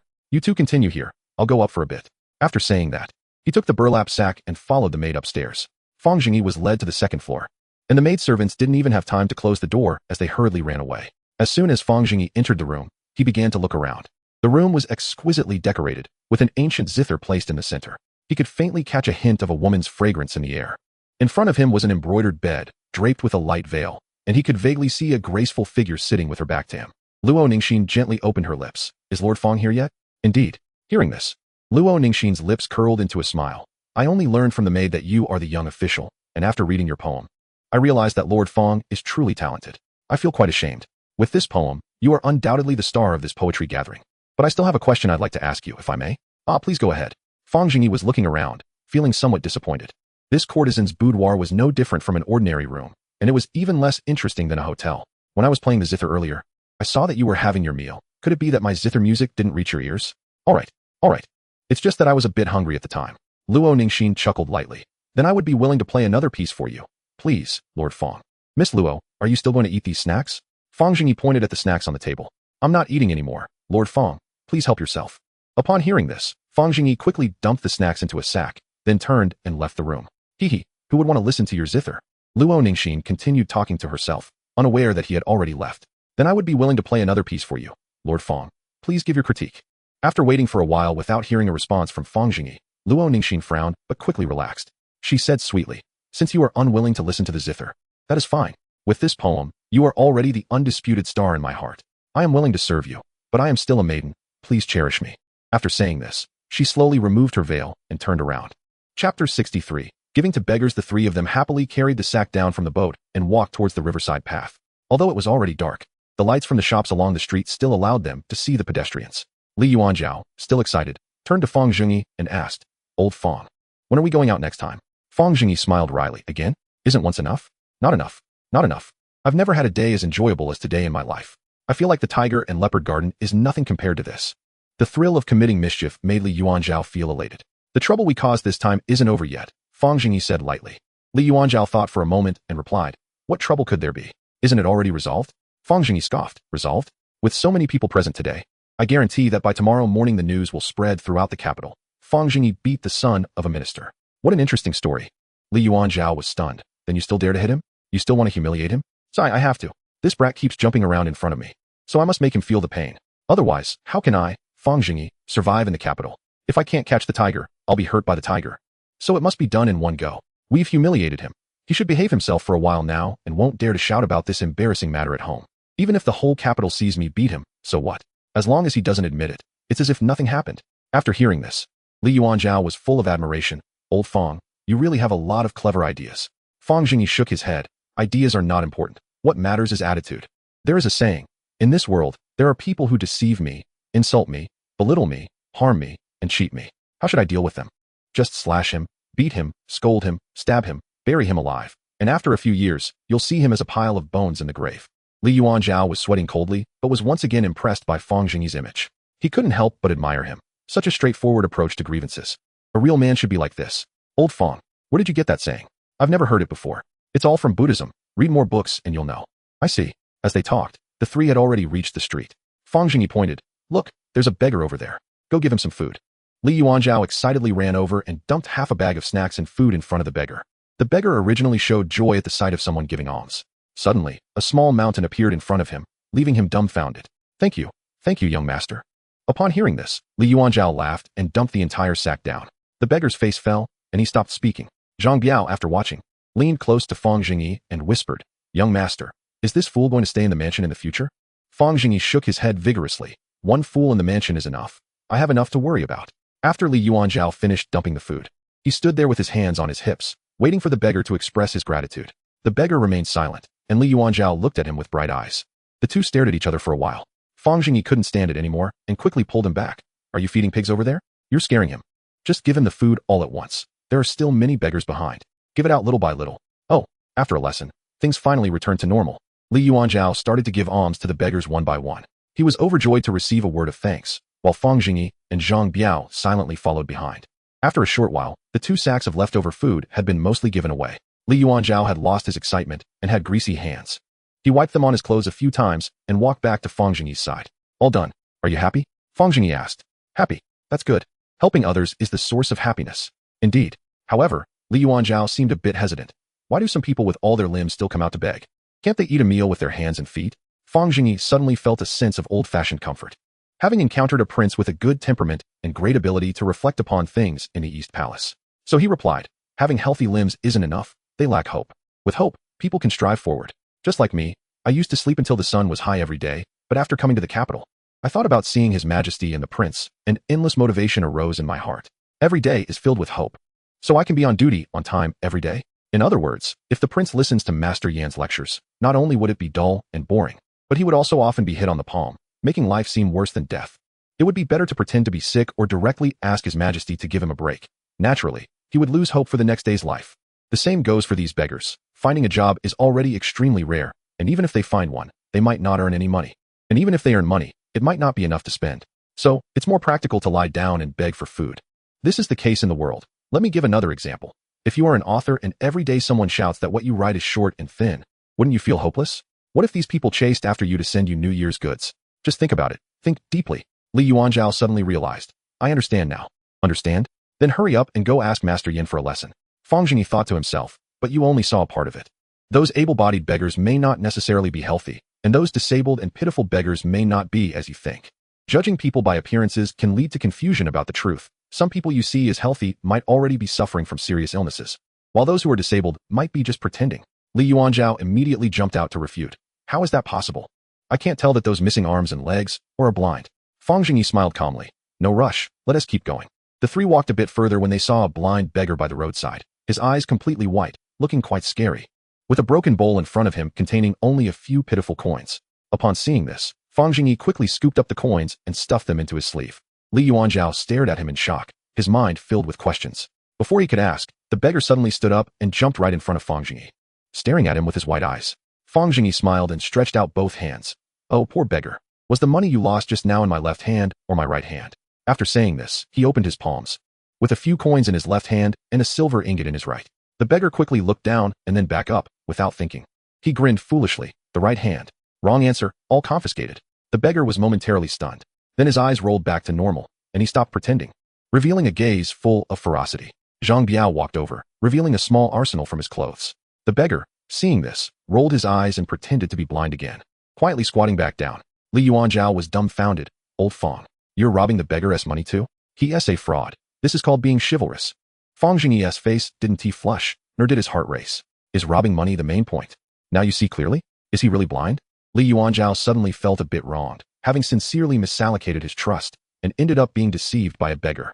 He kicked the beggar a couple of times and shouted, Why are you pretending to be blind? The beggar was extremely aggrieved, saying nothing, burying his face in his knees. Are you deaf? You clearly could hear people talking just now. Li Yuanzhao kicked him again. The ragged clothes were kicked open, and a few coins jumped out. Fang Zhengyi quickly collected them. The beggar buried his head and started sobbing. Fang Zhengyi quickly stopped Li Yuanzhao. Hey, they're all pitiful people. Let us just let it go. After saying this, he tossed a coin into the broken bowl. All right, stop crying. This is for you. Upon hearing the sound of money, the beggar silently raised his head, staring at the coin in the bowl, lost in thought. Don't rush. Let us keep going. Fang Zhengyi pulled Li Yuanzhao and continued walking. Not long after, they saw another beggar missing both legs by the roadside. Fang Zhengyi's eyes lit up, and as if nothing was wrong, he walked over and directly picked up the bowl and started to leave. Li Yuanzhao's eyes widened, feeling confused, unsure of what old Fang was going to do next. Fang Zhengyi poured the money from the bowl into his sleeve, then turned around and threw the broken bowl forcefully into the distance. The beggar, who had been kneeling, suddenly sprang up as if his legs had returned, and dashed toward the direction where the bowl had flown. Li Yuanzhao was stunned. A bitter feeling gradually spread in his heart. So what you said was all true. I really was blind. Fang Zhengyi couldn't help but pat Li Yuanzhao on the shoulder, comforting him. It's nothing, everyone grows. And everything in the world requires a process. The more you see, the less likely you are to be deceived. Li Yuanzhao suddenly realized. Staring at Fang Zhengyi, how could you tell? There aren't that many beggars in Taoyuan County, right? Fang Zhengyi smiled faintly, lost in the memories of his past. When he first arrived, Taoyuan County was truly impoverished. The people were almost living on dirt. To say it was a county was an overstatement. It was basically a village. Fang Zhengyi, an ordinary white-collar worker, had life skills limited to online shopping, sweeping, mopping, and using the toilet. The county had no industry and no grain. So they were basically helpless, spending each day either starving or watching others starve. Don't even mention hunting in the mountains. At most, you'd gnaw on some bark. And walking was a struggle. After a long time of hunger, dignity and face could all be set aside, and Fang Zhengyi ultimately made a significant decision. He decided to lead the people of Taoyuan County to beg in Hengjiang Prefecture. With Fang Zhengyi's mobilization, they quickly organized a group of the elderly, weak, women, and children, taking the county's remaining food supplies and advising the few young people in the county to stay in bed and not get up. They then set off toward Hengjiang Prefecture. Just getting into Hengjiang City was quite a feat, and once inside, due to their lack of experience, they couldn't get much. They wandered for a month in hardship. However, Fang Zhengyi was a modern person with a quicker learning ability and soon summarized his experiences. Pretending to be blind and disabled were all standard tricks. A step further was pretending to be pregnant. The women brought along all pretended to be heavily pregnant, lying on the streets and lamenting, making it difficult for the authorities to chase them away. Even many elderly women stuffed themselves to look pregnant, causing the people of Hengjiang to marvel. Begging for funerals for husbands and wives also became a standard operation. After learning for a while, Fang Zhengyi combined his anti-fraud knowledge from before his time travel and his experience watching live broadcasts, even developing a series of skits. Due to his good looks, he often pretended to be a scholar, mocking beggars to gain sympathy, or ridiculing wealthy onlookers to provoke emotions, using various means. In the following period, Fang Zhengyi started consciously organizing the beggars, making it more systematic and formal. After all, with such a big commotion, the authorities began to pay attention. And living in constant fear of being caught wasn't sustainable. Thus, Fang Zhengyi naturally became the leader, setting up elders to pass on skills and improve the members' abilities. The law enforcement elders were responsible for executing the gang's rules and removing threats to the gang. The leader of the stick was responsible for daily management and acting as an advisor to the leader and deputy leader, offering opinions and suggestions, as well as exercising power on behalf of the leader. There was also a resource allocator responsible for distributing resources, with several sub-branches communicating information. In this way, in less than a month, Fang Zhengyi's team became the top begging group in Hengjiang Prefecture, with countless beggars flocking to join. Fang Zhengyi, amidst the calls of boss, lost himself and gradually shed his last shred of dignity. Ultimately, the commotion became too great, and the Hengjiang authorities sent troops to crack down. Fang Zhengyi could only exchange all the money for food and fled back to Taoyuan County with a portion of his people, using the elite beggars he had trained to form a government team. Only then did he gradually move onto the right path of brewing and commerce. To this day, the song "The Wandering Person Outside Misses You, Dear Mother" still resonates in Hengjiang, creating a wave of popularity. Thinking of this, Fang Zhengyi sighed, patted Li Yuanzhao's shoulder again. The principles of the world are all interconnected. Specializing in one area allows understanding of others. Follow me and study well. You want to go wrong. All right, it's getting late. Let me send you home. Zhang Chong and Ning Honyuan fled in a panic onto the street, running continuously, fearing Fang Zhengyi would change his mind and chase after them. They ran for an unknown amount of time before Zhang Chong finally stopped, coughing violently. The strong smell of blood spread in the mouth. Ning Honyuan kept patting Zhang Chang's back, concerned. Young Master Zhang, are you okay? Cough. Thank you, Brother Ning. Cough. That Fang Zhengyi is truly despicable. I swear I won't be human if I don't take revenge for this. Tonight, come to my residence first, and we will discuss a strategy. Cough, cough. Young Master Zhang, don't say any more. I'll take you home first. I absolutely won't let Fang Zhengyi go for treating you like this. Ning Honyuan felt a pain in his chest when he was pressed under the table. He was already thin and had tried to lie flat to leave most of the pressure for Zhang Chong to bear, so the injury wasn't too severe. The two of them stumbled back to the minister's residence, supporting each other. As soon as they entered the gate, the butler rushed over with a look of shock and anger. Young master, what happened to you? Who bullied you outside? And who are you? The butler's gaze was fixed on Ning Honyuan. Zhang Chong coughed twice. Don't make a scene. Close the door. After the guards closed the door, Zhang Chong slowly straightened up and leaned against the butler. Ning Honyuan still looked at him with concern. Young Master Zhang, you're not seriously hurt. Before he could finish his sentence, Zhang Chang's cold gaze immediately met Ning Hongyuan's eyes. Zhang Chong pointed at him. Someone, cough, beat him to death. Chapter 65. Everyone gets beaten. Ning Honyuan stepped back in terror and ended up leaning against the guards, quickly bouncing away. Young Master Zhang, why are you doing this? We're on the same side. Zhang Chong snorted coldly. Cough, you dog bastard. Who's on the same side as you? If it weren't for you, I wouldn't have had to go through this. Beat him. Ning Honyuan wanted to explain, but a circle of guards had already surrounded him, and the sticks came down like rain, producing waves of wails. Zhang Chong looked at Ning Honyuan, who was continuously moaning on the ground, with a face full of hatred, and still felt unsatisfied. He turned to the butler and asked, Where's Zhao Yang? The butler bowed. He's waiting for you in the backyard. Bring him out. Let us beat him together. Soon, a terrified Zhao Liang was dragged out and thrown into the circle of sticks. Young master, why are you hitting me? Why are you hitting me? Zhao Liang screamed wildly, feeling heartbroken and completely unable to understand what he had done wrong, wondering why the whole world was against him. Zhang Chang shouted angrily, "Shut up! If it weren't for you, this young master wouldn't have provoked Fang Zhengyi. If it weren't for you, there wouldn't have been this situation today. Beat him. Hit him hard." Zhao Liang was beaten until his head was swollen, feeling wronged. After helping Zhang Chang identify Fang Zhengyi, he had gone to the bow of the ship and hadn't even been in the hall. As soon as the boat docked, he left. And just as he arrived at the minister's residence, he was dragged out and beaten without knowing what had happened in between. Only when he heard Zhang Chang mention Fang Zhengyi did he realize that Zhang Chang must have had a bad encounter with him. Fang Zhengyi. Again, it was Fang Zhengyi. Ever since he met him for the first time, his life had been filled with tragedy. Why? Was it just because of that little concubine who was forced to death? It must be that wretched woman's vengeful spirit coming to take revenge on me. Thinking of this, Zhao Liang felt as if his heart had turned to ashes and allowed the sticks to rain down on him without saying another word.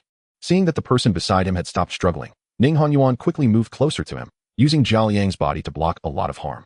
Zhang Chang's eyes widened in surprise. Good. Ning Honyuan, no wonder this young master is hurt worse than you. Pull them apart. Beat them separately. Upon hearing this, Ning Honyuan felt his heart break, but after being beaten by the sticks, he gave up struggling and could only cover his face tightly with both hands. He had only one thought in his mind. Let them hit me. I can't ruin my looks. Pull his hands away. Hit his face.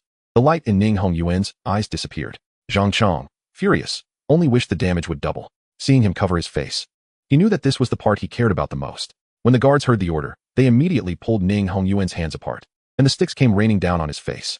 Soon, Ning Hongyuan's handsome face became like a kaleidoscope. The Minister of Revenue, Zhang Shi, heard the noisy shouting from the courtyard and stepped out from the hall. As soon as he came out, he saw two people being encircled by sticks. He couldn't help but frown and shouted, "Stop it all." Then he turned to Zhang Chang. "Chang'e, what happened?" Seeing his father, Zhang Chang's pent-up grievances erupted like a flood. Thinking of the inhumane experiences of the night, he felt even more sorrowful. He rushed up and hugged Zhang Shi's thigh, tears streaming down. "Father." Zhang Shi, seeing his son in such a pathetic state, pulled him up. "What is wrong? Speak properly. What kind of behavior is this, crying like a woman?" Zhang Chang stood up still sobbing, his emotions not yet fully calmed, and with a painful chest, he stood there gasping. Zhang Shi thought about it and guessed roughly what had happened. His son went to the poetry debate to cause trouble for Fang Zhengyi. With this behavior, he must have not fared well and even suffered a serious loss. When Zhang Chang finally calmed down, Zhang Shi continued to ask, "I ask you, why did you beat these two people, and who is that fat guy in white?" Zhang Chang glanced at Ning Honyuan, who was beaten into a pig's head, and said hatefully, "These two instigated me to trouble Fang Zhengyi. They deserve to be beaten." Zhang Shi felt a bit displeased and took a deep breath. "Speak. What happened with Fang Zhengyi tonight? Why did you suffer such grievances?" As soon as Zhang Chang thought of being stripped naked and piled on top of Ning Honyuan, he felt sick to his stomach, and he couldn't let anyone else know about this incident. Thinking of this, Zhang Chang shuddered and stammered, "It's nothing. Just had a bit of a quarrel with Fang Zhengyi." Slap. A heavy slap suddenly struck Zhang Chang's face, causing his cheek to swell up and leaving a clear handprint. Zhang Chang stared blankly at Zhang Shi, saying dully, "Father, shut up. I don't have a useless son like you." Zhang Shi looked disappointed. He then roared, "Wasn't it you who wanted to cause trouble for Fang Zhengyi? Even if these two instigated you, in the end, it was still your own desire to go, right? Just because of a few words in a quarrel, you're crying and blaming others. How could I have raised such a useless son? I thought you had matured and changed a bit. But I didn't expect you to still be like a mud that can't be molded. It seems I've spoiled you too much. You can't even compare to a mere Fang Zhengyi, let alone your father. Just for this little matter, how dare you come to me to complain? Look at yourself in the mirror. Do you have even a bit of a man-esque demeanor? From today on, you are not allowed to go anywhere. Stay in the residence and study." "Father." Zhang Chang looked at Zhang Shi shouting, feeling a bit scared, but thinking of his grievances that he couldn't speak of. The tears of frustration slipped down his cheeks again. Seeing his son crying again, Zhang Shi's anger flared up. He kicked Zhang Chang to the ground and shouted, "Hold it back. Act like a man." For a moment, Zhang Chang wanted to reveal the truth, but he held it back. After all, grievances are temporary, but face is permanent. Zhang Shi sighed heavily, then said dejectedly, "Su Bo, lock the young master in his room. Prepare the ink, paper, and brush. From today on, he is not allowed to leave the room except to eat, drink, or relieve himself. Moreover, throw those two useless people out, and they are not allowed to step into the Zhang family's door again." "Yes," Butler Su said, then turned to carry out the orders. "Wait a moment. Send someone to check if Fang Zhengyi has any issues, investigate all the circumstances clearly, and report back quickly." Butler Su hesitated, saying, "Master, Fang Zhengyi has just arrived in the capital. There shouldn't be any problems, right?" Zhang Shi sneered, I don't believe he has no problems from the capital to Taoyuan County. How many people in the court are clean? In the deep of night, under the moonlight like water, the door of the minister's mansion was quietly opened, and two people, like tattered burlap sacks, were thrown out and lay motionless on the ground. Chapter 66. The Crooked Princess in the Qianshan Cloth Shop. Bai frowned as she examined the unfamiliar man lying on the ground. His face bruised and swollen like a pig's head, covered with a white cloth. Are you saying he is Shui Angi? How did he end up like this? Bai was somewhat surprised. She had seen Shui Angi twice before, and in her impression, he was clearly a graceful young gentleman. How could he end up in such a state while being sent out by Qian Dishing to build connections? It was truly hard to fathom. Qian Dishing had a bitter expression. I don't know. This morning the shop assistant heard that two naked men were lying on the street. So he went to see the commotion. As a result, he found someone familiar and only recognized it was the heir lying on the ground after careful identification. So he brought him back. It seems he has been lying in the street all night, and his clothes must have been stripped away by beggars. However, he was found at the gate of the minister's mansion. Perhaps he crossed Zhang Chong, but I can't figure out why Zhang Chong, who is also from a prominent family, would do such a thing. Suddenly, a faint smell of alcohol wafted to Bai's nose, and she couldn't help but cover her mouth and nose, casting a disdainful glance at Ning Honyuan.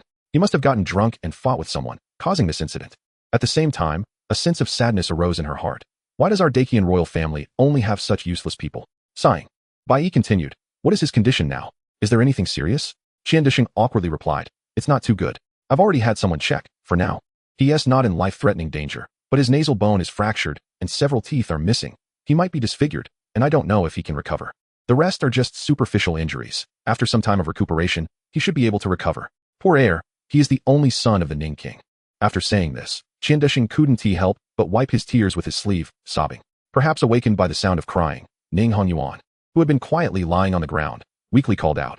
Shui. Seeing this, Qian Dishing hurriedly brought a cup of tea and poured it for Ning Honyuan. After drinking a cup of tea, Ning Honyuan's spirits improved considerably. He immediately saw Bai and was overjoyed. Kong Chu? Bai, with a blank expression, said, all right, your mouth is injured, so speak less. Just get to the point. Why were you beaten up like this? What happened last night? Ning Honyuan opened his mouth and felt something was wrong. He hurriedly touched his face, and then touched his mouth in a panic. Quickly, get me a mirror. Qian Dishing quickly brought a copper mirror, and Ning Honyuan hurriedly leaned in to take a look. Upon seeing his reflection, he was instantly dumbfounded. Fang Zhengyi. Damn it, I hate it. Before he could finish speaking, he fainted again. Fang Zhengyi.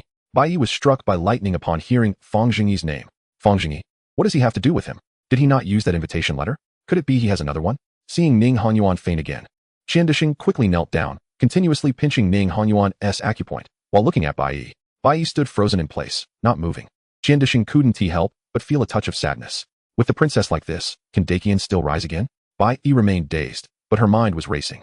Why is it that whenever I encounter Fang Zhengyi, nothing good happens? The secret base of the water god cult was flooded because of him. I ended up being a maid's maid, and now the people sent out because of him are in such a state.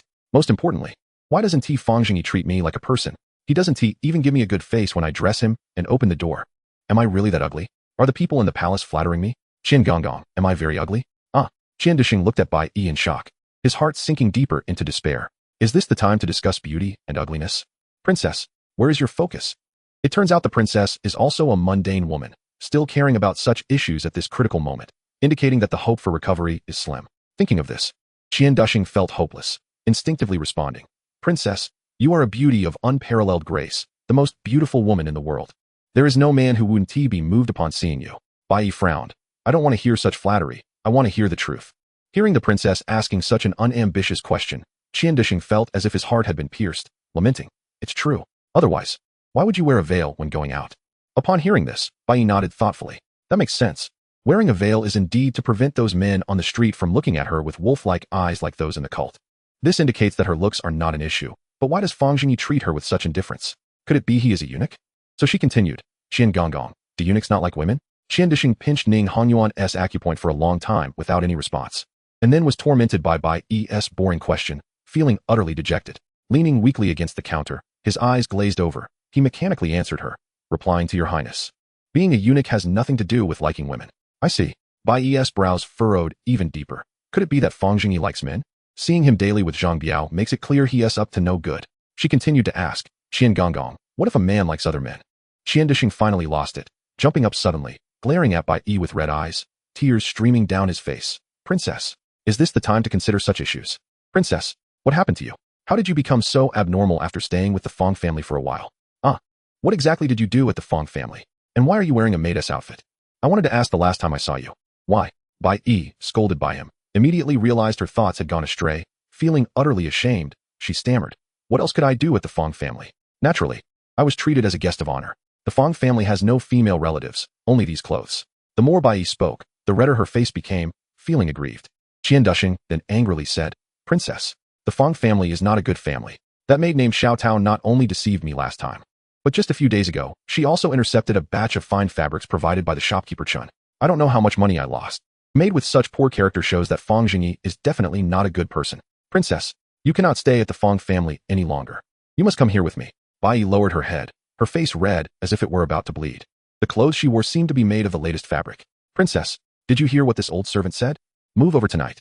Bai Yi pouted her lips and stared straight at Qiandusheng. I want to go. If I just leave like this, wouldn't all the suffering I've endured in the Fang residence be for nothing? I absolutely cannot leave. Seeing Bai Yi's stubborn eyes, Qiandusheng's heart suddenly softened. Yes, the princess is only 16 years old. Her country has fallen, her family has perished, and it's already not easy for her to remain strong in the face of such great changes.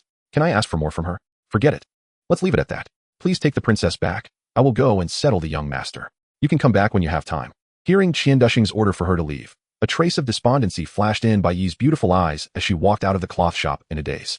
On the way back, her heart felt as if it were fermenting, causing pain in her chest. It was unclear how long she walked, but she finally returned to the front of the Fang residence. Looking at the huge sign of the Fang residence, Bai Yi's emotions stirred even more. Just then, Fang Zhengyi returned from his shift, and as soon as he got out of the car, he saw Bai Yi standing foolishly at the entrance. He waved his hand and called out, Xiao Bai? Upon hearing this, Bai Yi silently walked over, forcing a smile. Young master, you're back. Why do you want to see the gate again? Seeing her not responding and looking a bit downcast, Fang Zhengyi suddenly realized. I wondered what was going on. Is it because you didn't get the commission from the invitation letter? Come, young master will give you money. Don't look so glum. Saying this, he took out a few stinky copper coins from his sleeve and slapped them into Bai Yi's palm. Bai Yi was stunned, looking at the few pitiful copper coins in her palm, smelling the faint odor. The emotions that had been building up suddenly erupted like a volcano. She cried out, covering her face with her hands, and hurriedly ran into the Fang residence. Fang Zhengyi saw this and laughed. Oh, making a bit of commission has made you this happy. You silly girl. Chapter 67. Deceiving the king. The cicadas chirped mournfully. The evening at the long pavilion was solemn, and the sudden rain had just stopped. In the capital, the drinking was aimless, and the morning breeze carried the waning moon. In the court, Gui Tianyang read this poem Yulingling with great emotion, and many ministers were captivated, with some even wiping away tears with their sleeves. Emperor Jing looked down from a high position, observing everything. His gaze towards Fang Zhengyi became more satisfied. Where's the wine after the night? By the willow bank, the morning breeze carries the waning moon. After all these years, good times and beautiful scenes have become mere illusions. When he reached the line about good times and beautiful scenes being mere illusions, Gui Tianyang's voice suddenly stopped. The ministers in the court couldn't help but feel a sense of loss. Emperor Jing happily said, Dear ministers, listen. How about we all appreciate this poem together? The older one grows, the more emotional they become. Li Yinsong, as the head of the cabinet, had a literary accomplishment that goes without saying. Upon hearing this poem, various feelings of parting surged in his heart. He raised his wide sleeves, secretly wiped his nose, and solemnly said, Your Majesty, since ancient times, affectionate feelings have hurt during parting, especially during the cold and desolate autumn season. Where's the wine after tonight? By the willow bank. The morning breeze carries the waning moon. The first two lines highlight parting and desolation. The subsequent two lines are a continuation of the first two, and there should be no other words in between.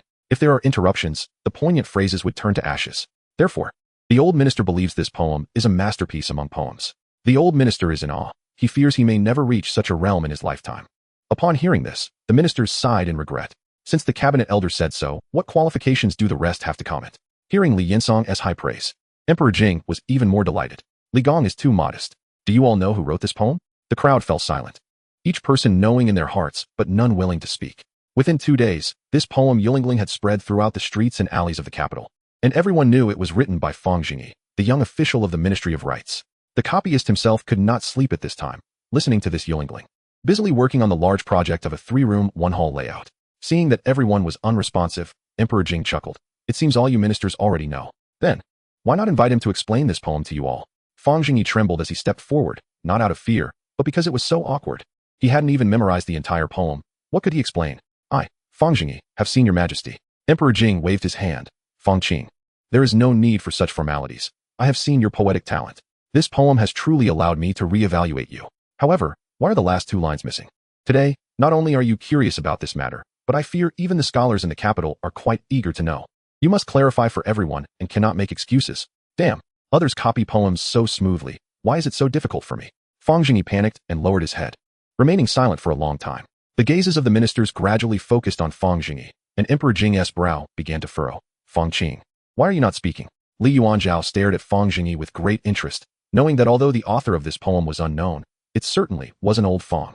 Seeing old Fang suffer publicly filled him with brotherly joy. With no other options left, Fang Zhengyi slowly raised his flushed face and said painfully, I am ashamed, Your Majesty. Upon hearing this, Emperor Jing's expression began to turn serious, and the eyes of the crowd exchanged subtle glances, conveying a mutual understanding. The general idea was that this dog could create such wonderful poetry, proving that it was indeed copied. Fang Zhengyi said indignantly, since I took office in Taoyuan County, I have worked diligently for the people. I can chop wood in the mountains and fetch water from the river.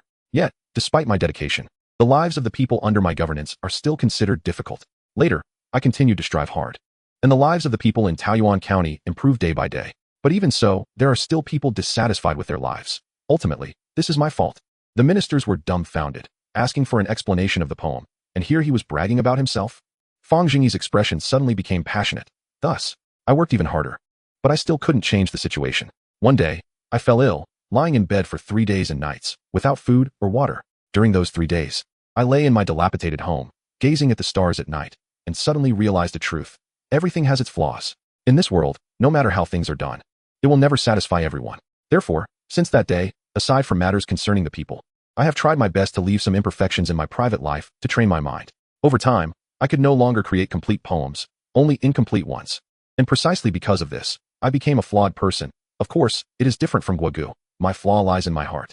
Fang Zhengyi, are you sick? Guo Tianyang, standing beside Emperor Jing, felt as if he had eaten shit, inexplicably getting dragged into this. Furthermore, because I have a flawed heart, I can let go of obsessions, maintain a high spirit every day, not be hindered by material things, and continue to serve my country and family. So, when Your Majesty asks me why this poem is incomplete, I want to say it is just so. Wow, this works too? Li Yuanzhao's eyes nearly popped out. And after hearing Fang Zhengyi's nonsense, his heart trembled wildly. The other ministers also looked down on this absurd explanation. It's too ridiculous. Who would believe your words? You, Fang Zhengyi, are just good at some sophistry. However, after Emperor Jing listened, a thoughtful expression appeared on his face. Since going to Taoyuan County, Fang Zhengyi indeed had not produced a single complete poem, and all those verses were nothing short of stunning. If these works were not written by Fang Zhengyi, they should have spread far and wide by now. Moreover, this Yulingling poem is also incomplete, which indeed aligns with what Fang Zhengyi said. Emperor Jing sat on the dragon throne, deep in thought, and the ministers below were all in a panic. The emperor is thinking. The emperor is thinking. Such ridiculous matters. And the emperor is actually pondering them seriously? Is there anything more absurd in this world? After a long while, Emperor Jing hesitated and said, so that's it. Fang Qing is indeed thoughtful. Damn, there really is. The crowd fell silent. What has happened to this court? Can it still be good?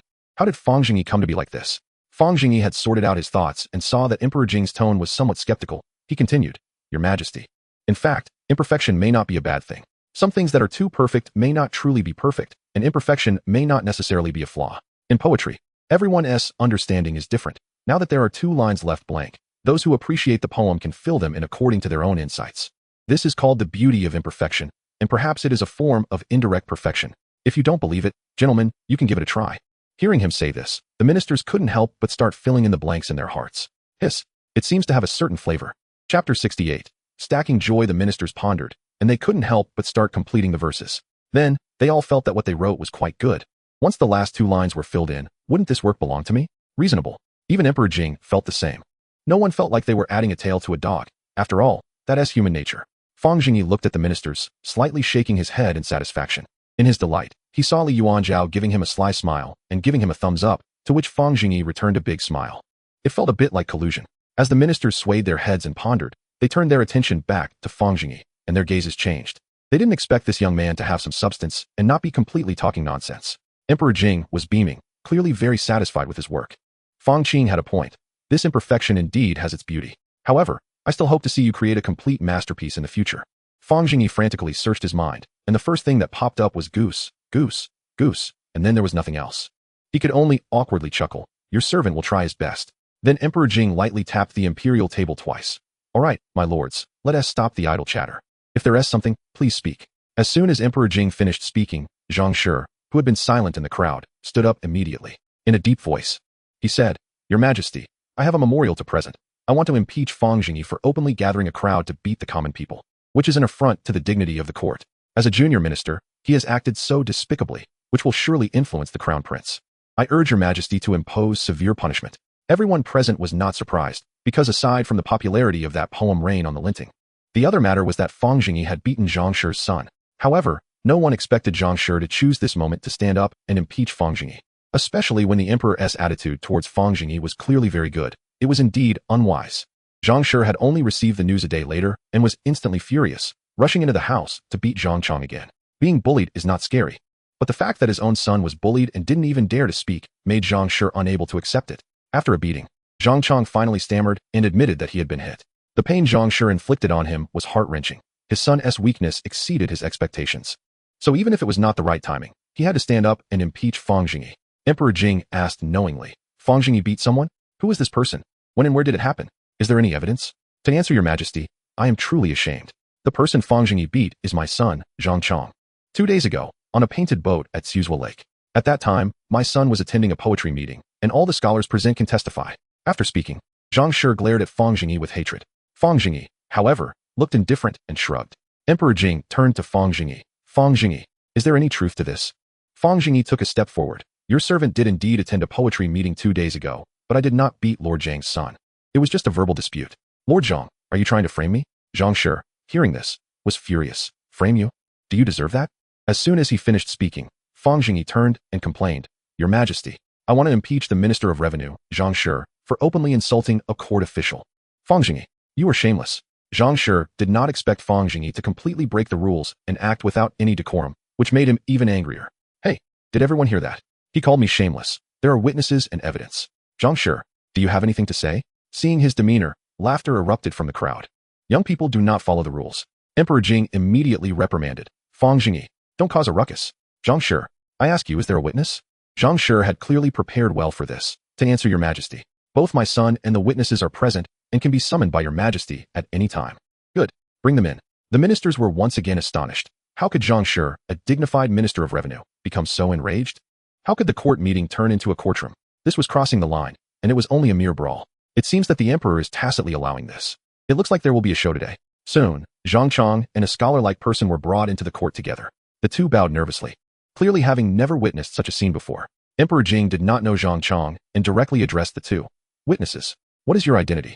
Did Fang Zhengyi engage in a brawl the day before yesterday?" The scholar stammered, "I am a commoner invited to the poetry meeting, and I personally saw Lord Fang beat young Master Zhang. At that time, there were 3 people, and young Master Zhang was pressed under the table while the 3 jumped on the table." "Fang Zhengyi, is this true?" Fang Zhengyi calmly replied, "Your Majesty, this is all a lie. I did not have any physical conflict with young Master Zhang that day. It must be that this gentleman drank too much and imagined it. If 3 people were beating one, why would they need to press him under the table? Moreover, this kind of fighting method is too childish. I would not stoop to such a level. That evening, young Master Zhang was not far from me. I clearly saw him playing stacking cups with someone. After drinking too much, we had a verbal dispute, that's all." Emperor Jing asked in confusion, "What is stacking cups?" Upon hearing the word stacking cups, Zhang Chong trembled uncontrollably, and Zhang Shi thought his son was just scared of such a big scene and secretly kicked him from behind. Stacking cups is a game played by 2 people. They drink and stack one cup on top of another, competing to see who can stack the cups higher. Fang Zhengyi casually made up a rule for the game. Emperor Jing looked at Zhang Chong, noting his trembling state, and frowned again. Zhang Shi was a high-ranking official. How could his son be so cowardly? He couldn't help but raise his voice. "Zhang Chong, recount exactly what happened that day. If Fang Zhengyi really bullied you, I will send someone to investigate and give you justice." Zhang Chong was now heartbroken. He was dragged into the palace by his father. He was now caught between a rock and a hard place. On one side was his father, and on the other was his own dignity. Whom should he protect? If he did not admit to being beaten, wouldn't he be ruining his father's face? If he admitted it, he would have no face left himself. "I can't live with myself, and my father would lose face too." After weighing it all, Zhang Chong made up his mind. "To answer your Majesty, I was indeed playing stacking cups that day, and Fang Zhengyi did not hit me." After saying this, Zhang Chong seemed to have his bones pulled out, becoming listless. Zhang Shi widened his eyes and pointed a trembling hand at Zhang Chong, unable to believe his ears. Everyone outside had heard about this unfilial son, yet he still dared not admit it.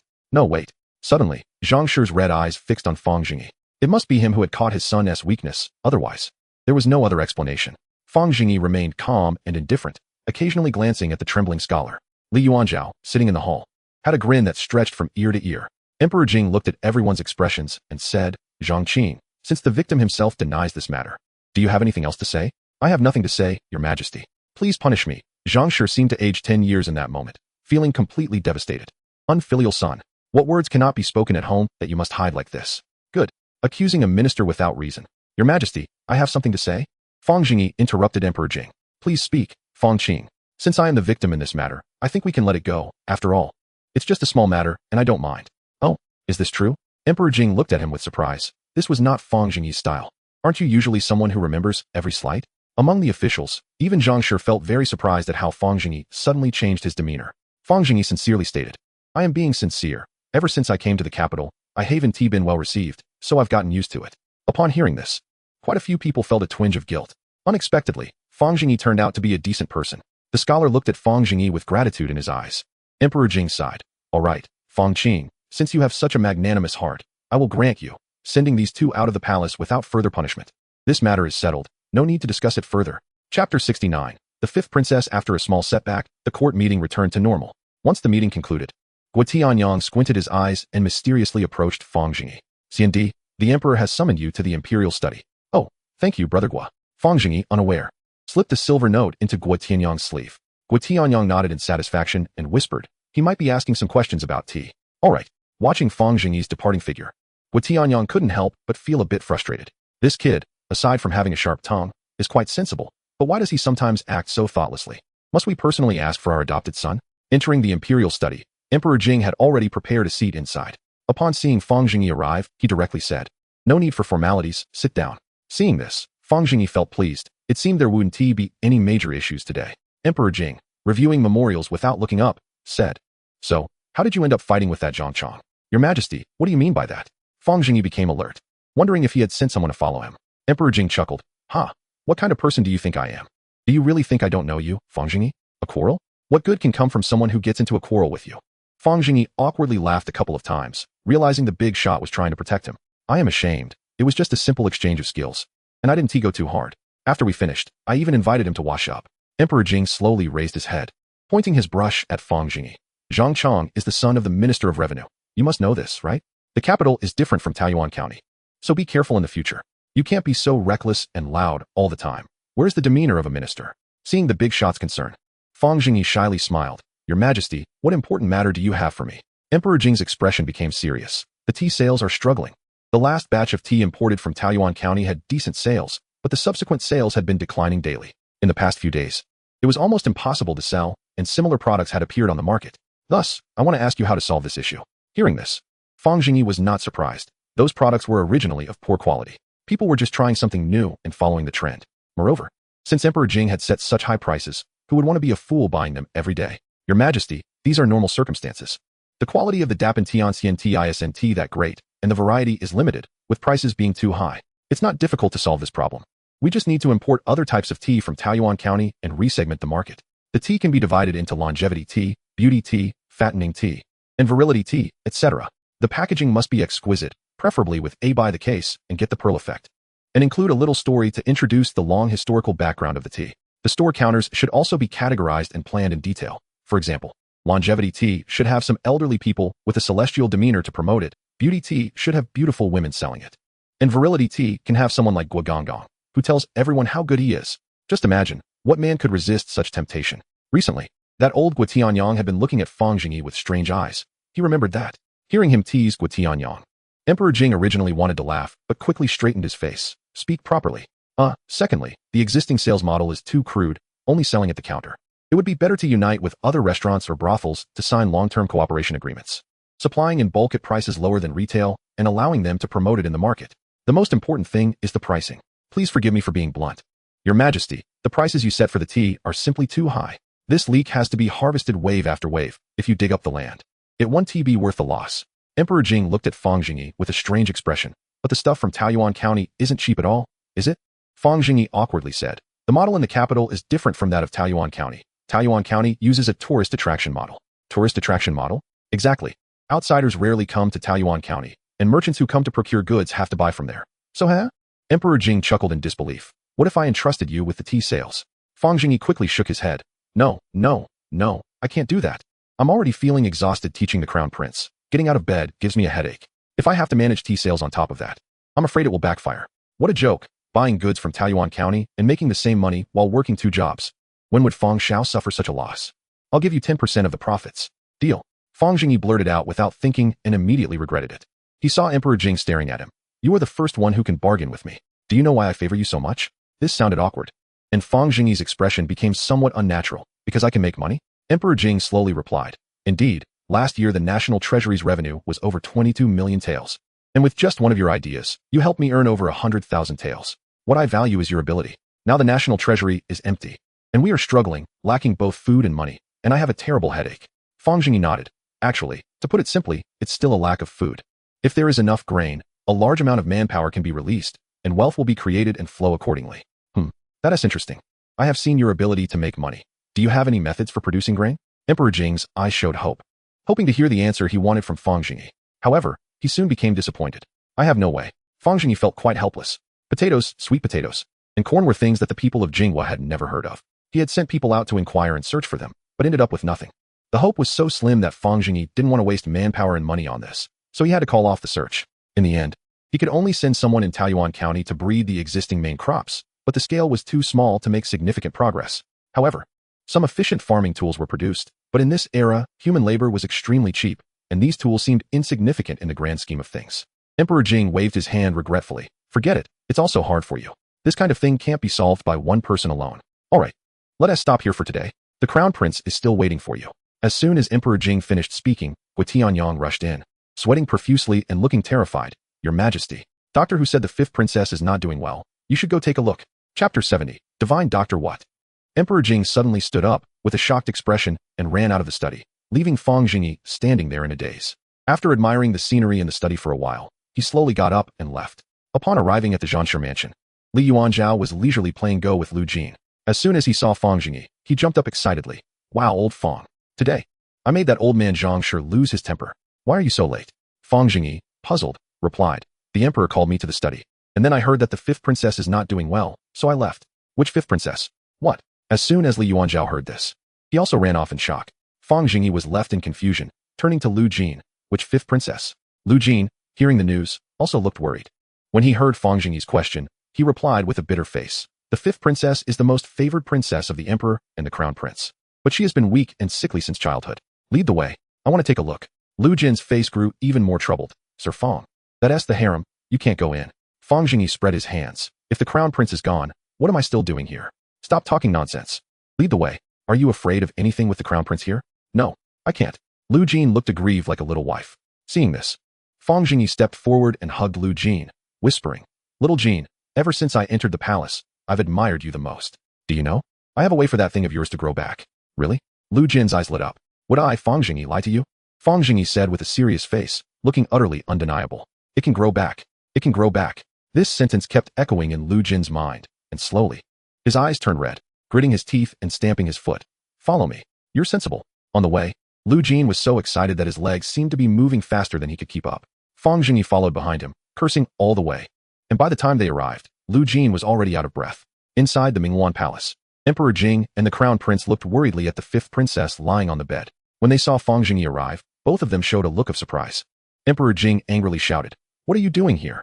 Is this a place you should come to? Your Majesty, I followed the crown prince here. Not knowing what was going on, Fang Zhengyi panted, Damn it, that eunuch ran so fast. Li Yuanzhao quickly smoothed things over. Father, don't be angry. I asked old Fang to come. Nonsense. After Emperor Jing finished speaking, he no longer said anything and started to sigh deeply while staring at the princess. Fang Zhengyi caught his breath, leaned forward to look at the bed, and was instantly stunned, a thought popping into his mind. A pure beauty. The beautiful woman lay on the bed, looking pale and sickly, her eyes tightly closed, occasionally letting out a light cough. Her skin was like white snow, with a delicate cherry-like mouth, and her red lips resembled a single red plum in the snow, proud and enchanting. Even through the thick quilt, her curvaceous figure could still be seen. Fang Zhengyi felt his heart race a little. Was the royal bloodline this outstanding? Emperor Jing despondently asked, Doctor Who, what is the current situation of the princess? Doctor Who, looking like a celestial figure, kept stroking his beard and sighed. The situation is not optimistic. Just now, I almost thought the princess wouldn't make it, but fortunately, heaven protected her, and she has managed to survive for now. The rest can only be observed after she recuperates for a while. Emperor Jing sighed heavily. 10 years. It has been 10 years, and she still hasn't been cured. What wrong has my daughter done? Miaohan, Miaohan. Can she hear what I'm saying? Doctor Who shook his head. I'm not sure, Your Majesty. The princess is still unstable. It's better to let her rest for now. I will report back when there is any update. Emperor Jing weakly shook his head. Crown Prince, Fang Qing, let us go. Let the princess rest peacefully for now. I want tea. I want to stay and watch. Li Yuanzhao stubbornly looked at Emperor Jing. Seeing Li Yuanzhao's expression, Emperor Jing looked at Fang Zhengyi, who was also concerned about the princess, and sighed helplessly. Fine. If you want to stay a while longer, then stay. I have important matters to attend to. After saying that, he waved his sleeve and left. Li Yuanzhao, dejected, tugged at Fang Zhengyi's sleeve, saying softly, Old Fang, do you have any way? Is there a good doctor in Taiyuan County? Old Fang, Old Fang. Huh. Fang Zhengyi came back to his senses and said helplessly, Your Highness, I'm not a doctor. And the doctors in Taiyuan County should be no match for the imperial physicians. First, let me know what illness the princess has before thinking of any solutions. After saying that, he walked up to Doctor Who. May I ask, Doctor, what exactly is the princess suffering from? Doctor Who hesitated upon hearing Fang Zhengyi's question. Who is this gentleman? Fang Zhengyi. Upon hearing the name Fang Zhengyi, Doctor Who displayed a look of disdain and casually said, Even if I told you, you wouldn't understand. Fang Zhengyi blinked. Not realizing his reputation in the palace was so bad that it had reached the imperial hospital, he stepped forward and grabbed Doctor Who by the collar, startling the surrounding maids and eunuchs to retreat in fear. Fang Zhengyi said coldly, I'm asking you a question. You answer. If you keep talking nonsense, be careful, I'll report you. You've been treating a disease for 10 years and haven't cured it. What are you so proud of? Doctor Who had never seen such a person in the palace, trembling and stammering. It's a lung disease. Lung disease? There are many types of lung disease. Which one is it? Oh, let go of me. This disease is very strange. It resembles tuberculosis, but isn't. I already said you wouldn't understand. Fang Zhengyi. Upon hearing this, released Doctor Who's collar and smoothed out his clothes, smiling. Just speak properly. If you had said so earlier, it would have been fine. You're so uncivilized. Li Yuanzhao, looking displeased, walked over. What is going on? Old Fang, how is the questioning going? Fang Zhengyi shot a glance at Doctor Who. I haven't figured it out yet. Doctor Who, seeing the crown prince arrive, quickly said, Your Highness, this illness is very strange. I initially thought the princess had weak liver fire, and I prescribed a remedy that had some effect. However, today, the princess suddenly fell ill. So it seems I need to reconsider. Li Yuanzhao immediately became furious. How many prescriptions have you changed in 10 years? You quack doctor, I'll kill you. After saying that, he raised his fist and swung it at Doctor Who, who immediately ducked for cover. Fang Zhengyi quickly held on to Li Yuanzhao, teaching him that he couldn't let him become a medical troublemaker. Don't be anxious. Don't be anxious. Let me take another look. Hearing Fang Zhengyi speak, Li Yuanzhao reluctantly lowered his fist. At this moment, Fang Zhengyi looked at Doctor Who with a changed expression. This guy has been changing his methods for 10 years. And the princess is still alive, which shows he must be a divine doctor. Chapter 71. Scientific pioneer Fang Zhengyi. Fang Zhengyi walked to the princess's bedside and observed for a while. He found that apart from the fever, she seemed to be coughing, and nothing particularly stood out. Hearing from Doctor Who that it was a lung disease, he couldn't help but feel it resembled pneumonia, but since he wasn't a professional doctor, he couldn't make a definitive conclusion. He could only turn to Li Yuanzhao and say, Your Highness, let's go. Staying here is of no use and will only disturb the princess's rest. Li Yuanzhao nodded heavily. The two walked to the palace gate, where Li Yuanzhao leaned against a pillar, saying softly, Old Fang, did you know? Miaohan is the closest sister to me in the palace. We grew up together. And she is only a month younger than me, but has always been weak and sickly. Seeing her in such pain today feels like a knife cutting through my heart. I wish I could kill that quack doctor immediately. Fang Zhengyi stood silently beside him. Li Yuanzhao continued sadly. I thought you had many ideas and could find a way to save her, but I never expected. What should I do if she leaves us? The two fell into silence for a long time. Suddenly, Li Yuanzhao looked up at Fang Zhengyi and asked, Old Fang, do you want a wife? Li Yuanzhao's sudden remark made Fang Zhengyi feel the shift in mood too quickly, and his heart couldn't quite accept it. I remembered that there seems to be a method in folk tales called chongxi, a marriage to bring good luck. How about I marry Miaohan to you and try it out? This was a last resort. Only you would be acceptable. If it were any other man, I would never agree. Just say whether you are willing or not. Fang Zhengyi looked up speechlessly at the sky. Marrying the dying princess to himself, was this a favor or a curse? He bitterly smiled and said, Your Highness, those are just folk legends. If chongxi could cure diseases, there wouldn't be any wars in this world. Upon hearing this, it seemed like a string in Li Yuanzhao's heart suddenly snapped. He jumped up and grabbed Fang Zhengyi's arms tightly, roaring, What do you mean? What do you mean? What else can I do? Fang Zhengyi immediately pulled Li Yuanzhao's hands away forcefully and shouted, Calm down. The most important thing now is to find a way to save the princess. Why are you yelling so loudly? Is it helpful? Li Yuanzhao was startled awake by Fang Zhengyi's shout and sat down dejectedly on the ground, muttering, What other methods are there? What other methods are there? Seeing him in such a lost state, Fang Zhengyi couldn't help but empathize. The crown prince is also a person of emotion. He reluctantly said, "Perhaps I have a method, but the hope is very slim." Li Yuanzhao jumped up like he had grasped a lifeline and excitedly said, "Old Fang, you really have a way. Hurry and tell me. There is something called penicillin that might be able to save the princess's illness." Fang Zhengyi had struggled for a long time before deciding to say it. Feeling completely hopeless inside, penicillin is a miraculous medicine in later generations, a soft gold during wartime. It has a very high safety profile and plays an immeasurable role in antibacterial and anti-inflammatory effects. Before crossing over, Fang Zhengyi had just watched a drama that detailed the traditional method of preparing penicillin. However, he only remembered the general idea. The details needed further contemplation.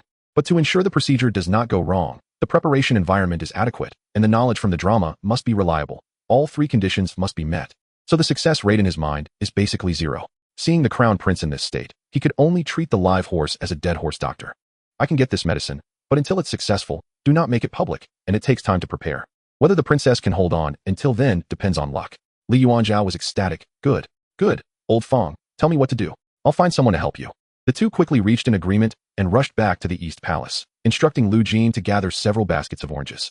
They placed all the oranges in a dark place to allow mold to grow, and over the course of several days, the mold began to crawl over the surface of the oranges. Fang Zhengyi also had people prepare rice and taro, boiling them down to make a juice, roughly creating a culture medium. Finally, he selected the mold from the orange peels, choosing the mold with the greenest color and added it to the culture medium.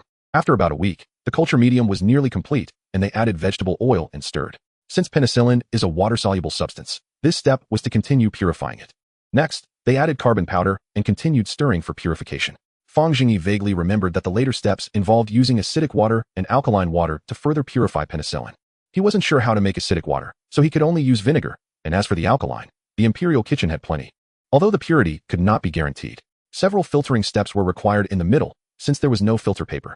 Fang Zhengyi specifically brought back some hand paper produced in Taoyuan County. The hand paper from the Taoyuan County government was tough, soft, breathable, and had good water permeability, much stronger than ordinary Xian paper. Due to the lack of disinfection methods, the hand paper was chosen to be sun-dried during the daytime to kill bacteria. The syringe was also handmade by a silversmith, with the rubber stopper part made from animal tendons. All experiments were proceeding in an orderly manner, and Fang Zhengyi's confidence was steadily built through each experiment. To ensure safety and rigor, Fang Zhengyi shuffled the uncertain experimental sequences. All experimental equipment was boiled at high temperatures, and the ratios of acidic and alkaline waters were adjusted in groups. In the end, he conducted a total of 27 experimental groups. The crown prince could only participate a small portion of the time because he was occasionally scolded by Yan Goen and Emperor Jing for skipping classes. Of course, Fang Zhengyi also got scolded along with him, but this did not stop their experiments from continuing. During the process of preparing penicillin, the princess inexplicably fell ill again, but thankfully she pulled through without any danger. Finally, after half a month, all experimental groups of penicillin were successfully prepared, and Fang Zhengyi also compiled a thick notebook summarizing the detailed experimental processes of each group. Fang Zhengyi looked at the 27 small silver bowls with lids on the table, each containing a portion of penicillin, and a sense of pride welled up in his heart. This was the first time he had personally conducted an experiment since crossing over, taking a great step in human history. Li Yuanzhao looked at these silver bowls, feeling a bit anxious. He had never heard of such a treatment method.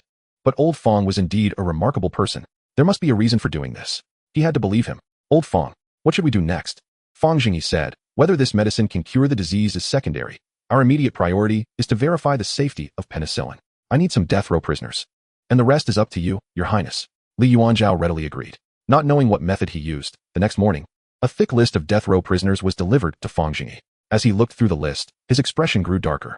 Each entry recorded what the prisoner had done, and crimes like murder, arson, and sexual assault were trivial. There were quite a few who had taken pleasure in cannibalism and had sadistic tendencies. Originally, 27 people were scheduled for the trial, but as Fang Zhengyi selected, he ended up marking over 40. He initially thought of canceling some, but considering the differences between individuals, he ultimately felt that selecting more people would yield more accurate results.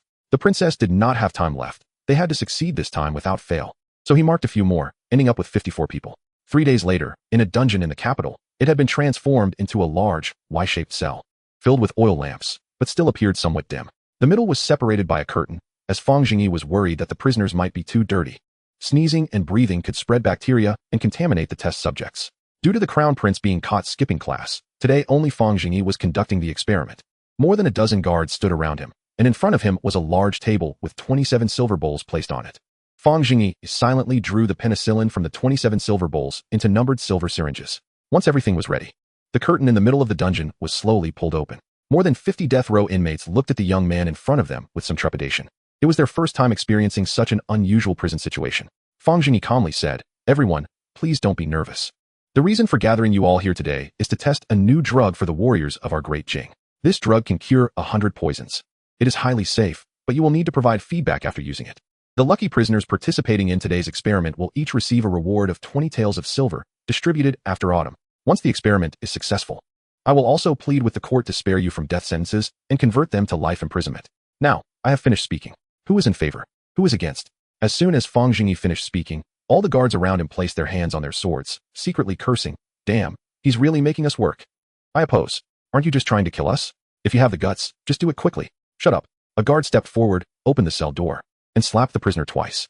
The prisoner immediately shrank into the corner, feeling wronged. The other prisoners exchanged glances. After a lifetime of being perverts, had they finally encountered a real pervert? That drug of yours must have problems. And the reward being distributed in autumn, how can you even think of that? Life imprisonment? I'd rather die early and be done with it. Seeing that no one opposed, Fang Zhengyi was very satisfied. Good. Then let's start the experiment. Go. Bring them out 2 at a time. The guards opened the cell door and brought out 2 death row inmates. A few of them stepped forward to hold one person down on a chair.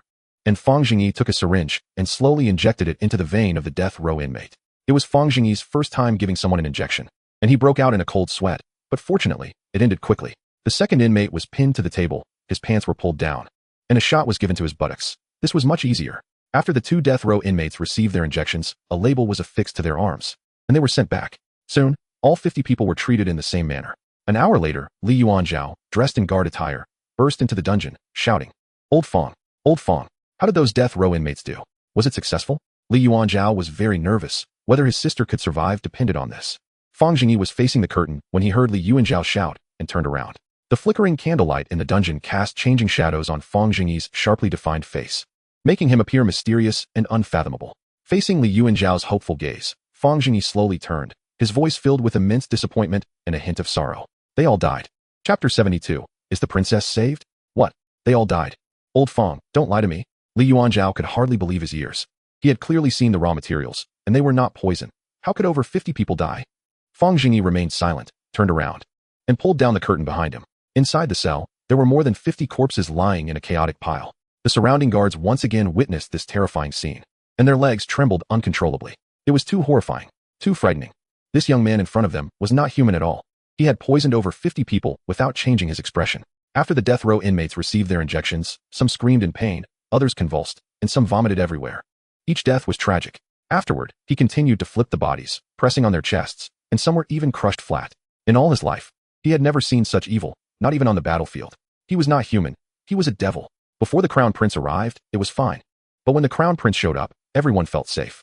The tension in their hearts had long since snapped, and many guards were in tears, cold sweat streaming down their faces. Some guards who mistakenly entered even urinated themselves, accompanied by the faint smell of urine in the air. Fang Zhengyi's sense of melancholy grew heavier. Li Yuanzhao slumped to the ground, tears in his eyes, murmuring, "How could this happen? How could this happen? We worked hard for half a month. Is it really hopeless?" Fang Zhengyi quickly helped Li Yuanzhao up, saying, "Your Highness, please return to the palace first. We can talk later." Li Yuanzhao nodded, staggering to his feet, and walked out first, his back appearing particularly lonely. Fang Zhengyi turned to look, revealing a bitter smile. Fang Zhengyi, am truly having a hard time." All the guards felt a chill in their hearts. He smiled. This corpse-abusing demon killed over 50 people and still smiled at the bodies. "I want to go home." Fang Zhengyi looked at the corpses on the ground. But in his heart, he thought that having done all he could, perhaps this is just the way of all things. After a sigh, he turned and left the dungeon. From this day forward, a legend about a dungeon poison king who could stop a child's night cries would circulate in the capital for 100 years, ever fresh. 2 days later, the princess fell ill again. Li Yuanzhao's situation was not good either. He often thought about the 5th princess, appearing distracted all day. Fang Zhengyi was also quite helpless. Although he felt it was a pity that the princess had passed away, penicillin could not be managed under the current technology and conditions. However, the crown prince was muddled all day and couldn't take in anything. Work couldn't proceed. Where was the dignity of the master-disciple relationship? Fang Zhengyi finally couldn't sit still anymore and decided to seek out Doctor Hu again. So he called Lu Jin. "Little Jin, go help me call Doctor Hu from the Imperial Medical Office. I have something to ask him." Lu Jin had also been absent-minded these days, eagerly waiting for Fang Zhengyi to help him regenerate his golden child, and said, "I've heard that Doctor Hu has been going to Mingwan Hall every day to treat the princess. Would you like me to take you to Mingwan Hall?" Fang Zhengyi glanced at Li Yuanzhao, who was sitting in front of a chessboard, staring blankly at the board. It seemed he couldn't accompany him. So Fang Zhengyi decided to take the risk and go alone. Without hesitation, Fang Zhengyi followed Lu Jin and stealthily made his way into Mingwan Hall. Fortunately, the palace maids and eunuchs had already seen Fang Zhengyi, so they didn't obstruct him much. After searching around, he found that the doctor was not there. Fang Zhengyi casually asked the palace maid, "How is the princess doing now?" The palace maid honestly replied, "Back to you, my lord. The princess fell ill yesterday and is not doing well. She is still in a deep sleep. She has already fallen ill 3 times this month, with the first being the most serious." Fang Zhengyi keenly sensed something was off. He had overlooked this matter while busy with the experiment. If the princess had pneumonia, it wouldn't come and go like this. He had never heard of repeated illnesses, especially if each time was serious enough to cause fainting. Fang Zhengyi hurriedly asked, "Does the princess's illness have any seasonal patterns? Which season is worse?" Somewhat. Winter will be lighter, and this winter there has been no onset. But it became severe in summer. Fang Zhengyi vaguely felt he had grasped something and continued to ask, "Where did the princess fall ill last time? Right here?" The palace maid looked confused. "Be more specific." "The back garden." "Take me to the back garden." Fang Zhengyi's face lit up. It seemed the princess's illness was likely related to the back garden. The little palace maid hurriedly knelt down and refused. "My lord, the back garden is the princess's private place. You cannot enter." A 20-tael silver note floated gently in front of the palace maid. She picked it up and looked up to see Fang Zhengyi's smiling face. "Can I go in?" The palace maid honestly placed the silver note on the ground and shook her head. "My lord, please take it back. It's really not possible. If someone finds out, I will be executed." Another 20-tael silver note followed closely. "Can I go in?" The palace maid gritted her teeth. "My lord, really not possible." A stack of 20-tael silver notes came crashing down. The palace maid was dumbfounded and looked up at Fang Zhengyi. Then she silently picked up the silver notes from the ground and said softly, "My lord, don't make it public. Rest assured, if someone finds out, I will say I sneaked in myself." With a guide leading the way, Fang Zhengyi smoothly sneaked into the back garden without any danger. The back garden was full of blooming flowers, with bright purple-red blossoms everywhere. Fang Zhengyi pointed at the flowers and asked, "What kind of flower is this?" The palace maid whispered, "This is called Coral of Dawn. It is the princess's favorite flower. It can bloom all year round." "Damn, could it really be because of this flower?" Fang Zhengyi said seriously, "The princess's most severe onset this month was in the back garden. Did she touch this flower?" The palace maid thought for a moment and nodded seriously. "Yes, she touched it, and at that time, she picked a big bunch, saying she wanted to give it to His Majesty." Fang Zhengyi twitched the corner of his mouth. The princess is allergic to pollen. How could no one in the palace notice this? No wonder she falls ill from time to time. After recovering, going back to the garden. How could she not fall ill? This flower blooms all year round, and it probably didn't bloom this winter because the temperature was particularly low. After 10 years of tossing around, the princess is still alive. If I had known it was this simple, I wouldn't have bothered with penicillin, causing such a bloodbath. Thank you, let's go back. Chapter 73. First, Dietary Therapy. Fang Zhengyi jogged back to the East Palace, seeing Li Yuanzhao still staring at the chessboard in the same spot. He hurriedly shouted, "Your Highness, the princess's illness can be treated." Li Yuanzhao slowly raised his head, his expression complex. "Old Fang, have you figured it out?" "What did I figure out?" Fang Zhengyi was filled with questions. To boost her spirits, Fang Zhengyi was stunned. So the crown prince had been thinking about this for 2 days? His thought process is indeed unusual. However, the pure and innocent ceiling of desire really struck him. He just didn't know if his character was good. So Fang Zhengyi hesitated and asked, "Can you decide this?" "I'll go ask my father." After saying this, Li Yuanzhao was about to leave, but Fang Zhengyi quickly stopped him. "All right, no one understands a woman's heart better than I, Fang Zhengyi. If I want to marry, do I still need to ask His Majesty? Let me teach you a trick. The first trick is to drink more hot drinks." Before Fang Zhengyi could finish his sentence, he heard Li Yuanzhao proudly say, "I don't need to learn these things. There's only the principle of women pursuing me, not me pursuing women." "Ah, what? Fine. You're the official. You're amazing." Fang Zhengyi was left speechless and couldn't help but recall his miserable life before crossing over. The gap between people is indeed larger than that between people and dogs. Fang Zhengyi's face turned serious. "All right, Your Highness, please do not speak nonsense. I am discussing serious matters with you. I have already discovered why the princess falls ill and how to solve it." Only then did Li Yuanzhao wake up, anxious. "Really?" "Yes, really. If you don't believe me, you can come with me to the princess's chamber to take a look." As soon as he finished speaking, Li Yuanzhao grabbed Fang Zhengyi's hand and ran towards the princess's chamber, following Fang Zhengyi's lead all the way to the back garden. After listening to Fang Zhengyi's explanation, Li Yuanzhao fell silent. "Old Fang, you aren't joking, are you? You mean my sister has been sick all this time because of these flowers?" "I have already asked someone in detail, whether it's the location of the onset, the time, and the rhythm of the illness, everything matches. And the possibility of error is very low." Fang Zhengyi casually plucked a bunch of flowers and sniffed them. The fragrance was strong. "Perhaps the urgent thing to do is to keep the princess away from the Mingwan Palace, or we can just uproot all these flowers. After observing for a while, we'll know the outcome." Li Yuanzhao trusted him and decisively said, "Okay, let's do as you say. First go see how Miao Han is doing," with the crown prince accompanying him. It was obviously much more convenient. This time, when Fang Zhengyi saw the pure and innocent ceiling of Desire Princess, her condition had worsened considerably. Her eyes were tightly closed, and her complexion was somewhat pale. Doctor Who happened to be there, holding a pot of freshly brewed medicine, and upon seeing the crown prince, he quickly bowed. Li Yuanzhao pointed at the pot and frowned. "What are you brewing here?" Doctor Who replied, "Replying to your highness. This is the ginseng I just got from the foreign merchants. I have already tasted this ginseng. Its medicinal properties are balanced and mild. Ordinary people can take it without issue, and I heard from the person who bought this ginseng that it has remarkable effects. The foreign merchants only had 3 pounds, and I spent 2,000 taels to buy it. This ginseng soup is very precious. Hurry and let the princess drink it while it's hot." Fang Zhengyi sarcastically said, "Nourishing medicine? After 10 years of nourishment, she's still not well. Isn't it you who has poisoned her?" Upon hearing this, Doctor Who broke out in a cold sweat, but having already witnessed Fang Zhengyi's character, he dared not be reckless and hurriedly flattered. "Oh, my lord Fang, what are you saying? You can't speak like that." Out of the corner of his eye, he noticed Li Yuanzhao's expression was not good, and he panicked. "Your Highness, you don't believe what Dr. Zhang said, do you?" Li Yuanzhao slowly nodded. I believe very much. In these 10 years, how many precious medicinal materials has Miaohan consumed? You should know better than this palace. Why is she still not cured? Is it your medical skills that are lacking? Or is there a problem with the medicine she took?" Doctor Who was drenched in cold sweat. "Your Highness, it is my incompetence. But the princess's condition is indeed strange. Ginseng can replenish what is lacking. This overseas ginseng might have miraculous effects." Fang Zhengyi leaned closer to Li Yuanzhao and said ominously, "Since Doctor Who is so knowledgeable about nourishment, he must have taken a lot of nourishing medicines over the years. I think there is no one in the palace who has taken more nourishing medicine than Doctor Who. Why don't we stew Doctor Who? The princess might double her lifespan after eating him. Replenishing what is lacking with what is lacking, it must be right." Upon hearing this, Li Yuanzhao's eyes lit up. "Right. It makes sense. Why can't we eat a person to replenish what is lacking? Why bother with ginseng?" 2 pairs of eyes glowing with greed turned to Doctor Who. Doctor Who's soul nearly left his body. He couldn't help but curse. "Fang Zhengyi, you shameless little man. How dare you talk nonsense in front of the crown prince? I want to report you to his majesty." Upon hearing this, Li Yuanzhao became furious and kicked Doctor Who over, causing a pot of ginseng soup to fall to the ground and shatter into pieces. "Old Fang, you can also be scolded.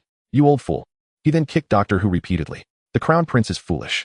Doctor Who's heart was bleeding. He defended himself with his hands, constantly shouting, "Your Highness, you have been deceived by wicked people. Deceived by wicked people. I am wronged."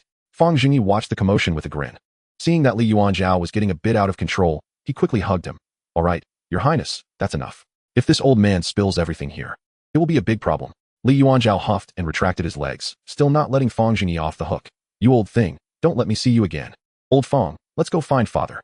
Old Fang, old Fang." After calling out twice and seeing Fang Zhengyi unresponsive, Li Yuanzhao turned to look at him. He found Fang Zhengyi staring blankly at the shattered ginseng soup on the ground, motionless. Blood slowly seeped into Fang Zhengyi's eyes as he realized that the so-called ginseng was actually a mashed sweet potato, something he had searched for years without finding. Suddenly discovered in the palace, and then turned into mush. Fang Zhengyi, acting like a mad dog, lunged at the imperial Doctor Who, gripping his neck tightly, and shouted, "I'll strangle you, you old fool. Tell me where this ginseng came from. Is there more?" Doctor Who, nearly choking, rolled his eyes. There is, in the Imperial Medical Bureau." Li Yuanzhao hurriedly hugged Fang Zhengyi, shouting, Old Fang, that's enough. If this old man spills everything, it will be a big problem." Hearing this, Fang Zhengyi quickly released Doctor Who, and a wave of joy surged in his heart. Doctor Who gasped for breath and immediately lay on the ground pretending to be dead. Li Yuanzhao pulled on Fang Zhengyi's sleeve and asked, "Old Fang, does this ginseng really have miraculous effects?" "Haha, yes, miraculous effects. Far more amazing than you think. Your Highness, we have a bright future ahead." Chapter 74. Is corn coming too?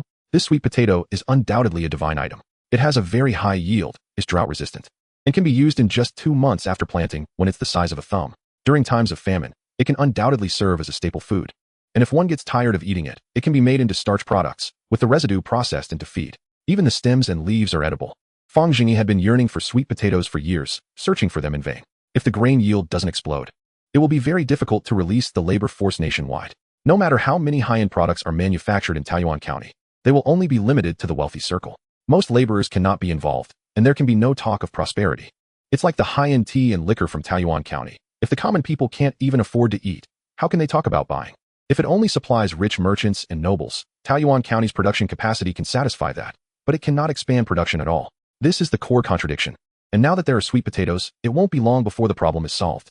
Moreover, with sweet potatoes, Fang Zhengyi's confidence was greatly boosted, and he was determined to continue searching for potatoes and corn. However, Looking at the soft pile of sweet potatoes on the ground, Fang Zhengyi suddenly felt a bit uneasy.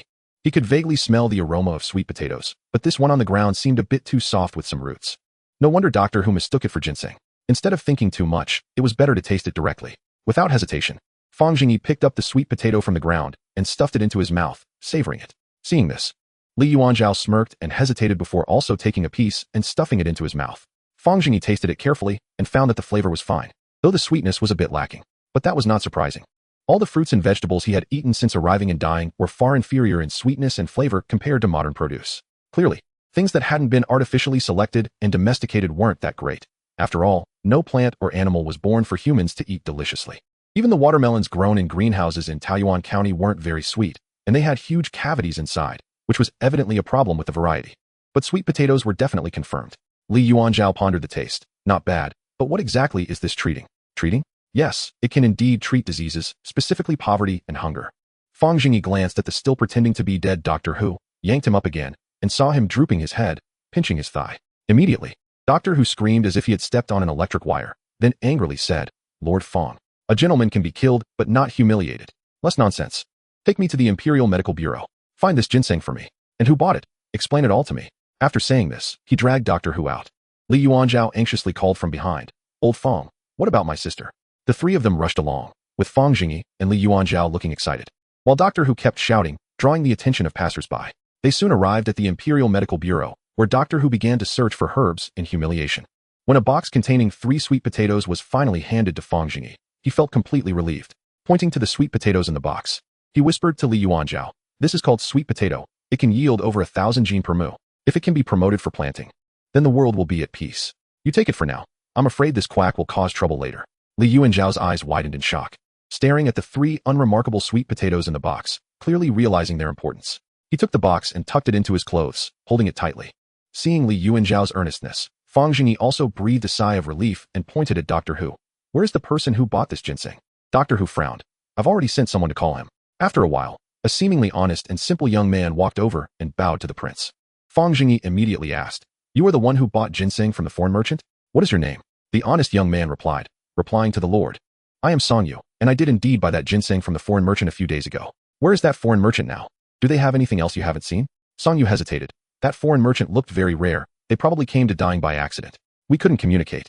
And apart from this ginseng, they sold me many long radishes, but many rotted, so I didn't take them. After that, those merchants left. Long radishes? Fang Zhengyi was puzzled. What was that? What do they look like? They look a bit like radishes, with little bumps on them, and they have roots. Fang Zhengyi was stunned. Wasn't that corn? What kind of nonsense radish? The people in the Imperial Medical Bureau looked as if they were blind. How could they let corn slip through like this? After a long silence, Fang Zhengyi spoke. "Where did you find those foreign merchants?" "Jiangling Port." "Why did you go to Jiangling Port to buy herbs while in the palace?" Replying to the Lord, "Many herbs are prone to spoilage, so it's faster to take the water route." Fang Zhengyi then asked several more questions, and Song Yu answered one by one. In short, those foreign merchants should not be tracked down again, and it was uncertain when they would meet again. However, getting this information was already a huge harvest. If they didn't come, he could still actively go out to search. At least he could be sure that corn indeed existed in this world. However, Fang Zhengyi still felt frustrated. He hugged Song Yu and started walking towards the door, saying, "Little Song, you spoke very well, and I appreciate you. How much silver did you spend on those red ginseng?" Song Yu was a bit frightened by his suddenly changed attitude and replied softly, replying to the Lord, 2,000 taels. 2,000 taels for 3 gene of sweet potatoes from a stranger, and he didn't even recognize what sweet potatoes were. This thing was worthless in the hands of foreign merchants. The claim of 2,000 taels is purely a trick to fool the foolish. As a buyer from the palace pharmacy, he is naturally very familiar with market prices. Fang Zhengyi doesn't believe he could do something so foolish. So he coldly asked, "Is it really 2,000 taels? Those who lie will have to swallow 1,000 needles, you know?" "Absolutely." Fang Zhengyi subtly pointed at the crown prince. "Look, do you know what the crown prince is holding?" Just now, a palace maid lied in front of him, and the crown prince had her head chopped off. And he was preparing to take it back to plant flowers. Song Yu looked at the crown prince and saw that he was indeed holding a bulging bundle. And he started to tremble, his teeth clenched tightly. Fang Zhengyi sternly said, "The reason I came to find you today is that the crown prince has already noticed something amiss. I think you are a decent person and want to save your life, so don't be ungrateful. Now, tell me, how much did it actually cost?" 2 taels. Fang Zhengyi scoffed. 2 taels of silver for 3 pounds of sweet potatoes? What a total fool. There are still some hidden, the little man blurted out in a panic. "Damn, you said this worthless thing wouldn't sell for a high price, and this dog actually hid some." Fang Zhengyi was overjoyed. "How much did you hide?" "A basket.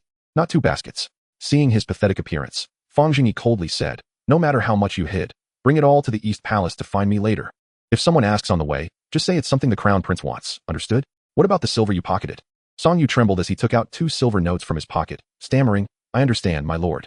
I haven't dared to spend a single penny of this money. Please save me, my lord." Fang Zhengyi nonchalantly tucked the 2 silver notes into his sleeve. "All right, don't be afraid, you can go back. Thank you, my lord. I will never forget your great kindness." Hearing this, Song Yu felt as if he had been granted amnesty and hurriedly ran out of the Thai hospital. Then, Fang Zhengyi waved to call Li Yuanzhao over and took out the 2,000 taels in silver notes he had just swindled. He handed one to Li Yuanzhao. Li Yuanzhao blinked at the 1,000 taels silver note in his hand. "Old Fang, what does this mean? You're giving me money again?" Fang Zhengyi smiled and said, "The palace's procurement has concealed expenses. These sweet potatoes only cost 2 taels. The actual expenditure was 2,000, and this is the silver I just retrieved." Upon hearing this, Li Yuanzhao immediately gritted his teeth. "These bastards dare to swindle palace money. When I have time, I will pull them all out one by one." "Huh? Didn't you say 2,000 taels? Why is this only 1,000? Where's the other 1,000 taels?" Fang Zhengyi's face turned stern, and he tucked the remaining 1,000 taels back into his sleeve, saying seriously, "I'm saving it for His Highness." Chapter 75. Requesting leave to return to Taoyuan, Your Highness. "Return to the East Palace first. I will go see His Majesty." Li Yuanzhao nodded in agreement, and Fang Zhengyi quickly left. Today could be counted as a series of pleasant surprises. Taking advantage of the opportunity to resolve the princess's illness, he hurried to request a long leave from the emperor to return to Taoyuan County. He couldn't rest easy with those things left in the East Palace. The agricultural talents in Taoyuan County were personally guided by him. Although he didn't understand the technology, he grasped the general direction. Farmers in this era were mostly illiterate, but the people of Taoyuan County were different. Those who could enter important positions had to be literate. Many crops needed to be documented for record keeping and breeding. They had advanced cultivation experience, while the palace only managed to bring back 3 pitiful sweet potatoes. There could not be any more mistakes. Following the eunuch's guidance, he learned that Emperor Jing had moved to the Yangxin Palace, and he hurriedly made his way there. Upon seeing Fang Zhengyi, Emperor Jing seemed somewhat surprised. "What are you doing here? Is there a problem with the crown prince?" Fang Zhengyi quickly explained, "Your Majesty, I have found a way to solve the princess's illness." "What? Speak quickly." Emperor Jing put down the memorial he was holding and stood up excitedly. Fang Zhengyi took his time and said slowly, "This illness of the princess is both difficult and simple to explain. It is actually a pollen allergy." "What is a pollen allergy?" Emperor Jing evidently had never heard this term before. "It means that this illness occurs whenever she comes into contact with pollen. Coughing and rashes are all related to this. I discovered a type of flower in the princess's back garden called Xia Guangshan Hu, which blooms in all seasons. And the princess's illness is related to it." Emperor Jing furrowed his brows, realizing a blind spot. "How could you go to the princess's back garden?" It was the crown prince who accompanied me." "Good. Continue." Fang Zhengyi wiped a cold sweat, almost letting something slip, "to solve this illness. We just need to keep the princess away from those flowers. Please, Your Majesty, change the princess's residence, or simply remove all the flowers from the back garden. This way, we can observe for a period to see the results." "How confident are you in what you say? You should know that Doctor Who has not been able to cure the princess's illness for 10 years. Fang Zhengyi said seriously, "Your Majesty, the princess's condition has been severe for 10 years and still cannot confirm the cause of the illness, which already speaks volumes. I dare say I have a 90% confidence. Guo is my close friend. He even dares to guarantee my life." Guo Tianyong, standing nearby, felt the fat on his face unconsciously twitch as he glared at Fang Zhengyi. "Damn it, Fang Zhengyi, are you done yet?" Emperor Jing's expression began to show signs of joy. Then he said loudly, Good. Fang Qing, if you can really solve the princess's illness, I will reward you greatly." Fang Zhengyi secretly smiled in his heart. "A great reward? No need to rush. The big one is still to come." Seeing that Emperor Jing was in a good mood, Fang Zhengyi continued, "I have one thing to request from Your Majesty. Speak freely." Now, Emperor Jing found Fang Zhengyi increasingly pleasing to the eye. He was a talent. He spoke well, and now he had helped solve a pressing issue for himself.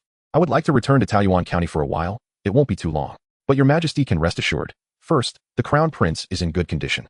Diligent and serious, compassionate, lively and progressive, and has a sincere heart. Secondly, Your Majesty entrusted me with managing the tea trade. I must personally return to Taoyuan County to control this project from the source to do it well. Please, Your Majesty, give your decree."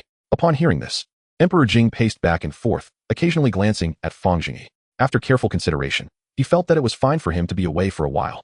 So he spoke, "All right, the princess is still recovering from a serious illness, and the crown prince is also not in the mood to study. You may go. Just remember, the sooner you go, the sooner you return." "Thank you, Your Majesty." After receiving Emperor Jing's permission, Fang Zhengyi returned to the East Palace once more. As soon as he saw Li Yuanzhao, who was full of energy studying sweet potatoes, he smiled and asked, "Your Highness, have you noticed anything unusual?" Li Yuanzhao shook his head. "This thing looks ordinary. Can it really yield over 1,000 pounds per moo? Thinking that no one in the country has seen this thing, Fang Zhengyi couldn't help but sigh. If sweet potatoes had appeared earlier, perhaps many people in Taiyuan County wouldn't have died, and he wouldn't have to suffer so much. As a dignified county magistrate reduced to begging in other places, Your Highness, don't underestimate it. This thing can definitely yield 1,000 pounds per moo. Just thrown into the ground, and it will grow. If it can be successfully cultivated, then all the people will be blessed. This thing can be eaten not only for its fruit, but also for its vines and leaves. It's very delicious. After hearing this, Li Yuanzhao grinned. Then old Fang, what are you planning to do? I won't be coming tomorrow. I will pack up and return to Taiyuan County. I will take these sweet potatoes back to cultivate properly and bring them back. Before that, Your Highness should not make it public. It's better to talk after the matter is accomplished, otherwise, it will invite ridicule. Fang Zhengyi's character was like this. Unless absolutely necessary, he would never take an uncertain risk. What he wanted was stability. Upon hearing that Fang Zhengyi was returning to Taiyuan County, Li Yuanzhao became anxious. No, old Fang, I want to go too. Fang Zheng sighed. You can't go. I've already discussed the princess's matter with His Majesty. It's best for you to stay here and take care of the princess. On the other hand, we've made such a big fuss during this time. There will surely be comments in the court.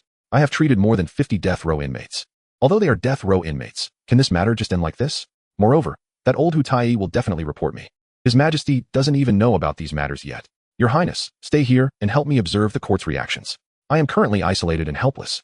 If Your Highness wants me dead, then come with me. Upon hearing this, Li Yuanzhao said dejectedly, then you go. You are my brother, and since you've said so, what else can I do? Wait.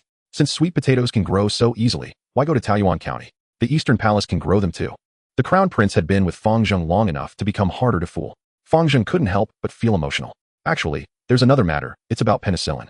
Old Fang, you're still researching poisons. Li Yuanzhao exclaimed in surprise. I think you should stop researching. Stay in the Eastern Palace, and I'll accompany you to farm. Fang Zheng looked at him helplessly. Damn. What do you mean by poison? It's because you think like this that I must continue my research. Otherwise, if future generations see these historical records, won't they take a wrong turn? If penicillin gets a bad reputation, won't I, Fang Zhengyi, become a historical criminal? I must make it happen. Your Highness, don't say that. I will definitely go back. When I return, I will bring you local specialties from Taiyuan County. Deal. Chapter 76. The Great Development of Taiyuan County. The next morning, Fang Zheng took Zhang Biao and Xiao Tao and boarded the carriage returning to Taiyuan County. In the afternoon, Fang Zheng packed up the penicillin experimental equipment and notes he had in the Eastern Palace and took them with him. Bai Yi strongly insisted on staying home, and Fang Zheng agreed. After all, having a not-so-bright maid with him wouldn't be much use. The three of them were in a very good mood during the journey. Having been away from Taiyuan County for so long, Xiao Tao chattered away, and Fang Zheng grinned as he listened, while Zhang Biao sat beside them, grinning foolishly. Under Fang Zheng's urging, the driver sped up, and they arrived at the outskirts of Taiyuan County in half a day's time. However, they were jolted quite a bit. The roads were rugged and winding, and the carriage was going fast. It was lucky that they didn't break down on the way. It wasn't until they entered the county that the roads improved. At this time, Xiao Tao was leaning out of the window, feeling nauseous. Fang Zheng crawled out of the carriage and looked at the surrounding mountains, feeling his chest open up. Although it wasn't the same time, it was the same place. And he couldn't help but feel a bit emotional. Taiyuan County, your Lord Fang has returned. Before long, Fang Zheng saw an old farmer on the carriage and was about to greet him. The old farmer looked over, then screamed as if he had seen a ghost and ran towards the county town, moving even faster than the carriage. Fang Zheng's smile froze. What the hell? What's going on? Did the commoners rebel just because I left for a few days? Fang Zheng was confused, and the carriage kept going. Strange things kept happening. Every time they encountered someone, before he could greet them, they would run towards the county town, flailing like mad dogs. It wasn't until the carriage reached the city gate that Fang Zheng finally realized what was happening. A dense crowd had gathered at the city gate, each person smiling and looking at Fang Zheng. Leading the group were several high-ranking officials from the Yamen standing at the front of the crowd. On both sides of the road were a group of children, each holding a bouquet of flowers. Behind them were people holding up a banner that was obviously hastily made, with red ink on white cloth reading "Welcome, Lord, back to Taiyuan County," resembling a debt collection scene. Fang Zheng chuckled, realizing this was just like the welcome for Inspector Wu Sheng back then, now being used for him. He felt a bit touched and waved from the carriage, saying, "Hey, brothers, I'm back." The people on the other side cheered wildly and waved back. When Fang Zheng got off the carriage, the children on both sides began to shake their bouquets and shouted in unison with their childish voices, "Welcome, welcome, warmly welcome." A familiar feeling surged in Fang Zheng's heart, and his face darkened as he shouted, "Enough? That's enough. I'm not just crawling out of a grave." At this shout, the children holding flowers were frightened, and they burst into tears, running around, causing chaos at the scene. Hearing the familiar cursing, some townspeople couldn't help but exclaim, "Ah, it's really the Lord. It's him. The Lord is cursing like this. Oh, indeed, it sounds so familiar. Lord, curse me again." Fang Zheng. After much commotion, the crowd that came out to welcome Fang Zheng slowly dispersed, Fang Zheng entered the city accompanied by the acting county magistrate A.O. Chun, who was originally the head of the criminal investigation department, a very serious person. Now, he was also smiling, holding a notebook. My lord, quite a few things have happened in the county since you left. I've noted them all down.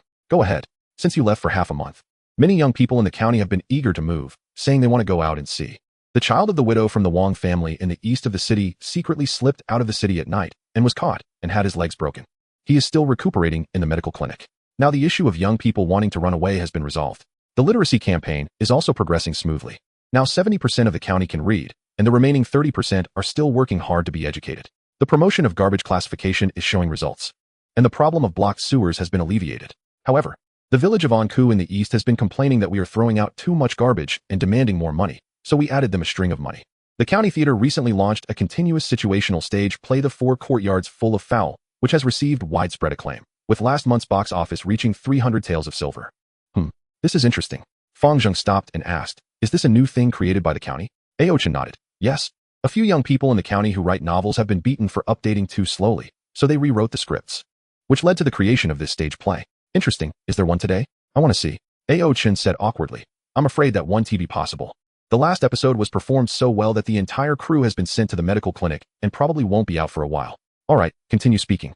Don't talk about the trivial matters. Just tell me the important things. Aochin nodded, then flipped through 2 pages. The county's glass industry has made breakthroughs.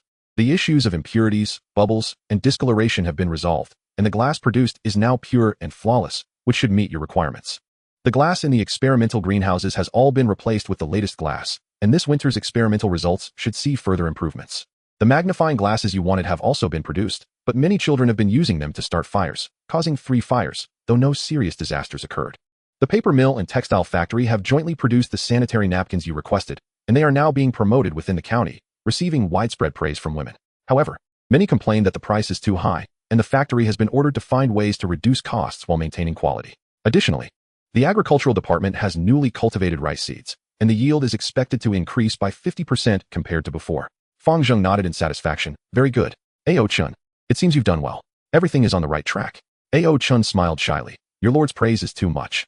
Then Fang Zheng took out the notebook on penicillin from his pocket. My lord, I did some research in the capital, and everything is recorded in this notebook. Since perfect glass has now been produced, go tell those people at the Research Institute that different effects can be achieved through combinations of concave and convex lenses. Let them grind more lens arrangements and strive to develop telescopes and microscopes. Find another batch of doctors and have them study according to the notes. This book contains records of penicillin. We must find a way to produce penicillin, regardless of the cost. Get more monkeys, rabbits, and other animals for drug testing. A.O. Chun was stunned and slowly looked at Fang Zhengyi, his eyes filled with confusion. Sir, what are telescopes and microscopes? Fang Zhengyi chuckled in surprise, having completely forgotten that the people around him had no idea about these things. He explained, a telescope is similar to a cylinder, which can be single-barreled or double-barreled, with lenses arranged in the middle, allowing you to see clearly from kilometers away. A microscope also has different lens arrangements, but it allows you to see extremely tiny things. You tell the Research Institute that if they can see the invisible bugs in the water, that would be considered qualified, understood? Understood. A.O. Chin did not question it at all. Fang Zhengyi's words were the truth in Taoyuan County. He said there were invisible bugs in the water. So there must be some. Good. Any other questions? Yes. Recently, a group of unusual people has infiltrated Taoyuan County and has been inquiring about you. I was wondering if you had offended someone in the capital, so I didn't dare to lock them up. However, a group of 6 people seems to be cultists. We detained and interrogated them for a while, but after finding nothing, we released them. Fang Zhengyi instantly perked up. Interesting. It seems many people are secretly making moves behind my back. Where are those people now? After being sent to the re-education center, they settled down in the county. Don't worry, they're all very honest, no problems at all. Should I bring them to the county office for you to meet? Fang Zhengyi nodded. All right, bring them over. I want to see what kind of people they are. Oh, sir. Also, the Inspector Wu Sheng from Hengjiang Prefecture has moved to the county. Fang Zhengyi sneered. Humph. A rebellious one. I'll deal with him later. First, let's go to the county office. Inside the county office, Fang Zhengyi sat down in that familiar chair. Although he used to dislike working here, not having sat in it for a long time brought a slight sense of nostalgia. Looking at the 11 people standing rigidly below him, Fang Zhengyi couldn't help but find it somewhat amusing. There had been people sent to Taoyuan County to gather information before, but with the high standard of living and the pleasant speech of the county residents, they were usually easily assimilated. Add in some motivational speeches, team-building exercises, baths, and brainwashing, and they couldn't be driven away. He wondered which 2 unfortunate groups had sent their spies. Seeing everyone gathered, Aochin shouted, "Stand straight. The esteemed Fang Yi you all want to see has arrived." The 11 people immediately stood at attention. Sir, Good. Ao Chen looked smugly at Fang Zhengyi and then shouted to the crowd, "What is our goal?" The 11 shouted in unison. To strive for Taoyuan County to be built into the first county of Jinghe, rich, strong, civilized, and harmonious for a lifetime. As soon as the words fell, 6 people shouted again, "To dedicate our hearts to Taoyuan County." Fang Zhengyi's face fell, and he turned to Ao Chen. "What is going on? Did you change the teaching materials while I was gone?" Ao Chen, sweating profusely, quickly said, "Back to you, sir. We didn't change. We are still using the second edition of the teaching materials. These 6 people are the cultists. I don't know why they are always particularly excited. And I haven't taught them to say this." Fang Zhengyi stroked his chin, staring at the overly excited 6 people, and couldn't help but sigh in his heart. Perhaps this is the common ailment of low-end cultists. They have good spirits, but their intelligence isn't great. Fang Zhengyi pointed at the group of 6. "I ask you, where do you come from? Who sent you? And what is the name of your sect?" The leader stepped forward and said, "Back to you, sir. We are from the Water God cult, assigned by our superiors to investigate Taoyuan County. However, we do not have a specific contact person. We rotate irregularly. So we don't know who sent us. We only know we are to stay here and wait for news before reporting back." Water God cult. Fang Zhengyi pondered, feeling like he had heard of it somewhere but didn't pay much attention. It was probably a small cult that accidentally set its sights on Taoyuan County. He nodded. "All right. Since you are all from Taoyuan, I want to pursue your past. Since you like it here, live well. If any more people from the Water God cult contact you, remember to report it in a timely manner, understood?" "Thank you, sir." "Understood." The cultists shouted excitedly, as if speaking to their leader. "Very good. Good work, earn more money, and pay more taxes. In the future, I might personally reward you as exemplary taxpayers." After Fang Zhengyi finished speaking, Ao Chen leaned closer to Fang Zhengyi's ear. "Sir, these people, aside from their meals and rent, give all the rest to taxes. What? Isn't this insane?" Fang Zhengyi was furious. "These 6. Stop working. Go back to be retrained. When you learn to be normal people, then let them work. Damn it. If this continues, they will lead the people of Taoyuan astray." Ao Chen suppressed a laugh. "Understood, sir. You 6. Go back for now, stop working. The sir grants you a vacation in a couple of days. We will notify you when to return."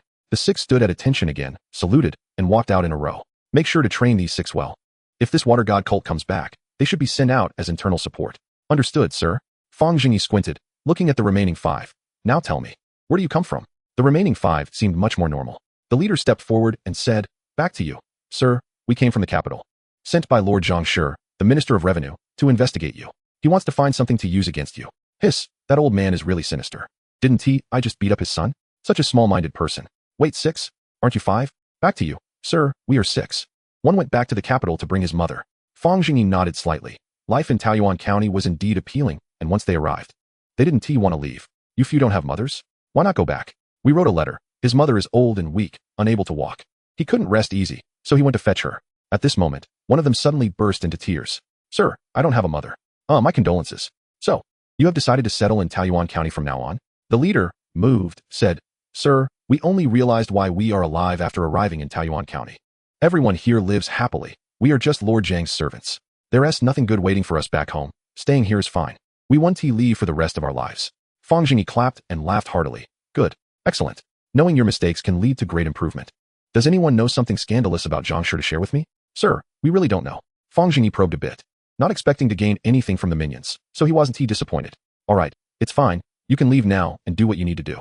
The 5 thanked him in unison and turned to leave. Once everyone had left, Fang Zhengyi's expression returned to normal, and he said blandly, "Keep an eye on them. The 2-year observation period is not over, so we must not slack off." Chapter 78. A day in Wu Sheng's life. Wu Sheng had moved to Taoyuan County for some time. Ever since he was demoted to a commoner by Emperor Jing, he immediately returned to Hengjiang Prefecture.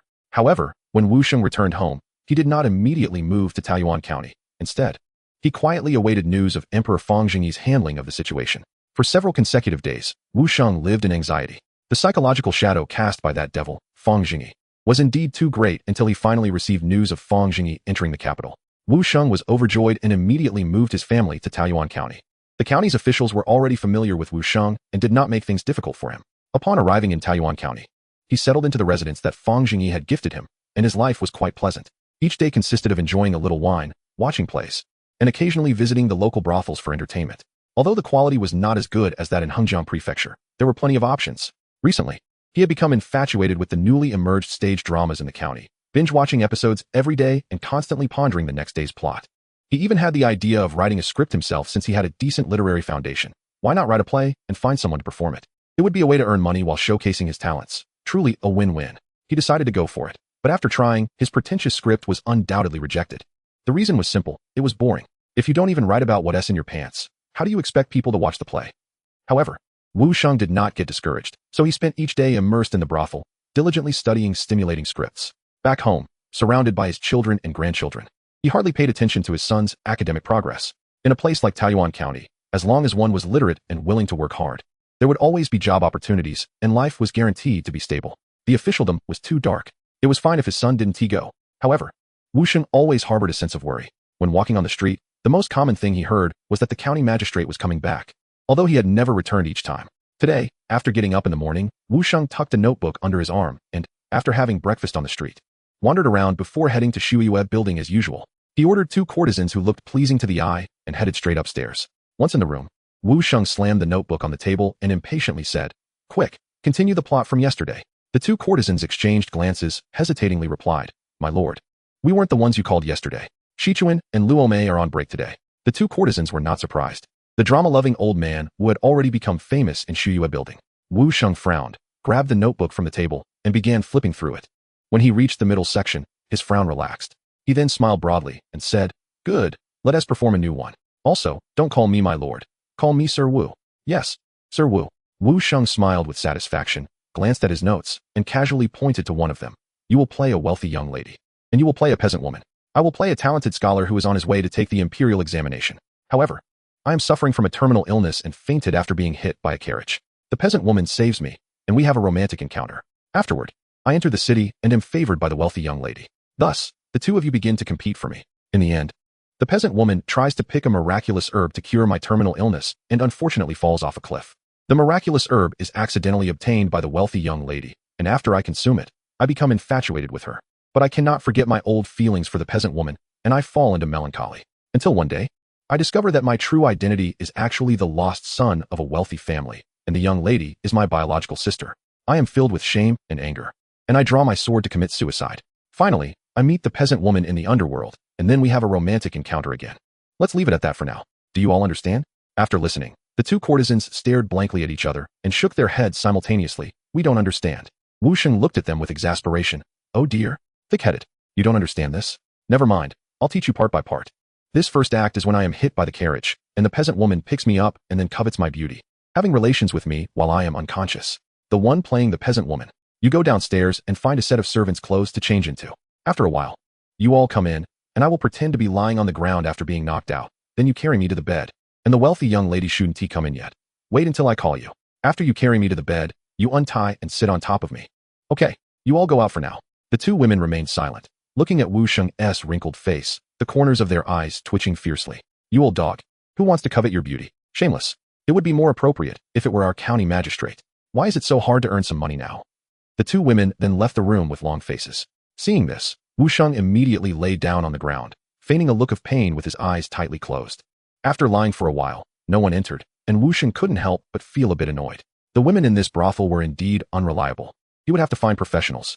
After lying for a while longer, Wu Sheng finally sensed something was off and quickly got up and walked out of the room. Upon exiting the room and looking at the hall, he was stunned.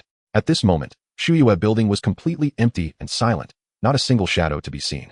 Wu Sheng quickly packed his notes and hurriedly ran out to the street, only to find that the entire street was deserted. This unusual scene immediately made Wu Sheng start to panic, and he began to run around in a frenzy. After a hard time, he finally found someone and pulled them over to ask, discovering that Fang Zhengyi had returned. Upon hearing this news, Wu Sheng fell into a complete panic and hurried home, losing a shoe in the process. When he returned home, he found that the whole family was gone. They must have gone out to watch the excitement. After cursing loudly in the hall for a while, he returned to his study and locked himself in. Then, sweating coldly, he began to pace inside, thinking about how to explain himself if he were to see Fang Zhengyi. Damn it. It was a pity that the emperor did not throw that Fang Zhengyi into prison. At this point, there was no other way. The silver that he had once bribed himself with could only be returned in full. However, would that demon Fang Zhengyi let it go so easily? Wu Sheng thought, his expression gradually becoming fierce. His life had already been ruined by him once. He could definitely ruin it a second time. After making up his mind, Wu Sheng gritted his teeth, tore down a hanging painting in the study, and pried out a loose brick from the wall, revealing a hidden compartment. Looking into the compartment, Wu Sheng's heart bled, but he still reached in to take out a thick stack of silver notes. After an unknown amount of time, Wu Sheng vaguely heard someone shouting from inside the house. Wu Sheng, Lord Fang gives you half an hour to come to the county office immediately. Chapter 79. Language genius Wu Sheng tucked the silver notes into his bosom and trembled as he followed the officials all the way to the Taoyuan County office. At this moment, many officials were standing on both sides of the hall. Seeing this scene, Wu Sheng became even more flustered. Were they going to interrogate him? Did it require such a grand setup? Fang Zhengyi found it quite amusing to see him like this. After all, it was Emperor Jing who had come to Taoyuan County himself, and Wu Sheng was just unlucky. However, he actually had the guts to move to Taoyuan County. He was quite a character. Then, Fang Zhengyi forcefully slammed the judge's block and smiled. Sir Wu, it has been a long time since we last met. I am very happy to see you. Seeing Fang Zhengyi's smiling face, Wu Sheng immediately shivered. It was this devil who had once forced him to speak those filthy and humiliating words while pressing him down in front of a gramophone. Wu Sheng did not respond, and the unpleasant memories began to churn in his heart. In a fit of anger, Wu Sheng suddenly knelt down in the hall and shouted. Commoner Wu Sheng pays respects to Lord Fang. This action left Fang Zhengyi momentarily stunned. Commoner? Wu Sheng, you were once my superior. Why do you refer to yourself as a commoner? Without raising his head, Wu Sheng replied, Your Majesty has demoted this commoner. Now I am just a civilian. The past is like a fleeting cloud. Wu Sheng has long forgotten it. Wu Sheng's honesty surprised Fang Zhengyi somewhat. He had originally intended to listen to his excuses before taking action, but now it was not easy to proceed. This cunning fellow has learned to be crafty. I have repeatedly instructed you not to mention Taoyuan County, but I do not blame you. After all, our emperor has keen insight and cannot be deceived. I only want to ask you how you spoke with the emperor. Wu Sheng honestly answered one by one. After thinking for a long time, Fang Zhengyi found no flaws. However, thinking about this guy enjoying free food and drink with his money in Taoyuan County made him somewhat displeased. He then slowly said, All right, I will not make it difficult for you. Since you have settled in Taoyuan County, just live your life in peace. Hearing this, Wu Sheng felt relieved and delighted. It seemed his money was safe. We have dealt a few times before. You must have made quite a bit during your inspections of various counties, right? As a low-ranking official in the Zhanshi Fu, responsible for educating the crown prince, I cannot tolerate such filthy matters in the world. Speak frankly, commoner. All the illegal earnings you have made as an official over the years total 7,600 taels. Here are 500 taels given to me by the Lord. Please see for yourself. Without waiting for Fang Zhengyi to finish speaking, Wu Sheng took out a thick stack of silver notes from his bosom and placed them squarely on the ground. He couldn't help but curse inwardly. Damn it. I really didn't keep my money. Fang Zhengyi, do I not know what kind of person you are? A leech. Fang Zhengyi awkwardly touched his nose. This little rascal has even learned to answer quickly. He then waved his hand, and the Yamen runners brought the silver notes forward. Fang Zhengyi picked up a 500 tael note and threw it back. This money is the relocation fee I gave you. Do not speak recklessly. Yes, yes. I took the wrong one, Wu Sheng said with a smug smile, as if he had already seen through Fang Zhengyi. Fang Zhengyi squinted his eyes and smiled. What do you do for a living now? With the crisis averted, Wu Sheng regained his confidence and replied with a smile. Thank you, Lord Fang, for your concern. This commoner lives a simple life, drinking and composing poetry every day.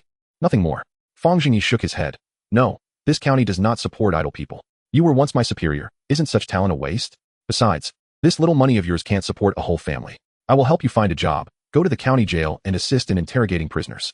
Wu Sheng's heart lifted again, and he hurriedly said, My lord, I don't know how. It's nothing. Just sing a song. It's very simple. ABA, ABA, ABA, ABA. As soon as Fang Zhengyi finished speaking, a series of ABA, ABA sounds came from the side, and everyone turned to look. An honest-looking middle-aged man was excitedly shouting. Fang Zhengyi frowned and pointed at the man. Why have I never seen this person in the county office before? Why did you recruit a mute? Not far from him, Lu Fa quickly stepped forward. My lord, he is the owner of the milk tea shop, old Lu.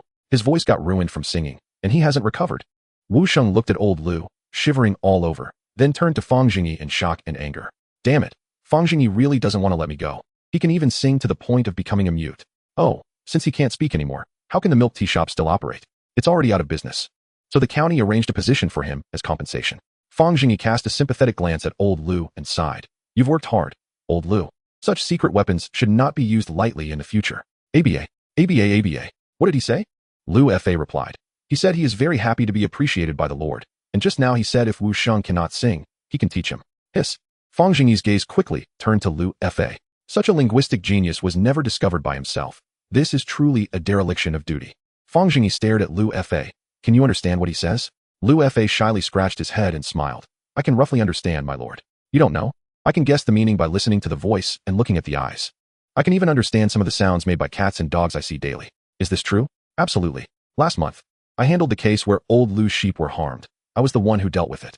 Fang Zhengyi inhaled sharply. This is a special ability. Such talent must be taken away. Those foreign merchants who unexpectedly arrived at Jiangling port speak languages that are not understood. If we have someone like Lu Fa, wouldn't it be much easier to handle things? Then he thought about how he had learned English for over 10 years and still only remembered the most basic phrases, which made him feel somewhat sorrowful.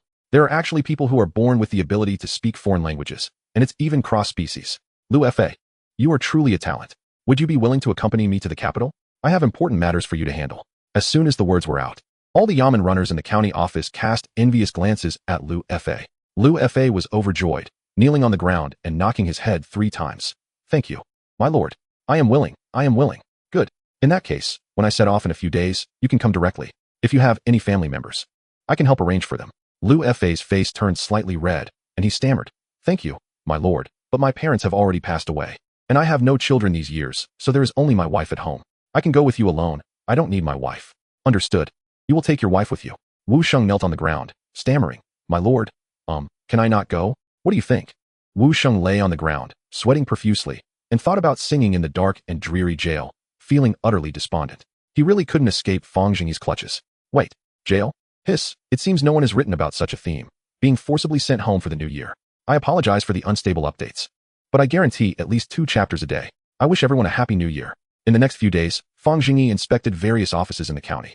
He handed over sweet potatoes to the agriculture department for careful planting and deployed heavy guards.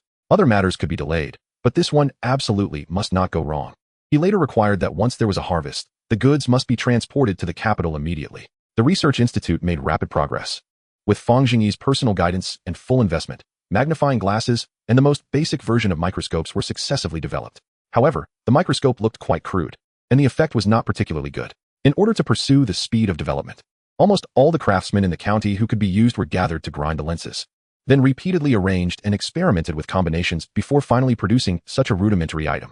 Perhaps it was due to the lenses not being ground finely enough, or the arrangement of the lenses not being accurate enough.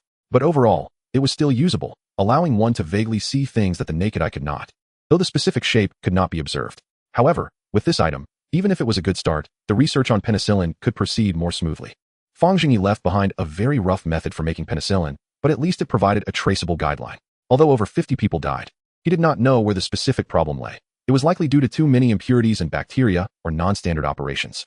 Scientific research is most afraid of losing direction, wasting time and money in vain. And while Fang Zhengyi did not understand the technology, he could at least roughly know the direction of the technology, which was equivalent to avoiding quite a few detours. 2 days passed with no progress in the research on penicillin. Fang Zhengyi decided not to wait any longer and packed his belongings to return to Beijing. Before heading back, he packed quite a few things, more than 10 magnifying glasses, 2 rough microscopes, and a full cart of sanitary pads. On the day of his departure, all the townspeople came to see him off. But this time the crowd's sadness was evidently much lighter. Clearly, everyone knew that Fang Zhengyi would return. Ao Chen walked up to Fang Zhengyi, concerned, and said, Sir, please be careful on your journey. When will you be back? Fang Zhengyi looked at the crowd with some reluctance. Life in Taoyuan County was quite comfortable. At least he could sleep well. It's hard to say when I'll be back, Ao Chen, but I have a task for you. Starting tomorrow, the roads in Taoyuan County need to be repaired. I want them completed within 6 months, reaching Beijing. Open roads through the mountains and build bridges over the waters. Although it may be difficult, I believe you can handle it. Once the roads are connected, communication between Taoyuan County and Beijing will not be a problem. Also, find ways to increase the production capacity of various industries in the county. After the roads are connected, I will be relying on you. After saying this, he boarded the carriage and was about to enter the compartment when he suddenly caught sight of a figure in prison clothes among the crowd. Fang Zhengyi stood up and pointed at that person, saying, What is this? Did this person just escape from prison? The crowd followed Fang Zhengyi's finger and looked over. A woman in prison clothes walked out with a playful smile. Greetings, my lord, I am Luo Mei. Seeing this, Ao Chen leaned closer to Fang Zhengyi and chuckled. My lord, this is a courtesan from Shuiyue Tower, dressed in prison clothes for a performance. It's a new project from Shuiyue Tower called Pure Prison Style. I heard it was created by Wu Sheng. Many people like it, and he has made quite a bit of money from it. Fang Zhengyi frowned, thinking, that old pervert has a lot of tricks. He whispered, keep a close watch on it. Don't let it go too far and cause any injuries. And this prison outfit must have been rented from the county jail, right? Did that dog Wu Sheng pay for it? Cut his share by 50%. Understood, my lord. After another bumpy ride, the group returned to the Fang residence. And it was already evening. After dinner, a group of people gathered around the dining table. The table was piled high with sanitary pads. Looking at them, Fang Zhengyi fell into deep thought. These things looked completely different from what he had seen in advertisements in his previous life. The middle was somewhat similar, but without wings and with 4 long straps at the corners, the design was quite confusing. After a long while, Fang Zhengyi hesitantly asked, how do you use this? The curious gazes of everyone focused on him. What is this? It's called a sanitary pad, used for menstruation. Upon hearing this, Zhang Biao and Lu Fa silently turned around and pretended nothing had happened, heading straight back to their rooms. Bai Yi and Xiao Tao's faces turned as red as apples, and Bai Yi couldn't help but cover her face with her hands. Xiao Tao shyly said, "Young master, why did you get so many of these? Take them away. It's embarrassing to have them on the table." Fang Zhengyi looked at Xiao Tao in confusion. "Haven't you seen this in the county?" "No. I've been playing these past few days. Why would I look at this?" "Stop talking about it. Take it away." Seeing the two girls' reactions, Fang Zhengyi felt a bit helpless. The sanitary pads were specially developed by the county's textile factory at his behest, but later it turned out that only the textile factory couldn't complete the task. He then found the paper mill. Although the output of the county's paper mill was not high, it seemed to have deviated slightly from the technological tree under Fang Zhengyi's influence, with the paper continuously evolving towards being soft and durable. Now, the two factories jointly produced this product, which could be considered a significant achievement. The reason he valued this product so much was that ancient people had a hard time letting go of their old habits and viewed women's menstruation as a terrible thing. In times of less affluence, many women would simply hide at home when their period came, only venturing out once it was over.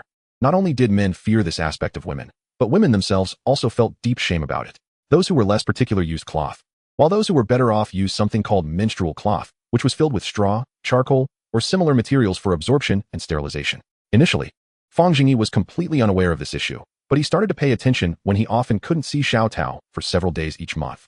Later, he ordered all the medical clinics in the county to gather information and even established a women's clinic specifically for this purpose, only to discover that many women suffered from illnesses or even died because of this issue. Fang Zhengyi detested this bad habit. This time, he brought back a cart full of sanitary pads mainly to try selling them and see if they could be promoted, while also looking for new growth points for Taoyuan County. The county's glass products were good, but the road was still a problem. If they couldn't reach Beijing, they would be shattered. Even if a new factory was built in Beijing, it would take quite some time to train reliable new workers. He didn't need to consider the common people, but he could recommend it to the high-end market. This batch was priced at 3-1, about the cost of a bowl of noodles. He didn't know how many would be needed in a month, but he was sure that ordinary people wouldn't spend that much on it. He could only let high-end users try it first to change social attitudes. And once sweet potatoes became popular and society gradually became prosperous, he could slowly work on it. This was a good preparatory step. However, he faced a problem with the first step, as he didn't know how to use this thing, and the two maidservants were unwilling to say anything. Fang Zhengyi got angry, slammed the table, and said, "Xiao Tao, tell me, what are these straps for?" Xiao Tao covered her face and muttered, "They should be tied around the waist." Fang Zhengyi suddenly realized, then awkwardly touched his nose, remembering that ancient people seemed to have no habit of wearing underwear. This could be a good business. He thought about making some fun innerwear. After a while, an idea slowly took shape in Fang Zhengyi's mind. But when he looked up, he saw that Bai Yi and Xiao Tao were still covering their faces tightly, and his temper flared up again. "What is going on? You don't care about your own issues. I'm trying to help you, and you're all being shy." Fang Zhengyi slammed the table again and shouted, "Listen up. From now on, all the women in the household must use this. Free of charge, they must use it, and they have to tell me their feedback after using it. For example, if there are any leaks, just like that." Then he thought again, if he just gave them away for free, there might be second-hand dealers in the household. So he added, "Each person can take 3 pads a day. Xiao Tao, you'll be in charge." Xiao Tao shyly nodded. Bai Yi's hand secretly opened a gap, looking at Fang Zhengyi with terror. Too perverted. Chapter 81. The Art of Rebirth in Gold. The next day, Fang Zhengyi got up quite late. Since no one knew he was returning to Beijing, why should he make things difficult for himself? He wanted to delay as long as possible.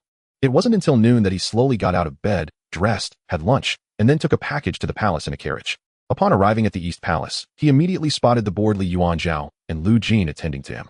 Both of them looked surprised and delighted when they heard the eunuch's announcement and turned to Fang Zhengyi, especially Lu Jin, whose eyes sparkled with excitement. Finally, the savior has come. He wondered if there would be any good news this time.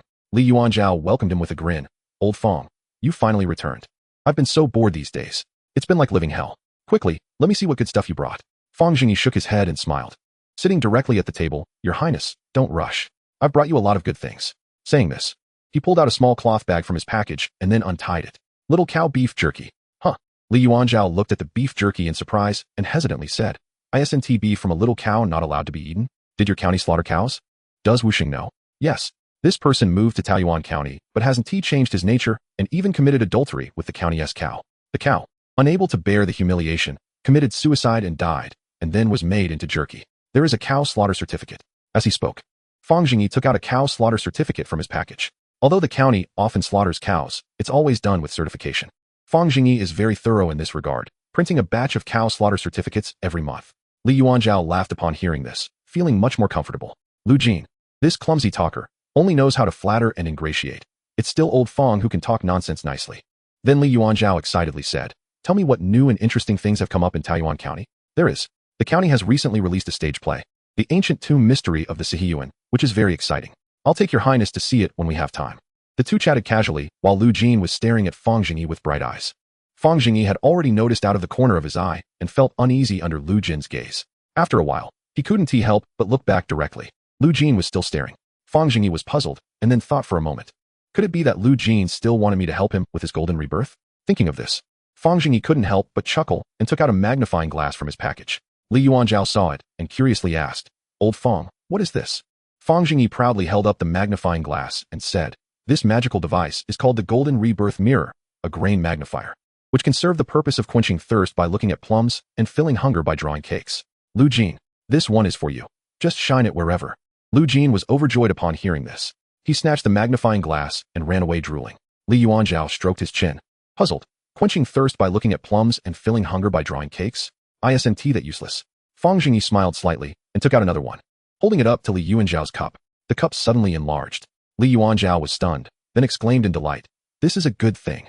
Fang Zhengyi handed over the magnifying glass, and Li Yuanzhao started shining it around, exclaiming in admiration wherever he pointed it. "Good stuff. Truly good stuff."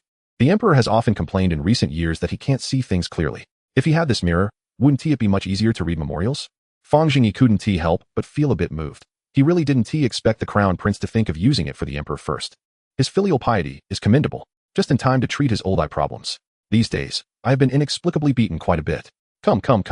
Let me teach your highness some new ways to use this magnifying glass." Fang Zhengyi quickly changed the subject. If they continued chatting, it would be too much filial piety. Fang Zhengyi took Li Yuanzhao's magnifying glass and walked outside, finding a spot with good sunlight. Once he focused it and placed it down, smoke quickly began to rise from the grass. Li Yuanzhao gasped in amazement, then asked curiously, "What is the principle of this?" "It's just gathering sunlight to a point. As the heat rises, it ignites. This is called solar energy." Li Yuanzhao nodded in confusion but soon stopped thinking about it. And the two began lying on the grass looking for ants. Not long after, Lu Jin returned with a mournful expression, as if grieving the loss of a loved one, holding up the magnifying glass and crying, "Lord Fang, this is useless." "How is it useless? Did it not magnify?" Lu Jin rubbed his eyes, feeling wronged. "It's magnified, but it still looks broken." Fang Zhengyi sighed, stood up, patted his shoulder, and comforted. "That is how it is. Anyway, it's not useful in the palace. Seeing it big and seeing it real is the same. Little Jin, don't be discouraged. That's just how life is. Everything has its flaws. Where is their perfection? Besides, when you get old, the memories will all be sweet. Those who have been castrated live longer, so you can have a few more sweet years than others. And if you miss your brothers, you can still use the magnifying glass to take a look. As the saying goes, a blessing in disguise." Scammer. Before Fang Zhengyi could finish, Lu Jin ran away crying with the magnifying glass. Li Yuanzhao stood up, delighted, and looked at Fang Zhengyi, grinning. "Old Fang, you really lack great virtue." Fang Zhengyi chuckled awkwardly. "I'm just concerned about him." "All right, enough of that. Let us talk business. Has there been any criticism about me in the court these days?" Li Yuanzhao's expression became serious. "Things have been very strange since you left. There has been no response at all, not even anyone mentioning you. I feel that group of people has a conspiracy." Upon hearing this, Fang Zhengyi lowered his head and thought, "It indeed seems abnormal that no one has impeached him after such a long time. Moreover, someone from Taiyuan County is investigating his information. It's possible that those old fellows who don't like him are plotting something big. But it doesn't matter. Once the sweet potato is born, whatever those people say will be nonsense. Old Fang, say something." Li Yuanzhao saw Fang Zhengyi not responding for a long time and became a bit anxious. It seems old Fang is at a loss. Fang Zhengyi changed the subject with a smile. "No worries. Don't mind them. We'll do what we need to do. How is the princess's condition now?"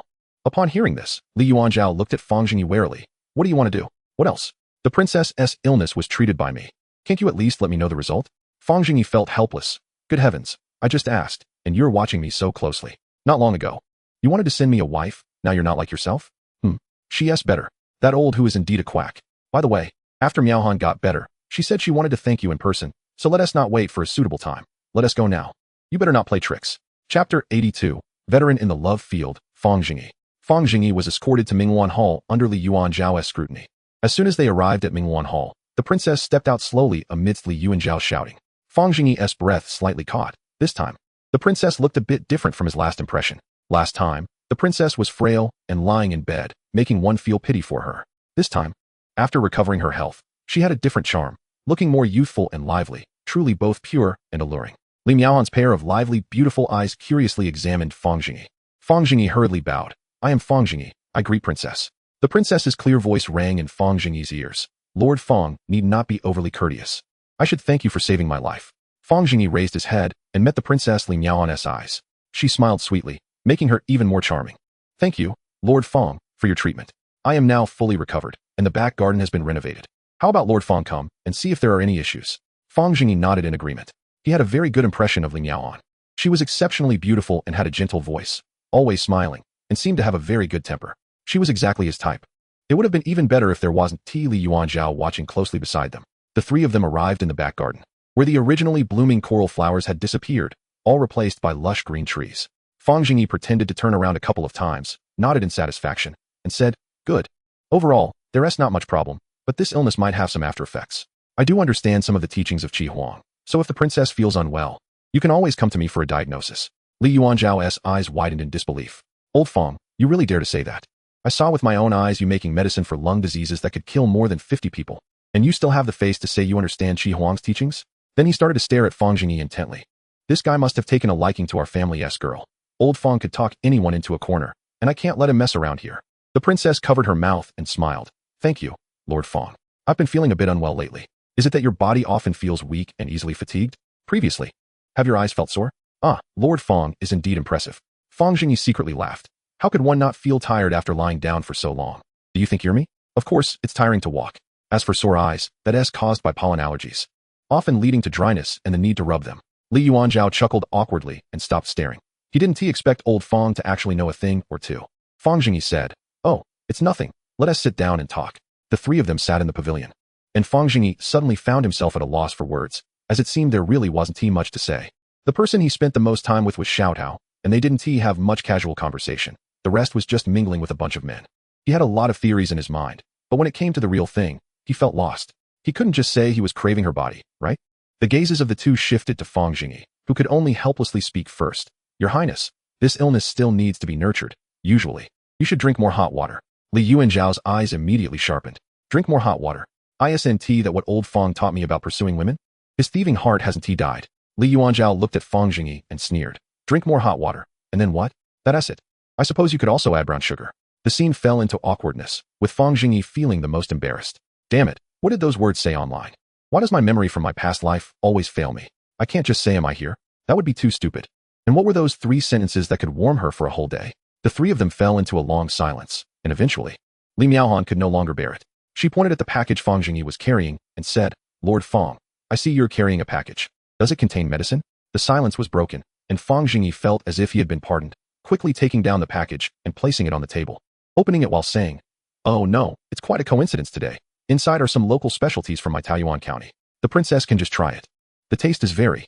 The package opened, and Fang Zhengyi's eyes widened as there were several sanitary napkins inside. That little brat Xiao Tao. Why did she put sanitary napkins in instead of local specialties? Fang Zhengyi felt guilty, his eyes darting around. Then pretended not to see and took out a pack of dried fruit. Your Highness, try this. These are dried fruits from my Taoyuan County. They taste sweet and sour and are also good for your health. Li Yuanzhao didn't care about the dried fruit. Upon seeing something novel in the package, he boldly pulled out a piece and played with it in his hand. Old Fang, what is this? I've never seen it before. Guess? Li Yuanzhao examined the sanitary napkin repeatedly, noticing the 4 straps, and after a couple of gestures, felt he had discovered the clue. Then, with a smug smile, he said, Don't think you can trick me. I've heard my father say that after a flood, there will be a great epidemic, and one must cover their mouth and nose to prevent disease. This item has 4 straps, so it must be tied on the head to cover the mouth and nose. Am I right? After saying that, he picked up the sanitary napkin and was about to put it on his head. Fang Zhengyi broke out in a cold sweat and hurriedly pulled it down. To be fair, this thing does resemble a mask. Are you kidding? If you really put it on, how am I supposed to sell it later? Isn't that asking for trouble? Your Highness is clever. But this item is not used like that. Li Miaohan smiled as she watched the two talk, suddenly spoke. Lord Fang, please explain. I'm quite curious. Damn. This is going to end badly. Let it be. There are plenty of women in the world. Fang Zhengyi stammered. This is called a sanitary napkin. It serves a purpose similar to that of a menstrual pad. As soon as he finished speaking, Li Miaohan's pretty face immediately turned crimson, even reaching her ears, and she lowered her head deeply, not saying a word. Even the surrounding maidens lowered their heads. Li Yuanzhao continued to press. What is a menstrual pad? I've never heard of it. Seeing this, Fang Zhengyi felt he could just let it all go. Fortunately, he started speaking freely. With a stern face, he said, It's something women use during their menstrual period. You understand what I mean, right? After he finished speaking, Li Yuanzhao let out a strange cry and immediately swept the sanitary napkin off the table, frowning. Old Fang, you're too perverted. I didn't expect you to be this kind of person. Fang Zhengyi glanced at him sideways, then at Li Miaohan. What kind of person am I? What do you know? This is a specialty of my Taoyuan County, meant for my brother Gua. Chapter 83. Working for the welfare of women, Li Yuanzhao exclaimed again. What? With Tianyang? Even eunuchs use this kind of thing? I didn't expect that. Seeing the princess still with her head down, Fang Zhengyi chuckled awkwardly. This item is obviously for women, but how could I proactively look for women to use it? Of course, I have to let my brother Gua try it out first. The principle is quite similar. Li Yuanzhao suddenly felt a bit nauseated thinking about how this item was now mixed with the beef jerky from earlier. That damn old Fang. Why is he playing with this thing for no reason? This is truly absurd. Li Miaohan originally had a pretty good impression of Fang Zhengyi, but upon seeing the sanitary napkin, she had already concluded that Fang Zhengyi was not serious, definitely a lecher. What kind of decent man would carry around a menstrual pad used by women? Such an embarrassing item should be well hidden. Yet it was now blatantly displayed on the table. Her goodwill toward Fang Zhengyi dropped to freezing point, but out of courtesy, she could only keep her head down and remain silent. TSK. Old Fang, I really didn't expect you to be so heartless. Hee. Fang Zhengyi also sneered. Since it was already broken, he might as well go all out. I, Fang Zhengyi, treat you as a brother. And you dared to embarrass me in front of the beauties. This is truly heart-wrenching. He then raised his voice. Your Highness, what do you understand? This item is of great use. Am I, Fang Zhengyi, a man of integrity who doesn't know how embarrassing it is to carry this around? But why do I do this? Isn't it so that all the women in the world can use it? Your Highness, do you know how painful it is for women during their menstrual period? They can't even dare to go out and must endure the strange looks from others. The most important thing is that if a menstrual pad is used incorrectly or contaminated, how many women could suffer illness or even lose their lives because of it? As a local official, how could I sit idly by in such a situation? Since this item exists, the mission of rescuing women in the world has fallen to me. Fang Zhengyi, I am working for the welfare of women everywhere. The surrounding maidens all raised their heads curiously to look at Fang Zhengyi, and Li Miaohan also lifted her head, her expression somewhat surprised. Fang Zhengyi scanned around and felt a little more at ease. It seemed he hadn't completely lost face. Li Yuanzhao remained unfazed, sneering. Old Fang, still trying to put on an act in front of me. Watch me tear off your mask. You speak so grandly. Don't think I don't know. Taoyuan County has brothels, and they're state-run. Don't tell me that brothel isn't yours. A group of women began to look at Fang Zhengyi with increasingly subtle expressions. Fang Zhengyi felt amused. Good. What a good brother. Not leaving me any face at all. He then flushed red, the veins on his forehead bulging, and argued. Desire is human nature, just like controlling water. It's better to guide than to block. Can I be wrong? The conversation continued with difficult words, discussing the lack of cultural industries and the limitations of historical development, which only drew more disdain from the crowd. Li Yuanzhao sneered. Old Fang, it doesn't matter how much you say today. What are you talking about? Seeking benefits for women across the world? The benefits have ended up in brothels. Just look at who would believe you. Fang Zheng's face darkened as he rolled up his sleeves. Oh, so after a few days apart, you think you've grown wings, Li Yuanzhao? Then let me give you a lesson. Do you know what kind of women enter brothels? Let me tell you. Some are mortgaged in, some are purchased as slaves, and some go involuntarily. Now let me ask you, do you know what kind of life they lead? You don't know, you only care about yourself. Those prostitutes put on forced smiles for customers during the day, barely earning some money, and when they grow old or fall ill, they are discarded like worn-out shoes, ending up in a miserable state. But in Taoyuan County, it's not like that. The women in brothels enter voluntarily, before the brothels existed. There were already underground brothels in Taoyuan County, and the sources and living conditions of those prostitutes are no different from the outside world. Even if I have great abilities, I cannot eliminate the flesh trade within Taoyuan County. It is human nature, and going against human nature leads to no good outcome. And what happened after the county office established official brothels? These underground brothels were quickly wiped out. First, official brothels are reliable, and the people trust them. There is no danger to personal safety. Second, prices are clearly marked, so there is no fear of being scammed. Third, the government can collect taxes from the brothels. You know those underground brothels couldn't be taxed, and the women in the brothels are from reliable sources, all voluntary, with no forced transactions. Each prostitute in the brothel receives regular medical checkups funded by the taxes they pay to ensure their health, and if one day they no longer want to work, they can leave at any time. Others absolutely dare not force them. After these prostitutes leave the industry, the county office will also provide guidance to help them start a new life. In this way, everyone's interests are guaranteed. This is what I call leaving criminals with no way to escape and exposing evil to the sunlight so it has nowhere to hide. Doesn't this count as seeking benefits for women across the world? Do you think I am right or wrong? Hearing this, Li Yuanzhao stammered, feeling some issues but unable to pinpoint them, and could only blush and mutter, let us just say you're right for now. Seeing him back down, Fang Zheng smiled and continued, upholding the idea of seeking benefits for women across the world. Taoyuan County has specially developed this sanitary napkin. This item can be discarded after one use. is hygienic and reliable, and can spare women across the world from many health threats. How could I be a heartless monster? I, Fang Zheng, am determined to promote this item throughout the world. After this speech, the palace maids and the princess looked at Fang Zheng with shining eyes. Satisfied, Fang Zheng felt he had regained his face. With the situation turning around, he quickly pressed his advantage, turning to Li Miaohan. At this point, Li Miaohan, although still shy, had begun to dare to look Fang Zheng in the eye. Princess, since the matter has been discussed openly today, I have a humble request. I hope that the women in the palace can be the first to use this item, if possible. Li Miaohan blushed and said, Lord Fang, your heart for the country and the people is admirable. I will certainly do my best. Then she softly added, I misunderstood you earlier, and I sincerely apologize. Fang Zheng replied solemnly, no need to worry, princess. I, Fang Zheng, have encountered too many open and hidden arrows in my life. I have long been accustomed to slander. Although I often feel tired, every time I think of the many women suffering in the world, it gives me endless motivation. In Li Miaohan's eyes, Fang Zheng had transformed into a little sun, constantly radiating light. Unable to help herself, she murmured, Lord Fang is so noble. I will supply this item to the palace. You can rest assured, and if it runs low, just let me know. I will definitely assist you in fulfilling your dream. At this moment, Li Miaohan was also determined, unable to help but clutch the sanitary napkins on the table. Oh, by the way, the price for the noble ladies in the palace is 10 won each. And for the palace maids, 3 won each. Your Highness, please don't forget. Chapter 84. A good student. Li Miaohan was stunned upon hearing this, her beautiful eyes blinking repeatedly as she momentarily processed the information. So this item actually costs money? I thought it was a gift from Fang Zheng to the palace. But if it requires payment, how will I get others to pay? It seems I don't have enough money myself. Li Miaohan began to ponder with her head down. After a long time without coming up with a solution, she finally lifted her head and stammered, Lord Fang, how much silver would it cost to ensure that all the women in the palace use this item? Seeing this, Fang Zheng couldn't help but smile inwardly, realizing she wanted to cover the expenses from her own little treasury. Simple girls are so good, unlike that foolish maid by Yi, who only has a pretty face but is always lost in thought. Fang Zheng began to speak earnestly. Your Highness, you don't need to worry about the expenses. You can just ask the Emperor for it. Our wise Emperor will surely agree once the benefits are made clear. Moreover, I am not looking to profit from this item. So I hope the princess does not misunderstand. The people have a deep misunderstanding of this item, especially men. If a new factory is set up to produce sanitary napkins, it would be extremely difficult to find workers. Nowadays, there are hardly any women working outside. It's all men out running errands.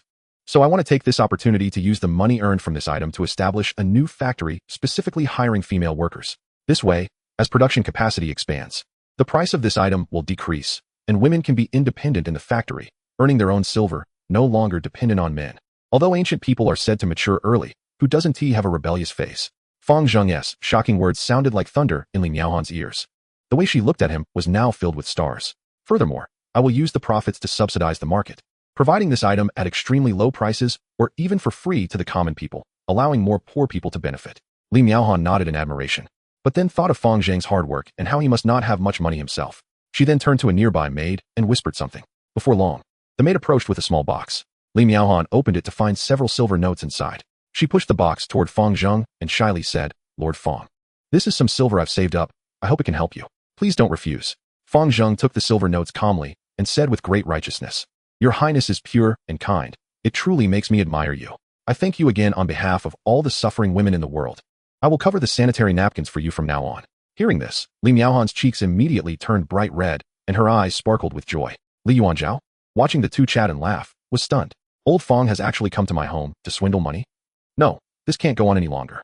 If I let him keep talking nonsense, my sister might be taken away by him, and our family's money would be swindled clean. Wouldn't that leave us with nothing?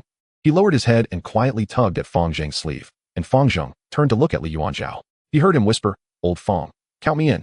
Fang Zheng smirked slightly. Didn't you just undermine me a moment ago? You didn't think much of me earlier, did you? Now you want me to take you along? He teased with a sideways glance. So, Your Highness doesn't look down on it anymore? Now you want to join me in promoting this item? Li Miaohan looked at Li Yuanzhao with a puzzled expression. Li Yuanzhao's face turned slightly red as he exclaimed, That's right. Since old Fang has said so, what reason do I have to refuse? I must have a share. I figured it out. The common people are all in harmony with the emperor. As the crown prince, I should set an example. This is called aligning with heavenly will and winning the hearts of the people. If I'm not involved, are you going to look for my father? He definitely won't agree, and it will be incredibly difficult to get it done then. Old Fang, just say whether you agree or not. Fang Zhengyi was taken aback. Had the crown prince evolved after just a few days? Goodness, he had really pondered this through. His learning ability was impressive.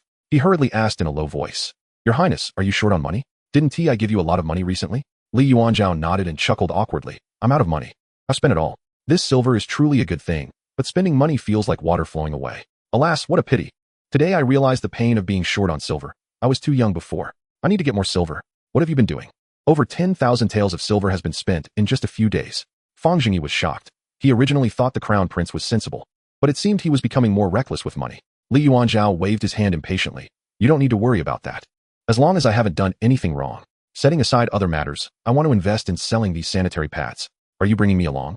Fang Zhengyi blinked, not quite understanding the situation, but nodded anyway. Of course, we must take you. We've been waiting for you to speak up. With the crown prince involved. It's like adding wings to a tiger. It's just that Li Yuanzhao is still young, and his mind hasn't yet calcified. If this were to be brought up in court, that group of old coffins would definitely attack us. Li Yuanzhao smiled proudly and laughed. Good. Old Fang. I knew you were a true brother. I've already thought this through. Not only do the palace maids need to use it, but the eunuchs do too. Additionally, the family members of the ministers in the court should all use it. I'll give them a discount, just 15 won per piece. If anyone's family doesn't use it, that is immoral and uncivilized. How can they still dare to claim to be gentlemen in the court? I'll look down on them severely. The more he spoke, the more excited he became. Li Yuanzhao stood up, hands on his hips, laughing wildly as if he could already see himself making a fortune. Li Miaohan stared at him in shock, never expecting that her brother could be such a shameless person. It was just a pity for Lord Fang who had to be around such a person every day. Fang Zhengyi watched Li Yuanzhao nodding incessantly, feeling admiration in his heart. Wonderful. The crown prince's learning ability has really improved. It seems that during my absence from the capital, the crown prince has been learning on his own and has grown quite a bit. It's truly comforting, but his expression is a bit exaggerated. He should tone it down a little.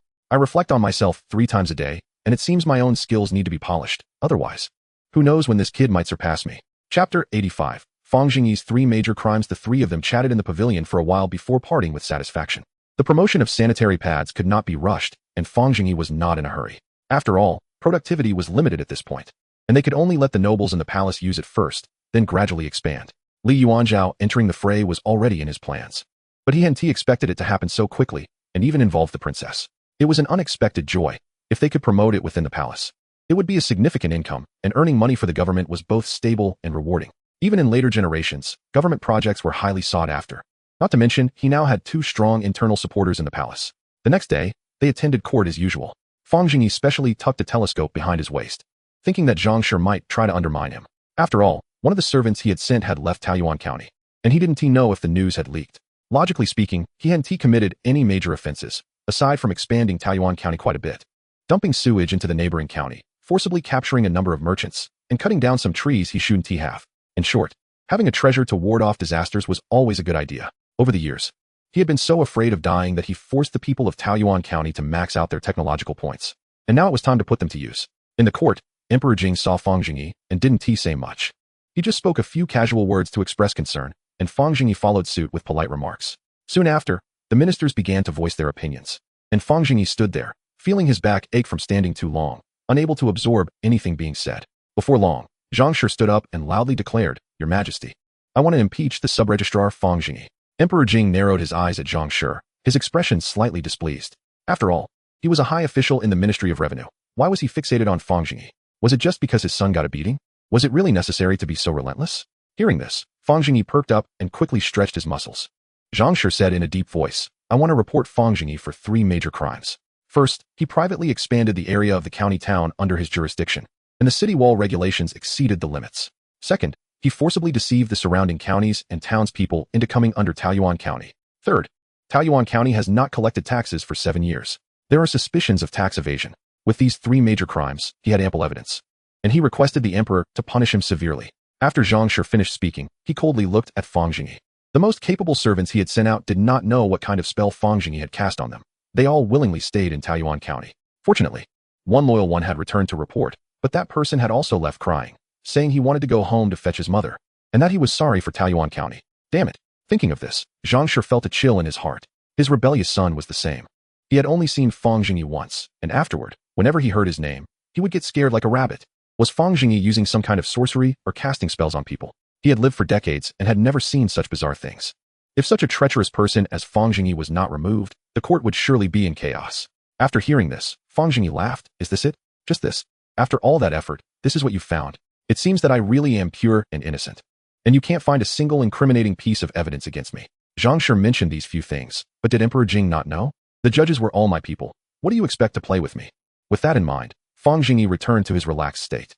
Emperor Jing also showed no surprise. He had already sensed something unusual when he first entered the county town. But hearing about the forced deception of the surrounding counties was the first time he had heard of it. However, was there really a reason to deceive the people for Taoyuan County to develop to that extent? They probably couldn't stop it if they tried. Absurd. So he spoke lightly. Fang Qing, do you have anything to say? I have nothing to say, Your Majesty. The court immediately fell into silence. And Zhang Shi stared wide-eyed in terror at the emperor. What does this mean? Is it over after just these two questions? Why didn't you ask me? Could it be that His Majesty has also been cursed? Zhang Shi panicked. Please, Your Majesty, render a just judgment.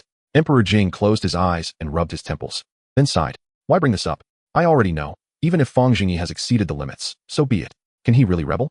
Now that the crown prince has been taught well by him, and the princess's illness has been cured by him, if it weren't for Zhang Shi bringing it up, Emperor Jing really couldn't be bothered with this issue. The main point is that the taxes owed by Taoyuan County had all been funneled into his treasury. What can I say? Well, I understand, but what evidence do you have? Zhang Shi's face lit up with joy. The witness is waiting outside the palace. Please summon him. Your Majesty. All right. Soon, a plump figure was brought to the hall, sweating profusely from his forehead. Upon seeing Emperor Jing, he immediately knelt and said, I am Tang Shou, the county magistrate of Guiyuan County, paying my respects to Your Majesty. Rise. I hear from Zhang Qing that you have incriminating evidence against Fang Zhengyi. What is it? Tang Shou glanced at Fang Zhengyi, his thoughts drifting back a few years. And a look of hatred gradually appeared on his face. I was originally the county magistrate of Jihua County. Jihua County is not far from Taoyuan County, but it is significantly lower in elevation. I vaguely remember that 2 or 3 years ago, Fang Zhengyi suddenly approached me, claiming that Taoyuan County was in need of people for construction and wanted to borrow some from our county. Of course I refused. At that time, the war was still ongoing, and there was a famine, with both Jihua and Taoyuan counties having populations of less than 10,000. Only spared from being dissolved because of the war. Later, Fang Zhengyi said he was willing to exchange young and strong laborers for the elderly, weak, and women from Jihua County, so I agreed. At this point, Tang Shou's expression became even more aggrieved. Little did I know that the young people from Taoyuan County never did any work. They only ate and drank every day. The food they consumed was all sent from Taoyuan County. And those young people would just walk from one end of the county to the other with a bun and a bowl of stewed meat every day. After eating, they would sleep. After sleeping, they would eat. The ministers gasped. Oh my, look at Fang Zhengyi. It's as if he ordered takeout from a panda. The bamboo shoots have arrived. The young people in our county have been spoiled. In less than a year, a large portion of the young people in the county had run away, and later, due to the severely low population, Jihua County was downgraded to Jihua Township. Laughter began to echo among the court officials. Tang Shou was indeed quite unfortunate. Tang Shou wiped his tears, feeling wronged, as he had clearly committed no wrongdoing, yet was inexplicably demoted. Li Yuanzhao sat in the hall with a blank expression, his face red as a tomato, his whole body trembling. Emperor Jing was not much better off, nearly laughing out loud. This kid Fang Zhengyi truly does nothing. Continue. Chapter 86. Common prosperity. Tang Shou listened to the laughter around him, sighed, and continued. Later, seeing this situation, I had no choice but to drive all the people from Taoyuan County away. But not long after, Fang Zhengyi returned the elderly, weak, and women he originally took away. Those people were well-fed and plump, and upon returning, they would sit on the street sighing and saying how good life was in Taoyuan County. As a result, more people from the township left. Those elderly and weak were originally from Jihua, and I couldn't drive them away, suffering in silence. The laughter in the crowd grew louder. Tang Shou finally broke down, tears streaming down his face. After that, another year passed, and Jihua Township was downgraded to Jihua Village. Gua Tianyang, who had been expressionless, also broke down. He thought to himself, if Fang Zhengyi really adopted such a son, it could be a real problem. Tang Shou kept talking, but his heart seemed to return to the past, once again shattered into pieces. Later, in the county, oh no, in the village, there were only a few dozen people left. I thought it would end here, but I never expected that Fang Zhengyi had a pipe inserted into the river in Jihua Village. At first, I didn't pay much attention, thinking that since it had come to this, what else could he do? But who would have thought that the pipe soon began to continuously flow with sewage? The water in the river became undrinkable. Those people from Taoyuan County even came over to sell water from Taoyuan County. He is not human, Your Majesty. The crowd fell silent, their eyes filled with sympathy for Tang Shou. Having such a neighbor made life difficult, and everyone could understand. Later, Jihua Village also disappeared, and when I reported to the Hengjiang Prefecture, I was transferred to another county as a county magistrate. After venting my grievances for several years, Tang Shou collapsed on the ground, sobbing uncontrollably, making it hard for anyone to witness without shedding tears. Fang Zhengyi couldn't help but scoff. Why don't you thank me? The village head became a county magistrate. Isn't that great? You. Tang Shou immediately glared angrily. Fang Zhengyi immediately shouted, Your Majesty, this person speaks nonsense.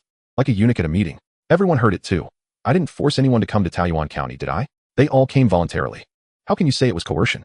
Guo Tianyang's face began to change colors. Zhang Shi, with a gloomy face, said, how is it not coercion? The young people going to Jihua County do no work, yet have meat to eat, and those women and children sent back promote Taoyuan County. Isn't this your scheme? Fang Zhengyi shrugged. Well, life in Taoyuan County is good. Those young people who left home have families that care for them and send them food. What's wrong with that? As for those women and children from Jihua County, if they miss home, I send them back. What's wrong with that? Zhang Shi was already losing patience and shouted angrily. Then how do you explain dumping sewage into Jihua County? What's sewage? That's fertilizer. Lord Zhang, be careful with your words. These are all good things that others can't even get. Upon hearing this, Tang Shou immediately jumped up from the ground and shouted angrily, you've dumped it into the river. How can we use it? Fang Zhengyi, don't think I don't know. Those few plots of barren land in your county can't produce much grain at all. They are all bought from outside. What do you mean? How can we use it? With just a few dozen people in your village, how much land can you farm? You all come to Taoyuan County to complain and refuse to come over. Who can you blame? Fang Zhengyi raised an eyebrow. At the time, because Taoyuan County was short of manpower, Fang Zhengyi had set his sights on the nearby Jihua County, and he had been very benevolent. He spent a lot of silver to lure people over, and later, for those remaining, Fang was kind-hearted and couldn't bear to see them waiting to die. So he directly shoved the sewage pipe over. Tang Shou was furious. You, Fang Zhengyi, have been promoted 3 levels at once, and because of you, I've directly become a village head, losing my official status. If it weren't for the help of the Hengjiang Prefecture Inspector, I don't know what kind of situation I would have ended up in. Today, in front of His Majesty, you still dare to cause trouble. Tang Shou immediately turned to Emperor Jing and reported, Your Majesty, Fang Zhengyi has privately expanded Taoyuan County. The area is immeasurable, but it is at least several times that of before, far exceeding the regulatory limits. His intentions are malicious.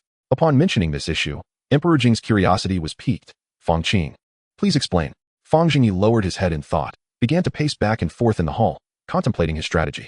He then raised his head calmly and said, a few years ago, when the war had just ended, the lives of the people were quite hard. But life in Taoyuan County was still bearable. Later, I accidentally learned about the situation in Jihua County and surrounding small counties, where the people were poorly clothed and could not even have a hot meal. I couldn't bear to see this. So I thought I would help as much as I could. Over time, more and more people gathered in Taoyuan County, leading to the situation today. Taoyuan County was originally a lower county, but the population could not be supported according to the regulations of a lower county, so it had to continue to expand. Please consider, if you were in my position, what decision would you make? Would you wait for those people to starve to death for no reason? Zhang Shi snorted coldly. This is just quibbling. If you wanted to help, you could have directly provided financial aid. Why bring people to Taoyuan County? What is your true intention? Fang Zhengyi suddenly pointed at Tang Shou. Everyone, look. This man has a fat head and a big face, his brain full of fat. Yet the people under his rule are all skin and bones. How can I trust him? Tang Shou, I was born fat. How can you slander me out of thin air? Is it a crime to be fat? Did I eat your family's rice? Oh, is that so? Such a bizarre thing. Your Majesty, please imprison this person for a month, cutting off water and food. If he is still fat then, I am willing to confess. Tang Shou despaired, thinking he shouldn't have come here. Fang Zhengyi didn't expect he would dare to be so arrogant in the court. Emperor Jing tapped the imperial desk and said lightly, no nonsense. Continue speaking. The officials shook their heads, realizing the emperor was not like this before. Now he seemed to be showing favoritism. Fang Zhengyi continued, thank you, Your Majesty. The situation is as follows. At that time, I looked around the neighboring counties, and none could compare to Taoyuan. Those county magistrates, compared to me, it's not that I'm boasting, but I am young, strong, and capable. The fact that Taoyuan County, with such a poor geographical location, can still ensure the livelihood of its people speaks volumes. If I send out money and grain, who knows how much will be embezzled by those incompetent officials? As he spoke, Fang Zhengyi's eyelids drooped, and his tone became a bit more passionate. I didn't expect that after doing so much, I would still face impeachment. Is the world's malice towards me really this great? As a scholar, I have nothing but a pure heart. What I think about is establishing a heart for heaven and earth, establishing a destiny for the people, continuing the teachings of the sages, and opening peace for all generations. I have a dream, which is to achieve common prosperity. Chapter 87, The Poisonous Hand and the Butcher. As soon as these words were spoken, Emperor Jing stood up excitedly and said, good. Well said. Fang Qing is truly my right-hand man. Fang Zhengyi smiled after finishing his words. He had long wanted to find an opportunity to say these 4 lines, and if Fang Zhengyi didn't pretend, who else could? The officials were astonished, looking at Fang Zhengyi with strange expressions. These words were indeed good. They resonated with the ideals of scholars. But who said it was Fang Zhengyi's place to say so? Is he not someone everyone knows? He came in just to flatter the emperor. With such a flamboyant demeanor, who among them could match his speed? What a pretender. After observing the expressions of the crowd, Emperor Jing felt a bit awkward. Realizing he had been a bit too excited, he had forgotten that Fang Zhengyi was not well liked in court and seemed to want to stay hidden in Taoyuan County. Thinking of this, Emperor Jing maintained his composure and praised again. Fang Qing spoke well. and all of you should take him as an example. After saying this, he sat down directly. Li Yuanzhao, hands on hips, couldn't help but feel pleased, thinking, old Fang is this kind of person, then I am also this kind of person. We share common ideals. Guo Tianyang, after hearing this, drooped his eyelids and kept writing and drawing with his hands hidden in his sleeves, muttering words like common prosperity and establishing a destiny for the people. He thought to himself, Fang Zhengyi's business is improving. Our family can't fall behind either. The officials were silent, feeling as if they had swallowed a fly. They all had only one thought in mind. Why couldn't I be the one to say that? Tang Shou sat on the ground, his heart as cold as ice, helplessly looking around. Was there really no one to plead his case? Was the court this dark? In the end, he directed a pleading gaze towards Zhang Shi, subtly hinting, what about Fang Zhengyi's tax evasion? Zhang Shi's face was as cold as water, ignoring Tang Shou, and stepped forward, saying in a deep voice, Your Majesty, this person is eloquent and speaks for the country and family, but how does he explain the tax evasion? Tang Shou knew a little about this and requested to clarify for the emperor. Tang Shou jumped up and said, Your Majesty, there is indeed tax evasion in Taoyuan County. 5 years ago, due to extreme population scarcity and local poverty, the court exempted Taoyuan County and Jihua County from taxes, but this decree has restrictions. Taoyuan County is no longer as poor as before, yet it has been hiding the situation. When I arrived at Hengjiang Prefecture, I asked the officials checking the tax situation in each county. These officials had never seen anyone from Taoyuan County and didn't even know there was a Taoyuan County. Therefore, I dare say that Taoyuan County must not have been taxed. Emperor Jing turned to look at Fang Zhengyi. Fang Zhengyi cupped his hands. Your Majesty, although Taoyuan County has developed well, the county office truly has no money. Most of the silver earned in recent years has been invested in improving people's livelihoods, especially in education. To make the people reasonable and aware of the emperor's grace, I have spared no effort in popularizing literacy among all the people in the county, providing them with books to read. On the other hand, the governance of Taoyuan County emphasizes hiding wealth among the people. If there is money, it should be spent on infrastructure, and if not, it is natural. If the officials do not believe it, they can send people to check the accounts at any time. I, Fang Zhengyi, am open and above board. Ridiculous. How can the false accounts of Taoyuan County be something you old folks can see through? Emperor Jing nodded slightly. Seeing this, Fang Zhengyi continued. Of course, perhaps there are some unpaid taxes. This is my oversight. Now that the county has no money, I will have Taoyuan County reorganize and pay the taxes afterward. This is my oversight. Please punish me, Your Majesty. He needed to leave some room for the higher-ups to operate, so that he could save face. Although it might cost a bit more money, that didn't matter. Spending it was fine. It was like spending money to avoid disaster. It's just money, right? A group of old folks. Just wait to see if I sell you health products in the future. Emperor Jing also breathed a sigh of relief, hoping to wrap this matter up quickly. Fang Zhengyi was too much to deal with. Alright, given that Fang Zhengyi has outstanding achievements during his term, the matter of the unpaid taxes will be temporarily punished with a year's salary reduction as a form of punishment. What do you all think? No one spoke, and there was no opposition. At this point, if you didn't know better, you might think Fang Zhengyi was the emperor's own son. Who would dare to say a word? If it were someone else, they would have been dragged out and beaten long ago, yet this kid still stood there proudly. Alright, since that's the case, this matter is settled. Zhang Shi had no unusual reaction and quietly retreated. Tang Shou stood in the hall, feeling hopeless. Not expecting Fang Zhengyi to have such a strong background, revenge was out of the question. I have a memorial to present. Fang Zhengyi is a criminal who has poisoned people, having killed 54 lives. Please punish him severely. Yan Goen stepped forward. Fang Zhengyi looked at him and then at Zhang Shi, noticing that Zhang Shi's expression showed no surprise, clearly indicating he already knew about this matter. It seemed the two had already joined forces.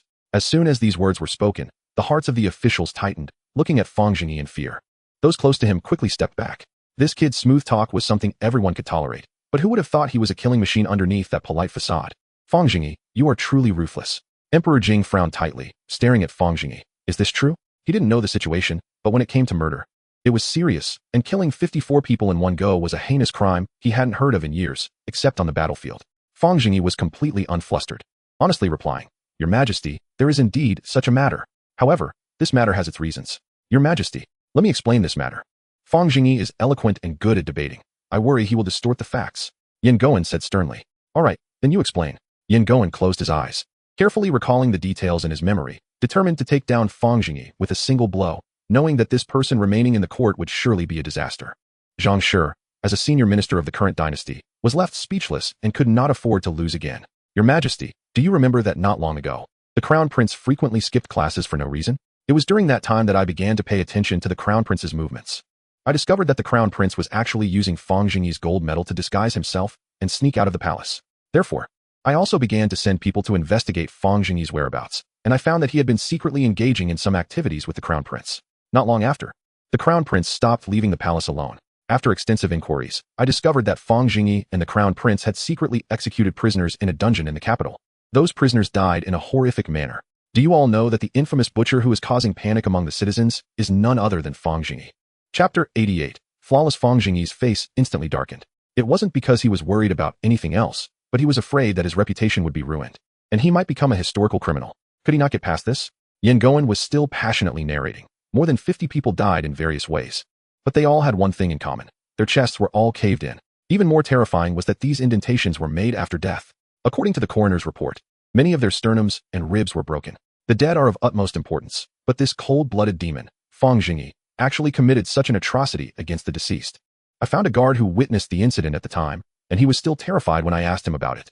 I even heard that 3 of the guards present at the time experienced mental breakdowns. This matter has spread widely in the city, and now many citizens are afraid to walk at night, fearing they will be captured and poisoned by the rumored demon, and then have their corpses desecrated. Yan Goen was deeply pained, continuously pounding his chest, and cried out, I have endured all of this. But why did Fang Zhengyi have to involve the crown prince? The heir to the throne should not associate with such people. Just a few days ago, I also heard that the crown prince publicly assaulted Doctor Who. Although the crown prince has a somewhat mischievous nature, he could still study some books, but it is impossible for him to spend the whole day playing and even killing. All of this is thanks to Fang Zhengyi. I plead for your majesty's judgment. Fang Zhengyi squinted at Yan Goen, seeing him in such a state of distress. He felt somewhat puzzled. The dogs in the court have such good learning abilities, their acting skills have improved so quickly. Li Yuanzhao was enraged upon hearing Yan Goen's words. His fists clenched tightly, wishing he could jump down and punch him. How dare he speak nonsense in front of me? Seeking death. I used to respect you as Master Yan, but now that you are being ungrateful, don't blame me for being heartless. However, when he turned to see Fang Zhengyi making a gesture at him, Li Yuanzhao calmed down and sat back down. The words killing, desecrating corpses, and assaulting the physician constantly echoed in Emperor Jing's ears. He gradually began to feel anger, but reason told him that there might be many issues at play. So he looked at Fang Zhengyi and said in a deep voice, Fang Qing, what do you have to say for yourself? Fang Zhengyi adjusted his sleeves, sighed, and said, I did indeed poison more than 50 people. However, the reason is not that I enjoy killing, but rather to research a new medicine to treat the princess's old ailment. Initially, I followed Doctor Who's advice, believing the princess might have a lung disease, and he had a prescription specifically for treating lung diseases. To ensure safety, I specifically used death row inmates for the drug test. The deep bond between the crown prince and the princess made me admire them. I have no siblings myself, but upon seeing the crown prince's urgent concern, I empathized with him, which led to this incident. Although the medicine failed, fortunately, the princess's illness was cured. Yan Goen looked at Fang Zhengyi with a cold smile and said, Fang Zhengyi, are you out of your mind? Since the medicine failed, how could the princess be? Yan Goen, the princess's illness was indeed cured by Fang Zhengyi. Emperor Jing's voice suddenly rang out, and Yan Goen's expression froze. Everyone knew that the princess had health issues, but Emperor Jing had never mentioned that she was cured to outsiders. His personal matters could be kept private. He never expected that Yan Goen would hit the nail on the head. Yan Goen was still unwilling to give up, gritting his teeth and saying, well, curing the princess's illness is a great achievement, but what about the desecration of corpses? Are you saying you have the ability to bring the dead back to life? Fang Zhengyi was somewhat helpless. It was indeed hard to explain. No one would believe ancient methods like chest compressions. But reluctantly, he spoke. That is not desecrating corpses. It is called external chest compression. For those who are in critical condition, this method may have a chance of saving them. Your Majesty, I suggest this method be implemented throughout the world. It would also be of great use in the military, potentially saving countless lives. Nonsense. Broken ribs and sternums are called saving lives? Yan Goen said sternly. Fang Zhengyi rolled his eyes. Do you understand, or do I understand? Did you cure the princess, or did I cure the princess? Your Majesty, these 54 people were meticulously selected by me. Let me tell you about each one. The first one is named Feng Sandan, a resident of the capital, age 27, who brutally murdered the entire Qin family of 5 in a household in the southeast of the city. The youngest daughter was only 3 years old and was raped. The last 3 were a gang, all outsiders who committed crimes together. These 3 specialized in eating infants, believing that consuming babies would grant them immortality. They ambushed pregnant women in Rufuxiang and cooked and ate them after cutting them open. After finishing his account, Fang Zhengyi's anger was also ignited. After sweeping his cold gaze across the room, he slowly said, These 54 people are extremely wicked. I merely used them for drug testing. If it were not for the drug test, I would have beheaded them all upon seeing them. To be able to survive until autumn is already a great mercy for them. I have nothing more to say, and I accept any punishment. All the officials fell silent after hearing this, and Emperor Jing's brows slowly relaxed. The heinous acts of the 54 were recounted by Fang Zhengyi in a calm tone, sending a chill down the spines of those present. These people, not killing them would not quell the public outrage. If they were simply poisoned to death, it could be considered lenient. Fang Zhengyi's actions could be seen as noble. Li Yinsong looked curiously at Fang Zhengyi among the crowd. This person seemed slick-tongued. Yet he had such ambition and courage, which was truly unexpected. Seeing that Yin Gowen had no further actions, Emperor Jing spoke. These people indeed deserve to die. But the country has laws. How can you act on your own? However, considering your great achievement in curing the princess, let these two matters offset each other. Yin Gowen was shocked upon hearing this. He never expected that Fang Zhengyi would manage to wriggle out of this situation. Damn it. Just as he was about to speak again, Emperor Jing had already made his stance clear. Yin Gowen anxiously said, but what about Doctor Hu being? Enough. Quack doctors harm people, not only Fang Qing, but I also want to personally execute this man. Emperor Jing roared, unable to suppress his anger at the mention of that quack doctor. Although Doctor Hu's medical skills were poor, how could Fang Zhengyi beat a lower official? In this way, where is the integrity of the court? Yin Gowen replied without thinking. The surrounding people shook their heads, realizing he had lost his mind. What was the situation? And he did not even consider the emperor's attitude. Master Yin, do you have anything else to ask? No need to ask others. I will tell you everything. Li Yuanzhao stepped down. Chapter 89. The Crown Prince's divine assistant Li Yuanzhao looked serious as he slowly walked to Yin Gowen's side. In a deep voice, he said, Master Yin, do you really have to be so antagonistic towards old Fang? Yin Gowen immediately retorted angrily. Your Highness, be cautious with your words. Fang Zhengyi is a court official. How can you call him old Fang? All right, then I will call him Master Fang. Emperor Jing's gaze followed Li Yuanzhao. He did not expect the Crown Prince to behave so unusually today, even taking the initiative to speak up for Fang Zhengyi. Li Yuanzhao's eyes also met the Emperor's. Father, Master Yan's remarks are somewhat biased. During the time Master Fang has been teaching me, I have never fallen behind in my studies. If you don't believe me, I can recite it for you. After saying this, Li Yuanzhao began to recite on his own. The mandate of heaven is called nature. Acting according to one's nature is called the way, and cultivating the way is called teaching. The way cannot be separated from a gentleman's principles. The ignorance of a couple can be understood, but when it comes to the extreme. He recited more than 20 passages before finally stopping. Everyone listened in shock.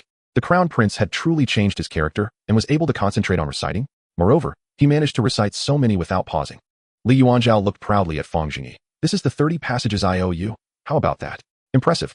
Fang Zhengyi grinned and secretly gave a thumbs up. As Emperor Jing listened, a smile appeared at the corner of his mouth. If you only recite without understanding, that won't do. Let me ask you. A gentleman maintains his position and acts accordingly, not wishing for anything outside of it. What does it mean for one who is used to wealth and honor? And how do you explain one who is poor? Li Yuanzhao answered without hesitation. This means that a gentleman is content with his current position and does what he ought to do without harboring improper thoughts. The emperor's eyes brightened, and he continued to ask several questions, all of which Li Yuanzhao answered one by one. Finally, after all the questions were asked, the emperor was overjoyed. Did Master Fang teach you all of this? Yes, all taught by Master Fang. The emperor looked at Fang Zhengyi with gratitude in his eyes. Fang Qing, you have done very well, far exceeding my expectations.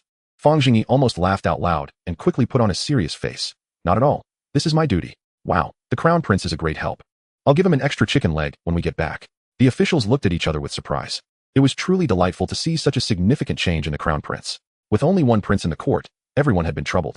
Who would have thought that being around Fang Zhengyi would change him? Two pests together could produce something fragrant. Could this be the legendary reversal of extremes?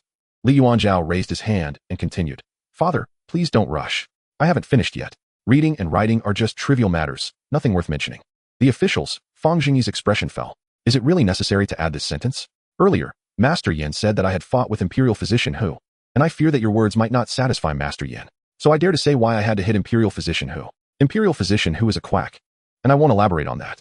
Just a few days ago, he brought a so-called overseas rare ginseng to the princess. Do you know how much that ginseng cost? You wouldn't believe it, 2,000 taels. But later I learned through inquiries that the actual price of this item was only a mere 2 taels. 1,000 times the price difference. I hit a quack who was just old and confused. Fang Zhengyi was amazed. The Crown Prince could now spin a lie without blinking. Truly a dragon's son. Li Yuanzhao's face was serious. After I learned about this, I felt that there were many shady dealings in the palace procurement. Perhaps it's not just the Imperial Hospital.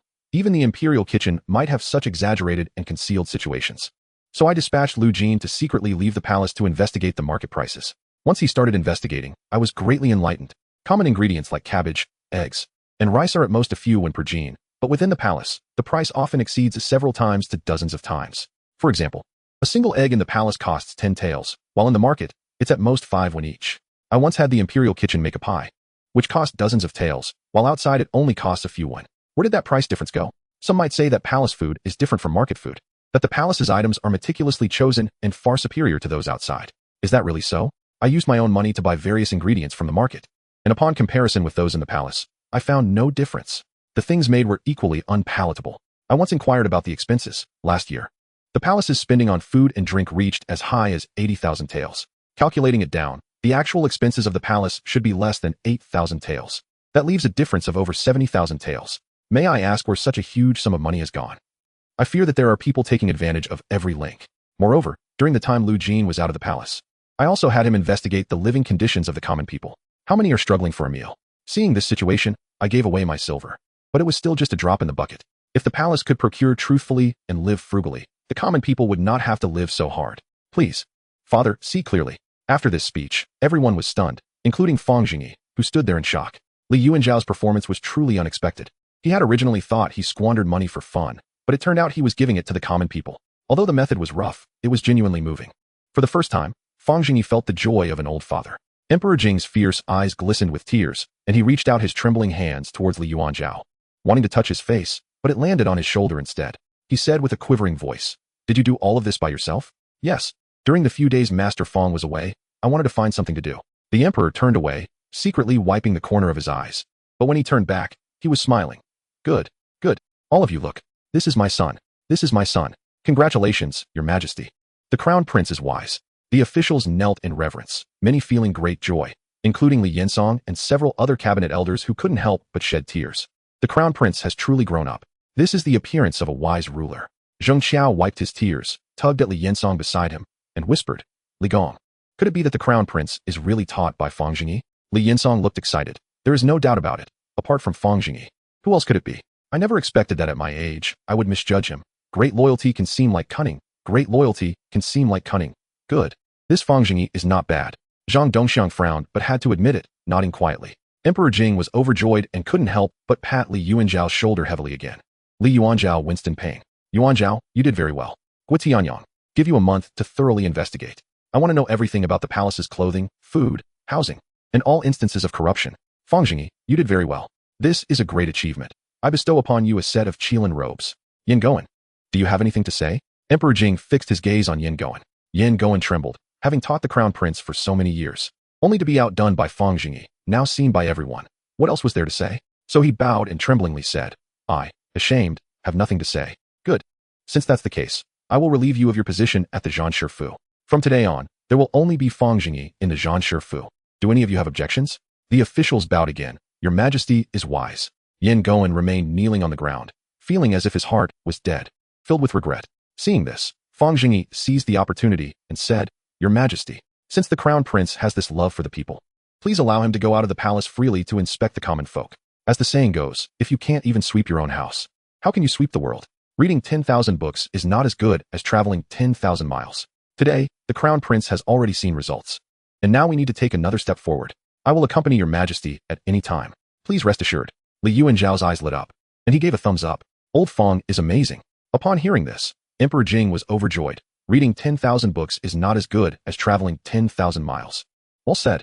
I approve. Chapter 90. Is sending money addictive? Seeing the situation so favorable, Fang Zheng unhesitatingly pulled out the telescope he had been hiding behind him. He presented it with both hands and said loudly, "Your Majesty, on this auspicious day, I have another auspicious item to present." Emperor Jing looked at Fang Zheng, who was holding a long brass tube in one hand, and curiously asked, "Oh, Fang Qing actually has a treasure to present to me. Truly surprising. Speak, let me see." "Your Majesty, this item is called the 1,000-mile landscape mirror. Through this mirror, one can see 1,000 miles away, and all that is seen is the royal land. This 1,000-mile landscape mirror was specially made for your Majesty with the love, patience, and filial piety of the people of Taoyuan County, along with 10,000 taels of silver, to symbolize the eternal stability and longevity of our great Jinghe land." As soon as Fang Zheng finished speaking, the officials' expressions changed, and some began to clutch their chests in pain. Indeed, treacherous people are still treacherous. Even if they achieve a little success, they can't change their nature. Zheng Xiao gritted his teeth and nudged Li Yinsong beside him. "Li Gong, look at him. Look at him." Li Yinsong was at a loss for words, blushing as he looked at Fang Zheng, finally squeezing out a sentence from between his teeth. "Damn it, that dog Fang Zheng seems to come specifically to slap my face. Every time he gets praised, he immediately shows his true colors. Is he deliberately trying to disgust me?" Emperor Jing, with a joyful expression, took the telescope and repeatedly exclaimed how good it was. Fang Zheng flattered his way to Emperor Jing's side. "Your Majesty, this item should be looked at vertically. The small end is for the eyes." Emperor Jing picked up the telescope and looked outside the palace doors, instantly shocked. He then turned left and right, continuously making sounds of admiration. The hearts of the officials also lifted as they watched Emperor Jing's performance. Could it be that this item really allows one to see 1,000 miles away? Of course, the telescope couldn't see that far. It was just that ancient people had a habit of exaggeration, claiming hundreds of thousands of troops when there were only tens of thousands. Fang Zheng was certainly going to carry on this glorious tradition. After all, bragging doesn't cost anything. After a long while, Emperor Jing had looked at the scenery from afar and put down the telescope, exclaiming, "Good. This item is truly amazing. It can see clearly hundreds of zhang away at a glance. If used on the battlefield, predicting the enemy's moves would be effortless. Fang Qing, this is another great achievement. How should I reward you?" Fang Zheng humbly replied, "This is all the effort of the people of Taoyuan County to express their gratitude to your majesty. It merely cost a little more silver. How could I dare to ask for any reward?" Emperor Jing smiled at Fang Zheng, realizing that this kid is subtly asking for silver. Well, since he is asking, I'll give him some. So he said, "I have felt the filial piety of the people of Taoyuan County. I grant Taoyuan County an exemption of 100 taels of gold. You can collect it." Fang Zheng lowered his head, sneering. Emperor Jing awkwardly laughed, having almost mistakenly said tax exemption in his excitement. But thinking about it, it would be fine to exempt them from tax for a year. Just give him some money. Even so, getting 100 taels of gold for a broken telescope. Fang Zheng was already satisfied and quickly expressed his gratitude. Emperor Jing continued, "Fang Qing, is there any more of this item?" "Yes." The initial production of this item was quite costly. However, most of it was used for research and development. As long as the production process is streamlined, it can be mass-produced. If your majesty needs it, I will instruct Taoyuan County to speed up production for the military. Emperor Jing nodded. "Good. I will have someone contact you later." Having just promoted sanitary napkins in the palace, he received another military order today. Selling in the palace is truly delightful. Happily, he suddenly saw Li Yuanzhao winking at him. Fang Zheng understood. The crown prince had taken a liking to the telescope. Sure enough, after the morning court session, Li Yuanzhao impatiently approached Fang Zheng. "Old Fang, you're not being considerate. With such a good thing, you didn't let me see it first." Fang Zheng glanced at him. "What's the rush? If you want it, there's plenty. Now that Yin Goen is gone, besides those scholars, no one can manage us. I'll take you out of the palace. Let us go back to the East Palace first." Li Yuanzhao was overjoyed upon hearing this. Once they returned to the East Palace, Fang Zheng immediately asked Li Yuanzhao with a serious face, "While I was away, what exactly did you spend the money I gave you on?" Li Yuanzhao laughed. "It's not much, just as I mentioned earlier. While you were away, I investigated the prices and found that corruption in the palace was quite severe. Then I had Lu Jin look into the situation of the common people and found that many were starving, so I had him distribute all the silver. Anyway, I didn't want to repair the tiger and leopard garden anymore. It's meaningless." "Old Fang, how do you think I did?" Li Yuanzhao said proudly, waiting for praise. Fang Zheng curled his lips. "Not great." Li Yuanzhao became anxious, pulling out a notebook from his pocket and opening it in front of Fang Zheng, where names were written with red handprints beside them. "Look, this is the People's Gratitude Book. The common people are grateful to me for receiving the silver." "Old Fang, you lack vision." Fang Zheng was speechless. "Isn't this just spending money to buy merit? If your highness is doing these things for gratitude, it's better not to do them. The common people might not only not thank you, but might even ridicule you for being a fool. This is how superheroes turn dark." "Superhero? Although this term is rather vulgar, it does fit me quite well," Li Yuanzhao said indignantly. "How did I become a fool? I sincerely do good deeds, and the common people sincerely thank me." "Old Fang, you have too dark a mind." Fang Zheng felt a bit helpless, too lazy to explain further. Some things are hard to convey in a short time. However, directly giving money is mostly not going to yield returns and might even lead to ridicule behind one's back.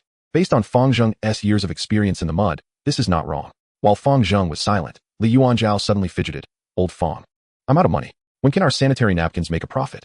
Fang Zheng pondered Li Yuanzhao's words, feeling something was off, and casually replied, "Soon. In a few years, we'll make a profit, a big profit." Li Yuanzhao said hesitantly, "That won't do. I still want to accumulate virtue and do good deeds. I need to make quick money. I can't wait a few years." Fang Zheng couldn't help but cover his forehead. Can one really get addicted to giving money? But thinking about making money, Fang Zheng's interest was piqued. Now that the crown prince can freely leave the palace, he has plenty of time to unleash his potential and can do as he pleases in the capital. Moreover, isn't it delightful to make money under the banner of the crown prince? Fang Zheng's eyes brightened. "Are there any festivals coming up?" Chapter 91. Brother Biao is good. Li Yuanzhao tilted his head and thought for a moment, then hesitantly said, "It seems there's a Qiyuan festival. I snuck out of the palace to see it a couple of years ago. It was quite lively." "Why do you ask? Qiyuan festival?" Hearing this, Fang Zheng's memory slowly resurfaced. He seemed to have heard of such a festival. The Qiyuan festival is somewhat similar to the Qixi festival on Earth, but is more pure, without any special meaning. It's unclear what the origins are, but this day tends to be more festive, with men and women taking to the streets, featuring flower lanterns and flower carts among other programs. Many men also choose to propose on this day. After all, it's just a grand Valentine's Day. However, Fang Zhengyi has been in Taoyuan County for a long time, and it seems that there is no such festival there. Every day is as lively as the new year. So the usual festive atmosphere has diminished a lot. After thinking for a while, he said, all right, let's take advantage of this festival to make some quick money. You want to make quick money, right, Your Highness? We'll cash in on this holiday. Li Yuanzhao's eyes lit up. How do we make money? Fang Zhengyi stroked his chin. Of course, we still sell things, but we need to come up with some novel products. I'll write a letter as soon as I get back, asking the county to produce a batch and send it over. Additionally, we need to find someone to market it. All right. Remember the courtesan Miss Luo from Zhangxiang Pavilion? She still owes me a night. Let's find her. Li Yuanzhao leaned in with a smirk. Old Fang. Did nothing happen between you two last time you went upstairs? What happened? Last time you were insisting on giving alms to beggars. And I helped you bring some snacks. Fang Zhengyi narrowed his eyes at Li Yuanzhao. Thinking this kid has ulterior motives, what does he take me for? I'm afraid of getting sick. With the medical standards in ancient times, what if something goes wrong? Can anyone even survive? Li Yuanzhao suddenly realized. Gesturing with one hand while the other followed suit, then awkwardly laughed. Oops. I'm sorry, I thought you were short, thin, and quick. Watch your words. Be careful, or I'll sue you for defamation. The next day after finishing his duty, Fang Zhengyi and Li Yuanzhao headed straight for Zhangxiang Pavilion, accompanied by Zhang Biao. The trio stood in front of Zhangxiang Pavilion.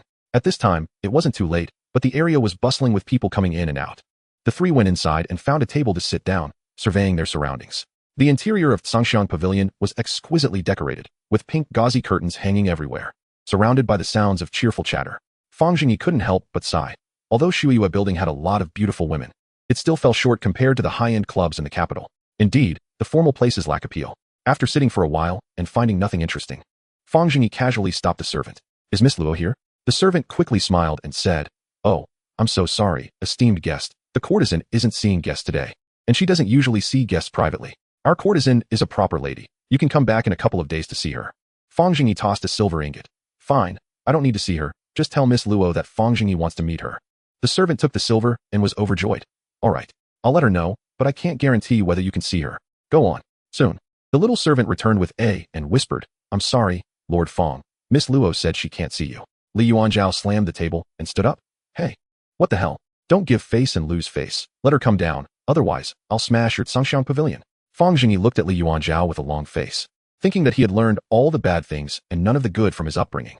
Seeing the eyes of those around them gathering towards them, Fang Zhengyi quickly pulled Li Yuanzhao down. Turning to the pale-faced servant, he said, Bring your manager here. The servant looked aggrieved. Sir, Miss Luo really can't be seen today. How about you come back another day? No more nonsense. I don't want to see her now. The servant pouted and left again. Not long after returning with a heavily made-up madam. Although heavily made up, she appeared to be no more than 30 and still looked quite beautiful. She must have been a top beauty in her youth. Upon seeing Fang Zhengyi, the madam smiled obsequiously. Oh, Lord Fang, I'm so sorry. It was those servants who were negligent. I apologize on their behalf. Which lady are you interested in? Please let me know. Fang Zhengyi sneered. My brother is interested in you. What? Can you take customers today? The madam's expression changed, then she smiled again, shyly saying, It's not impossible as long as you are happy, but I don't know which of your brothers is interested in me. Zhang Biao, go teach her a lesson. All right. Zhang Biao stood up, directly taking off his shirt, revealing a strong build, and grinned at the madam. Hey, come with me. The madam saw Zhang Biao's serious face, but then her expression softened upon seeing his muscles. Such a strong man was rare. She couldn't afford to offend Fang Zhengyi, so with a playful laugh, she patted Zhang Biao's muscular chest. Then let's go. The madam went upstairs with Zhang Biao. Fang Zhengyi calmly sipped his tea while Li Yuanzhao stared blankly at Zhang Biao's back, stammering. Weren't we here to find Miss Luo? Why is he going up first? Building connections makes things easier. Just wait. Fang Zhengyi remained composed. After a couple of cups of tea, Zhang Biao and the madam appeared on the second-floor corridor. Li Yuanzhao looked at Zhang Biao and sneered. A silver-plated gun barrel. Not as good as me. Uffed. Fang Zhengyi scoffed inwardly. You really don't know what it means to be the star of Taoyuan. My brother Biao is strong and fast, a hexagonal warrior, a human beast. And when it comes to fighting, there's nothing he can't do, even if it ends up in bed. Soon, Li Yuanzhao's expression turned blank. The madam limped down the stairs, with Zhang Biao following behind calmly. Suddenly, the madam lost her footing and almost fell down the stairs, but Zhang Biao quickly grabbed her hair and pulled her back up. After the madam steadied herself, she turned back to glare at Zhang Biao, playfully hitting his chest, and pouted. You rascal. Can't you be gentler? Zhang Biao chuckled. At this point, Li Yuanzhao was completely bewildered. The two walked up to Fang Zhengyi's table, and Fang Zhengyi asked, How did it go? Can I meet Miss Luo now? Oh, and how much do I owe you? The madam, looking shy, glanced at Zhang Biao and whispered, We're all family. Why talk about money? But I can't make decisions for Miss Luo. Let me go negotiate for you. Zhang Biao turned to Li Yuanzhao and frowned. Why do you keep looking at me? Li Yuanzhao looked at Zhang Biao with suspicion, feeling guilty. Brother Biao, hello. Chapter 92. I don't want what's delivered to my door. Seeing the madam limping away, Li Yuanzhao quietly leaned over to Zhang Biao and whispered, Brother Biao, can you teach me? Zhang Biao glanced at him sideways. Teach you what? Martial arts. And how to have such a good physique. Fang Zhengyi grinned while watching the two. Now you know my brother Biao is amazing, right? You were still unconvinced before. Zhang Biao replied calmly. Oh, if you want to train your body, it's simple. There's nothing complicated about it. I examine myself 3 times a day, that's it. I examine myself 3 times a day. Li Yuanzhao was surprised. Brother Biao's rough appearance could say such philosophical words, so he stuttered. What does that mean? It means if you work out 3 times a day, you'll be as strong as him. Fang Zhengyi interjected, wanting to learn from Zhang Biao too. But the truth was that a normal person really couldn't handle it. It was too brutal. Zhang Biao was originally from Taoyuan County. He couldn't even get up when he was starving, and it was Fang Zhengyi who sent him 3 baskets of steamed buns to help him survive. Later, he found out that this guy had never had enough to eat since childhood. Once Fang Zhengyi became wealthy, he treated him to plenty of meat and fish. And Zhang Biao's remarkable talent began to show. Coupled with his daily relentless training, Zhang Biao enjoyed it, which cultivated his beastly physique. Li Yuanzhao swallowed hard and quietly said to Fang Zhengyi, Has Brother Biao never encountered an opponent? Zi said, I have never seen a strong man like Fang Zheng. A sideways glance from Fang Zhengyi indicated that Brother Biao's fan was indeed a bit obsessed. What does that mean? Who is Zi? Li Yuanzhao was confused. Zi was a giant man, 9 feet 6 inches tall, proficient in both literature and martial arts, accompanied by 72 equally capable followers. Even Zi had never seen anyone with a body so strong that Brother Biao couldn't defeat them. As they spoke, the old madam hobbled back and said awkwardly, It's no use, Miss Luo still doesn't agree. I'm truly sorry, Lord Fang. Huh. Zhang Biao suddenly stood up. The old madam panicked and said, My lord, it's not that I didn't try to negotiate, but Miss Luo has a special identity that I cannot interfere with. Please don't be angry. Li Yuanzhao looked at Zhang Biao with admiration. Fang Zhengyi frowned and said, Oh, who is the owner behind the Zhangxiang Pavilion? That's hard to say. When our young master asks you a question, you answer. Actually, it's the property of King Wu. Li Yuanzhao hadn't heard of this person in a long time. In Fang Zhengyi's impression, King Wu had always been a useless person, not doing well in selling wine, but running the brothel quite successfully, though it felt a bit suspicious. He didn't bother to think about matters that didn't concern him. So he said, I'll write a poem. Please help me deliver it to Miss Luo. If it doesn't work out, I'll leave. The old madam quickly nodded in agreement and then ordered someone to bring paper and pen. Fang Zhengyi picked up the pen, pondered for a moment, and began to write. I alone love the lotus that emerges from the mud without being stained, and is washed by the clear water without being enchanting. It can be admired from afar, but cannot be played with. He remembered these few lines from the love for lotus, and thought that Miss Luo probably refused to see him because he left without saying goodbye. Plus, attending a poetry meeting surely meant she liked poetry a lot. Writing like this is reasonable. It should explain well enough since it's just a matter of meeting once. The old madam took the white paper and looked at the 3 lines written on it with wide eyes. Is this a poem? Don't worry about that. Just take it to her. The old madam, feeling helpless, took the white paper and awkwardly went upstairs. Soon she returned again, smiling, Lord Fang. Miss Luo has agreed. I'll take you up. However, only you can go up. Fang Zhengyi nodded and followed the old madam upstairs. Luo Ningxin's room was on the 3rd floor. After sending Fang Zhengyi into the room, the old madam quietly closed the door. Looking down at Zhang Biao, she rubbed her hands together, showing a pleased expression, and hurried downstairs. Once inside the room, Fang Zhengyi instinctively began to observe. The decoration of this room was completely different from the last time he was in the painting boat. It was more exquisite, filled with many precious cultural items. The atmosphere was scholarly, and there were various books in the room. Additionally, there seemed to be a high-end fragrance in the air. Fang Zhengyi walked slowly into the room, and Luo Ningxin was still sitting on the embroidered bed, separated by a light veil. Just as he was about to speak, he heard Luo Ningxin's voice drift out. Why did Lord Fang leave without saying goodbye last time? Is it because my humble appearance displeases you? Fang Zhengyi chuckled twice. Miss Luo is joking. I have yet to see your true appearance. How could I say I dislike it? At that time, it was just due to circumstances. Miss Luo's outstanding temperament is like that of a lotus flower, making one feel ashamed and only able to admire from afar. Hearing this, Luo Ningxin got up from the embroidered bed, her small, delicate lotus feet stepping on embroidered shoes, and she gracefully approached Fang Zhengyi in a few steps. Her enchanting eyes were fixed on him. Suddenly, she raised the Xian paper in her hand and asked, Could you please complete this piece for me? Fang Zhengyi's eyes widened in surprise. It was indeed the love for lotus he had just written. He then twitched his mouth and said no. Why? Because I can only write a little bit. Luo Ningxin covered her mouth and took a step back, giggling.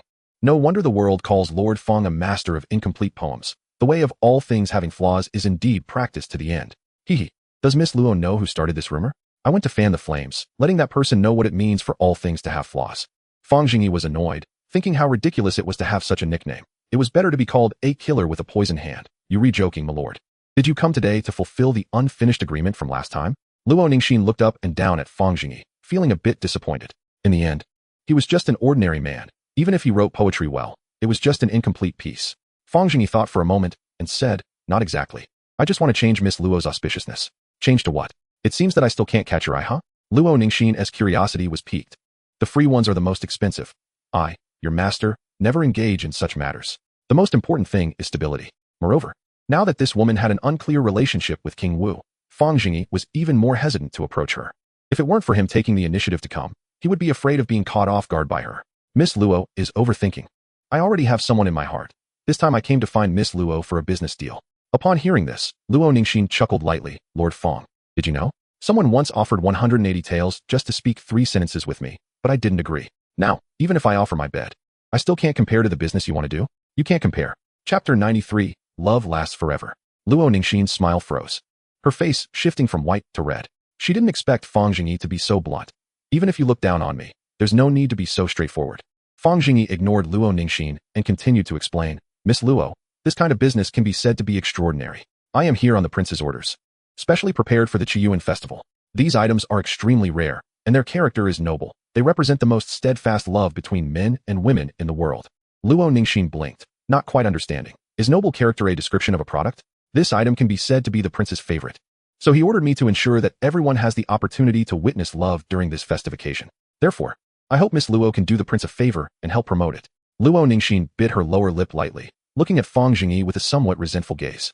"Since you brought out the prince, do I still have a reason to refuse?" Then she said softly, "Since you've spoken, I naturally agree. But helping out is a small matter. I need to know what exactly you want me to help promote."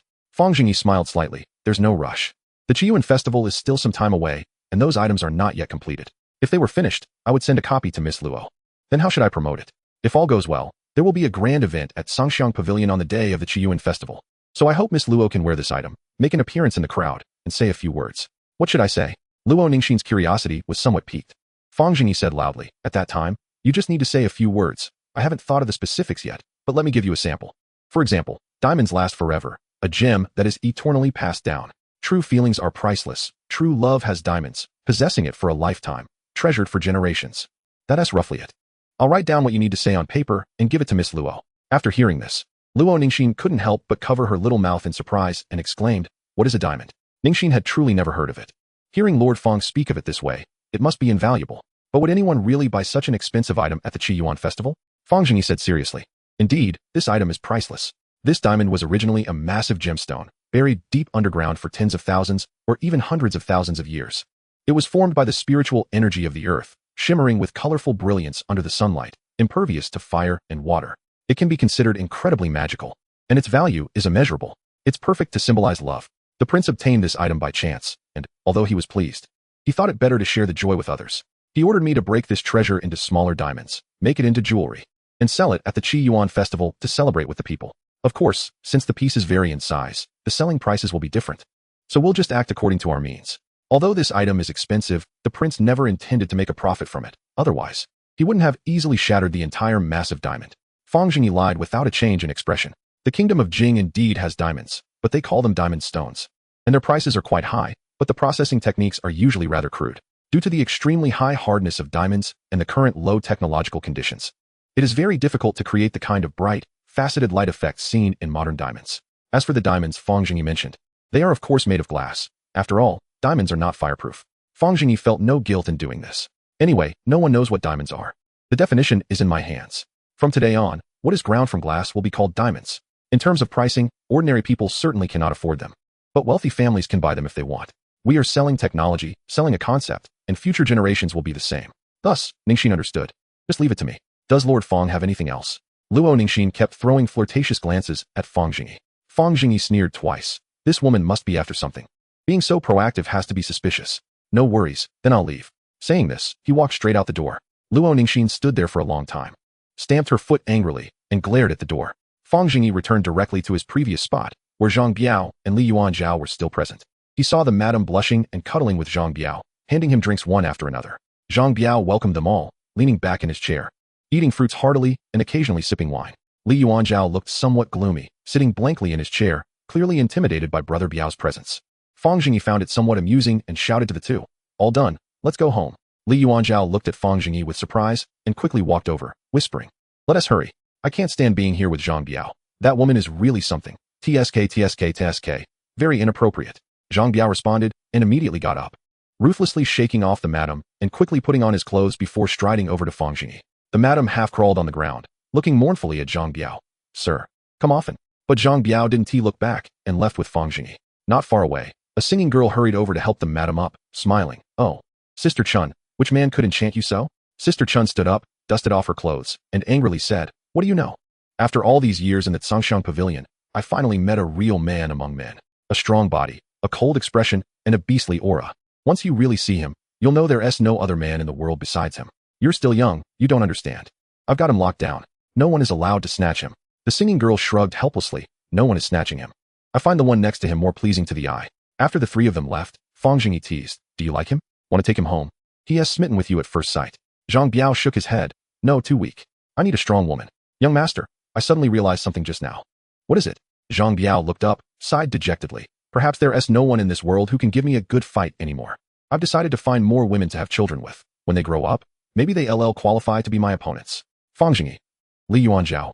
Chapter 94. The festival. After more than 10 days of preparation, the capital was already filled with a strong festive atmosphere. The streets and alleys were adorned with various decorations, lanterns, boats, and small stalls selling all kinds of goods. The sounds of gongs and drums and trumpets filled the air with joy. Fang Zhengyi found it particularly refreshing, to be honest. It was hard to feel such a festive spirit while holed up in Taoyuan County. In Taoyuan County, Fang Zhengyi often organized activities to build cohesion, like stage performances and skits, which were common. Over time, many cultural events became established industries, and the people began to spontaneously hold various activities without government guidance. Over time, it became a habit, as festivals were usually just these things. However, the capital was different. The scale of the activities was exceptionally large, and the number of participants was far beyond what Taoyuan County could compare. Such scenes of joyful crowds were very infectious. The Tsangxiang Pavilion, being a place of pleasure, naturally held even grander celebrations. The entire street in front of the Tsangxiang Pavilion was closed off. During the festival, the government turned a blind eye to such situations. After all, the originally dull and monotonous life rarely had a splash of color, and no one wanted to break this atmosphere. Various temporary stalls were set up on the street for bidding, and Fang Zhengyi undoubtedly secured the best location. The closer to the Tsangxiang Pavilion, the higher the prices of the goods. At the street's end, where the common people were more numerous, the prices were naturally lower. Fang Zhengyi's stall was personally organized by him, with a simple yet luxurious decoration style. The young servants selling the goods were different from other stalls. They were all beautiful women dressed in light gauze. Their faces were veiled, and their bodies adorned with many small sequins, exuding an exotic charm. As evening approached, the lanterns lit up. Fang Zhengyi took advantage of the festival to bring his close associates out for a stroll. Zhang Biao and Li Yuanzhao were naturally still by his side, along with Xiao Tao, Bai Yi, and the couple Lu Fa.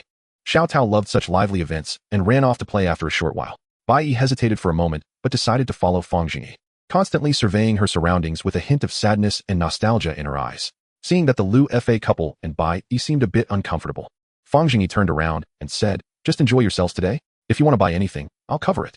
"Thank you, my lord." Lu Fa exclaimed joyfully and dashed off, leaving his wife standing there, somewhat at a loss, tugging at her clothing awkwardly. Fang Zhengyi smiled, took out a 20-tael silver note, and handed it over. "Take this and spend it. If you overspend, just report back when you get home. If you don't like this scoundrel of a husband, I'll help you find another." Lu Fa's wife accepted the silver note, blushing with a smile. "Thank you, my lord, but I don't need to change men. Can you wait until he gets home and let Captain Zhang give him a beating?" Zhang Biao grinned. "No problem." Afterward, Lu Fa's wife happily walked away with the silver note. Fang Zhengyi turned to Bai Yi. "Aren't you going to have some fun?" Bai Yi shook her head. "I won't go. I don't really like festivals. It's enough to just walk with you, young master." Fang Zhengyi handed her another 20-tael silver note. "Good. You can buy whatever you like, and if you overspend, it will be deducted from your salary." Bai Yi couldn't believe her ears, her beautiful eyes turning into copper bells as she looked at Fang Zhengyi. "Dog man, do you really dislike me that much?" she said angrily. "Why? Why can't I claim the excess from the government?" "Because you don't have a Taoyuan household registration." The four continued to stroll down the street, but Bai Yi seemed a bit unhappy. Li Yuanzhao was like a wild dog that had broken free, finding everything fresh and buying a little of everything, soon piling up various packages onto Zhang Biao. As they reached the entrance of the Tsangxiang Pavilion, Fang Zhengyi surveyed the stall he designed with great satisfaction. What is minimalism? What is wabi-sabi? This is it. Who wouldn't be confused by this light luxury style amidst a pile of gaudy decorations? Fang Zhengyi said proudly, "Look, this is our place. And tonight we'll make our first fortune with it." Zhang Biao scratched his head. "Young master, your stall isn't finished yet, not even a flower." Li Yuanzhao chimed in. Exactly.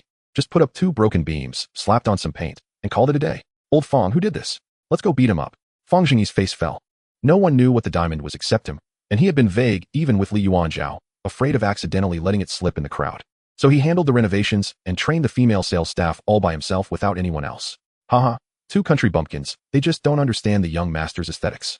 Xiao Bai, tell me, is this stall beautifully decorated? Bai Yi replied sullenly. It's so bare, how can it be beautiful? Such a good location wasted, look at the other stalls.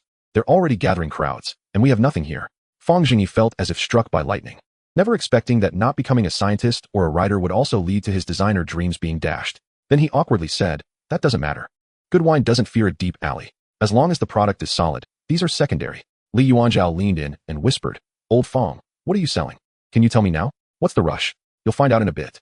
As they spoke, the doors of the Zhangxiang pavilion swung open. Countless beauties rushed out from inside, standing in 2 rows by the street, continuously scattering petals towards the middle. Chen Jie slowly walked from the center, her eyes lighting up when she saw Zhang Biao, and she quickly threw him a flirtatious glance. Biao Gu remained unmoved, enjoying the various snacks Li Yuanzhao bought.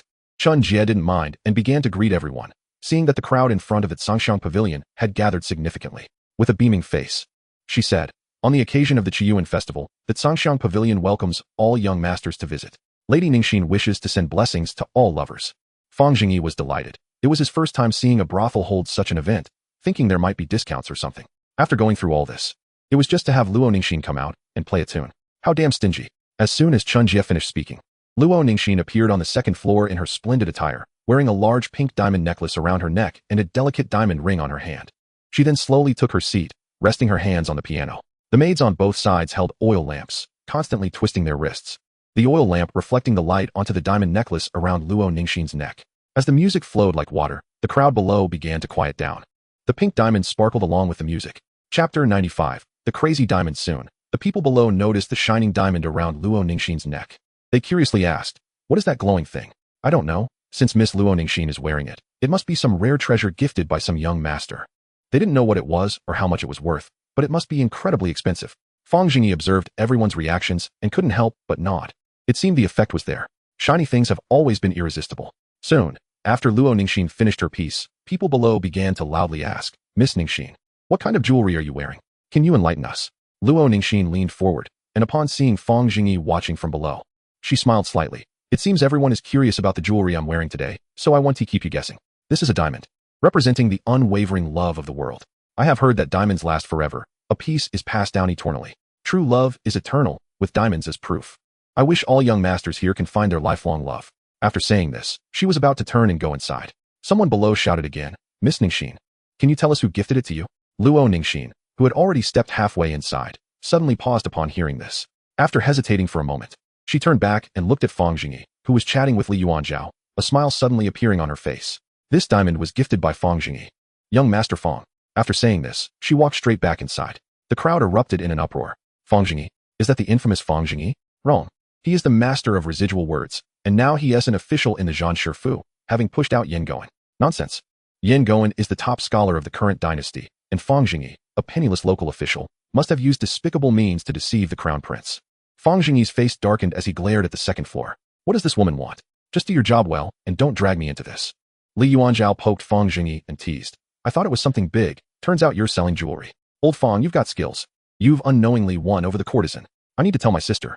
Don't ruin my image in front of the princess. Do you still want money? Fang Zhengyi felt a bit overwhelmed. The more proactive Luo Ningxin was, the more vigilant he became, but he had no clue in his heart.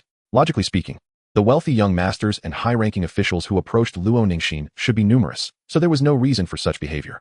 Could it be that she appreciates my literary talent? Fang Zhengyi himself didn't believe it. Old Fang, what are you thinking about? Li Yuanzhao poked him again when he saw him dazed. What is a diamond? Can this thing represent love? Fang Zhengyi came back to his senses, smiled, and said nothing. It's just broken glass. Of course it can represent love. Love is just as fragile. It's much more fitting than a diamond.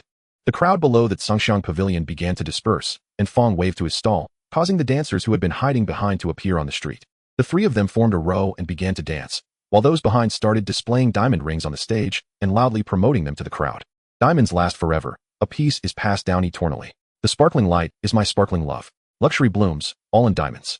A series of advertising slogans shouted by the salespeople, combined with Luo Ningxin's earlier promotion, instantly caught the attention of many people. The crowd surged forward, crowding in front of the stall, eagerly looking at the diamonds on the stage. This is a diamond. It's truly beautiful. How much is this ring? I want one. Some wealthy customers made direct offers. Dear guest, this is a medium-sized diamond. Only 100 taels each, and we can also provide you with a professional appraisal certificate. Upon hearing the price of 100 taels per ring, the crowd suddenly dispersed by over half. 100 taels for a broken ring. Isn't that asking for a fortune?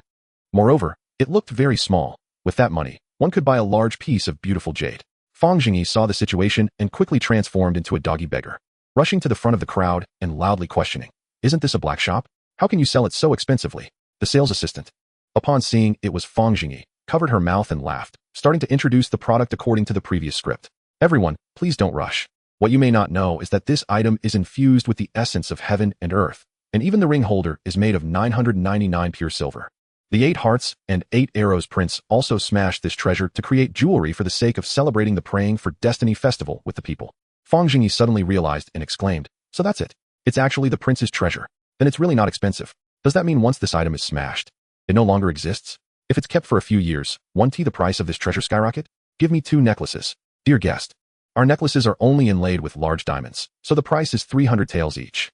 300 taels for just 34. Give me 3. And throw in a ring to make it an even number." Without hesitation, Fang Zhengyi paid the money, and the sales assistant placed the necklaces in a beautiful porcelain box and handed them to him. This tactic from the begging era clearly showed results. When the crowd saw someone buying, they couldn't help but feel a bit tempted. Although they might have doubts about the high prices, once the prince was mentioned, they had no choice but to believe it. What unscrupulous merchant would dare to do such a thing in public without risking their head? Seeing this, the sales assistant immediately shouted, "3 necklaces have been sold, and there are 97 left. First come, first served. Once these are sold out, there will be no more diamonds available in the world." Someone in the crowd asked, "How much for the small diamond ring?" 79 taels. I'll take one. There are only 99 small diamond rings left. The crowd gradually got excited, and Fang Zhengyi moved from left to right, constantly inciting the crowd. Li Yuanzhao and the others awkwardly stood outside the crowd, watching Fang Zhengyi perform. "Old Fang is scamming again," Li Yuanzhao said, feeling a bit embarrassed. Zhang Biao nodded, but said, "The young master never lies." Bai Yi glanced at the two, stuffed her hands in her pockets, and looked at Fang Zhengyi helplessly. "He doesn't lie. He just stopped short of eating people. But it seems that diamond really is a good thing. It's so beautiful, just unaffordable. Emotions are infectious, and more people were buying diamonds. Some were buying for their beloved, while others were drawn in by the prospect of appreciation. Although everyone in this area was a rich young master, it was still rare for someone to casually take out 100 taels to buy a piece of jewelry. Under the crowd's encouragement, many people turned red with excitement and bit the bullet to spend all their silver on rings. If they couldn't afford the big ones, they bought the small ones. In any case, they had to buy one. This is the prince's treasure. Chapter 96. Fang Zhengyi flirting with girls, seeing the sales booming. Fang Zhengyi felt relieved and strolled around with the 3. When they returned, half an hour had passed. The peak of sales had passed, and a few dancer sales assistants were still shouting hoarsely. Only 5 rings left, not 9,999 taels, not 2,999 taels, just 79 taels. Limited quantity, while supplies last. Fang Zhengyi smiled when he saw this. The people he hired were working hard. After the event, each person would receive a ring worth 100 taels. Those rings were said to be limited, but in reality, there was no limit. After all, no one would be counting them on stage. And Fang Zhengyi let them shout like this. The various chaotic jewelry at the counter added up to more than 2,000 pieces. When Fang Zhengyi commissioned the repair of the book in Taiyuan County, he specifically requested over 5,000, but unfortunately, after more than 10 days of overtime work, only a little over 2,000 were made. Although Taiyuan County had some basic lathes, there were still many steps that required manual labor, so the maximum output was limited. However, judging by the looks of it, even with more than 2,000 unsold, after the road from Taiyuan County to the capital opened up, the rings would surely be hard to sell, and they could only be sold as ordinary jewelry. Today was already considered a great success. At this moment, there were still a few rich young masters besides some girls, admiring the diamond rings at the stall. It seemed they were somewhat tempted but reluctant to spend so much money. A pair of men and women seemed to be saying something, and then they appeared to have a bit of a quarrel. The 4 members of the gossip group curiously gathered not far from the 2, pricking up their ears to listen. They heard the woman tearfully say, "Young master, I just like this diamond ring. I've followed you for 5 years without asking for anything. Does a single ring not befit me? I just want the smallest one." The young master in white, sounding exasperated, replied, "Jinghe, the smallest one costs 79 taels. Am I supposed to let you starve or freeze? With that money, what else could I do? I've told you before, women don't need those ridiculous ornaments. What is the use?" The woman continued to cry. "Are you now despising me?" The young master angrily said, "Stop crying and embarrassing me. Let us go. With that money, I might as well go to the brothel for some fun. Enough, stop crying. I'll buy you something better in the future." What is so rare about this? At this point, Fang Zhengyi and the others simultaneously showed disdainful expressions. Spending money to patronize a brothel but not to buy a ring, and still wanting to paint a big picture. What a typical scumbag. Li Yuanzhao rolled up his sleeves in indignation. This person is really asking for a beating. I want to teach him a lesson. Fang Zhengyi quickly stopped him, saying, "Young man, don't be rash. We're here to do business, not to fight. Let us play with him. Follow me."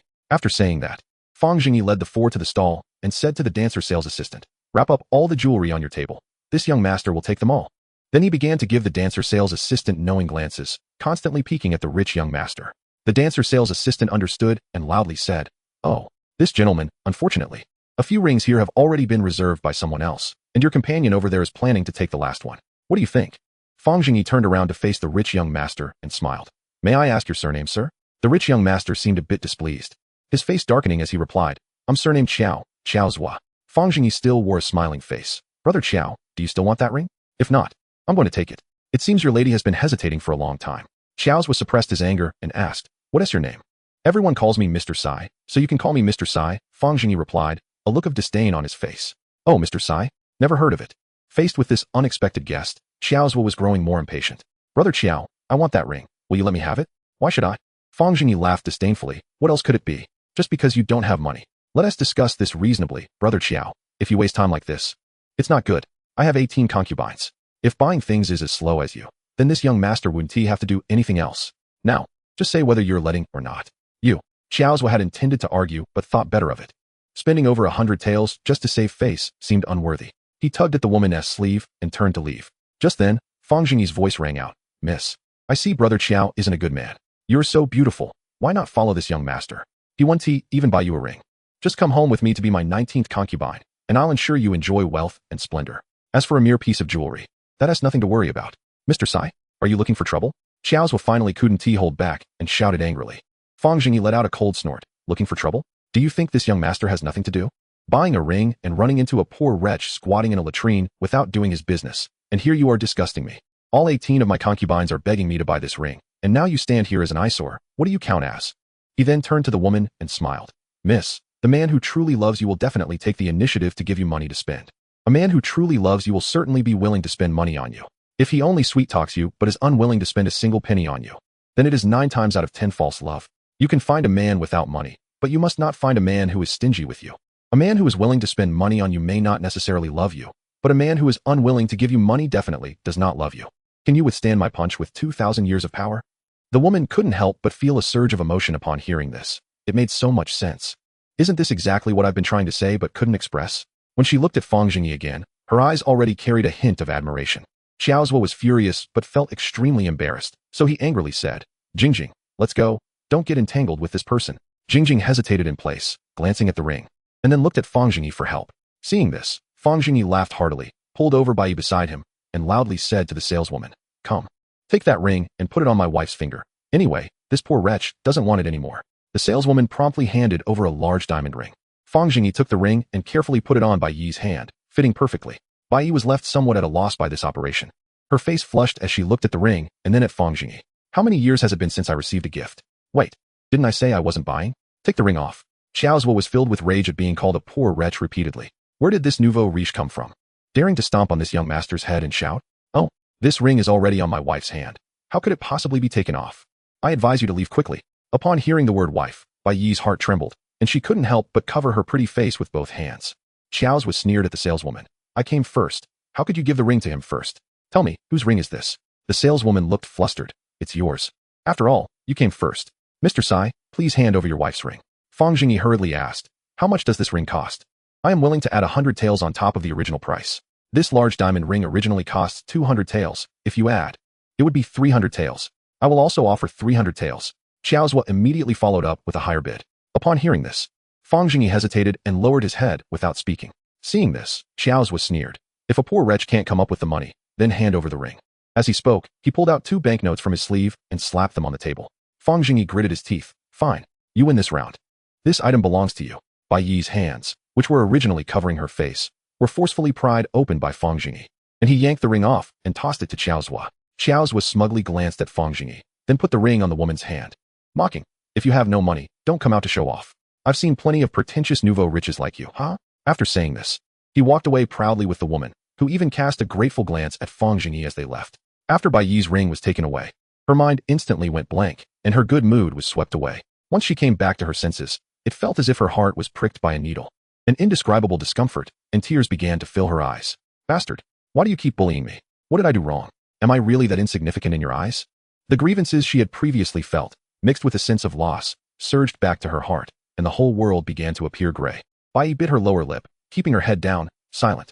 Yet, a pair of delicate hands kept tugging at the hem of her clothes, gripping tightly enough that her fingers turned white without her noticing. Suddenly, a large hand appeared in her line of sight, pulling her hand away, and a larger, shinier diamond ring was placed on her finger. Bai Yi looked up, staring blankly at the man in front of her.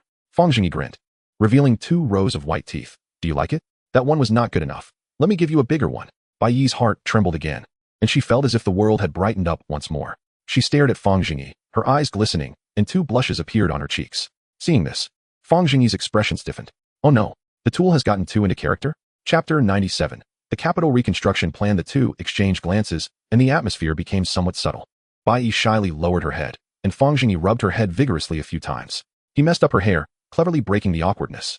Then he turned to Zhang Biao and said, "Where did Xiao Tao and the others go? Find her, and we'll call it a day. First, take Li Yuan home. Afterward." Li Yuan was reluctantly sent back, and Fang Zhengyi and his group finally returned home. Back at home, the group sat around the table again. However, everyone's eyes were fixed on a pile of messy banknotes and a cloth bag on the table. Fang Zhengyi's eyes lit up, and he hurriedly asked, "How much is there in total?" Everyone began to count in a flurry, and before long, the total was calculated. Altogether, it amounted to 40,455 taels. Upon hearing this number, everyone except Fang Zhengyi was shocked. They hadn't expected there to be so many wealthy young masters in the capital, and that the rings and necklaces had probably sold over 300 pieces. Earning over 40,000 taels in one night, just from retail, was truly unimaginable. Fang Zhengyi stroked his chin and smiled. The spending power in the capital was indeed strong, and those extra glass rings he ordered probably couldn't be sold openly in the market yet. He turned to Xiao Tao and said, "Tomorrow, go out and spread the news.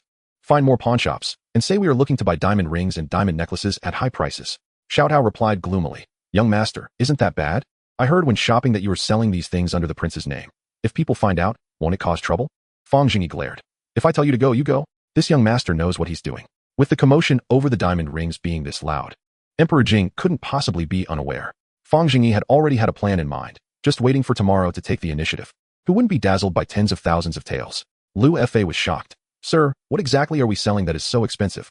He had run away the fastest, finding a distant brothel, and Zhang Biao couldn't find him. After everything, he returned to Tsangshan Pavilion and saw that everyone had dispersed before heading back to Fang's residence. Fang Zhengyi smiled.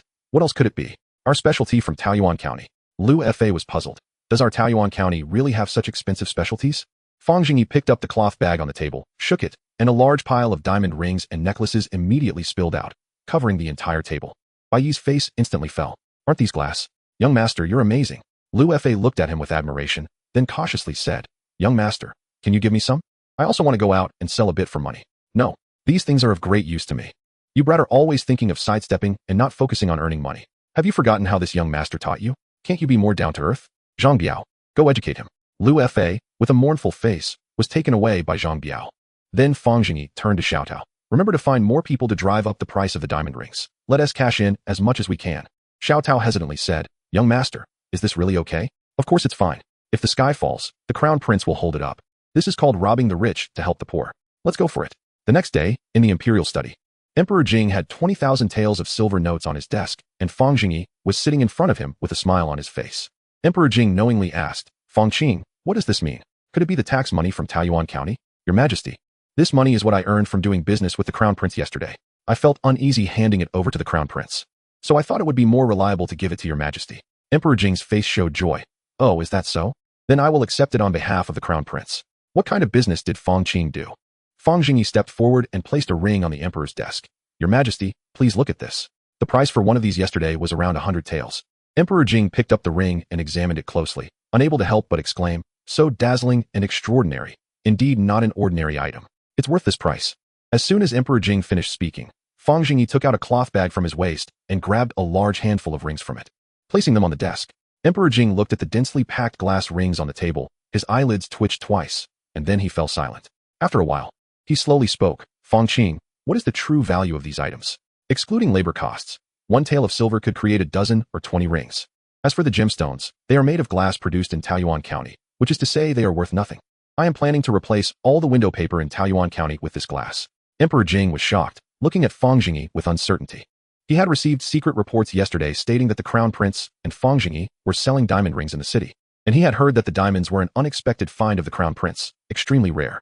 Emperor Jing was puzzled. If the crown prince had such a treasure, he should have been flaunting it everywhere. How could he not know? But thinking about it, he knew it was Fang Zhengyi's trick. However, he never expected that this item could be so deceptive. It looked extraordinarily expensive, but in reality, it was worthless. If that were the case, wasn't Fang Zhengyi just pulling a fast one? Looking at the densely packed diamond rings on the table and the 20,000 taels of silver notes, Emperor Jing's mood became somewhat complex. After a long time, he finally spoke. Isn't this cheating, Fang Qin? Fang Zhengyi waved his hand and said, Your Majesty, how can you say that? This is not cheating at all. The funds spent on developing glass were considerable, and now is the time to realize its value. This technology can be said to be unique to Taoyuan County. There is no other. Emperor Jing took the opportunity to agree. That makes sense. However, if you are making money, why come to me? Fang Zhengyi flattered him. Your Majesty's insight is unparalleled. How could such a small trick escape your eyes? I have come this time with an ungrateful request. Go ahead. Emperor Jing was in a good mood after receiving 20,000 taels of silver. Your Majesty has also seen that in just one night, I earned over 10,000 taels of silver from the wealthy families in the capital by relying on glass rings. This shows that there is no shortage of silver in the capital. But why do the common people live so hard? I believe it is because the wealthy families hoard all the silver in their homes, and the noble families have many industries and advocate frugality, causing the wealth to accumulate and not circulate among the common people, which leads to the rich getting richer and the poor getting poorer. Through the previous tea and last night's diamond rings, Your Majesty should know that the products from Taoyuan County are very popular in the capital. I have ordered Taoyuan County to undertake major construction to connect the roads to the capital. At that time, various products from Taoyuan County can become popular in the capital. So I would like to ask Your Majesty to allow the Crown Prince to govern a district as a pilot project to help the products from Taoyuan County circulate better among the people. This will not only allow silver to flow, benefiting the common people, but also, if the pilot is successful, it will facilitate tax collection for the court and alleviate the urgent financial situation of the treasury. Additionally, the Crown Prince can learn and gain experience in the process, which is beneficial for all. Besides this, I am willing to offer 2% of all industries in Taoyuan County as a token of gratitude for Your Majesty's favor. Please grant my request. After speaking, Fang Zhengyi felt a sense of relief. This plan had been brewing in his mind for a long time. The relationships in the capital were intricate, and although products from Taoyuan County were good, he feared encountering many troubles in opening up the market in the capital initially. If he had a territory that he could completely control, everything would be easier. He was even confident that he could turn this place into an important center in the capital and then radiate outwards. As for the 2% share, even if he surrendered it, this was a society of imperial power, and with so much money, he could be targeted by those with ulterior motives at any time. It would be wiser to submit it early and have a strong backing, especially since 2% of shares could exchange for the greatest support in the world. Was there a better deal than this? Fang Zhengyi spoke sincerely, and Emperor Jing listened with wide eyes. How much could 2% of Taoyuan County's shares be worth? Wouldn't the imperial treasury no longer have to worry about money? Moreover, Emperor Jing carefully weighed the situation. The crown prince had done too many extraordinary things. Following Fang Zhengyi in business wouldn't be a problem. He then hesitated and said, I agree to your request, but I worry you may not be able to handle it. Putting aside other matters, just this diamond ring alone, have you thought about what the consequences would be if people found out the truth? Also, while the products from Taoyuan County are indeed good, they can't maintain such high prices forever, can they? Fang Zhengyi smiled slightly. Your Majesty, you should know that there are two hands in this world, one visible and one invisible. Emperor Jing frowned and asked, what do you mean by these two hands? The visible hand is Your Majesty, representing the power of the world. But the invisible hand is the way of the economy, the way of the market, representing the people's hearts. In matters of the court, I am far inferior to Your Majesty, but I am good at using the invisible hand to help me do things. Take the diamond ring as an example. This item is indeed low cost, but we can solve the problem by setting different positioning. The same ordinary diamond ring, with a little more thought put into packaging, exquisite carvings, and overwhelming promotion to give it special meaning, can still be sold at a high price to the wealthiest. Next, we can do some simple carvings, add some mid-range packaging and pricing, and sell it to middle-class families. And for the lowest tier, as long as it comes from the original factory, we can sell it to the common people at a slightly higher than cost price. In this way, the same item can be sold to everyone, and no one will complain, which is called price discrimination. Although the first diamond rings sold were ordinary, I have already had someone create special certification to increase their collectability, so there are not many worries left. Luxury goods can sell for thousands just for a snakeskin bag. Fang Zhengyi, selling glass rings with a certificate can be considered a conscience of the industry. Emperor Jing blinked, seemingly not fully grasping the situation. Fang Zhengyi's words sounded like a well-rehearsed con, no matter how you heard it. After a while, Emperor Jing finally managed to squeeze out a few words. Fang Qing is truly talented. Seeing this, Fang Zhengyi sighed. Your Majesty must think I am just a money grubber, that everything I do is just for profit. But as a scholar, how much do I really like money? I am not good at matters of the court, but I am always thinking of ways to relieve your Majesty's worries. Fortunately, I have some business skills. Every time I hear your Majesty talk about the emptiness of the treasury, my heart aches. After much thought, I came up with this plan. Although its success is still uncertain, I am willing to give it a try. Upon hearing this, Emperor Jing was both moved and somewhat emotional. And he spoke, Fang Qing has this heart, and I am deeply comforted. However, you must keep a close watch on the Crown Prince. If any changes occur, I will call it off at any time. Minister, thank you, your Majesty. Fang Zhengyi's lips curved into an almost imperceptible smile. Since I have come out of Taoyuan County, how can I remain idle? I want to transform the capital into Taoyuan County. Chapter 98. Rebuilding Taoyuan. Fang Zhengyi had been considering the matter of requesting to manage a district in the capital for some time. He felt he had about 80 to 90% confidence before deciding to speak up. In his view, Emperor Jing was quite open-minded. As a military emperor with rich battlefield experience, he not only had the courage but also found it difficult to be constrained by the mundane rules of the world. After all, no matter how perilous the world may be, it cannot surpass the battlefield, where people can come up with any means to survive. Moreover, his confidence was bolstered by Li Yuanzhao's stunning performance recently, which undoubtedly increased Fang Zhengyi's trustworthiness in Emperor Jing's eyes. Granting the Crown Prince power to manage a district was not a particularly significant matter. The only issue was that Fang Zhengyi and the Crown Prince might engage in business together, which could sound inappropriate and lead to discussions among the court officials. However, Fang Zhengyi thought, the Crown Prince and I are already notorious. What is the difference if you criticize us a bit more? What's wrong with doing business? Isn't the Emperor also selling tea? Thus, seizing the opportunity to earn over 40,000 taels, he decisively approached Emperor Jing, who readily agreed, as Fang Zhengyi had hoped. As for the choice of district, Fang Zhengyi already had a plan in mind. After his shifts, out of professional habit, he always took the time to look around. So he had a general understanding of the situation in the capital. There were a total of 108 districts in the capital, distributed like a chessboard throughout the city. Initially, Fang Zhengyi chose Yuhu District, which was closest to the eastern inner city. Yuhu District had a prime location, well-developed infrastructure, thriving commerce, and good public safety. Even the streets were paved with stone, just like Taoyuan County. Everything could be readily available, saving a significant amount of funds. Furthermore, Yuhu District was near the Eastern City Military Command, making it convenient for him and Li Yuanzhao to muster forces in case of trouble. However, despite these favorable conditions, Fang Zhengyi hesitated and ultimately decided to abandon this choice. The main consideration was that the interests in Yuhu District were undoubtedly complex due to its advantageous conditions. Even with the Crown Prince managing it, there would inevitably be many issues. More importantly, Yuhu District was very wealthy, while Banshan District was much poorer. In comparison, Banshan District's conditions were vastly different. The roads were uneven, and although he heard that the 5-city military command had recently repaired the roads throughout the city, Banshan District had only solidified the dirt roads, which still tended to be muddy in rainy weather. This area not only had many poor people, but also the surrounding districts were similarly disadvantaged. Fang Zhengyi, having emerged from among the poor, had seen enough hardship to instinctively prioritize impoverished areas. If he chose to develop Banshan District, he could directly improve the livelihood of the local people and also stimulate the development of surrounding districts. The significance of this transformation lay here. Although the primary consideration was the development of Taoyuan County, he could not let the rich become richer and the poor become poorer. That was not Fang Zhengyi's true intention. Currently, Fang Zhengyi did not have much money on hand. He had spent 120,000 taels from Taoyuan County, and after sending gifts to the palace and dealing with various bribes and miscellaneous expenses, he only had a small amount left. Adding the 40,000 taels earned yesterday and giving half to Emperor Jing, he now had only about 50,000 taels. This amount would be sufficient to complete the basic renovations of Banshan District, although it might be a bit tight, but after all, it was based on the standards of Taoyuan County.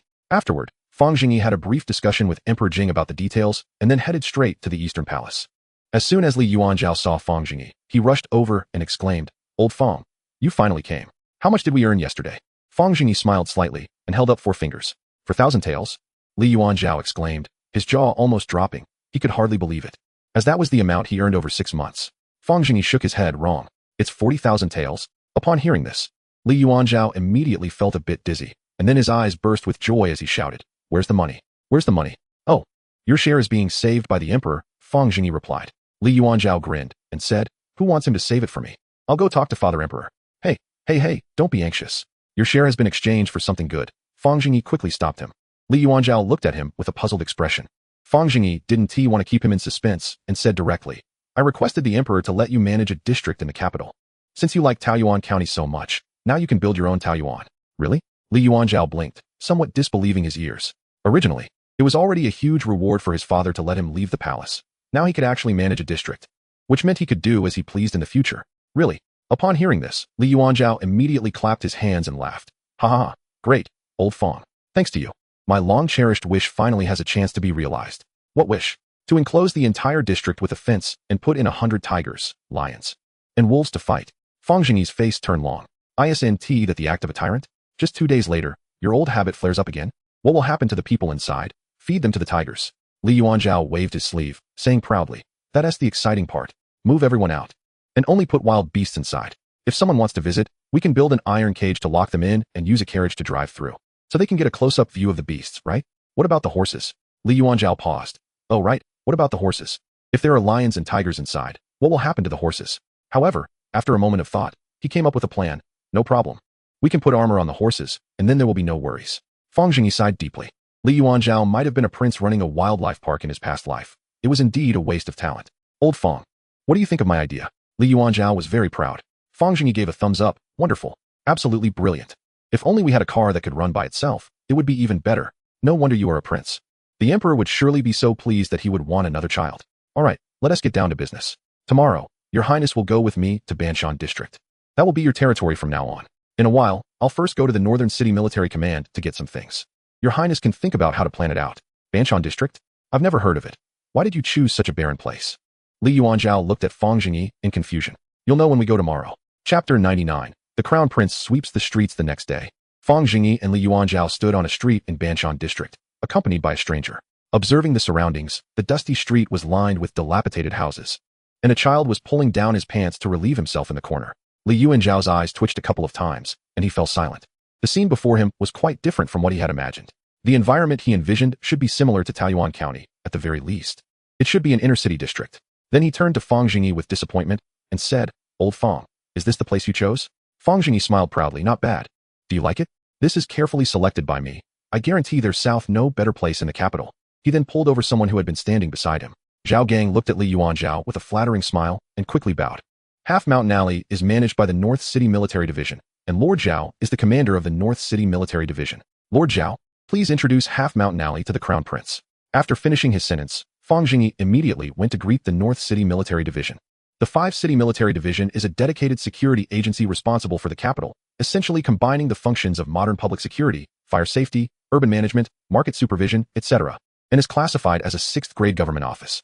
Although it sounds impressive, in reality, it's a small office with little power, dealing with many matters but having little funding. Often seen as a scapegoat in a city filled with high-ranking officials. The rank of the military division commander is merely a lowly 6th grade. And such positions are mostly held by relatives of palace concubines, usually being nominal roles with no real authority. Zhao Gang didn't have backdoor connections. He worked his way up genuinely, and reaching his current position could be considered the peak of his career. So he was particularly excited to meet the Crown Prince this time. Gratefully glancing at Fang Zhengyi, he quickly took out a document from his pocket and began to introduce it to Li Yuanzhao. Your Highness, Half Mountain Alley was established 5 years ago, during a time of chaos, when a large number of refugees flooded into the capital, leading to the establishment of several nearby alley markets. Due to the hasty construction and insufficient funding back then, it looks somewhat shabby. However, after several years of development, many places have improved quite a bit. Half Mountain Alley now has 20 taverns. Lord Zhao, you don't need to go into that. Just tell His Highness how many crimes occur here each month. Big and small. Fang Zhengyi interrupted Zhao Gang. Zhao Gang's expression froze, and he reluctantly continued flipping through the documents to explain. For example, last month, there were 177 thefts and 12 robberies. As Zhao Gang recounted each incident, Li Yuanzhao's face grew darker. He was aware of the hardships of the common people, but he never expected such a high number of petty crimes in a single alley. Living in such an environment was truly alarming. Fights and brawls occurred 239 times. That's enough. Don't say any more, Li Yuanzhao said, closing his lips tightly, his face serious.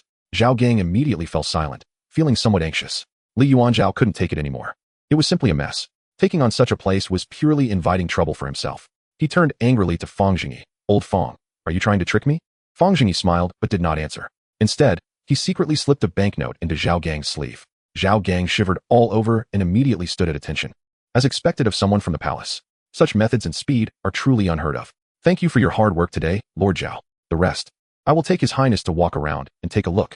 The palace should be issuing a decree in the next couple of days, and I will certainly need to bother Lord Zhao again, Fang Zhengyi said. Zhao Gang let out a long sigh of relief, thinking to himself that Fang Zhengyi was not as unreasonable as rumored. Instead, He was cultured and polite, without any airs, and his work was meticulous. He even gave me money, so the rumors were wrong. He then leaned closer to Fang Zhengyi and whispered, Lord Fang, I will take my leave now. If there are any troubles, feel free to find me. The crown prince must love cleanliness since he comes from the palace. If you want to renovate Half Mountain Alley, I must remind you to be careful of the night soil workers in the alley. After saying that, Zhao Gang hurriedly left. Fang Zhengyi raised his eyebrows, thinking that the money wasn't wasted. He turned to Li Yuanzhao and said, Your Highness, what are you talking about? I, Fang Zhengyi, only swindle rich people. Do you have money? Li Yuanzhao's face flushed. Then why choose such a place, with nothing at all? How can I make a difference here? Fang Zhengyi glared, Your Highness. If a person truly has great talent and ambition, he can build a vast empire with just a bowl at the beginning. Now, if you are so unwilling to govern an alley market, what else more? I am here with you. What is there to be afraid of? Look at how impoverished the people here are. They are all counting on you. Hearing this, Li Yuanzhao's face turned slightly red, and he hesitantly said, Well, I can manage for a day or two, but I can't stay in such a dirty and chaotic place every day. It's even more boring than the East Palace, where my brothers are just wasting time. I know. Li Yuanzhao shouted unwillingly. Seeing this, Fang Zhengyi put his arm around his shoulder and began to cheerfully paint a grand vision for him. Your Highness, do not worry. The first time I saw you, I thought you were a great sage king. Since you are a great sage king, would you prefer to build glory from ruins or inherit the current glory of His Majesty? You can't always live in His Majesty's shadow, can you? Just think about the scene of thousands of people admiring you and the common people welcoming you. Wouldn't you be happy? But if others mention it, they will say it was your father's achievement and you just picked up a bargain. How would you feel about that? Furthermore, I have money, you see. Even if there's nothing now, if I invest tens of thousands of taels of silver, tomorrow it will be transformed into a new look. Li Yuanzhao, being young and naive, gradually became more animated as Fang Zhengyi painted such a big picture. He excitedly said, You make some sense. So where should we start? Fang Zhengyi pointed to the street. Look how dirty this place is. We need to improve sanitation first. Let's start by sweeping the streets. Oh, there's a broom in the corner. Your Highness can experience it firsthand. Do you know how to sweep? Li Yuanzhao glanced disdainfully at Fang Zhengyi. I want to sweep the streets, old Fang. Don't try to fool me. You, a lazybones, probably can't even sweep, right? Fang Zhengyi sneered. Sweeping the streets is nothing. I've even drunk wash water. Would you dare to drink it? Wash water? Can people eat that? Li Yuanzhao looked at Fang Zhengyi with a puzzled expression, then gritted his teeth and said, Isn't it just sweeping the streets? I can handle this. Just wait. After saying that, he strode toward the broom. Fang Zhengyi crossed his arms and watched the show, thinking, this naive young man. Just a little chicken sauce, and he can't handle it. Although the crown prince has good character, he is still pampered. He usually acts like a tough guy, but when he sees dirt, he avoids it more than anyone else. He needs to be cured of this habit. Li Yuanzhao grabbed the broom and started dancing in the middle of the street, raising a cloud of dust. Passers-by on the street began to curse. Damn, it's broad daylight, and you're kicking up dust. Who is the bastard? Lacking virtue, I want to report to the officials. Go eat shit. Seeing this, Fang Zhengyi covered his face with his sleeve and slowly walked to the corner. Not long after, amidst the dust, Li Yuanzhao's surprised voice shouted, Old Fang. Old Fang. Fang Zhengyi hurried over, but the dust was too thick and he had to retreat. As the dust slowly settled, he saw Li Yuanzhao leaning on the broom with a terrified expression, crying, Old Fang, I think I stepped in shit. Fang Zhengyi, Chapter 100, The First Foot of Jinghe. In large cities during the Ming and Qing dynasties, taking Beijing as an example, there were very few toilets on the streets. Regarding toilets, managing floods is key, drainage is essential, while blockage is impossible. Therefore, due to the difficulty of finding a toilet, filth was everywhere on the streets. The Qing dynasty's Yanjing miscellany records, people would relieve themselves in the streets, and women would use public urinals right on the roads. Coupled with the urine of cattle and horses, the filth only increased, creating an overwhelming stench everywhere. The old Beijing miscellany also notes, pedestrians often relieve themselves on the roads. Although officials punish this behavior, the decline in morals is unfixable, and even officials sometimes urinate in public. If the Qing dynasty, as the pinnacle of a feudal society, was like this, then surely Jinghe was no exception. Fang Zhengyi was initially panicked upon crossing over, and then he constantly comforted himself that he was the chosen one. His complex emotions intertwined continuously. Finally, during his first visit to Chishuo, the balance was shattered, and Fang Zhengyi fell into despair. All his beautiful fantasies about life after crossing over were shattered at that moment. Damn this crossing over. Can't people just take a decent shit? After struggling for several years, once he had some capital, Fang Zhengyi began the brutal promotion of modern toilets in Taoyuan County. Today, seeing Li Yuanzhao step in a pile of feces reminded him of his painful past. He could only sigh and shake his head. The toilets still needed to be fixed. Even if it meant going bankrupt, they had to be fixed. Li Yuanzhao angrily shouted at Fang Zhengyi, Damn, this place is unbearable. Just as Fang Zhengyi was about to comfort him, he suddenly saw four unsavory characters approaching Li Yuanzhao, and his heart sank. Those men were clearly street thugs. Their fists cracked as they squeezed them, and they shouted threats. Little brat. Making a mess everywhere. Let us teach him a lesson, brothers. Li Yuanzhao also became alert. Feeling a bit flustered, but he still readied himself for a fight. Fang Zhengyi immediately shouted loudly. You little bastards, come at me. The thugs glared angrily at Fang Zhengyi and turned to walk towards him. What the hell did you just say? I said, congratulations on your wealth. Now it was Fang Zhengyi who panicked. Damn, I didn't bring Zhang Biao with me today. I could have at least sparred one-on-one. But now there are 4 of them. Fang Zhengyi's eyes began to search the ground, and then he suddenly realized the ground was surprisingly well maintained.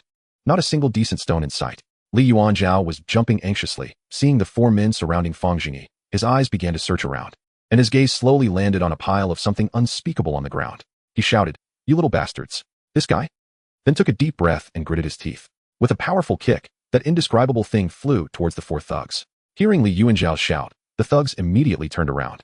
Then they saw a mass of semi-solid, indescribable substance coming at them, covering them from head to toe. Fortunately, Fang Zhengyi was standing behind the 4, narrowly escaping disaster. The thugs were stunned. One wiped his face, sniffed, and said blankly, Boss, it's shit. Ah, damn. The leader, realizing what happened, was furious, his eyes blazing with anger. However, the commotion attracted the attention of a patrolling official nearby, who cursed and hurriedly ran away. The other thugs, seeing their boss flee, also scrambled to escape. Fang Zhengyi looked at Li Yuanzhao with admiration. With that kicking skill, he could easily form a soccer team in the future. This might be the first would-be emperor in history to play with shit. Truly a legendary figure. Li Yuanzhao hopped over with a blank expression, the raised leg of his pants covered in specks of traditional medicinal herbs. Fang Zhengyi wanted to cover his mouth and nose. But thinking of how Li Yuanzhao had just saved him, he awkwardly lowered his hand. He asked with concern, Your Highness, your kicking skills are impressive. I admire you. Are you all right? Li Yuanzhao shook his head and calmly said, I don't want to be here anymore. I want to go back to the palace. Just chop off this leg. After saying that, 2 lines of tears streamed down his cheeks. Damn, what a bad start. Fang Zhengyi hurriedly comforted him, then forcibly took Li Yuanzhao to a tailor shop, changing his clothes under the shopkeeper's disdainful gaze. After changing, Li Yuanzhao sat dejectedly on the threshold of the tailor shop, staring blankly into the distance, seemingly still immersed in the shocking experience. The shopkeeper wanted to kick them out, but Fang Zhengyi handed him a couple of silver coins, and he happily left them alone. Fang Zhengyi sat beside the prince, feeling quite awkward. This was the prince who had grown up in luxury in the palace, spoiled and pampered. Such an incident must have had a huge impact on his young mind. If it were him, he would also need a moment to recover. After sitting for a while and seeing that Li Yuanzhao still wasn't speaking, Fang Zhengyi tried to comfort him. Your Highness, don't think too much about it. As the saying goes, a blessing in disguise, who knows? Stepping in it is just stepping in it. It might not be a bad thing. Maybe some people actually like that feeling of stepping in shit while wearing shoes. We can sell shoes together in the future, and you can be the chief experience officer. Li Yuanzhao glared at him furiously. Then, the 2 fell into awkward silence again. Fang Zhengyi could no longer sit still, got up, and went outside, returning after a while with 2 skewers of candied hawthorn. He handed one to Li Yuanzhao. Here, candied hawthorn. We'll go eat later. Let us whet your appetite first. Li Yuanzhao expressionlessly accepted the candied hawthorn, took a big bite, and said gloomily, I have always aspired to be a wise ruler, but now my life has a blemish. It's all your fault. Ah, this matter need not weigh on your mind. Heaven knows, earth knows, you know, and I know. It's nothing. Take it easy. Your Highness. Li Yuanzhao turned his head with a sigh. Fine, I'll just strangle you, and it'll be as if nothing happened. If you want to be happy, then go ahead and strangle me. Fang Zhengyi felt helpless. This brat was too hard to console. Li Yuanzhao sighed again. No matter what, I don't want to come back to Banshanfang anymore. My life is ruined here.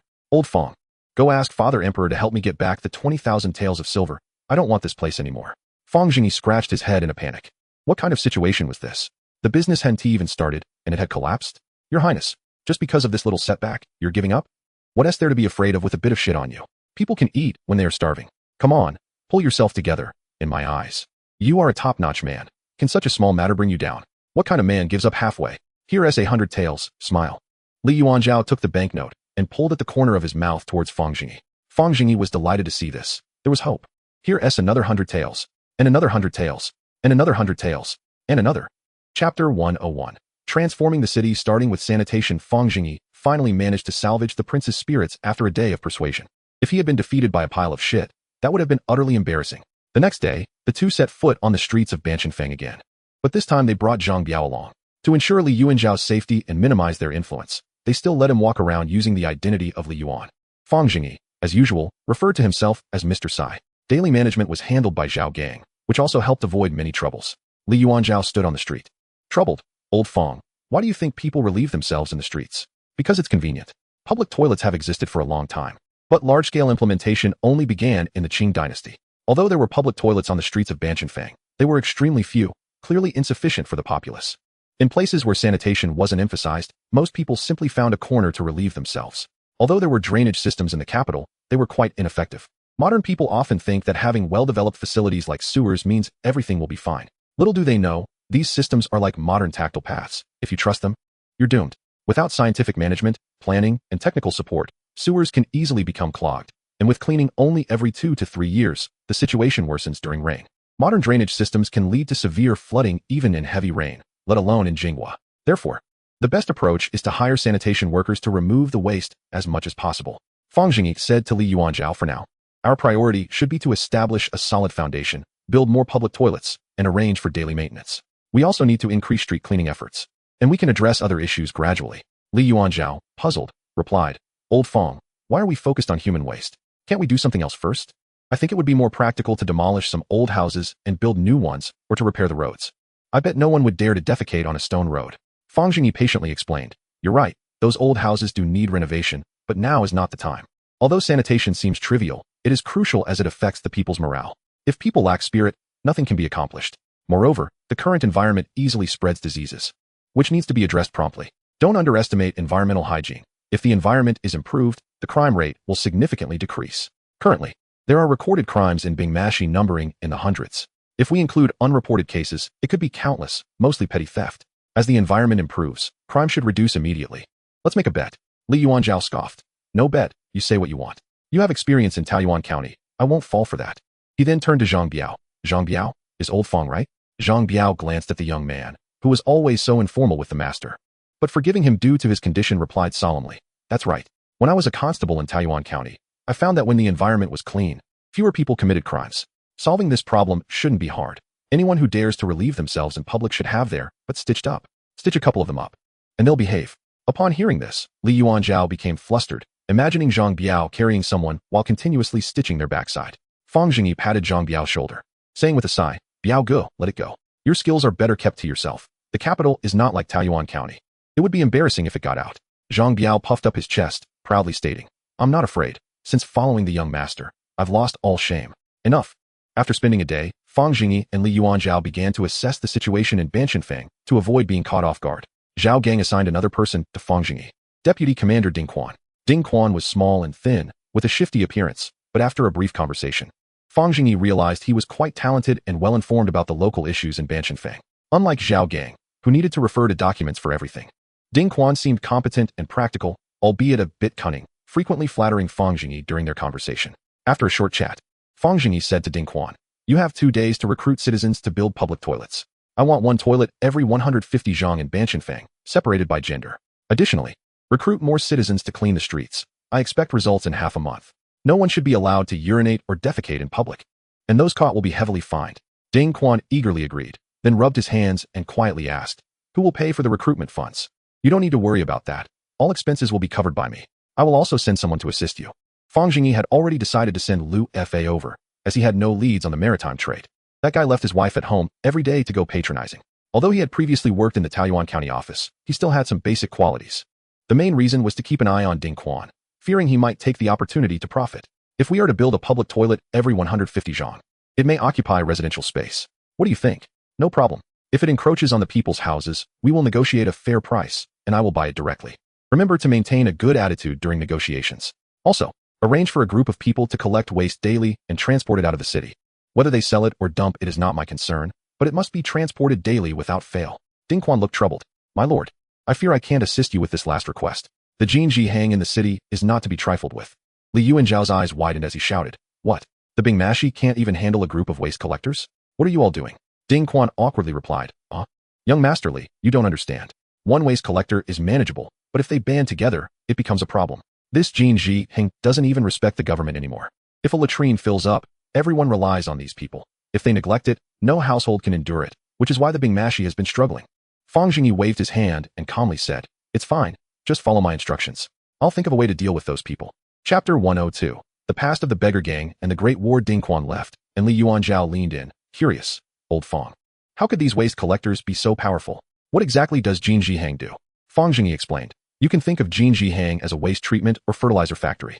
Since it's called a hang, it indicates that it has reached a considerable scale, even to the point of having oligarchs selling waste. Don't underestimate the waste collectors. After hundreds of years of development, they have become powerful like salt workers or cargo guilds, with their own rules and even a master-apprentice tradition. So they should be called the Feces Path or Feces Gang. And the big bosses of Jinghe are likely the leaders of the Feces Gang. The Feces Gang controls the rights to collect waste in a city, making them very hard to deal with, and they can even disregard the government. Not only that, but they also extort the citizens. If a household's latrine is full during the rainy season, these people will set a price, forcing the citizens to pay high fees for waste removal. Ding Quan's fear of them is normal. If they go on strike, the entire city would stink within days, the sanitation system would collapse, and worse. There could be a large-scale outbreak of diseases like plague and malaria. What would you do in that situation? This is indeed a tricky problem. So we need to come up with a solution to eliminate this hidden danger. Li Yuanzhao looked at Fang Zhengyi with admiration. Old Fang, you really know a lot. What should we do? Wait, let's see if they come to us first. There's too much uncertainty right now. Speculating won't help. Fang Zhengyi sighed, his thoughts drifting back to the past. Back when he was begging in Hengjiang Prefecture, he had dealings with the Feces Gang, so when Zhao Gang mentioned waste collectors, he sensed trouble. In his begging team, there was a group specializing in waiting for others to use the toilet to beg, and they were incredibly efficient. Of course, they didn't ask for much, just a couple of coins. After getting the money, they would say a few auspicious words, wishing for smooth bowel movements, and hand over a bamboo stick, essentially starting a paid public toilet business. This group of beggars became familiar with the waste collectors over time, and Fang Zhengyi learned a lot of industry insights from them. Fang Zheng was also startled after hearing this. The profits in the dung collection industry were far greater than most people imagined. Thus, he started to have ideas of his own. He had already established himself as a veteran in the begging trade, and now, to break through, he had to diversify his business. So he began to organize a group of beggars to collect, transport, and sell dung. At first, everything went smoothly. Thanks to modern management methods, Fang Zheng's team was formal, with fair prices, punctuality, and trustworthiness, often helping the locals deal with household garbage, which earned them widespread praise in Hengjiang Prefecture. Over time, however, the dung gang set their sights on them. How could they allow someone else to hold the power of dung collection? One day, many of the dung gang's brothers who were transporting dung in the city were robbed along with their carts, taken outside the city. Then the dung gang sent a message to Fang Zheng. At that time, Fang Zheng was in the prime of his life, overly inflated with confidence. Believing that apart from not knowing the dragon subduing 18 palms, he could surpass Qiao Feng in every other aspect. How could he endure this humiliation? He immediately gathered a group of brothers and rushed outside the city with weapons. Thus, the dung gang and the beggar gang faced off. Initially, Fang Zheng intended to calm things down, thinking that if he could get the other side to pay some money and say a few soft words, it would be enough. Who knew that the local bully from the dung gang, accustomed to being arrogant, started spewing beautiful words in their native dialect at Fang Zheng and threatened him to immediately withdraw from the dung collection industry. Fang Zheng did not back down either. He also retaliated with traditional culture, using all kinds of rhetoric to leave the other side speechless. The two sides exchanged verbal jabs, and soon it escalated into a physical fight.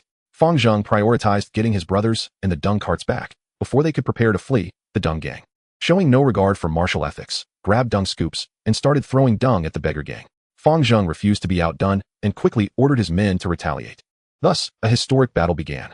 Fang Zheng, with his feather fan and silk scarf, commanded with certainty, instructing the beggars to mix stones into the dung barrels. Catching the opposing side off guard, a large wave of dung gang members was hit by the dung-laden stones, resulting in serious injuries and a significant reduction in their combat effectiveness. However, the dung gang quickly learned and retaliated, leading to an increasingly fierce battle. Soon, dung and filth began to rain down outside Hengjiang City, and for a short time, both sides exchanged blows. However, as time passed, Fang Zheng's side could not hold out any longer. Although the beggars were used to rolling in garbage, they simply could not withstand a dung fight. Many brothers began to vomit amidst the fighting, quickly losing their combat effectiveness. On the other hand, the dung gang, having dealt with dung for years, became increasingly fierce. However, Fang Zheng did not panic. He made a decisive move and reported to the authorities. When the government heard about the large-scale brawl outside the city, they quickly sent soldiers to the scene, only to find dung everywhere and both sides joyfully throwing dung at each other. The soldiers were terrified and quickly retreated. Later, a second wave of soldiers was sent, armed with strong bows and crossbows, which finally stopped the fighting. Fang Zheng immediately ordered the beggars to disperse and return to the city. After all, they were beggars. Once they entered the city, they immediately vanished. The dung gang was left dumbfounded, and many who had fled were captured. After all, there were only a few people involved in dung collection in the city, and the authorities were well aware of this. However, the importance of the dung gang was evident. It was not long before they were released, albeit heavily impacted. Later, Fang Zheng could no longer swallow this humiliation and frequently sought trouble with the dung gang, causing chaos and then fleeing. After all, he was a beggar. Who could compete with him in terms of being well-informed and hiding? Thus, members of the Deng gang were often summoned into custody, while Fang Zheng's side surged ahead, claiming a significant share of the Deng collection market. However, thinking back to that historic battle still left Fang Zheng feeling unsettled. That battle could be considered the most dangerous one since his arrival in this world, and the Deng gang left him with some psychological scars. Now, he was unsure about the situation of the Deng gang in the Half Mountain Workshop, but based on Fang Zheng's experience, it was likely that the Deng gang had already formed a unified gang in the capital. If that were the case, it would be a big problem. However, he was not afraid. Now that he held power, if the Deng gang dared to cause trouble, he would lead Zhang Biao to launch a surprise attack on their leader. In any case, if he wanted to reform the Half Mountain Workshop, the Deng collection industry had to be nationalized, ensuring that the Deng gang was controlled by the big merchants. Or else they would become so arrogant that they would dare to stuff Deng directly into people's mouths. Li Yuanzhao saw Fang Zheng lost in thought and patted him. Old Fang, what should we do next? Next, Fang Zheng stroked his chin and thought for a moment. Common prosperity and cultural advancement. We need to find a few more educated people. They don't have to be too good, just literate, and then. Chapter 103. Promoting civilization and establishing new customs. The next morning, when the citizens of the Half Mountain Workshop stepped onto the streets, they immediately noticed unusual changes within the workshop.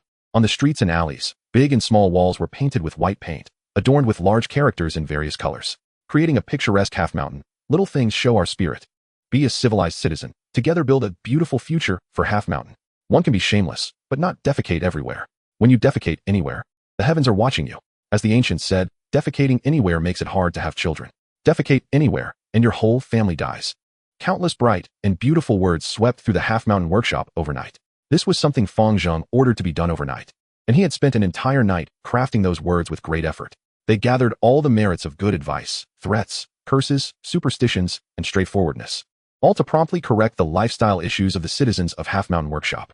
Considering the high illiteracy rate among the citizens, each wall was accompanied by a literate down-and-out scholar acting as an interpreter, who would loudly read out the contents of the wall when they saw a crowd passing by or answer their questions. Initially, these scholars were extremely reluctant. How can there be law against people defecating in the streets? Later, Zhang Biao knocked out 2 of the leading troublemakers, and after giving each 5 taels of silver, everyone happily went to work. At this time, an old man passing by with a shoulder pole looked at the large characters on the wall and was puzzled. TSK, what is this writing? It's quite beautiful. The interpreter quickly stepped forward to explain. They dared not relax. Fang Zheng had long instructed the military department to send officials to check on the interpreter's work. If anyone was found slacking, they would be fined. What was written here was our workshop's new activity, encouraging the use of public toilets. Random lottery for defecation. Lucky individuals can win up to 5 taels of silver. The old man scratched his head and laughed. I've never heard of winning a lottery for defecating in my life. They even lie to people in the streets. And the government doesn't care. Sigh, what a world.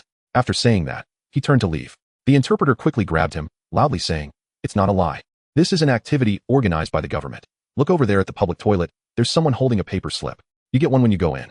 Then the government will hold a lottery at the end of each month on the street. The first prize is 5 taels of silver, but there's only 1 slot. I'm not lying. I've been there. The old man smiled but said nothing, shook his head, and walked away. The interpreter grew anxious and quickly pulled him back. What's going on? You don't believe what I'm saying? The old man, looking impatient. What do I believe? A paper slip can win a lottery. Who are you fooling? If the government can really give out silver, I'll defecate standing on my head. The interpreter quickly said, just go take a look and you'll know. On the paper, there are words, and after receiving it, one must stamp their handprint. Once inside, they must come out of the restroom within half a tea time, otherwise, their spot will be forfeited. The old man looked skeptically at the public restroom. Really? Really? Then I'll give it a try.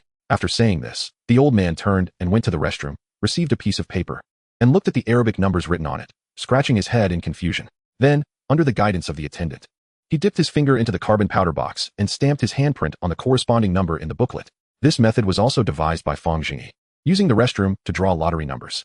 The lottery was set up with prizes ranging from 1st to 5th place, with the last 3 prizes being worth 5 to dozens of cash coins, totaling 100 winners, while the first and second prizes were 1 tael and 5 taels, respectively, totaling 2 winners.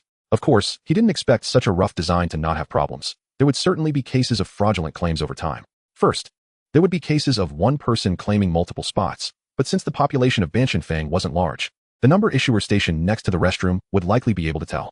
Second, there would be forgery, but this was also not a problem. With fingerprints corresponding to unique numbers, anyone attempting to fraudulently claim would definitely be caught, and those who dared to forge would be taken out for mandatory restroom repairs. Additionally, various strange situations would surely arise, such as work errors making it hard to distinguish forgeries, etc. Fang Zhengyi didn't mind spending a little extra silver. In total, it wouldn't be much, and he wasn't stingy about giving it to the common people, which could also serve to promote better publicity. Ultimately, this was just a short-term activity that couldn't be sustained indefinitely. Once the atmosphere changed, the common people would condemn those who defecated in public without needing Fang Zhengyi to say anything. After all, who doesn't like to walk on clean streets? Watching groups of common people gathered around the lecturer, Fang Zhengyi smiled with satisfaction. Now, he was determined to recreate the miracle of Taoyuan County in the capital, and it was off to a good start. Li Yuanzhao also grinned as he looked at the various promotional slogans on the street. No wonder old Fang could always come up with such quirky ideas. Although it seemed absurd, it should be effective.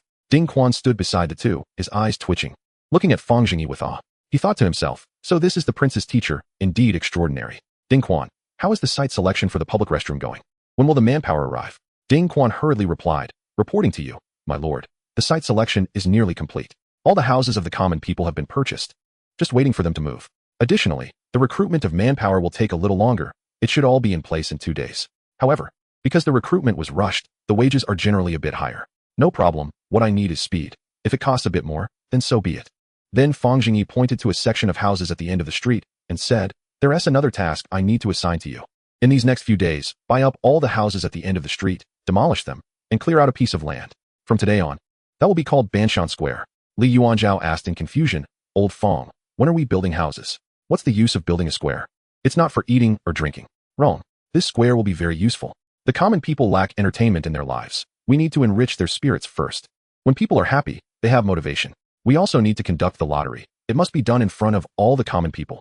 Are we supposed to draw secretly and then announce the results half an hour later? Wouldn't that make me, Fang Zhengyi, a lottery seller? Li Yuanzhao looked puzzled. What is a lottery? Cough, cough, cough. Fang Zhengyi awkwardly coughed a couple of times, saying he misspoke. This lottery is a good thing, and we will implement it later. It's also a lottery, but it needs to be done properly, not so roughly. Moreover, Fang Zhengyi felt that the current publicity efforts were still insufficient. He planned to set up a stage in the square, inviting theater troupes to perform every day, preferably having young people from Taoyuan County write some new scripts. This would not only promote hygiene and good deeds, but also serve as a means of advertising. Chapter 104. Were the big dog households? In the span of half a month, Banshanfang began to undergo tremendous changes. First, many residential houses were demolished, clearing out a vast square. With the square's pavement all replaced with stone slabs. A stage had already been set up at the far end, and several large billboards were erected around the square. Currently still empty. Various flowers and decorations were also placed in the square, and many spots for stalls were planned out. Although the recruitment of vendors hadn't started yet, quite a few enterprising individuals had already set up stalls in the square. Fang Zhengyi was happy to see this, since the common people had little money. It was rare for a few brave and business-minded individuals to step forward. Therefore, he specifically ordered the soldiers to send people to protect these small vendors from harassment by local ruffians.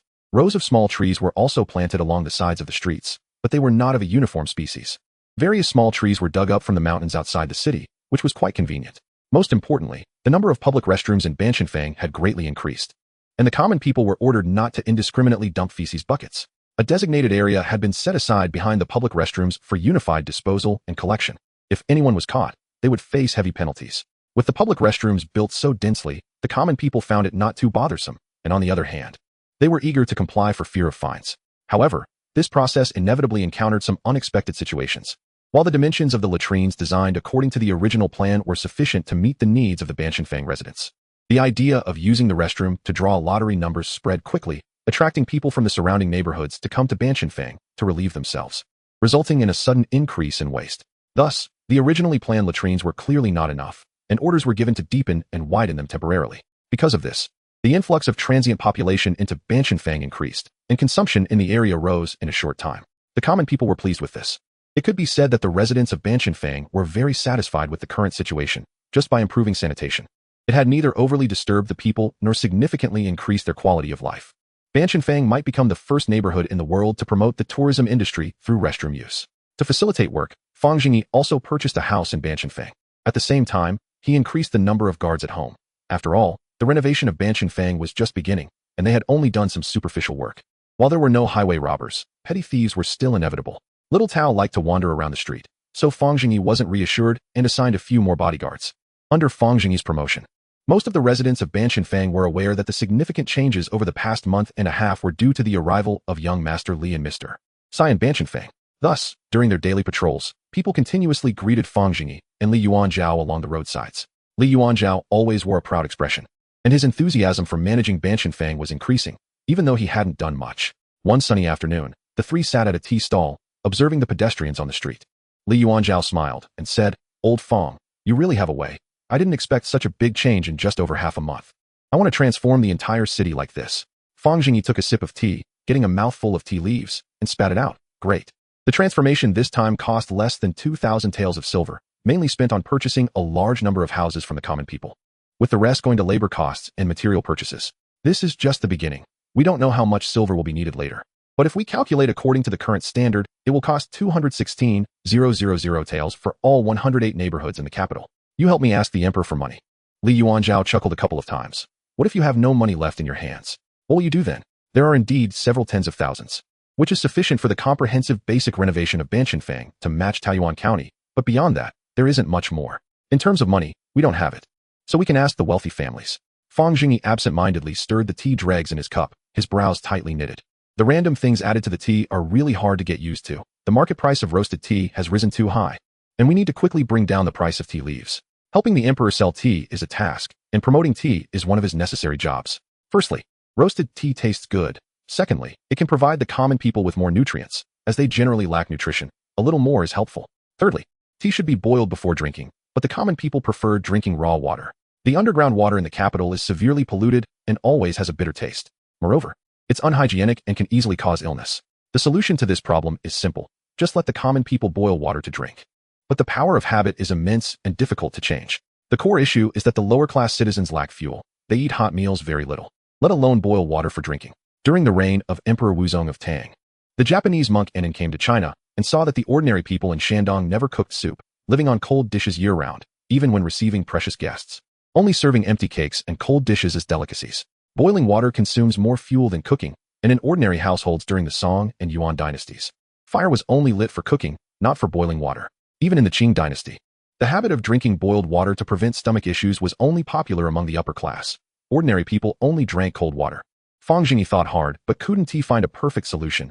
Tea is an addictive product, and if he can provide good quality and affordable tea, it should relieve the problem to some extent. But fundamentally, the issue remains that the common people have no money. They need to make money.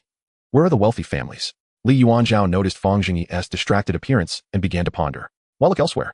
Your Li family is the largest wealthy family in the city.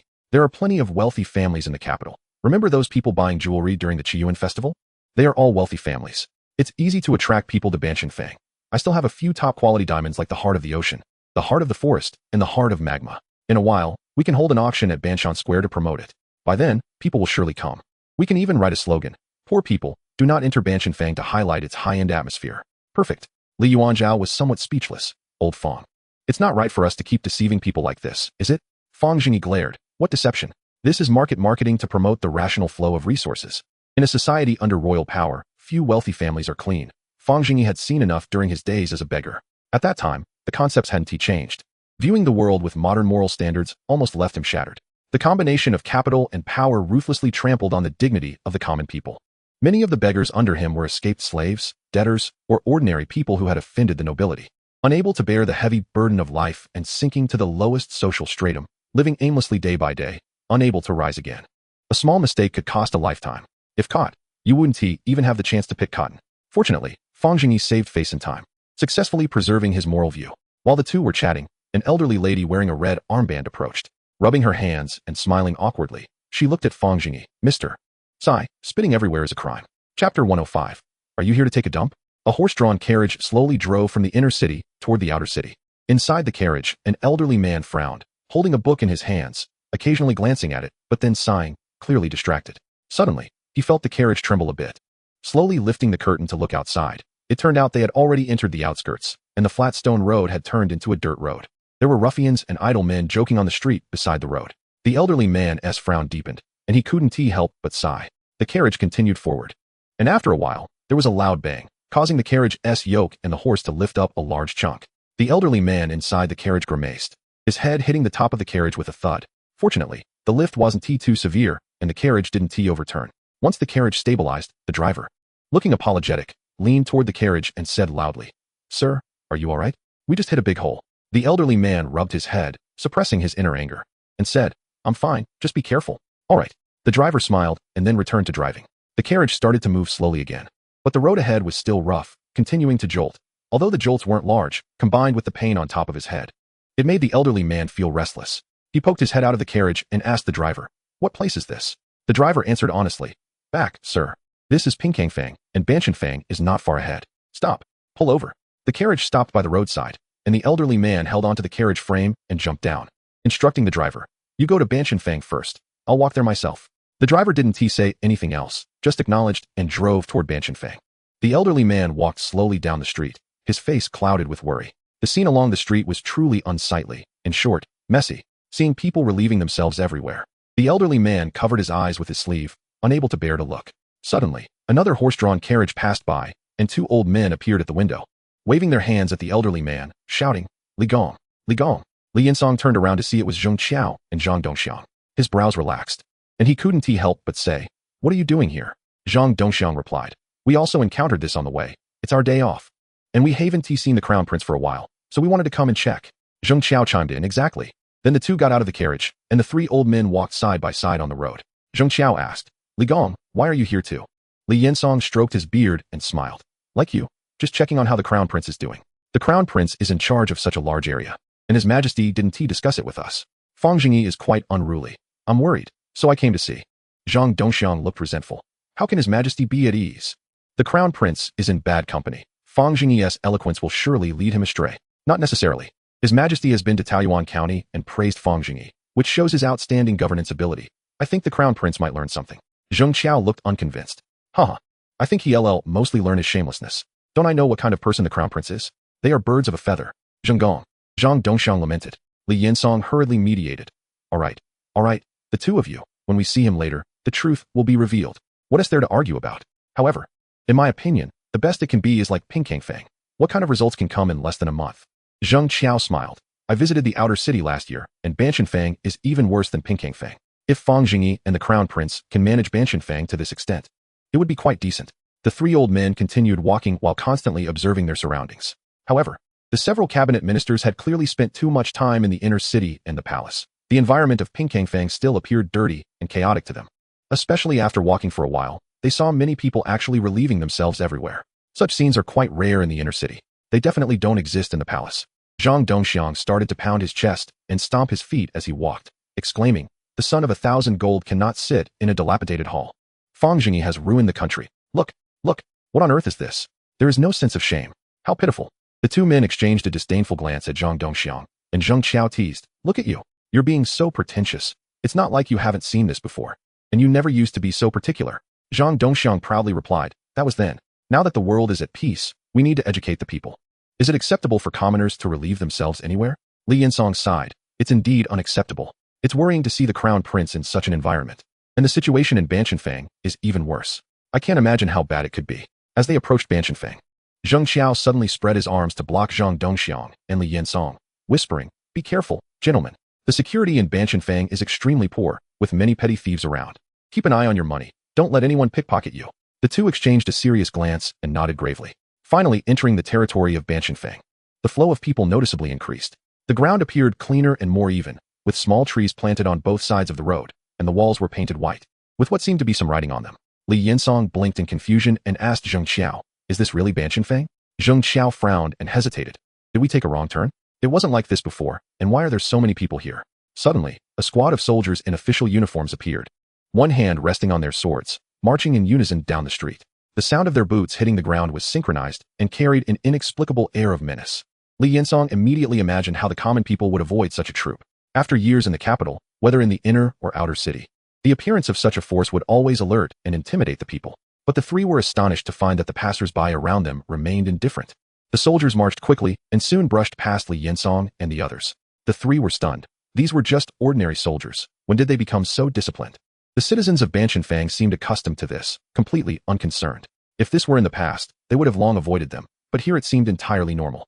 Li Yinsong curiously remarked, "This place is surprisingly orderly. Could it be that we really took a wrong turn?" Zhang Dongxiang, anxious and curious about this peculiar phenomenon, took long strides into the area, saying, "Who cares? An outer city actually has such a marketplace. Let's go in and take a look." The three began to walk in together. Once inside, the more they looked, the more astonished they became. It seemed there were no local ruffians. Instead, there were many small stalls where merchants were enthusiastically promoting their goods, with crowds exceeding their imagination. Various colorful banners were displayed, selling snacks, handicrafts, oils, sauces, vinegar, and tea. The sounds of vendors calling out were incessant. But remarkably, amidst so many people, order was maintained, and there wasn't a shred of garbage on the ground. This must be due to the large number of soldiers. But what was that old man with the red cloth on his sleeve doing? The three of them shared this thought. Zheng Xiao then headed straight for a tea house and sat down, directly asking the waiter, "Waiter, is this really Ban Fang?" Upon seeing three old men curiously staring at him, the waiter laughed. "Oh, gentlemen, are you just arriving from elsewhere? Are you here to relieve yourselves?" The three fell into a daze. What does he mean by asking if they were there to relieve themselves? Is that even a proper way to speak? Zhang Dongxiang's face turned red, and he slammed the table angrily, shouting, "Impudence! How dare you speak such nonsense here?" The waiter was startled and quickly replied, "I apologize. I apologize, gentlemen. It was a slip of the tongue." Li Yinsong calmly said, "No need to be nervous. I'm just asking if this is really Ban Fang." The waiter hurriedly answered, "Yes, indeed. This is Ban Fang." The three exchanged astonished glances. Li Yinsong then asked, "So why did you ask us that question earlier?" The waiter blinked. "That question? Oh, I meant, are you here to relieve yourselves?" Li Yinsong, feeling embarrassed at such a statement, began to cough repeatedly, creating an awkward atmosphere. The waiter chuckled, "Ah, I understand. You three may not know this, but the local government has launched an event, a lottery for relieving oneself. Just go to the public restroom, and you can receive a lottery ticket with a top prize of 5 taels of silver. Look at how many people are here today. It's because the drawing is happening at Banshan Square." The three were left speechless, mouths agape, astonished that such a thing existed. It's truly novel. After dismissing the waiter, they began to discuss. Zheng Qiao said, "How about we go take a look? It seems like there's something written on the wall ahead. Let's go?" The three left a few coins behind and turned to patrol the street. Initially, the things they saw seemed well written, and they nodded in appreciation. This is indeed a good method, promoting slogans on the walls. It not only has a great promotional effect, but also helps the common people recognize more characters. It shows that education is effective. Fang Zhengyi's governance truly has its merit. Slogans like "to live a beautiful life. Please take care of our marketplace and walk a few more steps and leave green grass behind" are straightforward and easy to understand, with very positive connotations. However, as they walked, the three began to notice something was off. Once they reached a narrow area, the slogans quickly changed to a different style. "Hold on. The prize-winning relieving event is in full swing. Please register to participate at the public restroom. No urinating or defecating in public. Exceeding 1 qian will result in confiscation of the tools. Can't hold it. Just do it in your pocket. Still going? Your mother is gone." Li Yinsong and the others' expressions began to turn unnatural as the various writings in the alley were vulgar and crude, making it hard to read. Zhang Dongxiang clutched his chest in pain, feeling a bit breathless. It must be Fang Zhengyi's doing. Is this what people do? Crown Prince. Zheng Qiao's originally serious expression suddenly broke into laughter. Seeing this, Li Yinsong couldn't help but laugh as well, and the two old men laughed uncontrollably. Zhang Dongxiang was dumbfounded and angrily said, "What are you laughing at? What's so funny about such vulgarity?" Zheng Qiao laughed for a while longer before getting up and saying, "Fang Zhengyi truly does not follow the usual path. Although these words are quite unseemly, they do have an effect. Look at how clean the streets are. Clearly, it is effective, and remarkably so." After saying this, his expression turned serious, but this could indeed tarnish the Crown Prince's reputation. This person has no integrity and no bottom line in his actions. Li Yinsong agreed, indeed, but if it can yield good results, that is something. I hope the Crown Prince doesn't go too far down the wrong path. Also, should we check out that public restroom lottery? I'm quite curious. Zhang Dongxiang waved his hand dismissively. "I'm not going. I'm going back to report him. This trend must not continue. Come on, let's go." The two old men insisted and dragged him along. Zhang Dongxiang was forcibly pulled to the public restroom, where a long line had formed outside due to the drawing taking place. The three old men had no choice but to join the queue. As they waited, they grew impatient, but they found themselves stuck in the middle of the line, thinking about leaving, but feeling a bit regretful since we've queued for so long. I stood in line and sighed. At my age, running here to queue is really something. Sigh. Fang Zhengyi is really something. Zhang Dongxiang sneered. What does it have to do with him? You all insisted on coming. One day, I'll be so angry with him that I'll die. Li Yinsong and the others shook their heads in regret. At this age, letting a young person break through our defenses, and before even seeing him, we started speaking without thinking. How embarrassing. After waiting for a while, it finally came to the three of us.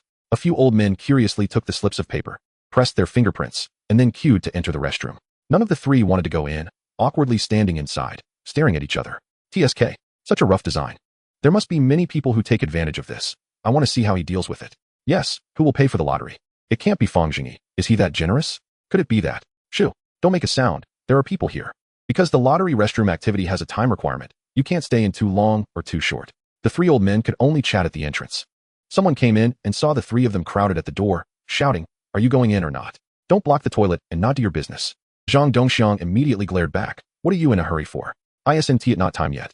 The passerby chuckled. You three old geezers want to enter the lottery too? Dream on. The three glared at him, feeling increasingly regretful. How embarrassing.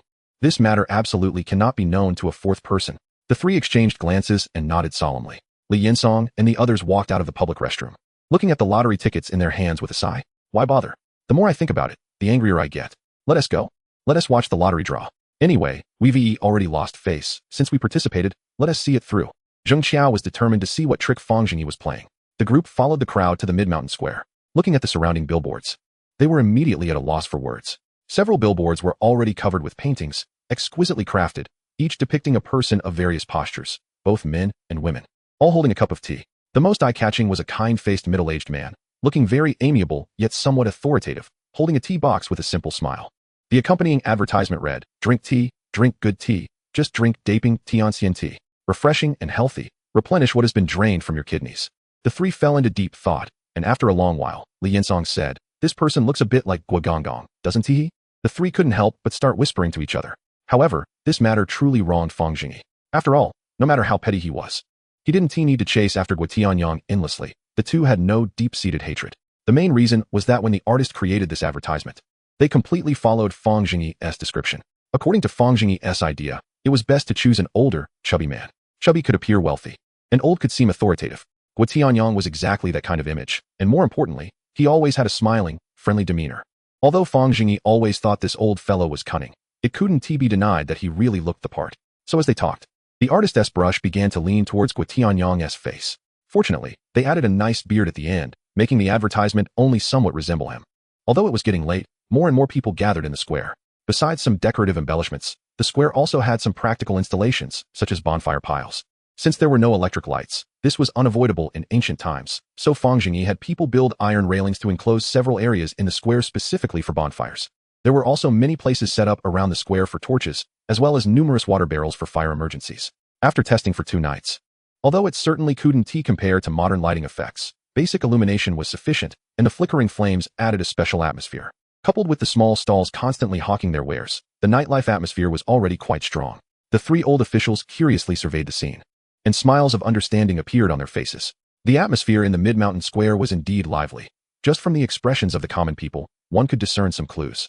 However, with so many bonfires, it felt a bit dangerous. With some time left before the lottery event started, the 3 old officials couldn't help but stroll around the stalls first. After all, they had been walking for most of the day without having a bite to eat, so they might as well grab some food while they had the chance. Before long, the 3 old men each had a rolled pancake in hand, eating amidst the crowd. Li Yinsong remarked, "I didn't expect Fang Zhengyi to have quite a bit of skill. This stone-paved square shouldn't be cheap. If this were in Pingkangfang, I wouldn't dare to eat on the street." Zheng Qiao and the others nodded in agreement. Soon, the much-anticipated lottery segment was about to begin. The 3 old men held their lottery tickets, and a flicker of anticipation arose in their hearts. Although the prize wasn't much, each person subconsciously believed they could win that 550 taels of silver. The sound of gongs and drums, along with the playing of swona, signaled the arrival of the big stage at Mid-Mountain Square. At the same time, 2 young officials struggled to carry a transparent box onto the stage. Behind the box was a crank, with a structure resembling a fan inside, filled with numerous small slips of paper. Amidst the sounds of gongs and drums, the host made a grand entrance, immediately met with cheers from the audience. This host was a storyteller discovered by Fang Zhengyi in the neighborhood. Not only did he have excellent eloquence, but years of performance experience also gave him a beautiful voice. To make oneself heard in such a square environment requires not only skill, but also physical strength. Without a pair of iron lungs, it's really hard to take on such a task. The host, beaming with joy, walked to the front of the stage. Everything on stage had a modern stage feel, except the original microphone position was replaced with a large loudspeaker. "Ladies and gentlemen, please be quiet." The host's voice, amplified through the loudspeaker, clearly reached every ear in the square. The square immediately fell silent. "I believe everyone has been looking forward to this for a long time. I announce that the first bonfire party of Mid-Mountain Square officially begins, and the lottery segment will commence shortly. This bonfire party is sponsored by Wang Laoji's kitchen knife, and no one loves the country and the emperor more than Mr. Sai, the invincible Li Gongzi. For cutting vegetables, use Wang Laoji. Laoji's kitchen knife is tough." Li Yinsong, who had just bought tea, instantly sprayed it out halfway through drinking. "What nonsense is this? Mr. Sai and Li Gongzi?" These 2 names had been heard no less than 7 or 8 times since entering Mid-Mountain Square, and with this introduction from the host, the 3 old officials immediately reacted. "That shameless Mr. Sai must be Fang Zhengyi, and that Li Gongzi is the crown prince. Where can he run? How embarrassing." They were completely embarrassed in public. After the advertisement, the stage erupted in another round of gongs and drums. The host loudly declared, "All right, before the draw, we need to do another activity. May I ask everyone if you've all brought your lottery tickets?" "Yes." "You're really dragging it out." The mountain below is filled with a roaring sea, responding with various broadcasts of jade sounds. In the front row, Fang Zhengyi shakes his head helplessly. The common folk are impatient with their first exposure to stage advertising. This is a problem. It needs to be fixed. All right, then everyone should have seen the special symbols on the prize tickets. I will explain the meanings of these symbols to help everyone claim their prizes. If you win but don't know about it, wouldn't that be a pity? Come, bring out the props. As soon as the host finishes speaking, two large wooden signs slowly descend from above the stage. One with the number 1 and the other with the character.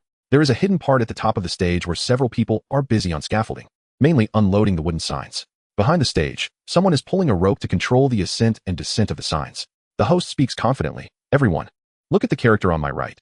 This is the number we use regularly, which is 1, 2, 3, 4, 1. Everyone repeat after me. Remember how to write this character. One stroke horizontally is." The audience shouts in unison as if they had lost their father, all with long faces. Didn't they say it was a lottery? Why are they teaching me how to write instead? Everyone, please calm down. Now look at the character on my left, which also means 1. This is the special number on our prize tickets. Come, everyone, hurry up. I've remembered it. A horizontal stroke is, and a vertical stroke is also. Next, next, next. The crowd starts to stir again. The host awkwardly looks at Fang Zhengyi.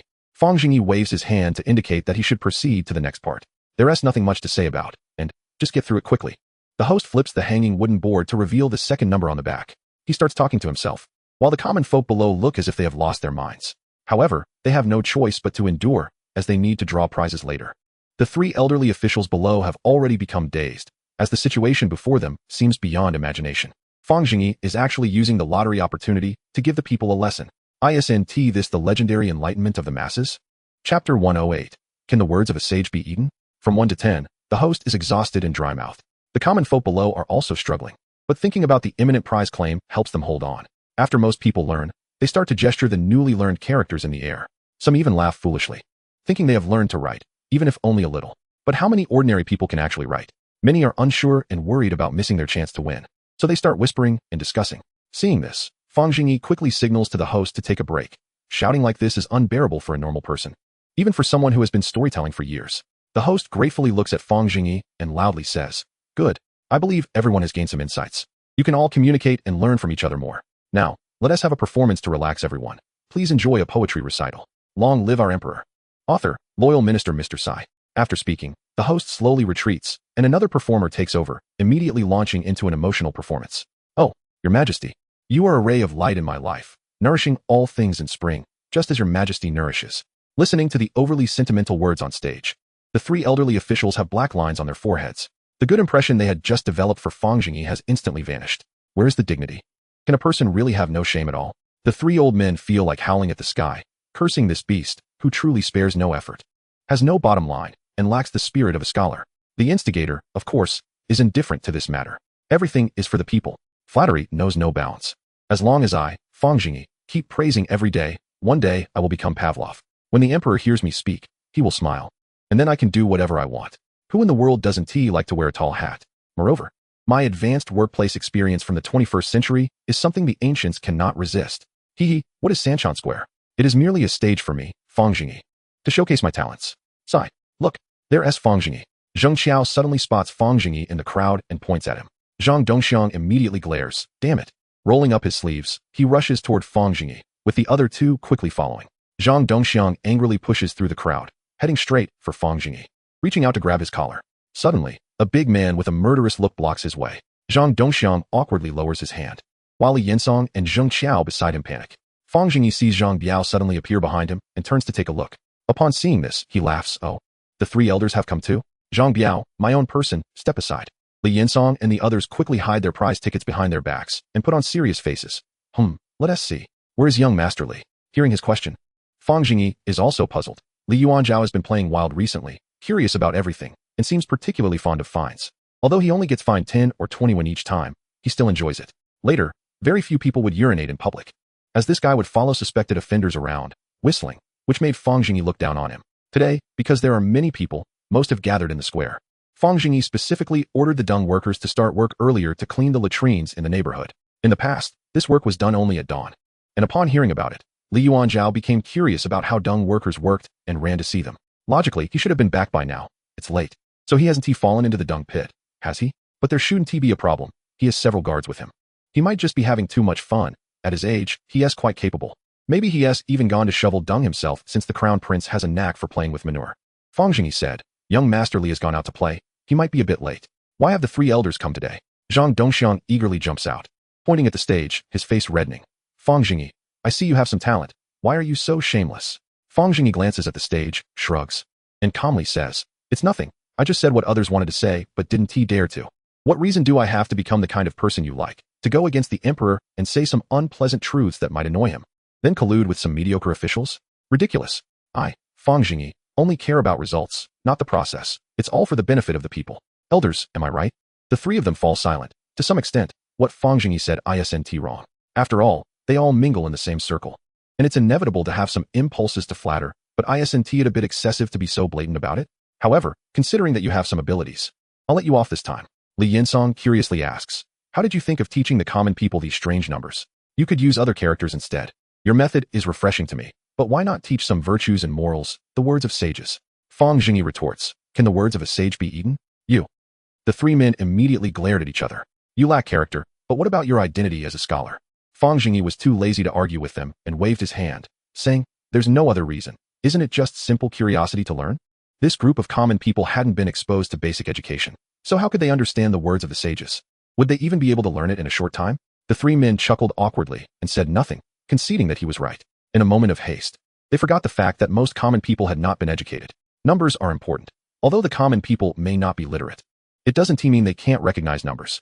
They are more astute than anyone when it comes to buying vegetables in the market.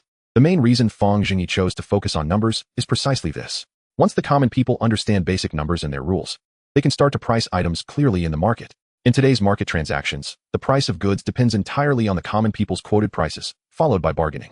The entire process can be said to be opaque. Fang Zhengyi preferred to start small, with low costs and high returns.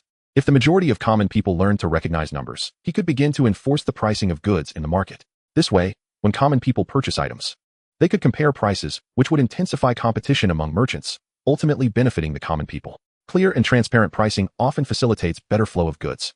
Seeing the three elderly men standing there dumbfounded and speechless, Fang Zhengyi enthusiastically pulled out 3 slips of paper from his sleeve. Come, 3 seniors. Everyone who comes today has a chance to win, and I still have lottery tickets here. Let us play together.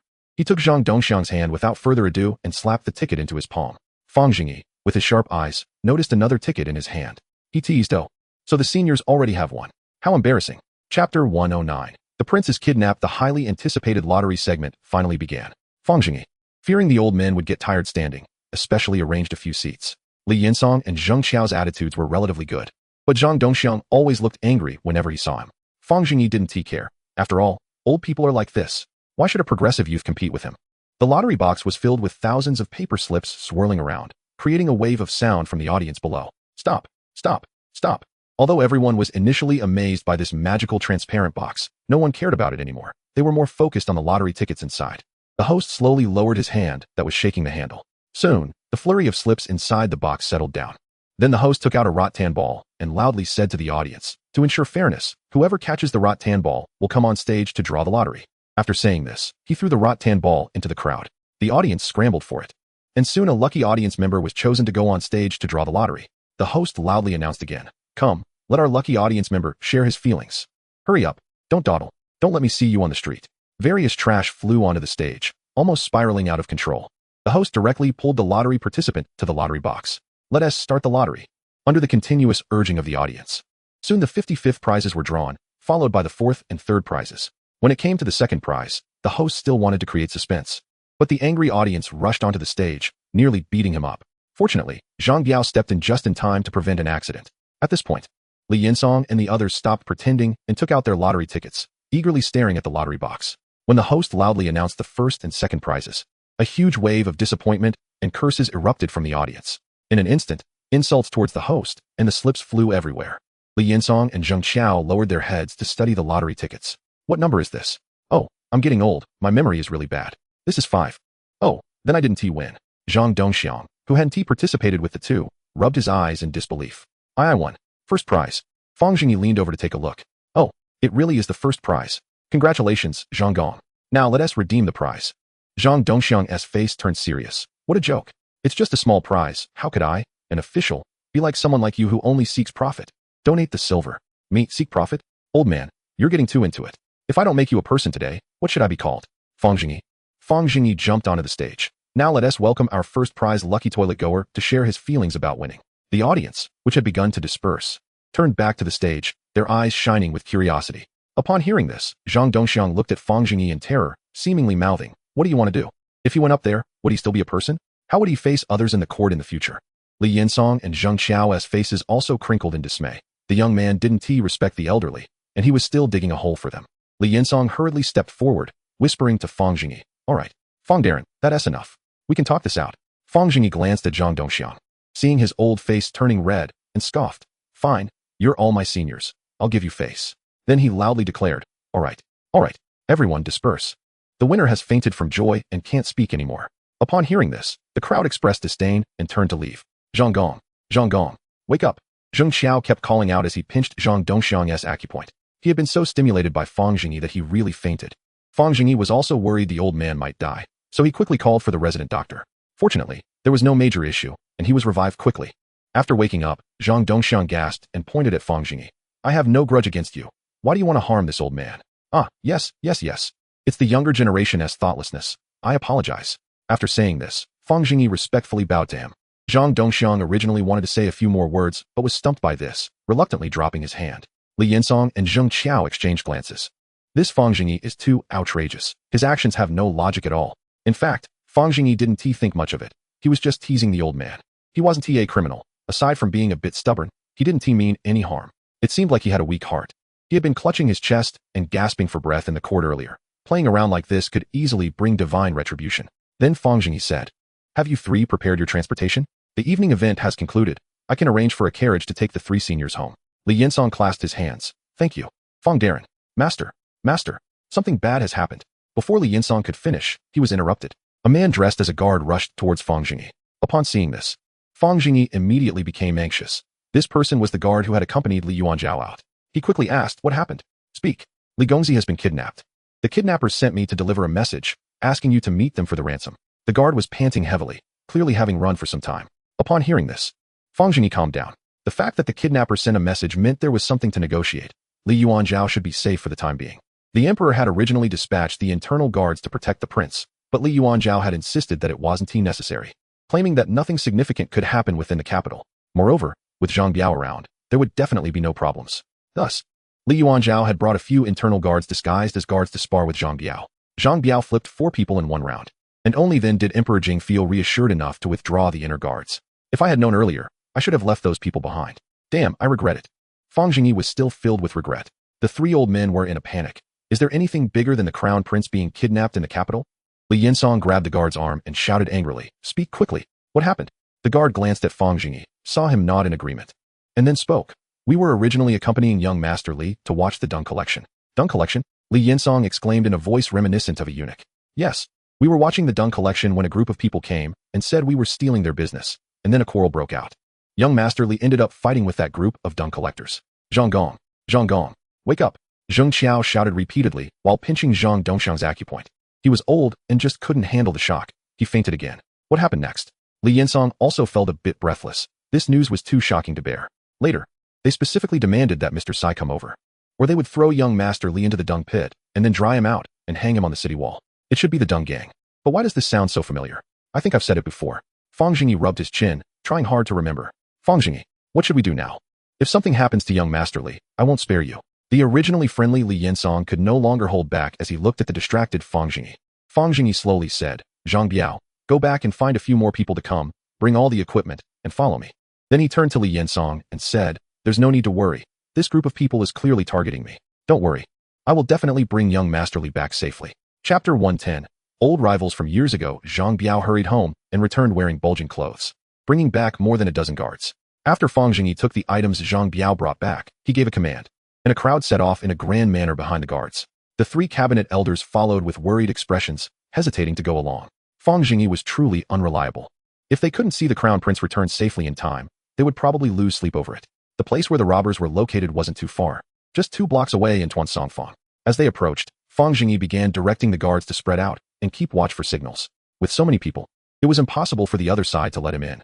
At the same time, he urged the 3 cabinet elders to return home first. But they were unwilling to leave no matter how he persuaded them. Helpless, Fang Zhengyi could only remind them to follow his arrangements and not to expose the crown prince's identity, no matter how bold the Dung gang was. They wouldn't dare to kidnap the crown prince. If they found out his true identity, they might act out of desperation. The 3 cabinet elders certainly understood this and nodded in agreement. Soon, Fang Zhengyi, Zhang Biao, and the 3 cabinet elders, accompanied by the guards, arrived at a place that looked like an abandoned warehouse. The guards knocked on the door. Inside, 2 people holding torches opened the wooden door. In the darkness, the creaking wooden door sounded particularly eerie. The 2 door openers looked at Fang Zhengyi and the others with unfriendly expressions, seeing only 2 young men and 3 old men. Their expressions eased slightly. These 5 people clearly posed no threat, so they stepped back a bit to let them through. Fang Zhengyi led the way inside, followed by the others. However, as soon as they entered, they felt something was off. The warehouse was filled with an overpowering stench, completely uninhabitable. The few quickly covered their noses and cautiously surveyed their surroundings. There were quite a few people inside, many holding torches and watching Fang Zhengyi and the others with hostile eyes. At the back of the warehouse stood a man with his hands behind his back, standing in front of a table, exuding an aura of a bandit leader. Li Yuanzhao was tightly bound and thrown on the ground beside him, with a rag stuffed in his mouth. Upon seeing Fang Zhengyi approach, he immediately began to whimper for help. The 3 cabinet elders were instantly excited at the sight of Li Yuanzhao, but just as they were about to speak, Fang Zhengyi raised his hand to stop them. Then he stared at the leading man and said in a deep voice, "Who are you? Why have you captured my people?" The man with his hands behind his back slowly turned around, revealing a face full of flesh and a long scar on his forehead. He looked at Fang Zhengyi with a sneer and said, "You robbed my business back then, and now you dare to come and rob again.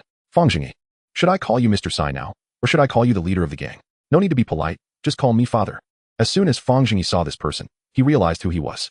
This man was Huang Xingrong, the leader of the Dung gang from years ago in Hengjiang Prefecture. The scar on his forehead was from when they fought over Dung. The key point was that when the beggars gang retreated from Hengjiang Prefecture, Fang Zhengyi's men had launched a night raid on the Dung gang, dragging Huang Xingrong through the Dung pit and then bribing the city gate guards to hang him on the city wall. On the way here, Fang Zhengyi had recalled this incident and more or less already had the answer. However, he couldn't confirm it until he met him face to face. He didn't expect this person to have some skills, managing to thrive in the capital.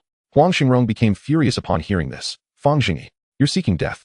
You dare to be arrogant on my turf. What do you think you are?" Fang Zhengyi dug his nose and replied, "Me? A man from Taoyuan County. A 4th-rank young official, the leader of the beggars gang, a master of residual words, and the poison-hand butcher Huang Xingrong. Are you out of your mind? You better check what I'm capable of. Dare to touch me and see what happens." Upon hearing the words poison-hand butcher, everyone present took a step back in unison, their vigilance immediately rising. They didn't expect this young man to be the infamous one. The hearts of the 3 cabinet elders tightened. Is Fang Zhengyi out of his mind? He's surrounded by a group of people and still talking tough while the crown prince is in their hands. Huang Xingrong sneered twice. "I know. I certainly know the grudge from back then, and I will definitely take revenge. No status can save you. Do you think you can walk out of this door tonight?" After saying that, he suddenly kicked Li Yuanzhao in the rear. "And you, little boy, will die too." Upon hearing this, Li Yuanzhao squirmed violently like a maggot seeing feces, continuously making muffled sounds, but one could roughly tell it was a national essence. Fang Zhengyi was annoyed. He had picked up quite a few orphans in Hengjiang City, and the Dung gang had started spreading rumors that he liked young boys and girls, especially since he had been bringing Xiao Tao with him every day back then. He couldn't wash it clean even if he wanted to. He didn't expect this son of a dog to believe it himself. However, Fang Zhengyi believed Huang Xingrong would dare to kill. The heads of passers-by were all under their belts, and he must have done plenty of killing and looting. Moreover, he had already provoked him to death. A 4th-rank official going missing in the capital was certainly a big deal, but for a professional, it would be easy to make it look like an accident and fabricate the scene. In this era, as long as the aftermath was handled meticulously, it would be extremely difficult to trace back. Even if there were a few clues, they could easily find someone to take the blame. So Fang Zhengyi could understand why Huang Xingrong dared to take such risks. "Fang Zhengyi, you are really getting worse. Do you think you can walk away unscathed with just a dozen guards?" Huang Xingrong said mockingly as he looked at Fang Zhengyi. Fang Zhengyi took his time and said, "Don't be in such a hurry to kill me. Let me introduce someone." Saying that, he pushed Zhang Biao a few steps towards Huang Xingrong. "This is my cousin, 17 years old, afraid of violence." Then he pointed to Li Yinsong and the others. "These 3 are my uncle, 2nd uncle, and 3rd uncle. You can kill me if you want, but leave my family out of it. There should be some rules in this world, right?" Huang Xingrong looked at Zhang Biao with suspicion. Is he really only 17? Life at home is tough. Let us give him a break. Huang Xingrong's face turned red and pale, and he angrily said, "There's no need to drag this out any longer. Today is just the right day to send your whole family on their way. Come here." With that, the henchmen on both sides immediately parted, revealing a bucket of excrement that had been prepared behind them. Huang Xingrong grinned maliciously. "Fang Zhengyi, I've prepared this great gift for you long in advance. You, your family, and this little boy can enjoy it together slowly. The three elders behind him turned pale, realizing that this bandit wanted to drown them in the excrement bucket. Zhang Dongxiang couldn't hold back any longer and shouted angrily, I am not his third uncle. Haha, your third uncle is very afraid of death. So let us start with him. Wait, do you know who he is? Fang Zhengyi raised his arm and pointed at Li Yuanzhao. All eyes turned to Li Yuanzhao. Taking advantage of this moment, Zhang Biao and Fang Zhengyi moved 2 steps forward simultaneously. Chapter 111. Biao Ji's counterattack. Huang Xingrong sneered. I don't care who he is. At this point, do you still think you can leave alive? With that, he stepped on Li Yuanzhao and pulled out a sharp knife from behind his waist, pressing it against his heart. At this moment, Fang Zhengyi panicked. Zhang Biao hadn't reacted yet, which meant the distance was still not enough. They had to think of a way to delay time and inch closer. Who would have thought that the bastard Huang Xingrong would draw his knife directly? Fang Zhengyi hurriedly shouted. This person has ties to the excrement gang. Huang Xingrong looked at Fang Zhengyi with confusion, intrigued. Oh? Go on. Now that the situation is under control, it wouldn't hurt to hear him out. Fang Zhengyi lowered his head and thought for a moment. Then spoke. Back when you and I were fighting, many of our gang members died. He is the orphan of Li Wookie, a member of the excrement gang. And he still doesn't have a proper name. So let us just call him Young Master Li. Your excrement gang is ungrateful. And my beggar's gang can't just stand by. I've raised him for 6 or 7 years and don't want to see him die. However, he is still half a member of the excrement gang. Tonight, I was planning to have someone teach him how to scoop excrement. Now that I've said my piece, if you want to kill him, go ahead. Li Yinsong and the others were both anxious and angry. Do you think Fang Zhengyi is full of courage? How dare he make up such nonsense? But under the circumstances, they didn't dare to speak up. The name Li Wookie was something Fang Zhengyi had pulled out of thin air. Names like Wookie, Zhuangba, and Liqiuba are everywhere. With so many members in the excrement gang, Huang Xingrong wouldn't be able to remember. Plus, he could gain some goodwill in the process. With so many henchmen around, he didn't believe Huang Xingrong would dare to act publicly. Sure enough, Huang Xingrong showed a puzzled expression upon hearing this. The nearby henchman leaned in and whispered, Boss. When we captured him, it seemed like this kid was indeed learning how to scoop excrement. What is there to learn about scooping excrement? Li Wookie. Back then, there were so many names like Zhang Siliu and Li Qiba in the gang that I really can't remember. However, Fang Zhengyi indeed has a habit of picking up children. When Huang Xingrong looked up and saw the expressions of the henchmen looking at Fang Zhengyi, he couldn't help but feel a chill in his heart. That bastard is playing tricks here. Fine. I'll just take him away first and find a chance to deal with this kid later. He then slowly said, All right, I'll spare his life for now. Come here. First, give Fang Zhengyi's third uncle a wash. Zhang Dongxiang exclaimed in anger. What are you doing? What do you want? I am not his third uncle. 2 henchmen immediately stepped forward, seized Zhang Dongxiang, and brought him to the excrement bucket, kicking him hard in the knee. Zhang Dongxiang staggered but didn't kneel down, only showing a painful expression as he shouted, A gentleman may be killed, but cannot be humiliated. Just kill me. Oh, you don't want to wash your face, huh? Give him a bath. The 3 elders' expressions lost all color. The prince couldn't be saved anymore. Their faces, along with their lives, were all at stake, and their reputations were ruined. Fang Zhengyi began to feel anxious. Damn it. Huang Xingrong kept staring at him. And Biao Ge couldn't move. They were out of range. There was no way to drag this out any longer. Zhang Dongxiang was about to be given a dirty bath, and Fang Zhengyi had no choice but to reveal his trump card early. He shouted at the top of his lungs, Imperial decree arrives. Saying this, he pulled out a prepared imperial decree from his waist. Everyone's attention was drawn to it, and Li Yinsong and the others instinctively knelt down. While everyone was stunned, Zhang Biao moved. He pushed off the ground fiercely and shot forward like a cheetah, drawing a long whip from his waist and suddenly sweeping it towards Huang Xingrong. With his other hand, he pulled out a flying knife, flicking his wrist, and it instantly embedded itself in Huang Xingrong's left shoulder. Unfortunately, the distance was not enough, and the whip barely grazed Huang Xingrong's neck. Huang Xingrong cried out in pain, and the henchmen on both sides reacted by grabbing their weapons and charging forward. Zhang Biao threw the whip into the air, then with a powerful stretch of his arms, the 2 bags of silver in his hands scattered, showering countless silver coins like flowers falling from the sky, knocking over the people on both sides. As the whip fell, Zhang Biao caught it and took another step forward, swinging at Huang Xingrong. Enduring the excruciating pain, Huang Xingrong lunged at Li Yuanzhao, trying to take him hostage. Who would have thought that midair?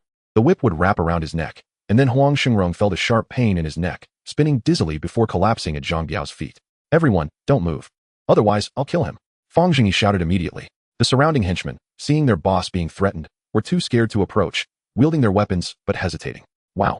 No wonder he's Biao Gu. He easily accomplished what most people couldn't. Li Yuanzhao, who had witnessed the whole process, was on the ground like a cocoon, wriggling frantically. Full of excitement. Uncle, second uncle, third uncle, come here quickly. Hearing this, Li Yinsong and the others hurried to Fang Zhengyi's side, and seeing that the prince was still tied up, they quickly went to untie him. After getting up, Li Yuanzhao was eager to try. Old Fang, let us fight them. Fight what? Can't you see the elders are present? They're all old bones. If we're not careful, we'll have to burn incense for them tomorrow. Li Yinsong and the others' faces darkened. Can you speak human language? Biao Gu, why don't you use a flying knife to kill him? Why use a whip? It's so troublesome.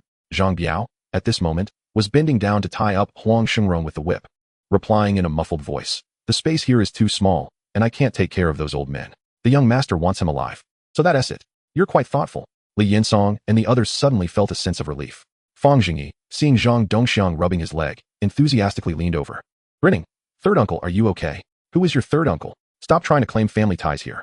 Uncle, look at him. I just saved your lives. And you treat me like this. Go back and tell the second uncle to file a complaint against him for me. Li Yinsong, Zheng Xiao, the three elders were helpless. Such shamelessness is rare in the world. Huang Shengrong, tied up and kneeling on the ground, wailed repeatedly, while the surrounding henchmen hesitated. Some clever ones had already started to secretly pick up silver. Fang Zhengyi looked at him, and his expression gradually turned cold. How shameless can this guy be to stab me in the back? 7 years ago, he wasn't my opponent, and now that I've entered the court, he still dares to oppose me? He even slandered me as a copper addict?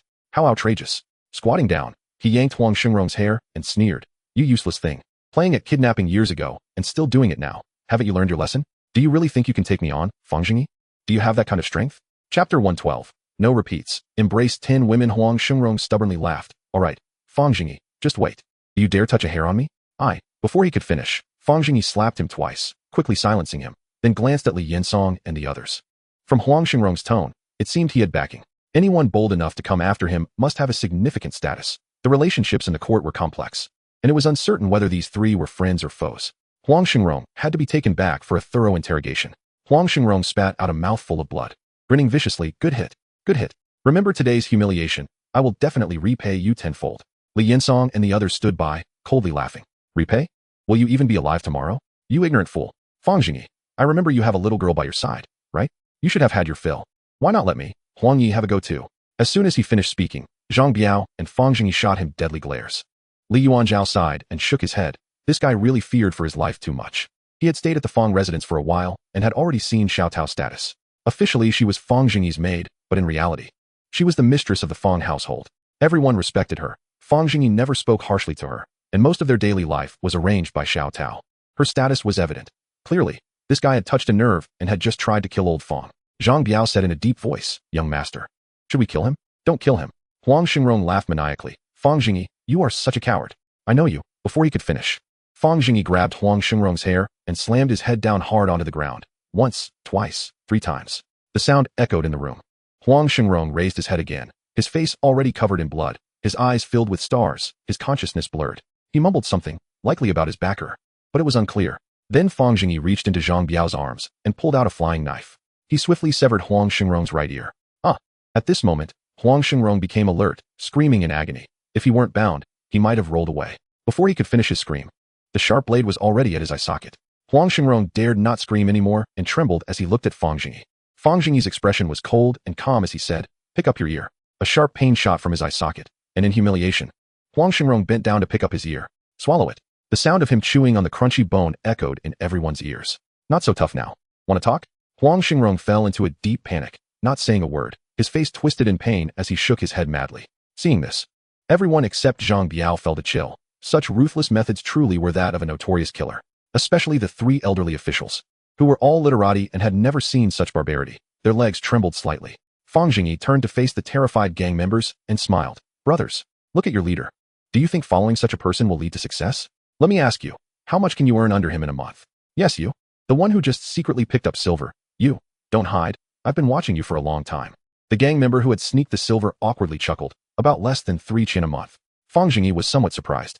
He hadn't expected Huang Shengrong to provide that much silver, which wasn't too little. In principle, his annual salary was only about 45 taels. But he had started to spend lavishly due to his financial schemes over the years. However, after hearing this, Fang Zhengyi still looked regretful. Only 3 qian? What can you do with that? How many children do you have? Have you taken a concubine? How often can you visit a brothel in a month? TSK. Do you know how much Huang Shengrong earns in a year? Everyone looked over curiously. They were genuinely interested in this question. Who wouldn't want to know how much the big boss made in a year? I'll tell you, he can earn 200,000 taels a year. At the very least. My God. All the gang members were stunned. 200,000 taels. That is a lot. Doesn't that fill up an entire room? Li Yinsong and the others were also shocked. Digging shit can earn that much? Huang Shengrong looked terrified and hurriedly explained, No. There really isn't that much. Brothers, don't believe him. He couldn't possibly earn more than 10,000 taels in a year. Fang Zhengyi is sowing discord. Of course, the number was just a fabrication by Fang Zhengyi. No one really knew the truth. Fang Zhengyi didn't care about his explanations, sneering as he pulled out a stack of silver notes from his pocket. Brothers, look, this is the money I earned in half a month from a place in the mountains. It's not as much as Boss Huang, but surely it's around 1,000 or 800 taels. He earns so much, but only shares a tiny bit with you. Not even enough for a trip to the brothel. Think about it. He gets to embrace 10 different women every day, while you all can only go home to hug your old hags. Are you willing? Everyone's human. Why can he embrace 10? I won't agree. A group of gang members began to involuntarily fantasize about the beautiful scene of embracing 10 different women in a brothel, but then they remembered their old hags at home, and their expressions fell. Right. I wouldn't agree either. Why should he get to do that? Huang Xingrong was about to cry, whimpering. I didn't embrace anyone. I really didn't. Brothers, don't listen to his nonsense. I want to, but I don't have the energy. Li Yinsong and the others couldn't help but cast disdainful glances. It turned out this kid was just talking nonsense, almost fooling them. Brothers, the harder you work, the more women he embraces. But what about your wages? How often do they increase? You're all suffering in the muck. I'll tell you one more thing. I've seen Boss Huang's lifestyle. He eats mutton dumplings with sugar every morning. Even his shit scooping is done with a golden spoon. And what about you? Can you guarantee you have meat in every meal? Many started to show hateful expressions. Yeah, if I had 200,000 taels, I'd eat mutton dumplings with sugar every meal and use a golden spoon to scoop shit. Wouldn't that be amazing? It's pitiful that we can only use wooden spoons now. Every morning eating mutton dumplings with sugar, using a golden spoon to scoop shit. And at night embracing 10 women. How could it be so excessive? Fang Zhengyi understood what these people were thinking. He dealt with the poor every day. And the members of the Dung Gang and Beggar Gang were at the very bottom of society. In ancient times, the flow of information between classes was like a mountain. The two sides could not see each other's living worlds, living in two completely different worlds. Humans cannot imagine things that do not exist in this world. The poor can only use their meager knowledge and information to piece together fantasies. What can the poor think of? Nothing more than the rich can eat sugar and drink honey water every day, eating big fish and meat, not even daring to think about beef. The idea of the emperor using a golden hoe to farm is absolutely not an exaggeration. Even in modern times, where the flow of information and knowledge is greatly enriched, such frogs at the bottom of the well are still everywhere. Brothers, don't rush. I'm not done yet. Chapter 113. Offending Brother.